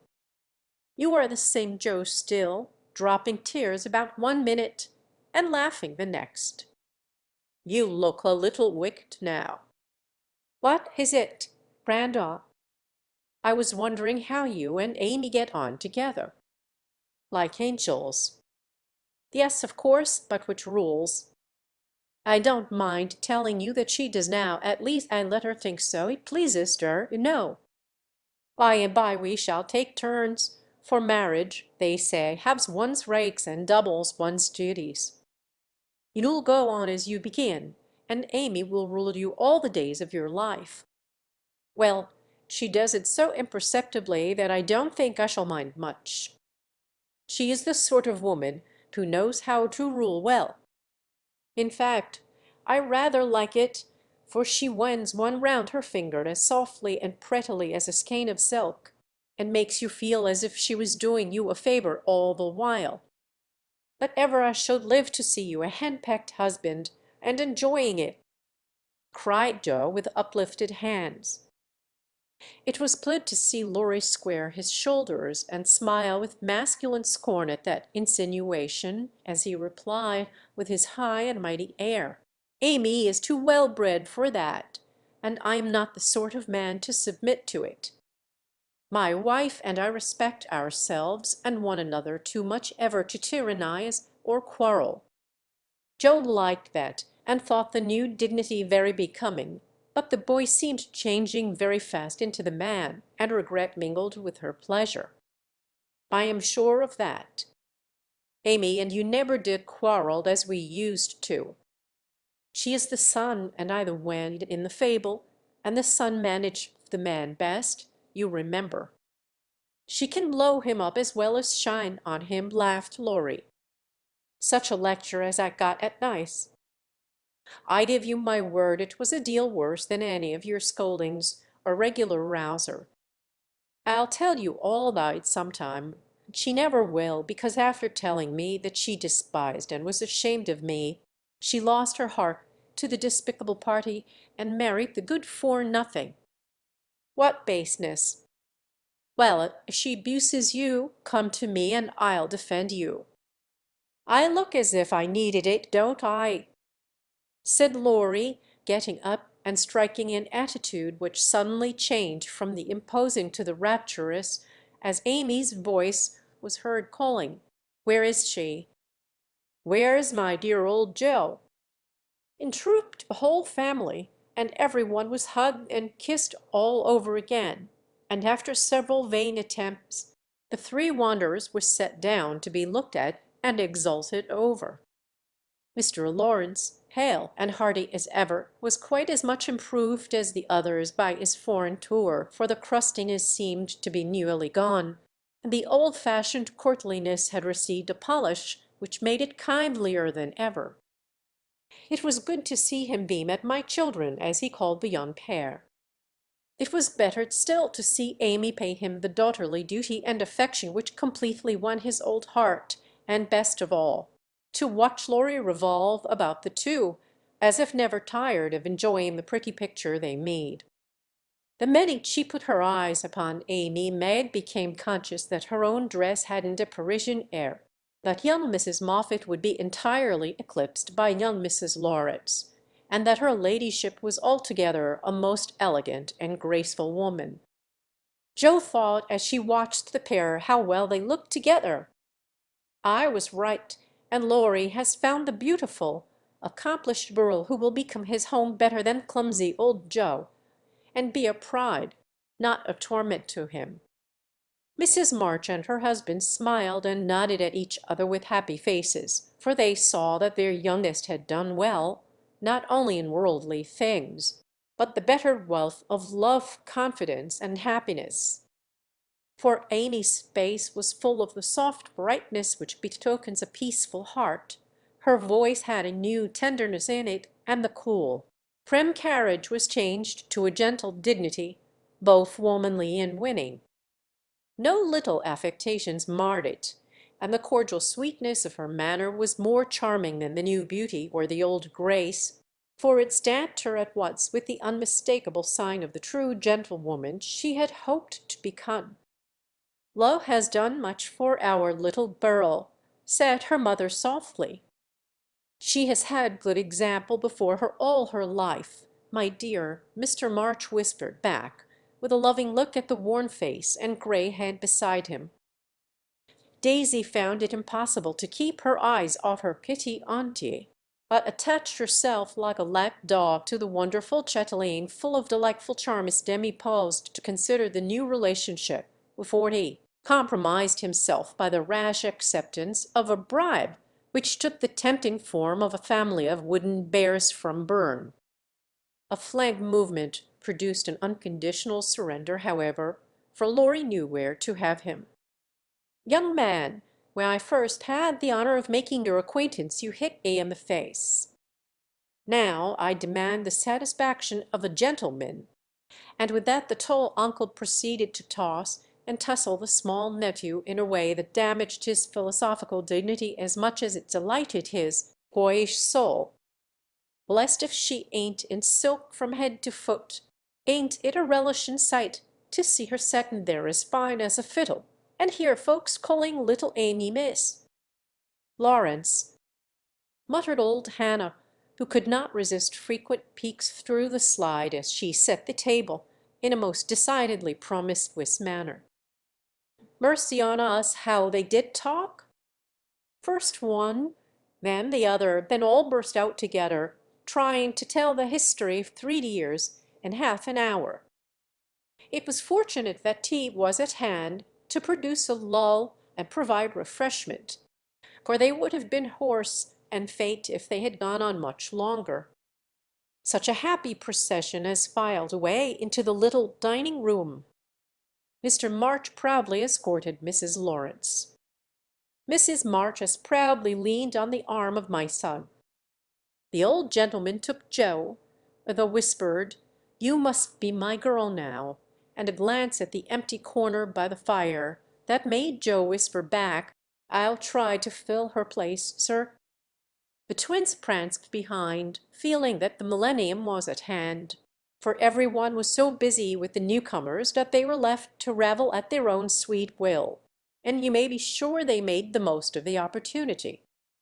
Didn't they steal sips of tea, stuff gingerbread ad libitum, get a hot biscuit apiece, and as a crowning trespass, didn't they each whisk the captivating little tart into their tiny pockets, there to stick and crumble treacherously, teaching them that both human nature and a pastry are frail, burdened with the guilty consciousness of the sequestered parts, and fearing that Dodo's sharp eyes would pierce the thin disguise of cambric and merino which hid their booty, the little sinners attached themselves to Drampat, who hadn't his spectacles on. Amy, who was handed about like refreshments, returned to the parlour on Father Lawrence's arm. The others paired off as before, and this arrangement left Joe companionless. She did not mind it at the minute, for she lingered to answer Hannah's eager inquiry. "Will Miss Amy ride in her coupe, and use all them lovely silver dishes that's stored away over yander? Shouldn't wonder if she drove 6 white horses, ate off gold plate, and wore diamonds and point lace every day. Teddy thinks nothing too good for her," returned Joe with infinite satisfaction. "No more there is. Will you have hash or fish balls for breakfast?" asked Hannah, who wisely mingled poetry and prose. "I don't care," and Joe shut the door, feeling that food was an uncongenial topic just then. She stood a minute looking at the party vanishing above, and as Denny's short plaid legs toil up the last stair, a sudden sense of loneliness came over her so strongly that she looked about her with demise, as if to find something to lean upon, for even Teddy had deserted her. If she had known what birthday gift was coming every minute nearer and nearer, she would not have said to herself, "I'll weep a little weep when I go to bed." It won't do to be dismal now. Then she drew her hand over her eyes, for one of her boyish habits was never to know where her handkerchief was, and had just managed to call up a smile when there came a knock at the porch door. She opened with hospitable haste, and started as if another ghost had come to surprise her, for there stood a tall bearded gentleman, beaming on her from the darkness like a midnight sun. "Oh, Mr. Mayor, I am so glad to see you!" cried Joe, with a clutch, as if she feared the night would swallow him up before she could get him in. "And I to see Miss Marsh. No, you have a party," and the professor paused as the sound of voices and the tap of dancing feet came down to them. "No, we haven't, only the family. My sister and friends have just come home, and we are all very happy. Come in and make one of us." Though a very social man, I think Mr. Dare would have gone decorously away and come again another day, but how could he, when Joe shut the door behind him and bereft him of his hat? Perhaps her face had something to do with it, for she forgot to hide her joy at seeing him, and showed it with a frankness that proved irresistible to the solitary man whose welcome far exceeded his boldest hoax. "If I shall not be Monsieur de Trop, I will so gladly see them all." "You have been ill, my friend?" He put the question abruptly, for, as Joe hung up his coat, the light fell on her face, and he saw a change in it. "Not ill, but tired and sorrowful. We have had trouble since I saw you last." "Ah, yes, I know. My heart was sore for you when I heard that," and he shook hands again, with such a sympathetic face that Joe felt as if no comfort could equal the look of the kind eyes, the grasp of the big, warm hand. "Father, mother, this is my friend, Professor Bjerre," she said, with a face and tone of such irrepressible pride and pleasure that she might as well have blown her trumpet, and opened the door with a flourish. If the stranger had any doubts about his reception, they were set at rest in a minute by the cordial welcome he received. Everyone greeted him kindly, for Joe's sake at first, but very soon they liked him for his own. He could not help it, for he carried the talisman that opens all hearts, and these simple people warmed to him at once, feeling even the more friendly because he was poor. For poverty enriches those who live above it, and is a sure passport to truly hospitable spirits. Mr. Bear sat looking about him with the air of a traveller who knocks at a strange door, and when it opens finds himself at home. The children went to him like bees to a honeypot, and establishing themselves on each knee, proceeded to captivate him by rifling his pockets, pulling his beard, and investigating his watch with juvenile audacity. The women telegraphed their approval to one another, and Mr. March, feeling that he had got a kindred spirit, opened his choicest stores for his guests' benefit, while silent John listened and enjoyed the talk, but said not a word, and Mr. Lawrence found it impossible to go to sleep. If Joe had not been otherwise engaged, Laurie's behaviour would have amused her, for a faint twinge, not of jealousy, but something like suspicion, caused that gentleman to stand aloof at first and observe the newcomer with brotherly circumspection. But it did not last long. He got interested in spite of himself, and before he knew it, was drawn into the circle. For Mr. Bear talked well in this genial atmosphere, and did himself justice. He seldom spoke to Laurie, but he looked at him often, and a shadow would pass across his face, as if regretting his own lost youth, as he watched the young man in his prime. Then his eyes would turn to Joe so wistfully that she would have surely answered the mute inquiry if she had seen it. But Joe had her own eyes to take care of, and feeling that they could not be trusted, she prudently kept them on the little sock she was knitting, like a model maiden aunt. A stealthy glance now and then refreshed her like sips of fresh water after a dusty walk, for the salon peeps showed her several propitious omens. Mr. Beer's face had lost the absent-minded expression and looked all alive with interest in the present moment. Actually young and handsome, she thought, forgetting to compare him with Laurie as she usually did strange men, to their great detriment. Then he seemed quite inspired, though the burial customs of the ancients, to which the conversation had strayed, might not be considered an exhilarating topic. Joe quite glowed with triumph when Teddy got quenched in an argument, and thought to herself, as she watched her father's absorbed face, how he would enjoy having such a man as my professor to talk with every day. Lastly, Mr. Bear was dressed in a new suit of black, which made him look more like a gentleman than ever. His bushy hair had been cut and smoothly brushed, but didn't stay in order long, for in exciting moments he rumpled it up in the droll way he used to do, and Joe liked it rampantly erect better than flat, because she thought it gave his fine forehead a Jove-like aspect. Poor Joe, how she did glorify that plain man as she sat knitting away so quietly, yet letting nothing escape her, not even the fact that Mr. Bear actually had gold sleeve buttons in his immaculate wristbands. Dear old fellow! He couldn't have got himself up with more care if he'd been going a wing, said Joe to herself, and then a sudden thought born of the words made her blush so dreadfully that she had to drop her ball and go down after it to hide her face. The maneuver did not succeed as well as she expected, however, for though just in the act of setting fire to a funeral pyre, the professor dropped his torch, metaphorically speaking, and made a dive after the little blue ball. Of course they bumped their heads smartly together, saw stars, and both came up flush and laughing, without the ball, to resume their seats, wishing they had not left them. Nobody knew where the evening went to, for Hannah skilfully abstracted the babies at an early hour, nodding like to rosy poppies, and Mr. Lawrence went home to rest.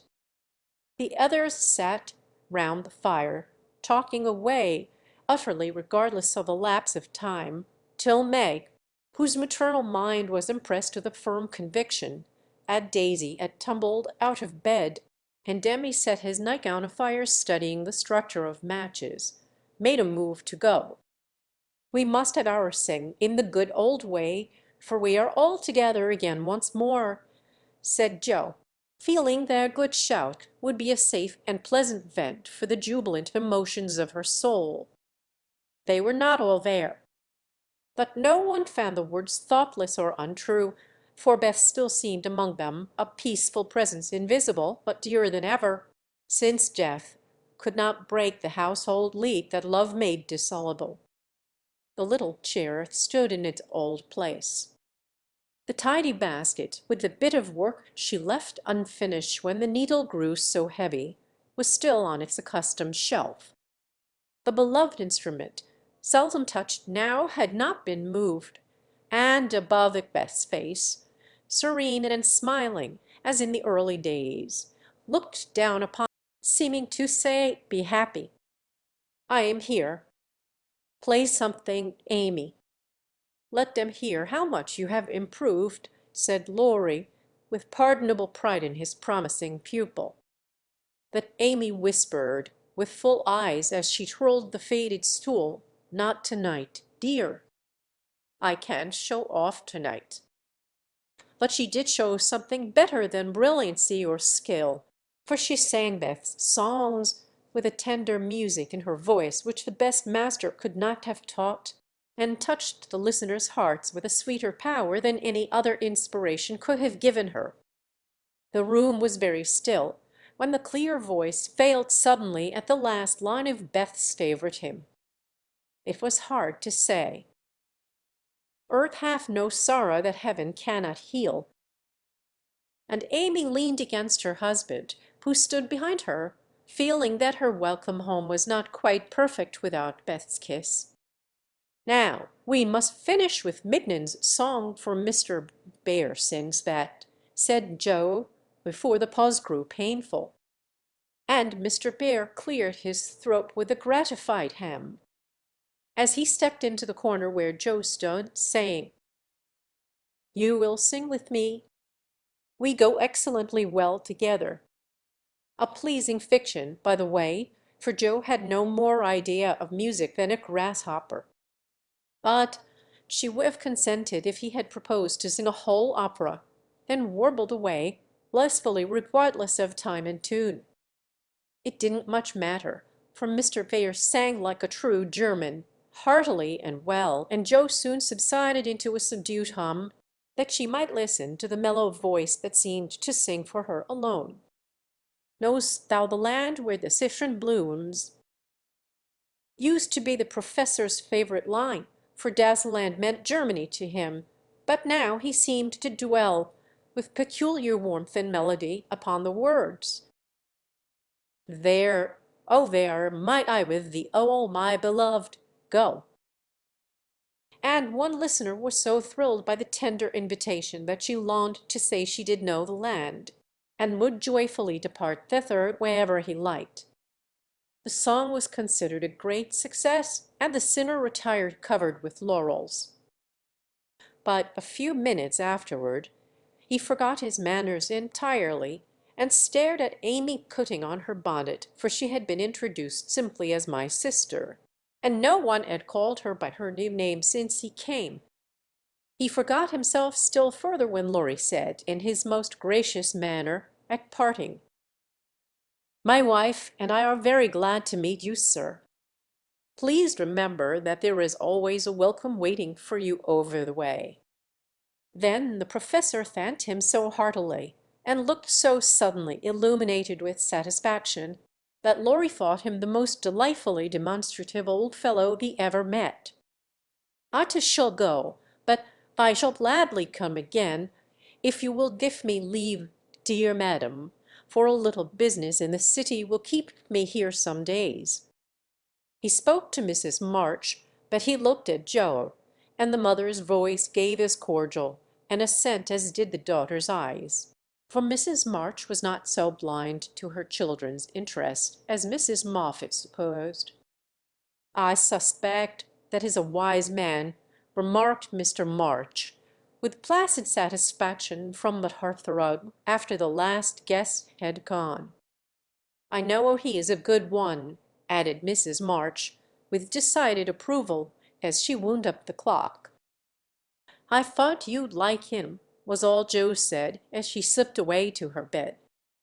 She wondered what the business was that brought Mr. Vere to the city, and finally decided that he had been appointed to some great honor somewhere, but had been too modest to mention the fact. If she had seen his face when, safe in his own room, he looked at the picture of a severe and rigid young lady, with a good deal of hair, who appeared to be gazing darkly into futurity, it might have thrown some light upon the subject, especially when he turned off the gas and kissed the picture in the dark. Chapter 44. My Lord and Lady. "Please, Madam Mother, could you lend me my wife for half an hour?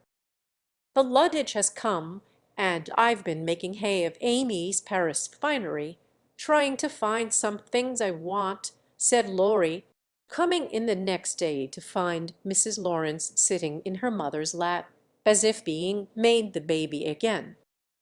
"Certainly. Though, dear, I forgot that you have any home but this," and Mrs. March pressed the white hand that wore the wedding ring, as if asking pardon for her maternal covetousness. "I shouldn't have come over if I could have helped it, but I can't get on without my little woman any more than a weathercock can without the wind," suggested Joe as he paused for a simile. Joe had grown quite her own saucy self again since Teddy came home. "Exactly, for Amy keeps me pointing due west most of the time, with only an occasional whiffle round to the south, and I haven't had an easterly spell since I was married. Don't know anything about the north, but am altogether salubrious and balmy, hey, my lady? Lovely weather so far. I don't know how long it will last, but I'm not afraid of storms, for I'm learning how to sail my ship. Come home, dear, and I'll find your bootjack. I suppose that's what you are rummaging after among my things." "Men are so helpless, mother," said Amy, with a matronly air which delighted her husband. "What are you going to do with yourselves after you get settled?" asked Joe, buttoning Amy's cloak as she used to button her pinafores. "We have our plans. We don't mean to say much about them yet, because we are such very new brooms, but we don't intend to be idle. I'm going into business with a devotion that shall delight grandfather and prove to him that I'm not spoiled. I need something of the sort to keep me steady. I'm tired of dawdling and mean to work like a man." "And Amy, what is she going to do?" asked Mrs. March, well pleased at Laurie's decision and the energy with which he spoke. "After doing the civil all round and airing our best bonnet, we shall astonish you by the elegant hospitalities of our mansion, the brilliant society we shall draw about us, and the beneficial influence we shall exert over the world at large. That's about it, isn't it, Madame Recamier?" asked Laurie with a quizzical look at Amy. "Time will show. Come away, impertinence, and don't shock my family by calling me names before their faces," answered Amy, resolving that there should be a home with a good wife in it before she set up a salon as a queen of society. "How happy those children seem together," observed Mr. March, finding it difficult to become absorbed in his Aristotle after the young couple had gone. "Yes, and I think it will last," added Mrs. March, with the restful expression of a pilot who has brought a ship safely into port. "I know it will. Happy Amy." And Joe sighed, then smiled brightly as Professor Bhaer opened the gate with an impatient push. Later in the evening, when his mind had been set at rest about the bootjack, Laurie said suddenly to his wife, Mrs. Lawrence, "My lord, that man intends to marry our Joe." I hope so, don't you, dear? Well, my love, I consider him a trump in the fullest sense of that expressive word, but I do wish he was a little younger and a good deal richer. Now, Laurie, don't be too fastidious and worldly minded. If they love one another, it doesn't matter a particle how old they are nor how poor. Women never should marry for money. Amy caught herself up short as the words escaped her, and looked at her husband, who replied, with malicious gravity, "Certainly not, though you do hear charming girls say that they intend to do it sometimes. If my memory serves me, you once thought it your duty to make a rich match. That accounts, perhaps, for your marrying a good-for-nothing like me. Oh, my dearest boy, don't say that. I forgot you were rich when I said yes. I'd have married you if you hadn't a penny, and I sometimes wish you were poor that I might show how much I love you." And Amy, who was very dignified in public and very fond in private, gave convincing proofs of the truth of her words. "You don't really think I am such a mercenary creature as I tried to be once, do you? It would break my heart if you didn't believe that I'd gladly pull in the same boat with you, even if you had to get your living by rowing on the lake. Am I an idiot and a brute? How could I think so, when you refused a richer man for me, and won't let me give you half I want to now, when I have the right? Girls do it every day, poor things, and are taught to think it is their only salvation. But you had better lessons, and though I trembled for you at one time, I was not disappointed, for the daughter was true to the mother's teaching. I told mamma so yesterday, and she looked as glad and grateful as if I'd given her a check for $1,000,000 to be spent in charity. You're not listening to my moral remarks, Mrs. Lawrence." And Laurie paused, for Amy's eyes had an absent look, though fixed upon his face. "Yes, I am, and admiring the mole in your chin at the same time. I don't wish to make you vain, but I must confess that I'm prouder of my handsome husband than of all his money. Don't laugh, but your nose is such a comfort to me." And Amy softly caressed the well-cut feature with artistic satisfaction. Ori had received many compliments in his life, but never one that suited him better, as he plainly showed, though he did laugh at his wife's peculiar taste, while she said slowly, "May I ask you a question, dear?" "Of course you may." "Shall you care if Joe does marry Mr. Bear?" "Oh, that's the trouble, is it? I thought there was something in the dimple that didn't quite suit you. Not being a dove in the manger, but the happiest fellow alive. I assure you I can dance at Joe's wedding with a heart as light as my heels." "Do you doubt it, my darling?" Amy looked up at him and was satisfied. Her little jealous fear vanished forever, and she thanked him with a face full of love and confidence. "I wish we could do something for that capital old professor. Couldn't we invent a rich relation who shall obligingly die out there in Germany and leave him a tidy little fortune?" said Laurie, when they began to pace up and down the long drawing-room, arm in arm, as they were fond of doing, in memory of the chateau garden. "Joe would find us out and spoil it all. She is very proud of him, just as he is, and said yesterday that she thought poverty was a beautiful thing. Bless her dear heart! She won't think so when she has a literary husband, and a dozen little professors and professorins to support. We won't interfere now, but watch our chance, and do them a good turn in spite of themselves. I owe Joe for a part of my education, and she believes in people's paying their honest debts, so I'll get round her in that way. How delightful it is to be able to help others, isn't it? That was always one of my dreams, to have the power of giving freely, and thanks to you, the dream has come true. Ah, we'll do quantities of good, won't we? There is one sort of poverty that I particularly like to help. Out and out bedders get taken care of, but poor gentle folks fare badly because they won't ask, and people don't dare to offer charity. Yet there are 1,000 ways of helping them, if one only knows how to do it so delicately that it does not offend. I must say, I like to serve a decayed gentleman better than a blarneying beggar. I suppose it's wrong, but I do, though it is harder. Because it takes a gentleman to do it, added the other member of the Domestic Admiration Society. Thank you. I'm afraid I don't deserve that pretty compliment.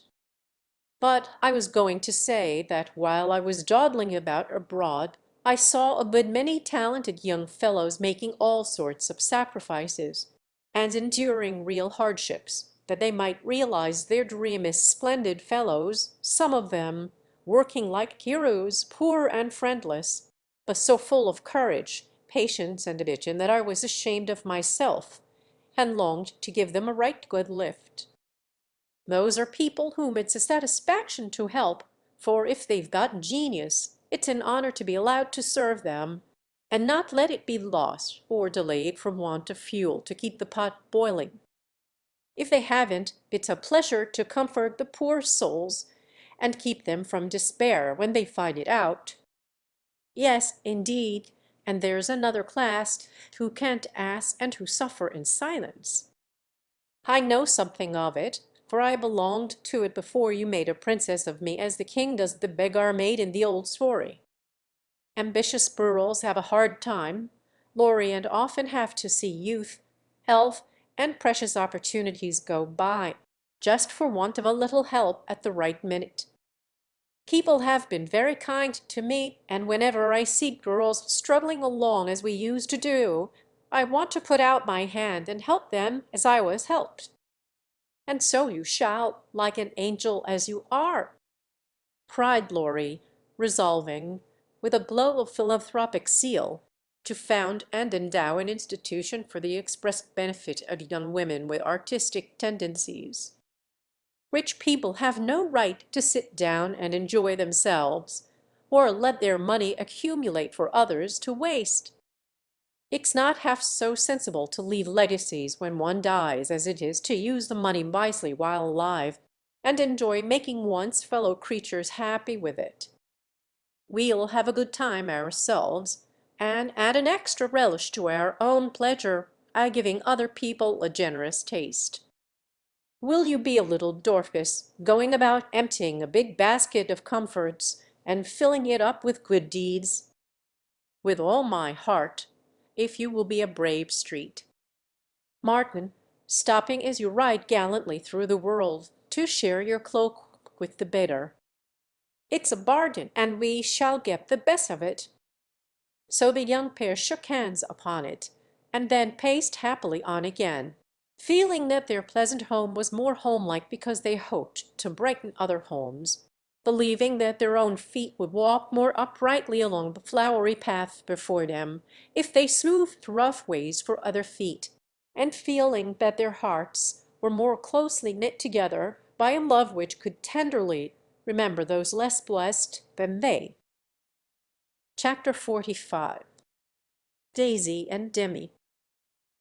I cannot feel that I have done my duty as humble historian of the March family without devoting at least one chapter to the two most precious and important members of it. Easy and Demi had now arrived at years of discretion, for in this fast age babies of 3 or 4 assert their rights, and get them, too, which is more than many of their elders do. If there ever were a pair of twins in danger of being utterly spoiled by adoration, it was these prattling Brookes.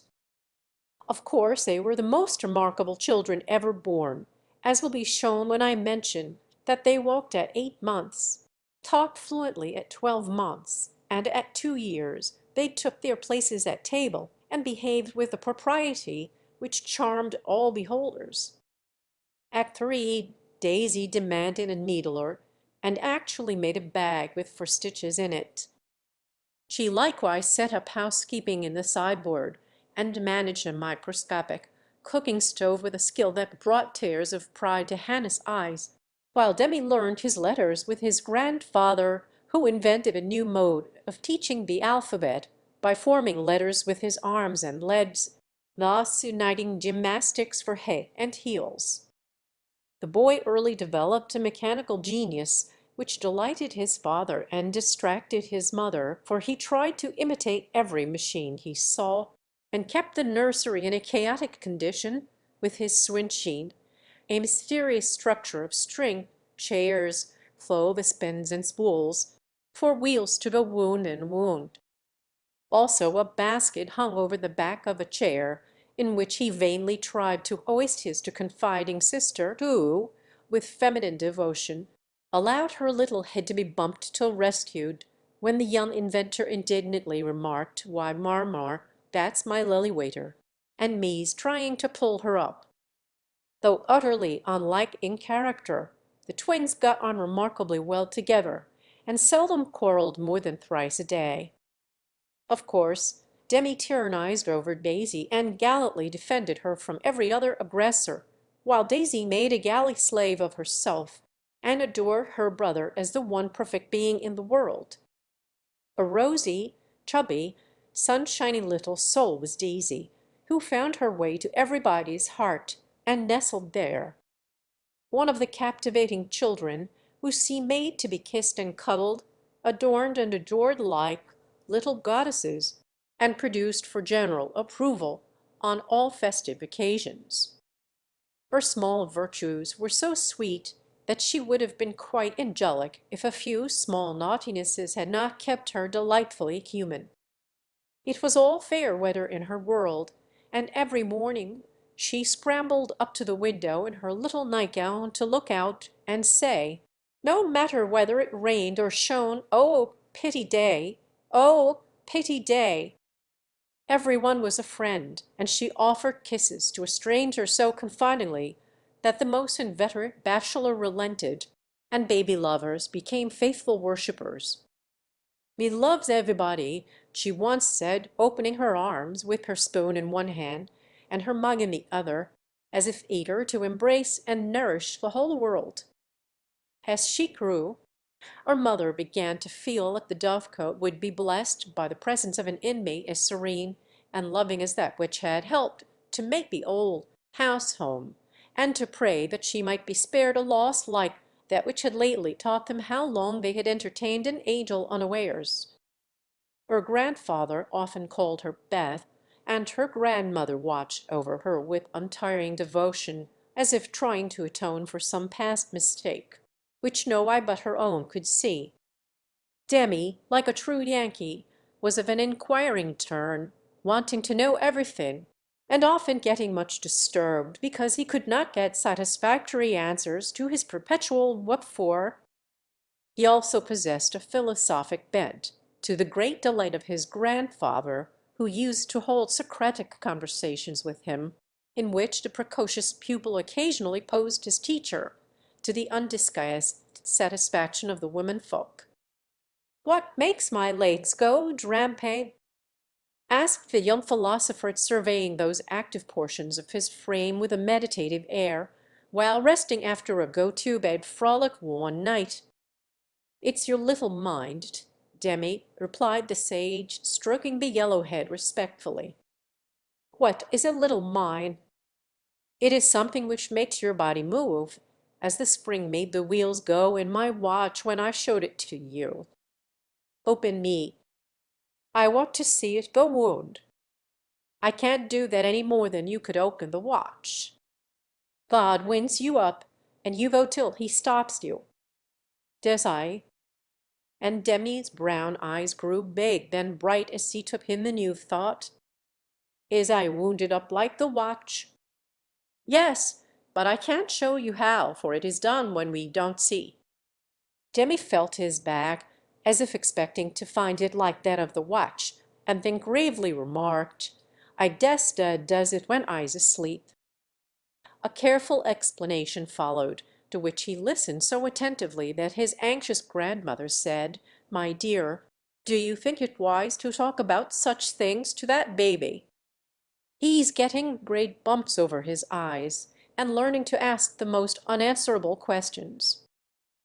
If he is old enough to ask the question, he is old enough to receive true answers. I am not putting the thoughts into his head, but helping him unfold those already there. These children are wiser than we are, and I have no doubt the boy understands every word I had said to him. Now, Emmy, tell me where you keep your mind. If the boy had replied like Alcibiades, by the gods, Socrates, that cannot tell, his grandfather would not have been surprised, but when, after standing a moment on one leg, like a meditative young stork, he answered, in a tone of calm conviction, "In my little belly," the old gentleman could only join in grandma's laugh, and dismiss the class in metaphysics. There might have been cause for maternal anxiety if Demi had not given convincing proofs that he was a true boy as well as a budding philosopher, for often, after a discussion which caused Hannah to prophesy, with ominous nods, that child ain't long for this world, he would turn about and set her fears at rest by some of the pranks with which dear, dirty, naughty little rascals distract and delight their parents' souls. Meg made many moral rules, and tried to keep them, but what mother was ever proof against the winning wiles, the ingenious evasions, or the tranquil audacity of the miniature men and women who so early show themselves accomplished, artful bodgers? No more raisins, Demi. They'll make you sick, says mamma to the young person who offers his services in the kitchen with unfailing regularity on plum pudding day. Me likes to be sick. I don't want to have you, so run away and help Daisy make patty cakes. He reluctantly departs, but his wrongs weigh upon his spirit, and by, when an opportunity comes to redress them, he outwits Mana by a shrewd bargain. "Now you have been good children, and I'll play anything you like," says Meg as she leads her assistant cooks upstairs, when the pudding is safely bouncing in the pot. "Truly, Marmar?" asks Demi, with a brilliant idea in his well-powdered head. "Yes, truly." "Anything you say," replies the short-sighted parent, preparing herself to sing "The Three Little Kittens half a dozen times over," or to take her family to buy a penny bun, regardless of wen or limb. But Demi corners her by the cool reply, "Then we'll go and eat up all the raisins."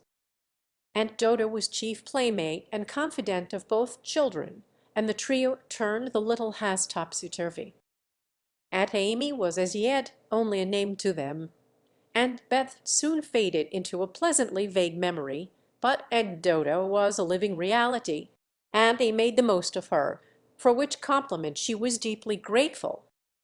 But when Mr. Beer came, Joe neglected her playfellows, and dismay and desolation fell upon their little souls.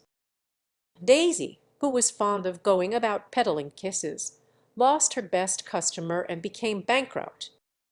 Demi, with infantile penetration, soon discovered that Dodo liked to play with the bear man better than she did him, but though hurt, he concealed his anguish, for he hadn't the heart to insult a rival who kept a mine of chocolate drops in his waistcoat pocket, and a watch that could be taken out of its case and freely shaken by ardent admirers.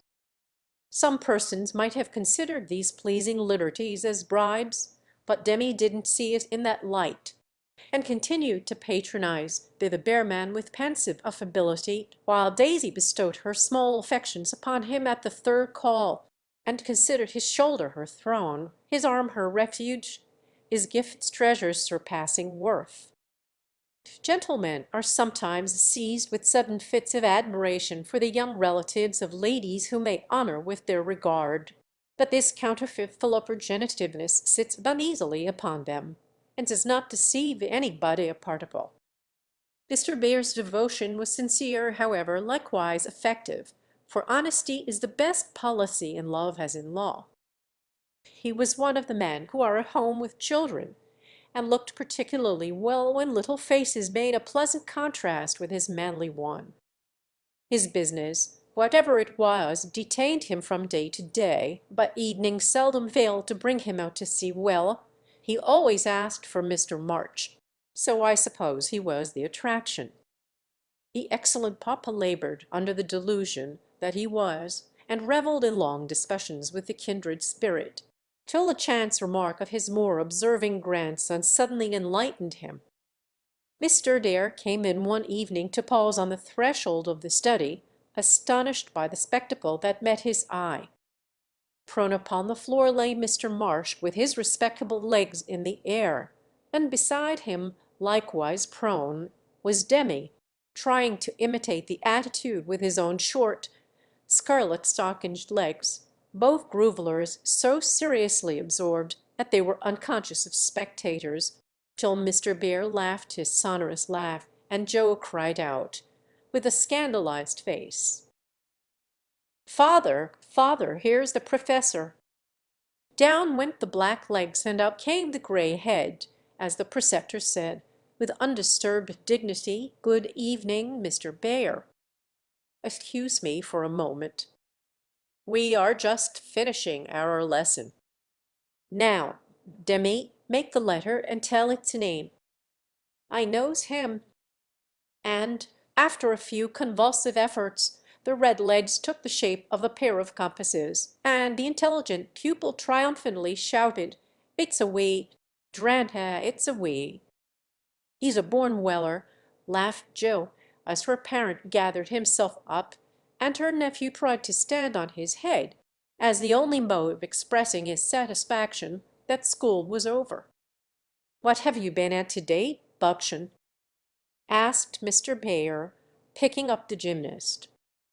"Me went to see little Mary." "And what did you there?" "I kissed her," began Demi with artless frankness. "Prut, thou beginnest early.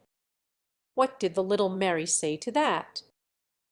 asked Mr. Bere, continuing to confess the young sinner, who stood upon the knee exploring the waistcoat pocket.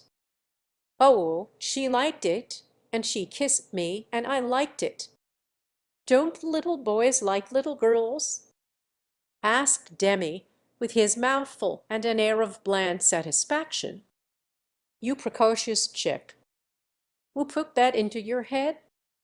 said Joe, enjoying the innocent revelation as much as the professor.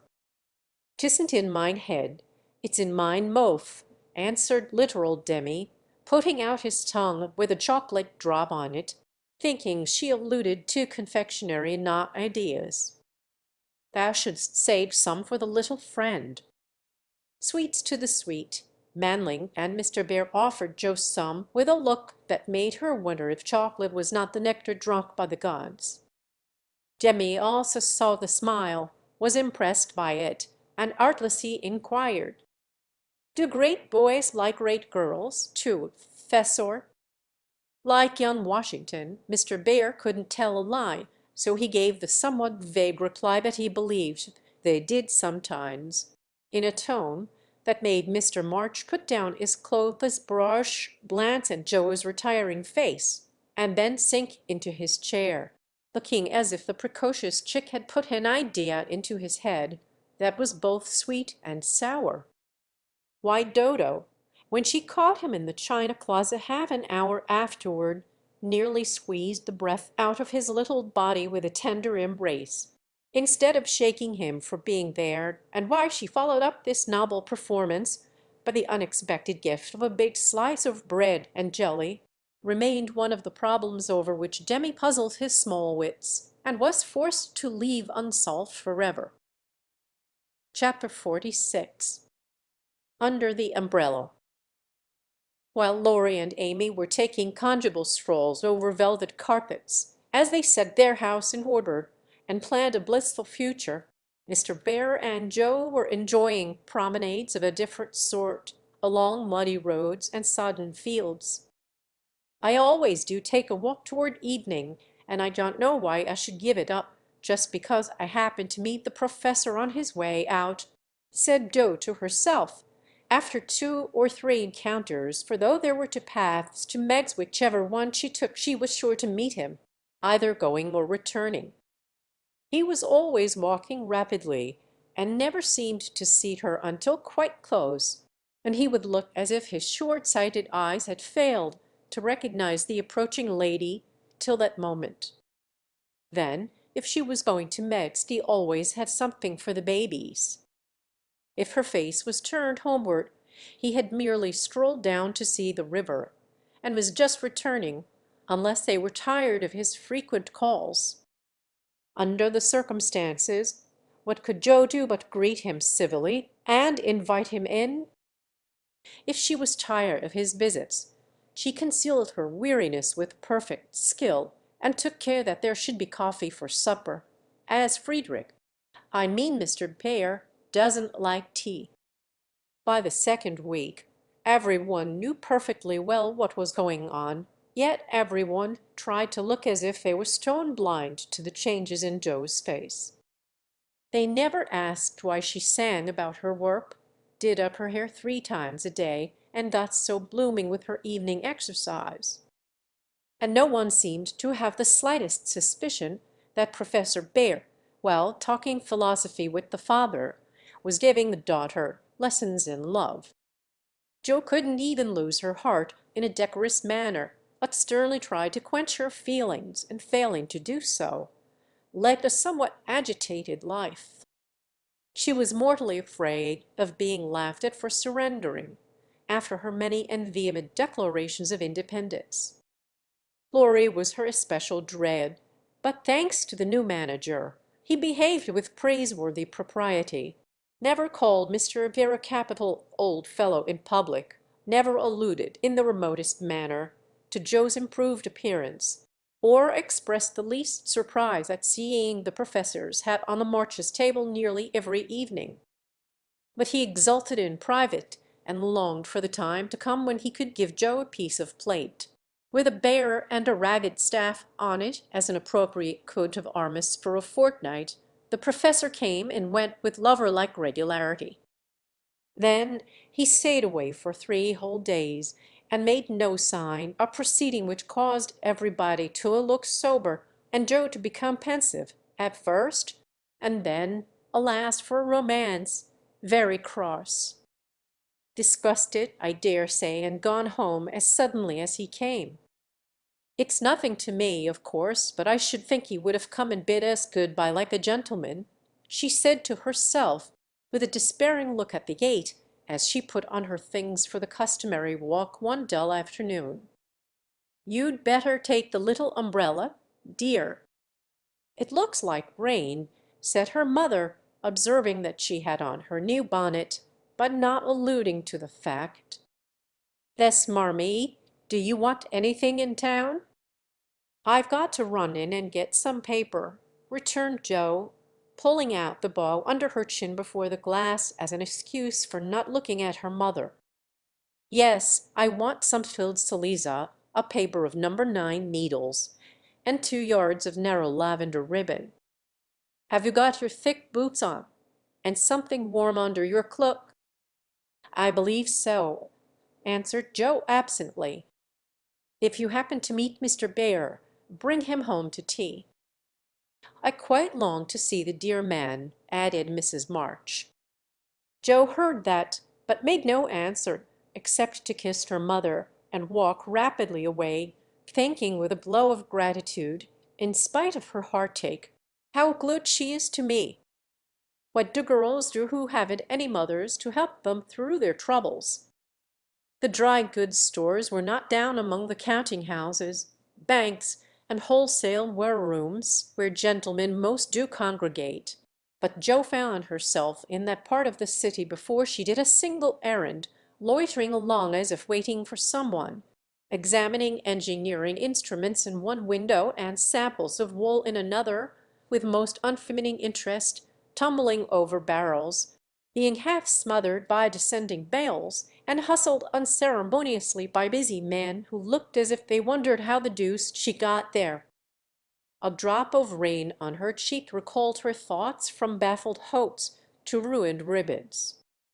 For the drops continued to fall, and being a woman as well as a lover, she felt that, though it was too late to save her heart, she might her bonnet.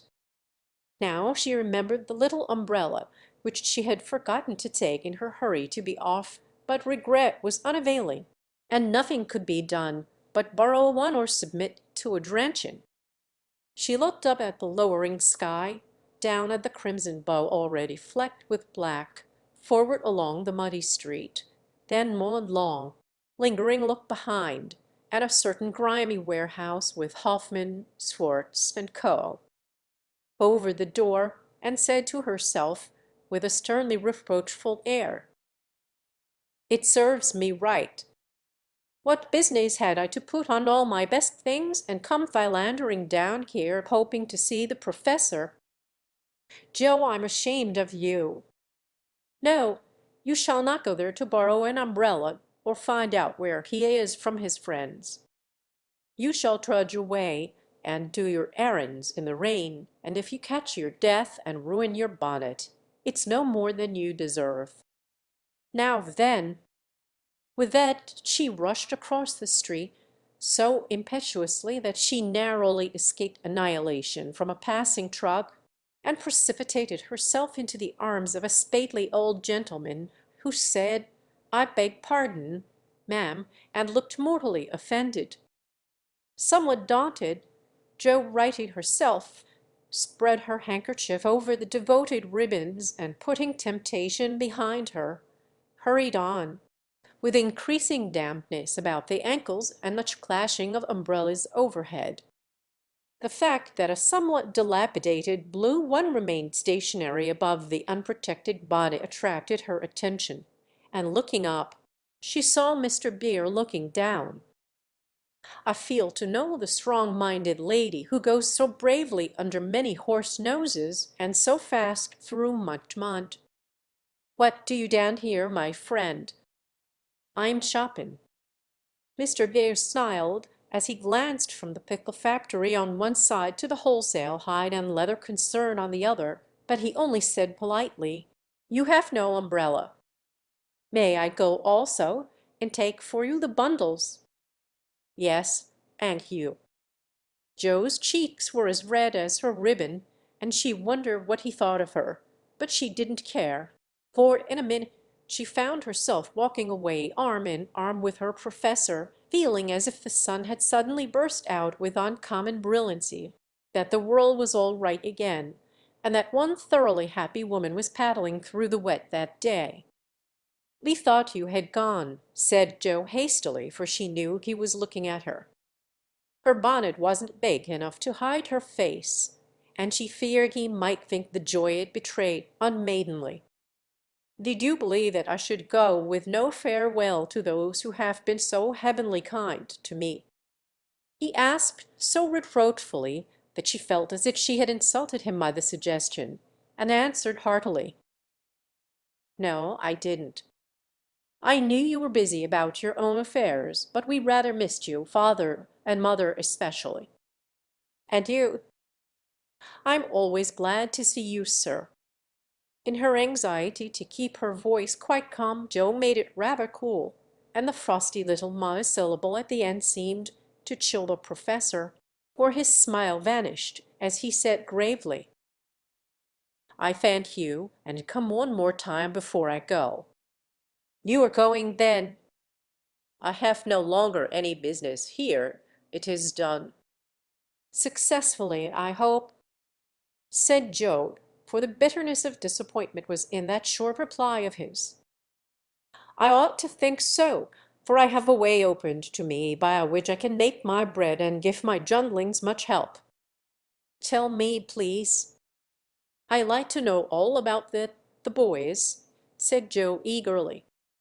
"That is so kind. I gladly tell you. My friends find for me a place in a college where I teach as at home, and earn enough to make the way smooth for Franz and Emil. For this I should be grateful, should I not?" "Indeed you should." "How splendid it will be to have you doing what you like, and be able to see you often. And the boys?" cried Joe, clinging to the lads as an excuse for the satisfaction she could not help betraying. "Ah!" but we shall not meet often. I fear this place is at the west. So far away, and Joe left her skirts to their fate as if it didn't matter now what became of her clothes or herself. Mr. Bär could read several languages, but he had not learned to read women yet. He flattered himself that he knew Joe pretty well, and was, therefore, much amazed by the contradictions of voice, face, and manner which she showed him in rapid succession that day, for she was in half a dozen different moods in the course of half an hour. When she met him she looked surprised, though it was impossible to help suspecting that she had come for that express purpose. When he offered her his arm, she took it with a look that filled him with delight, but when he asked if she missed him, she gave such a chilly, formal reply that despair fell upon him. On learning his good fortune, she almost clapped her hands. Was the joy all for the boys? Then on hearing his destination, she said, so far away, in a tone of despair that lifted him on to a pinnacle of hope, but the next minute she tumbled him down again by observing, like one entirely absorbed in the matter, "Here's the place for my errands. Will you come in? It won't take long."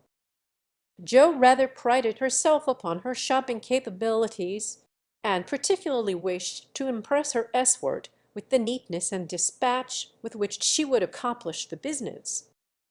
But owing to the flutter she was in, everything went amiss.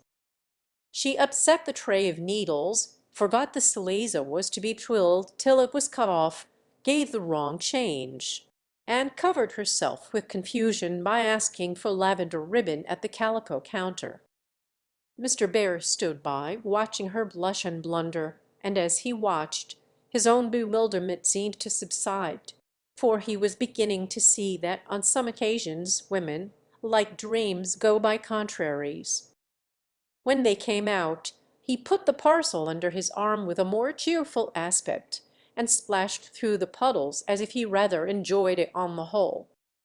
"Should we no do a little what you call shopping for the babies, and have a farewell feast to-night if I go for my last call at your so pleasant home?" he asked, stopping before a window full of fruit and flowers. "What will we buy?" asked Joe, ignoring the latter part of his speech, and sniffing the mingled odors with an affectation of delight as they went in.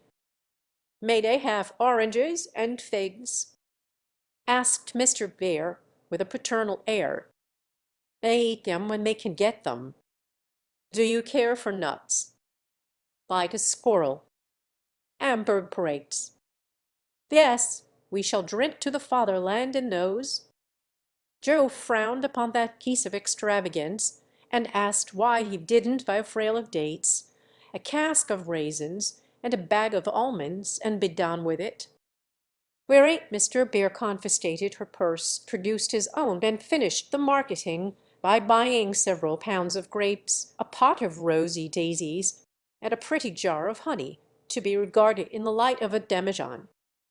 Then distorting his pockets with knobby bundles, and giving her the flowers to hold, he put up the old umbrella, and they travelled on again.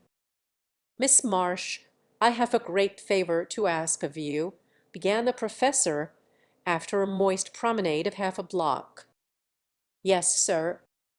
And Joe's heart began to beat so hard she was afraid he would hear it. "I am bold to say it in spite of the rain, because so short a time remains to me." "Yes, sir," and Joe nearly crushed a small flower pot with the sudden squeeze she gave it. "I wish to get a little dress for my Tina, and I am too stupid to go alone. Will you kindly give me a word of taste and help?" "Yes, sir," and Joe felt as calm and cool all of a sudden as if she had stepped into a refrigerator. "Perhaps also a shawl for Tina's mother, she is so poor and sick, and the husband is such a care." "Yes, yes, a thick, warm shawl would be a friendly thing to take the little mother." "I'll do it with pleasure, Mr. Bär." "I'm going very fast, and he's getting dearer every minute," added Joe to herself. Then with a mental shake she entered into the business with an energy that was pleasant to behold. Mr. Bear left it all to her, so she chose a pretty gown for Tina, and then ordered out the shawls. The clerk, being a married man, condescended to take an interest in the couple, who appeared to be shopping for their family. "Your lady may prefer this. It's a superior article, a most desirable color, quite chaste and genteel," he said, shaking out a comfortable gray shawl and throwing it over Joe's shoulders. "Does this suit you, Mr. Bear?" she asked, turning her back to him and feeling deeply grateful for the chance of hiding her face. "Excellently well. We will have it," answered the professor, smiling to himself as he paid for it, while Joe continued to rummage the counters like a confirmed bargain hunter. "Now shall we go home?" he asked, as if the words were very pleasant to him. "Yes, it's late, and I am so tired." Joe's voice was more pathetic, and she knew.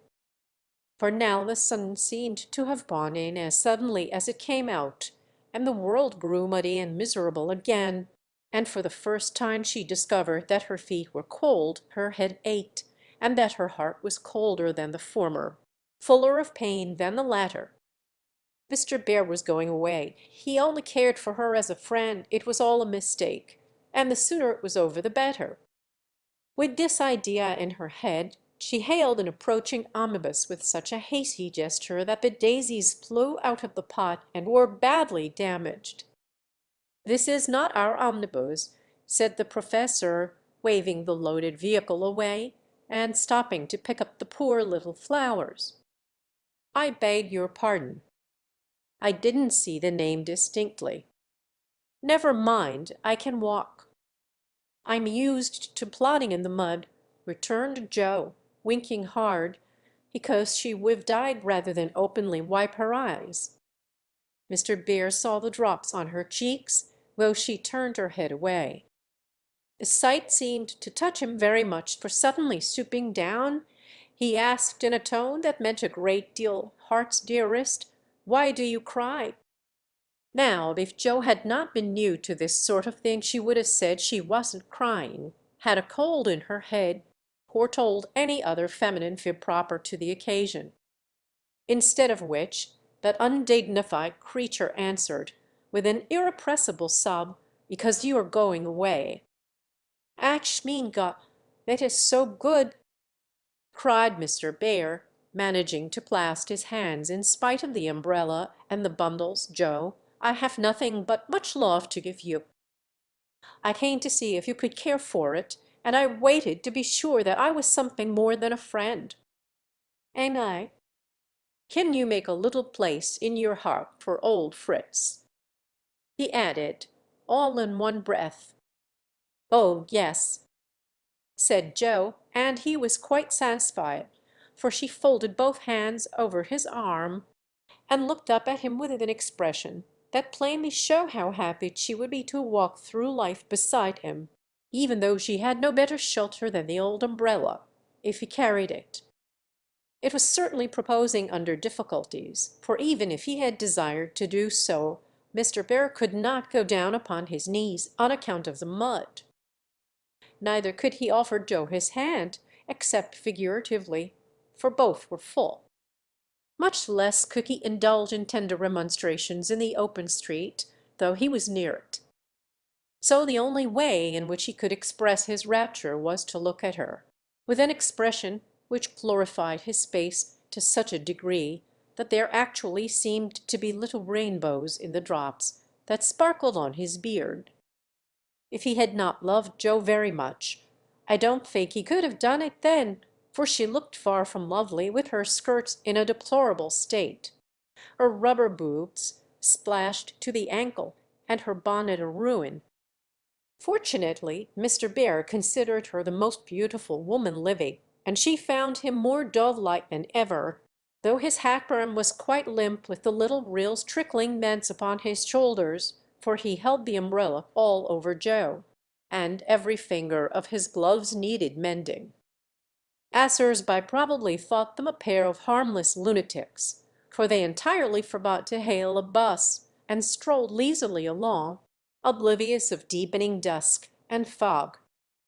Little they cared what anybody thought, for they were enjoying the happy hour that seldom comes but once in any life, the magical moment which bestows youth on the old, beauty on the plain, wealth on the poor, and gives human hearts a foretaste of heaven. The professor looked as if he had conquered a kingdom, and the world had nothing more to offer him in the way of bliss. While Joe trudged beside him, feeling as if her place had always been there, and wondering how she ever could have chosen any other lot. Of course, she was the first to speak, intelligibly, I mean, for the emotional remarks which followed her impetuous "Oh, yes!" were not of a coherent or reportable character. "Friedrich, why didn't you?" "Ah, heaven, she gives me the name that no one speaks since Minna died!"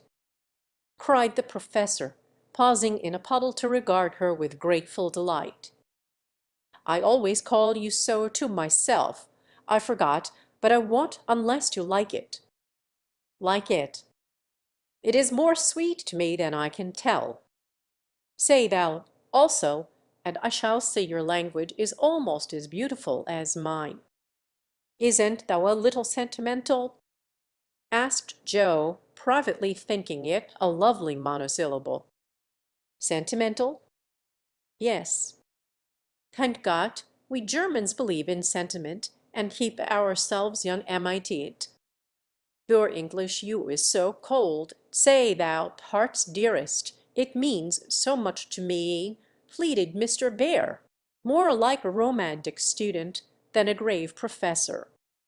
"Well, then, why didn't thou tell me all this sooner?" asked Joe bashfully. "Now I shall have to show thee all my heart, and I so gladly will, because thou must take care of it hereafter. See, then, my Joe, ah, the dear, funny little name, I had a wish to tell something the day I said good-bye in New York, but I thought the handsome friend was betrothed to thee, and so I spoke not." "Wouldst thou have said yes then if I had spoken?" "I don't know." "I'm afraid not, for I didn't have any heart just then." "Prut, that I do not believe." It was asleep till the fairy prince came through the wood and waked it up. Well, die erst liebest, die best, but that I should not expect." "Yes, the first love is the best, but be so contented, for I never had another."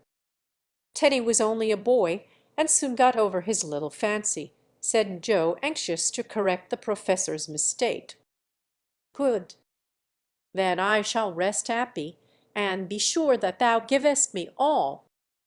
I have waited so long, I am grown selfish, as thou wilt find, Professorin." "I like that," cried Joe, delighted with her new name. "Now tell me what brought you, at last, just when I wanted you." This, and Mr. Bear took a little worn paper out of his waistcoat pocket.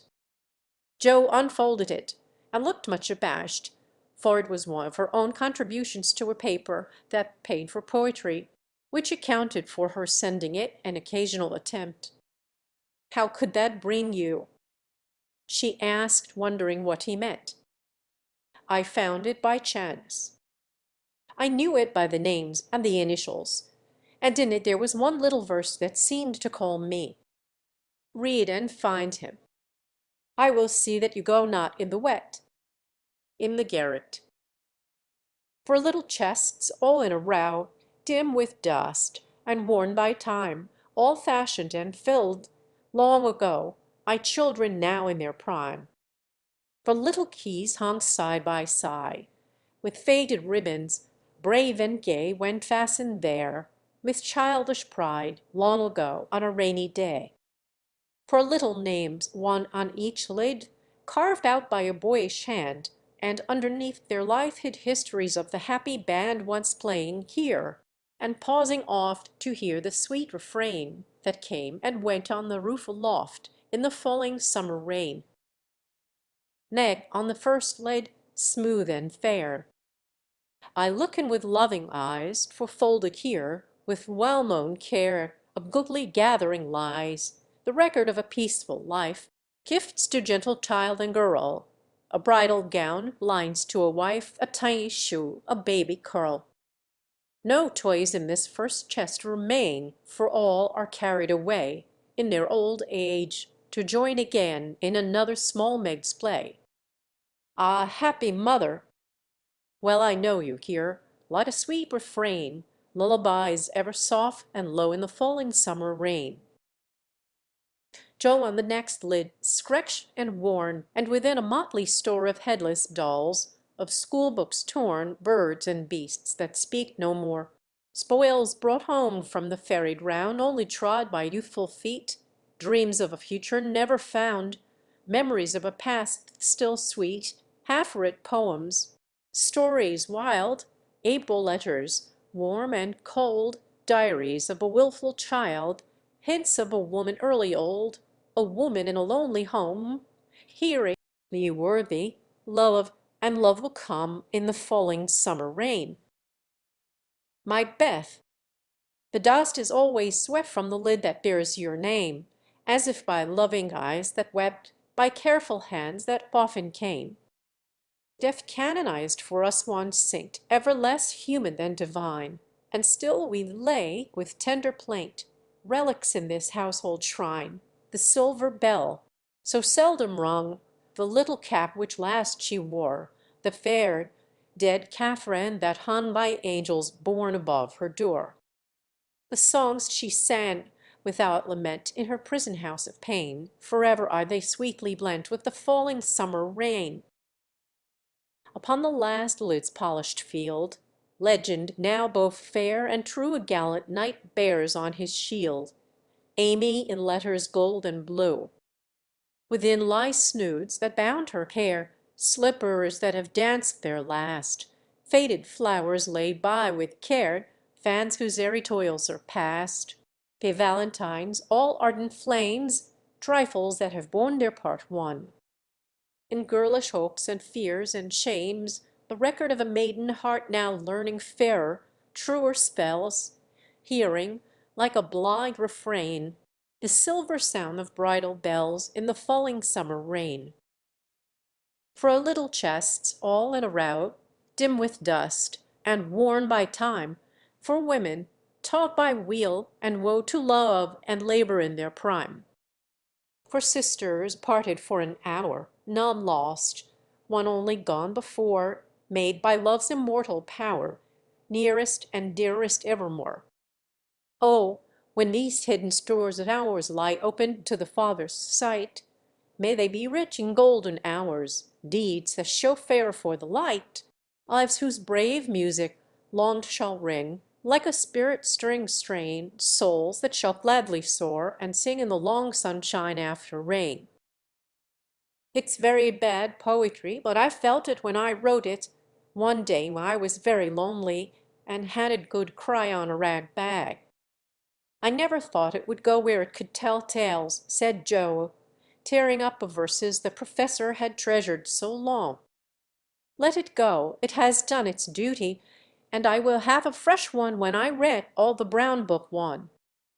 And which she keeps her little secrets, said Mr. Bear with a smile as he watched the fragments fly away on the wind. Yes, he added earnestly, I read that, and I think to myself, she has a sorrow she is lonely, she would find comfort in true love. I have a heart full for her. Shall I not go and say, if this is not too poor a thing to give for what I shall hope to receive, take it in God's name. And so you came to find that it was not too poor, but the one precious thing I needed, whispered Joe. I had no courage to think that at first, heavenly kind as was your welcome to me. But soon I began to hope, and then I say I will have her if I died for it, and so I will, cried Mr. Bear, with a defiant nod, as if the walls of mist closing round them were barriers which he was to surmount or valiantly knock down. Joe thought that was splendid, and resolved to be worthy of her knight, though he did not come prancing on a charger in gorgeous array. "What made you stay away so long?" she asked presently, finding it so pleasant to ask confidential questions and get delightful answers that she could not keep silent. "It was not easy, but I could not find the heart to take you from that so happy home until I could have a prospect of one to give you, after much time, perhaps, and hard work. How could I ask you to give up so much for a poor old fellow who has no fortune but a little learning? I'm glad you are poor." "I couldn't bear a rich husband," said Joe decidedly, adding in a softer tone, "Don't fear poverty. I've known it long enough to lose my dread and be happy working for those I love. And don't call yourself old. 40 is the prime of life. I couldn't help loving you if you were 70. The professor found that so touching that he would have been glad of his handkerchief, if he could have got at it." As he could, Joe wiped his eyes for him, and said, laughing, as she took away a bundle or two, "I may be strong-minded, but no one can say I'm out of my sphere now, for woman's special mission is supposed to be drying tears and bearing burdens. I'm to carry my share, Friedrich, and help to earn the home. Make up your mind to that, or I'll never go," she added resolutely as he tried to reclaim his load. "We shall see. Have you patience to wait a long time, Joe? I must go away and do my work alone. I must help my boys first, because, even for you, I may not break my word to Minna. Can you forgive that, and be happy while we hope and wait?" "Yes, I know I can, for we love one another, and that makes all the rest easy to bear. I have my duty also and my work. I couldn't enjoy myself if I neglected them even for you, so there's no need of hurry or impatience. You can do your part out west. I can do mine here, and both be happy hoping for the best and leaving the future to be as God wills. Oh, thou givest me such hope and courage, and I have nothing to give back but a full heart and these empty hands," cried the professor, quite overcome. Joe never, never would learn to be proper, for when he said that as they stood upon the steps, she just put both hands into his, whispering tenderly, "Not empty now," and stooping down, kissed her Friedrich under the umbrella. It was dreadful, but she would have done it if the flock of draggle-tailed sparrows on the hedge had been human beings, for she was very far gone indeed, and quite regardless of everything but her own happiness. Though it came in such a very simple guise, that was the crowning moment of both their lives when, turning from the night and storm and loneliness to the household light and warmth and peace waiting to receive them with a glad welcome home, Joe led her lover in and shut the door. Chapter 47. Harvest Time.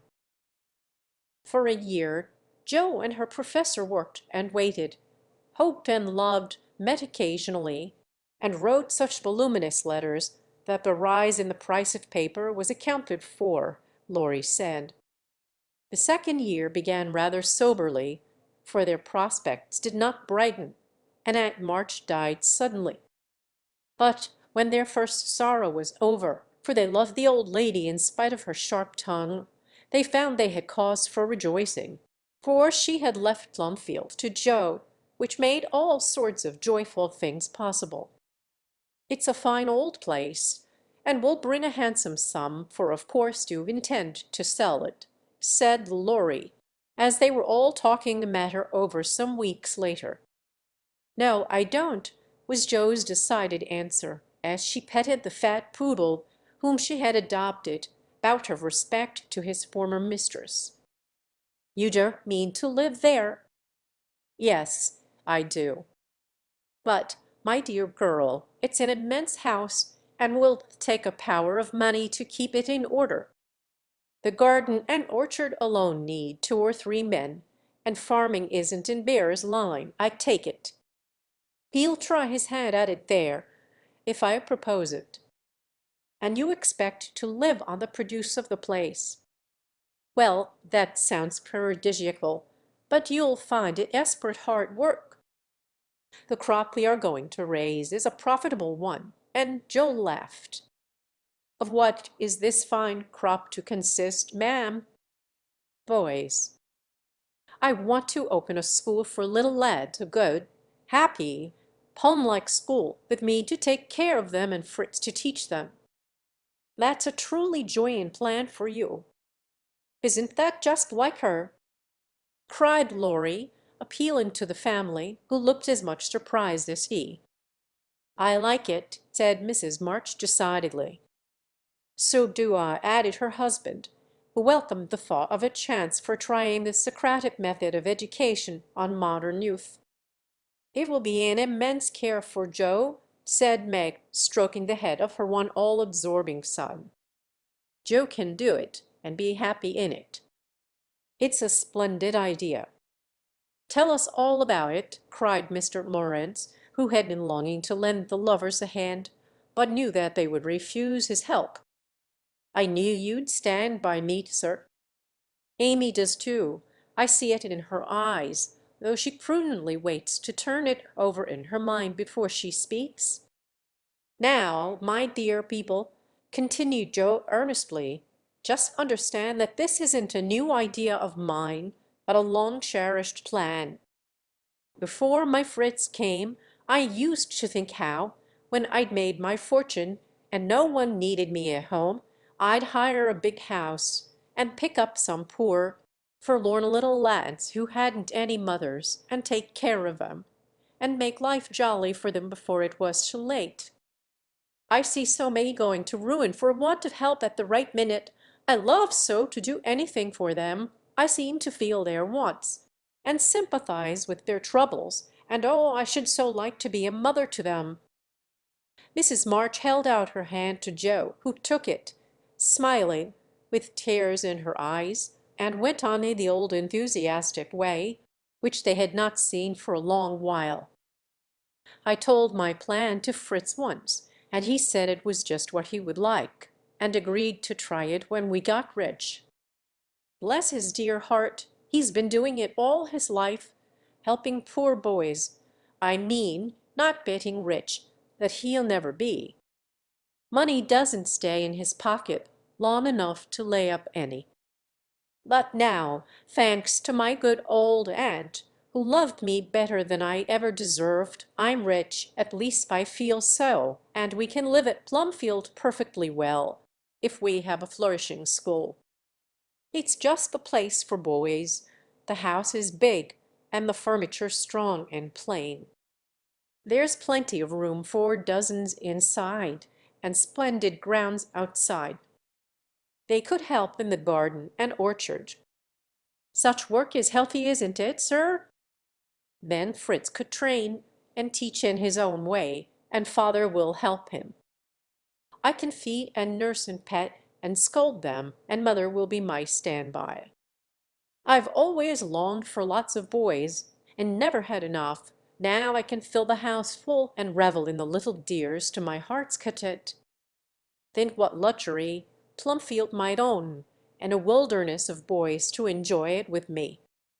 As Joe waved her hands and gave a sigh of rapture, the family went off into a gale of merriment, and Mr. Lawrence laughed till they thought he had an apoplectic fit. "I don't see anything funny," she said gravely when she could be heard. "Nothing could be more natural and proper than for my professor to open a school, and for me to prefer to reside in my own estate." "She is putting on airs already," said Laurie, who regarded the idea in the light of a capital joke. "But may I inquire how you intend to support the establishment? If all the pupils are little ragamuffins, I'm afraid your crop won't be profitable in a worldly sense. Mrs. Vere. Now don't be a wet blanket, Teddy." Of course I shall have rich pupils, also perhaps begin with such altogether. Then, when I've got a start, I can take in a ragamuffin or two just for a relish. Rich people's children often need care and comfort, as well as poor. I've seen unfortunate little creatures left to servants, or backward ones pushed forward, when it's real cruelty. Some are naughty through mismanagement or neglect, and some lose their mothers. Besides, the best are to get through the hobbled away age, and that's the very time they need most patience and kindness. People laugh at them and hustle them about, try to keep them out of sight, and expect them to turn all at once from pretty children into fine young men. They don't complain much, plucky little souls, but they feel it. I've been through something of it, and I know all about it. I've a special interest in such young bears, and like to show them that I see the warm, honest, well-meaning boys' hearts, in spite of the clumsy arms and legs and the topsy-turvy heads. I've had experience, too, for haven't I brought up one boy to be a pride and honor to his family? I'll testify that you tried to do it, said Lory with a grateful look. And I've succeeded beyond my hopes, for here you are, a steady, sensible businessman, doing heaps of good with your money, and laying up the blessings of the poor instead of dollars. But you are not merely a businessman. You love good and beautiful things, enjoy them yourself, and let others go halves, as you always did in the old times. I am proud of you, Teddy, for you get better every year, and everyone feels it, though you won't let them say so. Yes, and when I have my flock, I'll just point to you and say there's your model, my lads. Poor Lory didn't know where to look, for, man though he was, something of the old bashfulness came over him as this burst of praise made all faces turn approvingly upon him. "I say, Joe, that's rather too much," he began, just in his old boyish way. "You have all done more for me than I can ever thank you for, except by doing my best not to disappoint you. You have rather cast me off lately, Joe, but I've had the best of help nevertheless. So if I've got on at all, you may thank Beester for it." And he laid one hand gently on his grandfather's head, and the other on Amy's golden one, for the three were never far apart. "I do think that families are the most beautiful things in all the world," burst out Joe, who was in an unusually uplifted frame of mind just then. "When I have one of mine own, I hope it will be as happy as the three I know and love the best. If John and my Fritz were only here it would be quite a little heaven on earth," she added more quietly. And that night when she went to her room after a blissful evening of family councils, hopes, and plans, her heart was so full of happiness that she could only calm it by kneeling beside the empty bed always near her own, and thinking tender thoughts of Beth. It was a very astonishing year altogether, for things seemed to happen in an unusually rapid and delightful manner. Almost before she knew where she was, Joe found herself married and settled at Plumfield. Then a family of 6 or 7 boys sprung up like mushrooms, and flourished surprisingly, poor boys as well as rich, for Mr. Lawrence was continually finding some touching case of destitution, and begging the Bayers to take pity on the child, and he would gladly pay a trifle for its support. In this way the sly old gentleman got round proud Joe, and furnished her with the style of boy in which she most delighted. Of course it was uphill work at first, and Joe made queer mistakes, but the wise professor steered her safely into calmer waters, and the most rampant ragamuffin was conquered in the end. How Joe did enjoy her wilderness of boys, and how poor, dear Aunt March would have lamented had she been there to see the sacred precincts of Prim, well-ordered Plumfield overrun with Toms, Dicks, and Harrys. There was a sort of poetic justice about it, after all, for the old lady had been the terror of the boys for miles around, and now the exiles feasted freely on forbidden plums, kicked up the gravel with profane boots unreproved, and played cricket in the big field, where the irritable cow with a crumpled horn used to invite rash youths to come and be tossed. It became a sort of boys' paradise, and Laurie suggested that it should be called the Beargarten, as a compliment to its master and appropriate to its inhabitants. It never was a fashionable school, and the professor did not lay up a fortune, but it was just what Joe intended it to be, a happy, home-like place for boys who needed teaching, care, and kindness. Every room in the big house was soon full. Every little plot in the garden soon had its owner. A regular menagerie appeared in barn and shed, for pet animals were allowed. And 3 times a day Joe smiled at her Fritz from the head of a long table lined on either side with rows of happy young faces, which all turned to her with affectionate eyes, confiding words, and grateful hearts full of love for Mother Bear. She had boys enough now, and did not tire of them, though they were not angels by any means, and some of them caused both professor and professoress much trouble and anxiety.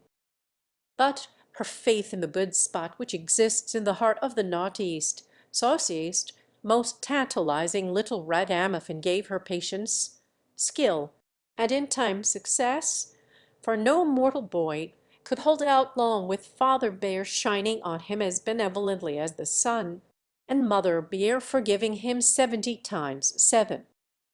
Very precious to Joe was the friendship of the lads, their penitent sniffs and whispers after wrongdoing, their droll or touching little confidences, their pleasant enthusiasms, hopes, and plans, even their misfortunes, for they only endeared them to her all the more.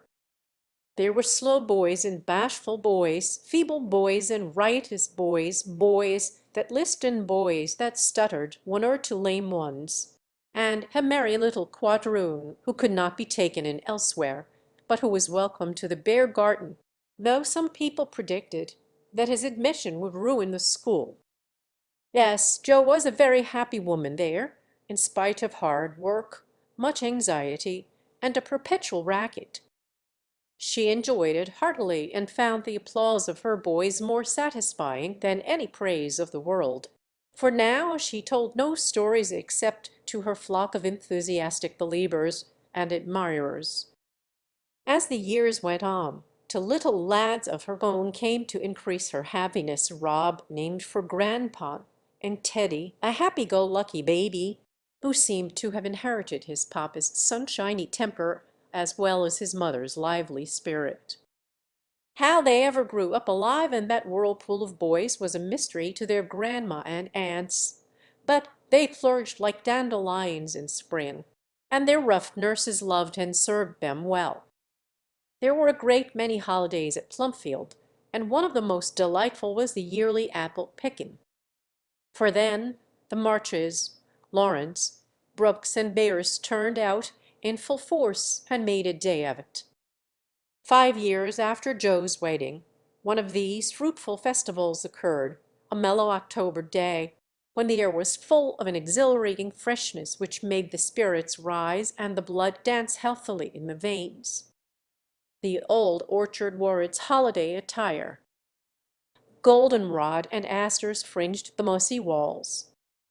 Grasshoppers skipped briskly in the sere grass, and crickets chirped like fairy pipers at a feast. Squirrels were busy with their small harvesting.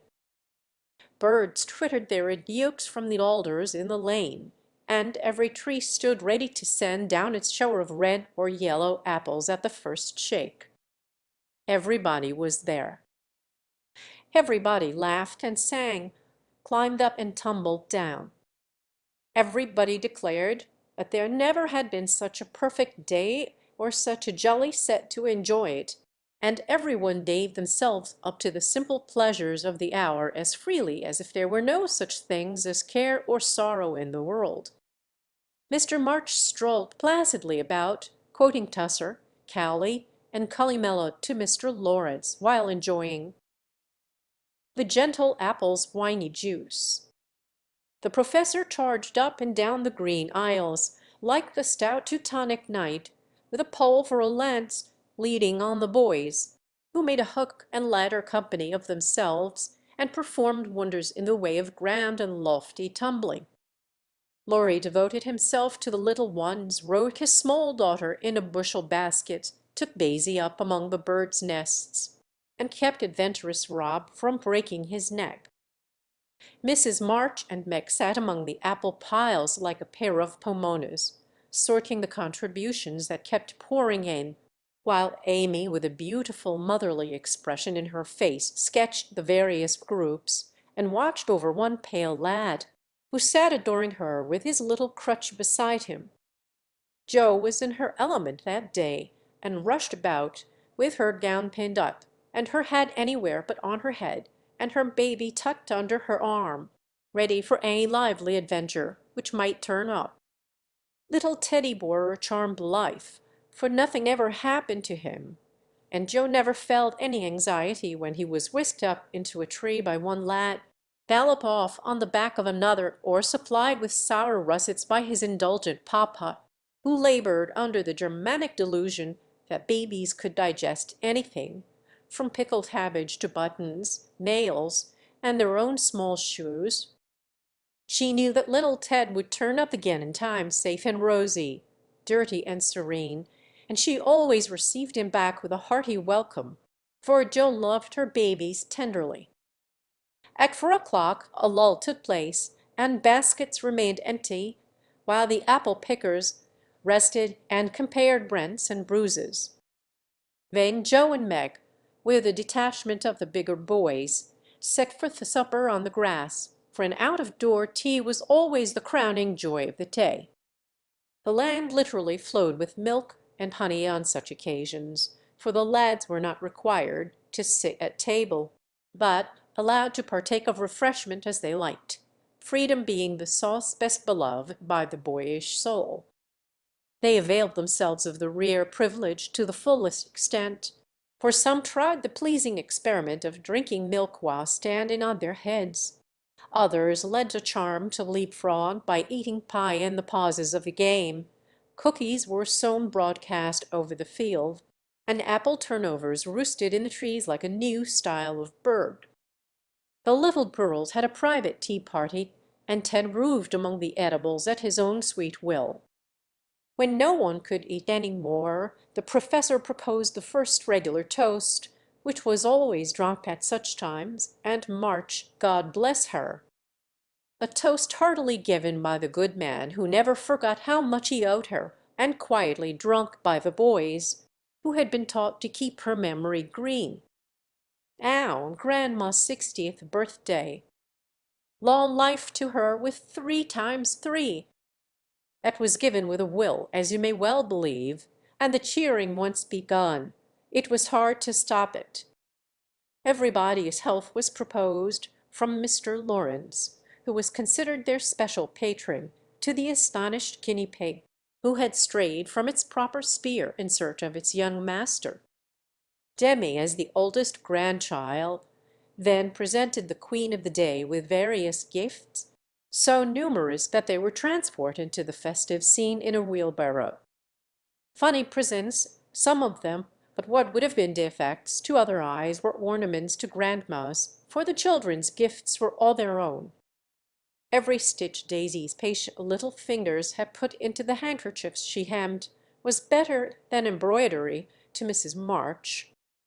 Demi's miracle of mechanical skill, though the cover wouldn't shut, Rob's footstool had a wiggle in its uneven lengths that she declared was soothing, and no page of the costly book Amy's child gave her was so fair as that on which appeared in tipsy capitals the words, "To dear Grandma," from her little Beth. During the ceremony the boys had mysteriously disappeared, and when Mrs. March had tried to thank her children and broken down, while Teddy wiped her eyes on his pinafore, the professor suddenly began to sing. Then, From above him, voice after voice took up the words, and from tree to tree echoed the music of the unseen choir. As the boys sang with all their hearts the little song that Joe had written, Laurie set to music, and the professor trained his lads to give with the best effect. This was something altogether new, and it proved a grand success, for Mrs. March couldn't get over her surprise, and insisted on shaking hands with every one of the featherless birds, from tall Franz and Emile to the little quadroon, who had the sweetest voice of all.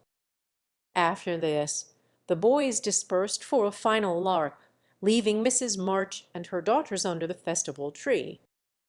"I don't think I ever ought to call myself Unlucky Joe again, when my greatest wish has been so beautifully gratified," said Mrs. Bear, taking Teddy's little fist out of the milk pitcher, in which he was rapturously churning. "And yet your life is very different from the one you picture so long ago." "Do you remember our castles in the air?" asked Amy, smiling as she watched Laurie and John playing cricket with the boys. "Dear fellows! It does my heart good to see them forget business and frolic for a day," answered Joe, who now spoke in a maternal way of all mankind. "Yes, I remember, but the life I wanted then seems selfish, lonely, and cold to me now. I haven't given up the hope that I may write a good book yet, but I can wait, and I am sure it would be all the better for such experiences and illustrations as these." And Joe pointed from the lively lads in the distance to her father, leaning on the professor's arm, as they walked to and fro in the sunshine, deep in one of the conversations which both enjoyed so much, and then to her mother, sitting enthroned among her daughters, with their children in her lap and at her feet, as if all found help and happiness in the face which never could grow old to them. My castle was the most nearly realized of all. I asked for splendid things, to be sure, but in my heart I knew I should be satisfied if I had a little home and John and some dear children like these.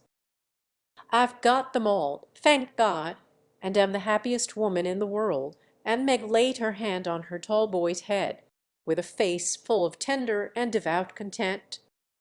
"My castle is very different from what I planned, but I would not alter it, though, like Joe, I don't relinquish all my artistic hopes, or confine myself to helping others fulfill their dreams of beauty. I've begun to model a figure of baby, and Laurie says it is the best thing I've ever done. I think so myself, and mean to do it in marble, so that, whatever happens, I may at least keep the image of my little angel." As Amy spoke, a great tear dropped on the golden hair of the sleeping child in her arms, for her one well-beloved daughter was a frail little creature, and the dread of losing her was the shadow over Amy's sunshine. This cross was doing much for both father and mother, for one love and sorrow bound them closely together. Amy's nature was growing sweeter, deeper, and more tender. Laurie was growing more serious, strong, and firm, and both were learning that beauty, youth, good fortune, even love itself, cannot heap care and pain, loss and sorrow from the most blessed for. Into each life some rain must fall, some days must be dark and sad and dreary. She is growing better, I am sure of it, my dear. Don't despond, but hope and keep happy," said Mrs. March, as tender-hearted Daisy stooped from her knee to lay her rosy cheek against her little cousin's pale one. "I never ought to, while I have you to cheer me up, Marmee, and Laurie to take more than half of every burden," replied Amy warmly. "He never lets me see his anxiety, but is so sweet and patient with me, so devoted to Beth, and such a stay and comfort to me always that I can't love him enough. So, in spite of my one cross, I can say with Meg, 'Thank God, I'm a happy woman.' There is no need for me to say it, for every one can see that I'm far happier than I deserve," added Joe. glancing from her good husband to her chubby children, tumbling on the grass beside her. Fritz is getting gray and stout. I'm growing as thin as a shadow, and am 30. We never shall be rich, and Plumfield may burn up any night, for that incorrigible Tommy Bangs will smoke sweet fern cigars under the bedclothes, though he set himself afire 3 times already. But in spite of these unromantic facts, I have nothing to complain of, and never was so jolly in my life. Excuse the remark, but living among boys, I can't help using their expressions now and then. "Yes, Joe, I think your harvest will be a good one," began Mrs. March, frightening away a big black cricket that was staring Tay out of countenance. "Not half so good as yours, mother.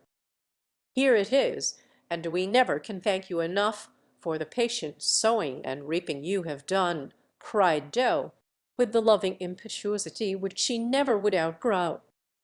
"I hope there will be more wheat and fewer tares every year," said Amy softly. "A large sheaf, but I know there's room in your heart for it, Marmy dear," added Meg's tender voice. Touched to the heart, Mrs. March could only stretch out her arms as if to gather children and grandchildren to herself, and say, with face and voice full of motherly love, gratitude, and humility: "Oh, my girls, however long you may live, I never can wish you a greater happiness than this." End of the book. You have listened to Little Women by Louisa May Alcott.